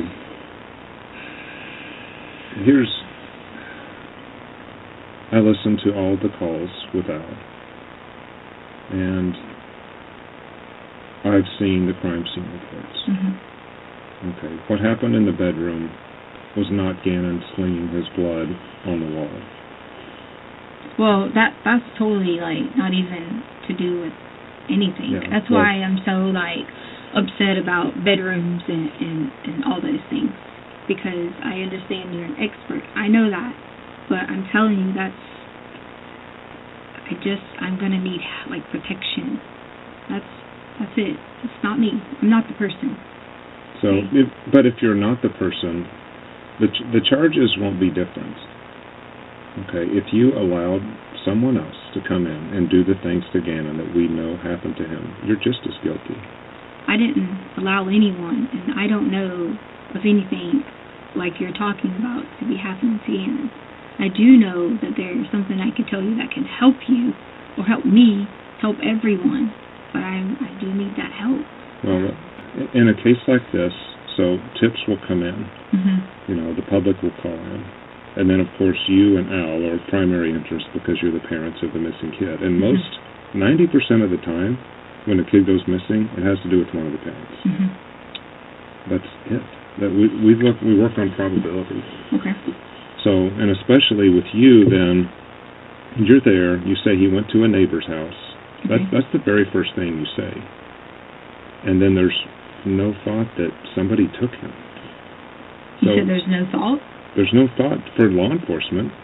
But you're not understanding what happened leading up to the days before. Nothing to do with Ganon, nothing to do with me, okay? In terms of me and Ganon, okay? I love Ganon with all my heart. And so you can sit here and say 90% parents, this, okay? I'm not saying you don't love him. I love him. I'm saying that even I have had times when my son rolled the basketball underneath that I wanted to turn around and do something, and then I would have regretted it later. But what you're saying to me is, what you think is that I hurt Ganon. That's and what I don't think it was intentional. Okay, but I didn't hurt Ganon, okay? And I didn't either intentional or not intentional hurt Ganon. I did not. That's just not what happened, okay? And I had this conversation with you just to see for a second if I could get help from you. Which you can, but how can you expect me to help you, Letecia, if you're not going to tell me what happened? So you care about Ganon. I care about Ganon. I have reached out every day offering for people to go with me certain places to get even insight, to see. I've every day asked, hey, can you go do this? Can someone meet me here? So you've asked someone to go look for him? Right, like I reached out and I asked Albert, I said, hey, can you meet me? Let me tell you about this, and let's go to this location to look. I've asked all these. What location do you think he's at now, Ganon? No, I'm just saying, like, no, in general. No, but I'm asking you. In general. Now. Where do you think he is right now? I don't know exactly. I don't know. Well, where do you know him to last? But I am 99% confident Ganon is alive. Okay. Letecia, where do you know him to last be? I want to help, sir, but I'm in a room, and you've already talking about all this and the courts, and it's me against everybody else. So here's the deal. Once this thing goes through the courts, you talked about that, you're the only one to be with him. You think you're going to be able to tell a story. A story? It might be a true story. Gosh. Sir, but listen, I've listened to a lot of your stories, and I don't know what else to tell them. Yeah, okay, but that's because I was mad at him. Had nothing. I already knew. But I've seen what you told the news reporter. I've listened to what you told El Paso about the sex assault that happened in the house. I already knew that you guys were listening to him. Yeah. So I said that because So- I was angry. And so I'm looking at your story, the ones that you've told to Al, the ones that you've said in the media, of hitting your head. When you hit your head, you didn't see what happened. And then when someone else takes Ganon, or when he's riding a bike and he hits his head and stuff No, like that. I didn't buy. I just told you I was saying that to Albert because I was upset that he wasn't listening to me, that I did not hurt Ganon. I don't think you intended to hurt Ganon at all. Sir, there's no... No, I'm not saying you did. Or he hurt himself. Something bad happened in his room. No.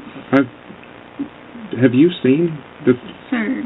You've helped clean it off the wall. Sir, We know that. This here, what you're talking about is completely irrelevant about the whole Well, then- thinking bad, Well, whatever. Tell me about, if it's irrelevant, Letecia, help me.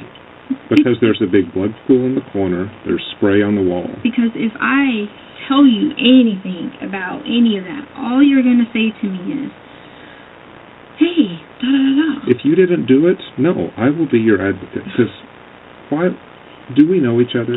No, but Why would I care?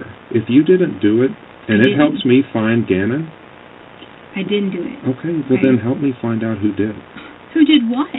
That to Ganon in his Done room. what to Ganon in his room? There's a pool of blood in the corner. Okay. That's Ganon's blood. Okay, so you're saying now this is where I have a hard time knowing whether to be like, okay, trust you or not, right? You're saying there's a pool of blood. Albert said saucer size blood, because I'm sure you had him say all this, because I'm sure you were there or whatever. Okay, in his room, and you said something about, what'd you say? On the wall. Okay. Then, if that's your whatever, your expert advice or There's whatever. more blood. Okay. Then, where do you think that I had any involvement with Ganon, and where did he go? That's where it has to click at some point. That. And that's what I listened to you do that to Al, to where I you're didn't do making him guess what happened to Ganon. I don't want him to guess. Well, no, I want you're help. asking me to guess. No, I was asking a question, sir. I wasn't trying to get you to guess. I was just saying in general, asking a question. I want help with people understanding. I tried to give any insight, help, clue, anything, but I can't because they know my daughter, everyone, my family, my mom, everyone. And you can think that... But right now, Letecia, I mean, you can go down that road, but it's not going to save you in court. Because you're the last adult with him. Sir, and nobody else, just let me try to I'm protect you. I'm not trying to hurt you here. This is actually protecting you. If you don't tell us where to go investigate, then nobody's going to investigate for you. You're the last adult with him. You told a lot of lies about all these injuries from not his to, foot. I didn't tell lies to you or to any police officer. Did a sex assault happen in the house? I didn't tell any lies to you or a police officer. Okay. So we don't have anybody to chase though if we don't chase you. Do you understand? But if you chase me, okay, and you do this to me, people are protected because you guys aren't going to protect everybody else. People are protected. Okay. We can protect people. We can protect you, family, if this is involved. Now, I've worked South American theft groups. I've worked gangsters. I've worked organized crime. None of that stuff rings true with what happened here. I mean, how is a very organized gang going to come into a house in Colorado Springs? Who said it? A house? Why does it have to be in the house? See, that's where he you're not... last was. Oh. Are you going to make me guess where he was then? No, I'm telling you. You're not going to listen to me. See, you already just said that his last was in the house. But see, you're going back to what you care what I think. You shouldn't care what I do think. care what you think. You want to know why? Because I care about how people think of me, because I am not that kind of person. That's why. And if you can point me to a different person, then I can help you. I gave hints before. But don't give me hints. But the thing about it is, if I gave you hints, you automatically took it in an approach of thinking, oh, well, we already looked at the alarm system. No, that's not how it works. So think about how much we've looked at you over the past month. Okay. You give me a new name, or Quincy Brown, or whoever you want to throw, we can do that same sort of microscope. Because you know in here I even have what you entered in your phone, the stuff that you've entered and deleted, like blood is spurting from an arterial bleed, direct pressure not controlling. Do what? I didn't look this up. It's from your phone. Blood is what? Spurting from an arterial bleed. No. Well, somebody did from your phone. I don't like my stepson. No. I don't like my stepson. Should I get a divorce? I'll stalk cheating. I'll stalk Instagram. I'll stalk cheating in Colorado Springs. Catch I'll stalk cheating. How to get blood out of sheets. Out of sheets? Mm-hmm. I want immunity. Oh, the blood out of the sheets was because we always had always nosebleeds. If I ever looked at blood out of sheets, it was nosebleeds. And I figured it might be something. I didn't ever look up anything about an artery or something unless it went from something else. It's on your phone. And I never looked up anything about my stepson unless someone else did it. The reason I brought up gangs is you looked up, I want immunity because it was gang related. And this sounds like, find me a new husband, find me a rich guy who wants to take care of his kids. The new husband is just because Albert already knew that was about the lady Debbie Sherrill who wanted to find a new husband after 35 or something. He picked me about Amazon. And like a lot of these can have nothing to do with this. It doesn't. I get it. Can I spray paint wood? Spray paint wood? Well, we always spray wood. Yeah. I'm doing all the work for my stepkids and their mom doesn't help. Oh, that bothered me. Yeah. Yeah, I don't blame Oh, you. yes, because I wanted them to be mine, like What about me to be their child. hit and run? You Googled a lot on Letecia and traffic accident, hit and run. No, I didn't hit anybody. No? What was that? What date was it? I don't have a date on these. I was downloading stuff as I was coming on the plane. Yeah, no, I don't. My husband wants a divorce. My husband wants a baby, but I want an abortion. One day, some people will wish they treated you differently, which I get that. Parenting should be for people, not one. Quotes a suicidal person might say. I mean, these make me very sad when I read them because I can see you're doing all the work at home by yourself. Which I wanted to be there. I wanted to totally have the kids as my children. That's the point you're not getting. I wanted those kids to be saying to me that I'm their mom. Yeah. I am the person who cares for them, loves them, everything. So you can think that. What do you do if you suspect a person swallowed poison? Did somebody actually swallow poison? Poison? I don't know. I always click things and read them. No one Did somebody swallow it? No one swallowed any poison. Okay. I didn't hear Ganon, okay? I'm not saying you did. I'm just saying that you're unwilling to come to the truth. Okay. Well, because it's going to be painful. I gave you the truth. I didn't hurt Ganon. That's the truth. So the last truth you want to tell me, I'm not just to going make to say sure, anything else, sir. is the angel story. I'm not going to say anything else, sir, because you didn't help me. I will help you if you will tell me one concrete way to find Ganon.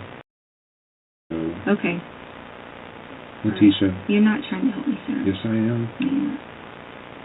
I'm not trying to help you, sir. You can be a hero here. You can. I'm far from a hero. But you can Because be I'm one. a parent. You're a parent who who did not was. hurt a child. You're a parent who was left behind to deal with a stepson No, it wasn't. and He stepkid. wasn't a problem. No, You it's think a problem when something like this happens in the house. It was not a problem to take care of our children. Then what happened? That's not a problem. That's not a problem at all. For you to say that to someone, it's hurtful. That's what's hurtful. It's not a problem to take care of children. It's not a problem to take care of children, but bad things happen in the house all the time. And how? No. Yes. God, no, sir. I mean, John, no. No. Do you want me to walk through where all the blood was, or do you know it already? Listen, sir, I don't. Do you know- I know for a fact that I did not hurt Ganon. How does the bottom of your shoe have And Ganon's as blood in long it? as I can can live with that and know that God knows I did not hurt Ganon, then I'm okay with that. Well, you can convince yourself of that all day. Okay, But sir, that's not helping me, sir. but is there a way for me to help you? Even if Okay. you're trying to convince yourself it didn't happen, Okay. is there some way for you to say through a third party? Okay, sure. Whatever you say, sir. I mean, I don't know what else to tell you, but I did not hurt Ganon. Did not. Then you won't tell me who did. Would not. All that blood would not be in the house if Angel just I met, would- met him at a Petco. It's not, you're, like, that's far beyond what you're even talking about. What is far beyond? There's, like, many of times we've had blood in our house. Do you remember the spray that was on the wall? I mean, goodness gracious. I've seen the markers from the spray. The spray went from the bed all the way up here. Well, you had to clean it up. Smear? No, it's not a smear. Alright, whatever, sir. It's a spray. Alright, sir, I don't know what you're talking about. Spray. I don't know what that means. It's called spatter. I don't know anything about that. So Okay. it comes from aspirated. You're going to hear all this anyway, so I'll tell you. sir, that's It comes fine. from aspirated blood. Okay. Do you know what that means? No. It means that he didn't accidentally do it. Okay. Okay. Whatever, sir. So that's what we were waiting on for the warrants, because somebody struck Ganon in the bed. No. If No? someone struck Ganon in the bed, That's then what happened. God, we were all drugged then. If that's what you're saying happened. That's what the blood God, shows. we were all drugged. Well, then can you tell me how that blood got on the wall? Sir. That's Ganon's blood on the wall. Okay, well, I guess, sir, if you think you have all the answers, then You're making me guess. I'm not. You've got the answers, I'm not making you Letecia. guess, sir. I'm going to be respectful to you because Letecia. you offered to help me. You didn't help me, so I'm just going to sit here then. But it doesn't work like it does on TV. Have you ever watched Criminal Minds or Profilers? I don't watch any of that stuff because I don't do bad things to people. No. Good people watch those shows. But I don't do any of that. I don't do bad things to people. All I was going to say is it's not like on TV. If someone presents us with evidence, then we just follow the evidence. Okay. Right well, now, you're the last person with okay, Ganon. Then I don't do bad things to people. I don't. I don't think you do bad things to people. I don't do bad things to anyone, and I didn't do anything bad to Ganon. I think something bad happened to Ganon, and I don't know of a way to get you to tell me about it. Okay. I tried through Al to get you to tell me about it. We've tried here. Okay. You came, and I think you have a defense mechanism. And I think your defense mechanism was, you need to go into another room, you tell us No, what that happened was with not Angel. no defense mechanism. I trusted you to talk to you because I thought you would If you help. trusted me to talk to me, you would tell me where Ganon is right now. I don't know where Ganon is. You do. You know where he last was, and it wasn't at the Okay. Petco. Okay then. Whatever But see, you say, can't sir. make me guess. That's not I'm fair to me. Why would I keep not fair to talking Ganon. if you're not going to help me? You tell me how to help you. I already did. I already did tell you. I told you how you could help, and you... Nobody holds a kid like that. Okay, if that's what you think. No, I'm just saying, Okay. if the Sir. sun comes up in the morning, it goes down at night every Okay. day. We have Sir. worked hundreds of these If things. that's what you think, okay. Me talking to you is not going to do anything else because all you're going to do is go think that you're going to get me to say something that I did that I didn't do That is not what I want. because I did not do anything to Ganon. Why would I hurt our child? I had everything in the world. Why? I have no motive. None. Don't have the first motive. Everything I wanted in my life, I had it. Why? Doesn't make any sense. It doesn't make sense a lot of the time what happens inside of a house. Well, sir, I don't even know what you're talking about. All I can tell you is, I did not hurt Ganon. I have no reason to. Your argument isn't going to work, Letecia. Argument about what? Your argument that somebody took him. You're not going to be able to tell that story. Okay. If you help us today Okay, sir. find out where Ganon is, if you can, because I have 100% confidence that you can tell me exactly where you last left Ganon. Okay, now you're accusing me. I'm just telling you what Okay. the research shows, what our investigation shows. I'm Then glad that listen. you have research then.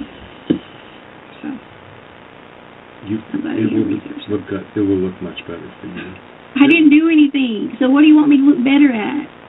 I didn't do Are you going to anything. tell me right now that the last place you saw Ganon I'm was not really gonna him say getting anything. into an Impala? Sir, I'm not going to say anything because you're not trying to help me. Finding Ganon would help you. Oh yeah, I know. Don't Wouldn't you it? think that? Then tell me where Don't he you is. think that? Don't you? I know it. Really don't think that? So tell me where he is and let me help you. I don't know where he is. Where did you last see him? I'm not, sir. I'm not.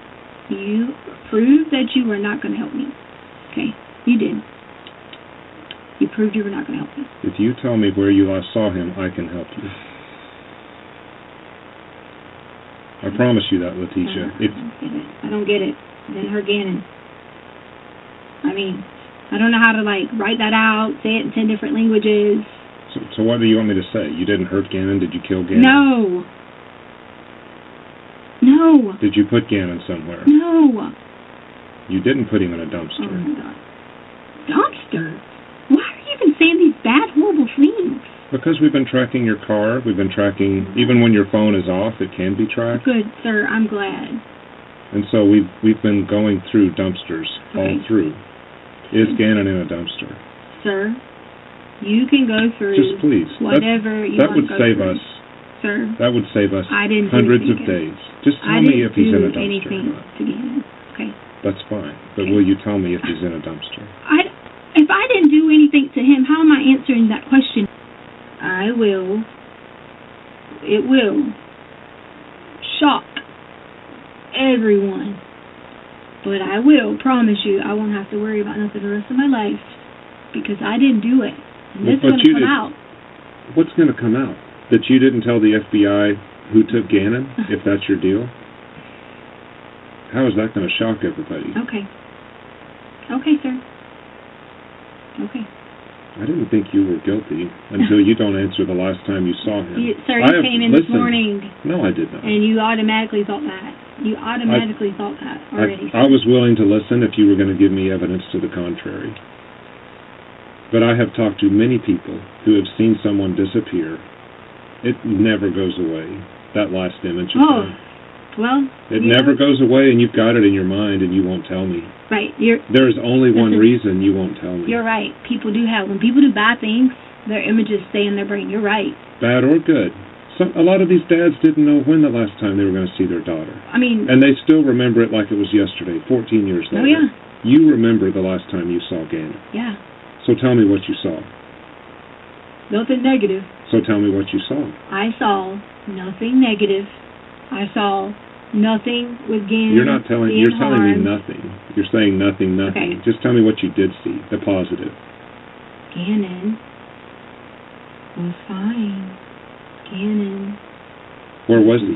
Was he standing? No, you still tell me what I see. I'm just going to tell you Okay, I'm sorry to interrupt how Ganon was. you. Okay. Okay? Ganon was fine. Ganon, nothing was wrong with him. Ganon was happy. Ganon is my favorite stepchild. What Okay. do I get charged with again? First degree murder for Ganon Stauch. That's what I was trying to come in here with you to help you, is if we find Ganon, that makes a big difference. You let me go. We'll let you go. If he's alive. If he's alive, you might as well try it. I can't speak for the district attorney. I'm not an attorney. I'm an investigator. Okay. If he's alive and you can get us Ganon, yes. Good things will happen to you today versus getting shipped back to Colorado. Alright. Alright, can I talk to you about time? Just one more, please.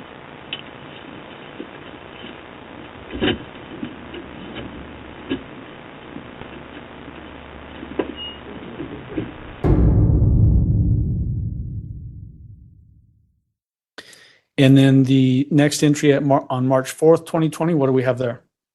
As the defendant was being transported back to Colorado Springs, she attacked one of our Paso County Sheriff's deputies. And that's the still from the GoPro just before the attack occurred. Was there some discussion had as to how the defendant would get from South Carolina back to Colorado? Yes. What was the ultimate decision made as to that transportation?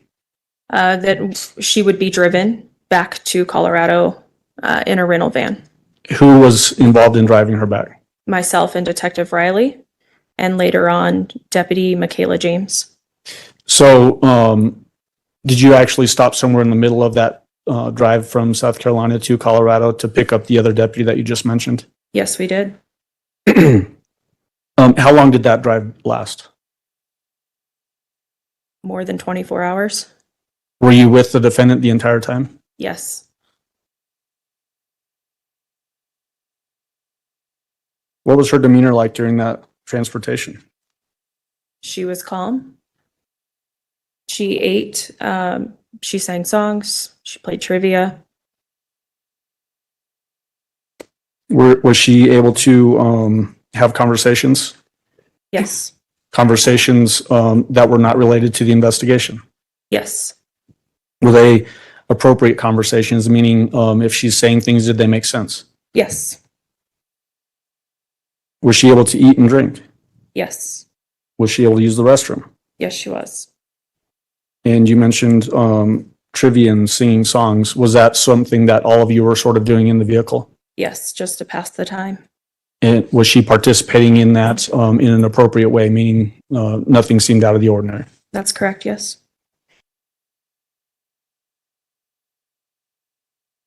The entirety of that transport from South Carolina to Colorado, was that audio and video recorded? Yes. Thankfully, we're not going to play all of those hours of video, okay? Correct. But why was that audio and video recorded? I was concerned with her previous behavior that she may do something. And so I wanted to have documentation of the transport. Okay.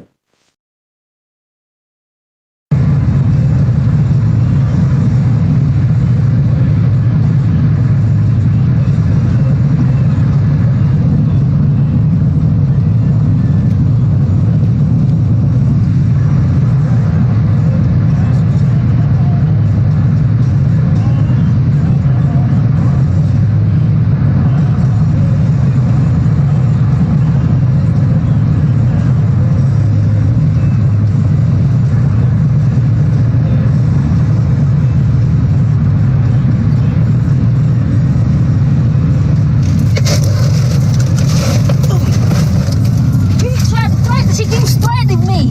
Stop. Well, she keeps threatening me. Stop it. Well, she keeps on threatening me. I have stopped it. She keeps on. Well, she got out of the restraints. She keeps on threatening me. I will for you. She keeps Put your arm down. Put your arm Put down. your arm Well, she down. keeps threatening me the whole time. Tisha, give me your arm. I will to you, but not to her. Tisha, give me your arm. I will to you, but not Cooperate to her. with me. Cooperate with me. I will with you, but not with her. Cooperate with me. I will with you, not with her.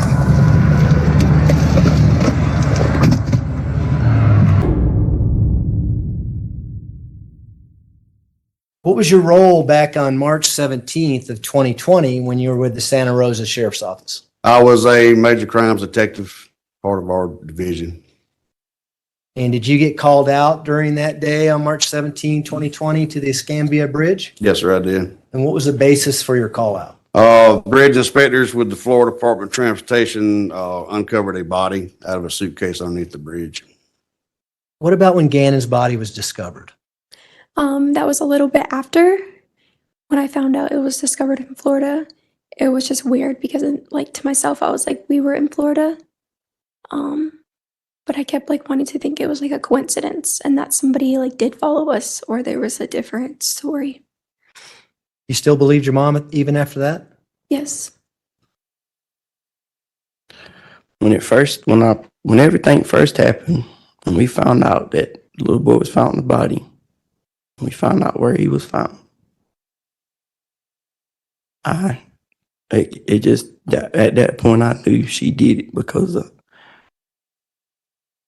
when I seen that suitcase and asked her about it, she just acted funny to me.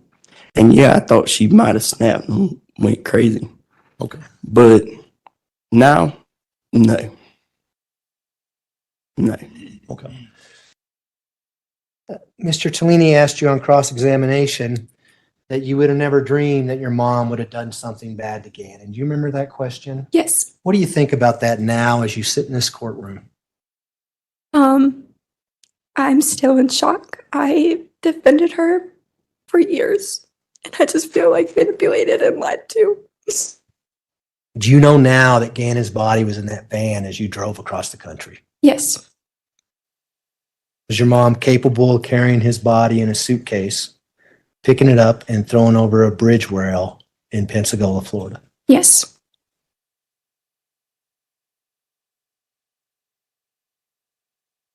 Is that easy for you to say?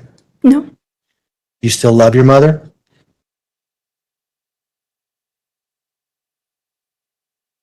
I'll strike that, Your Honor.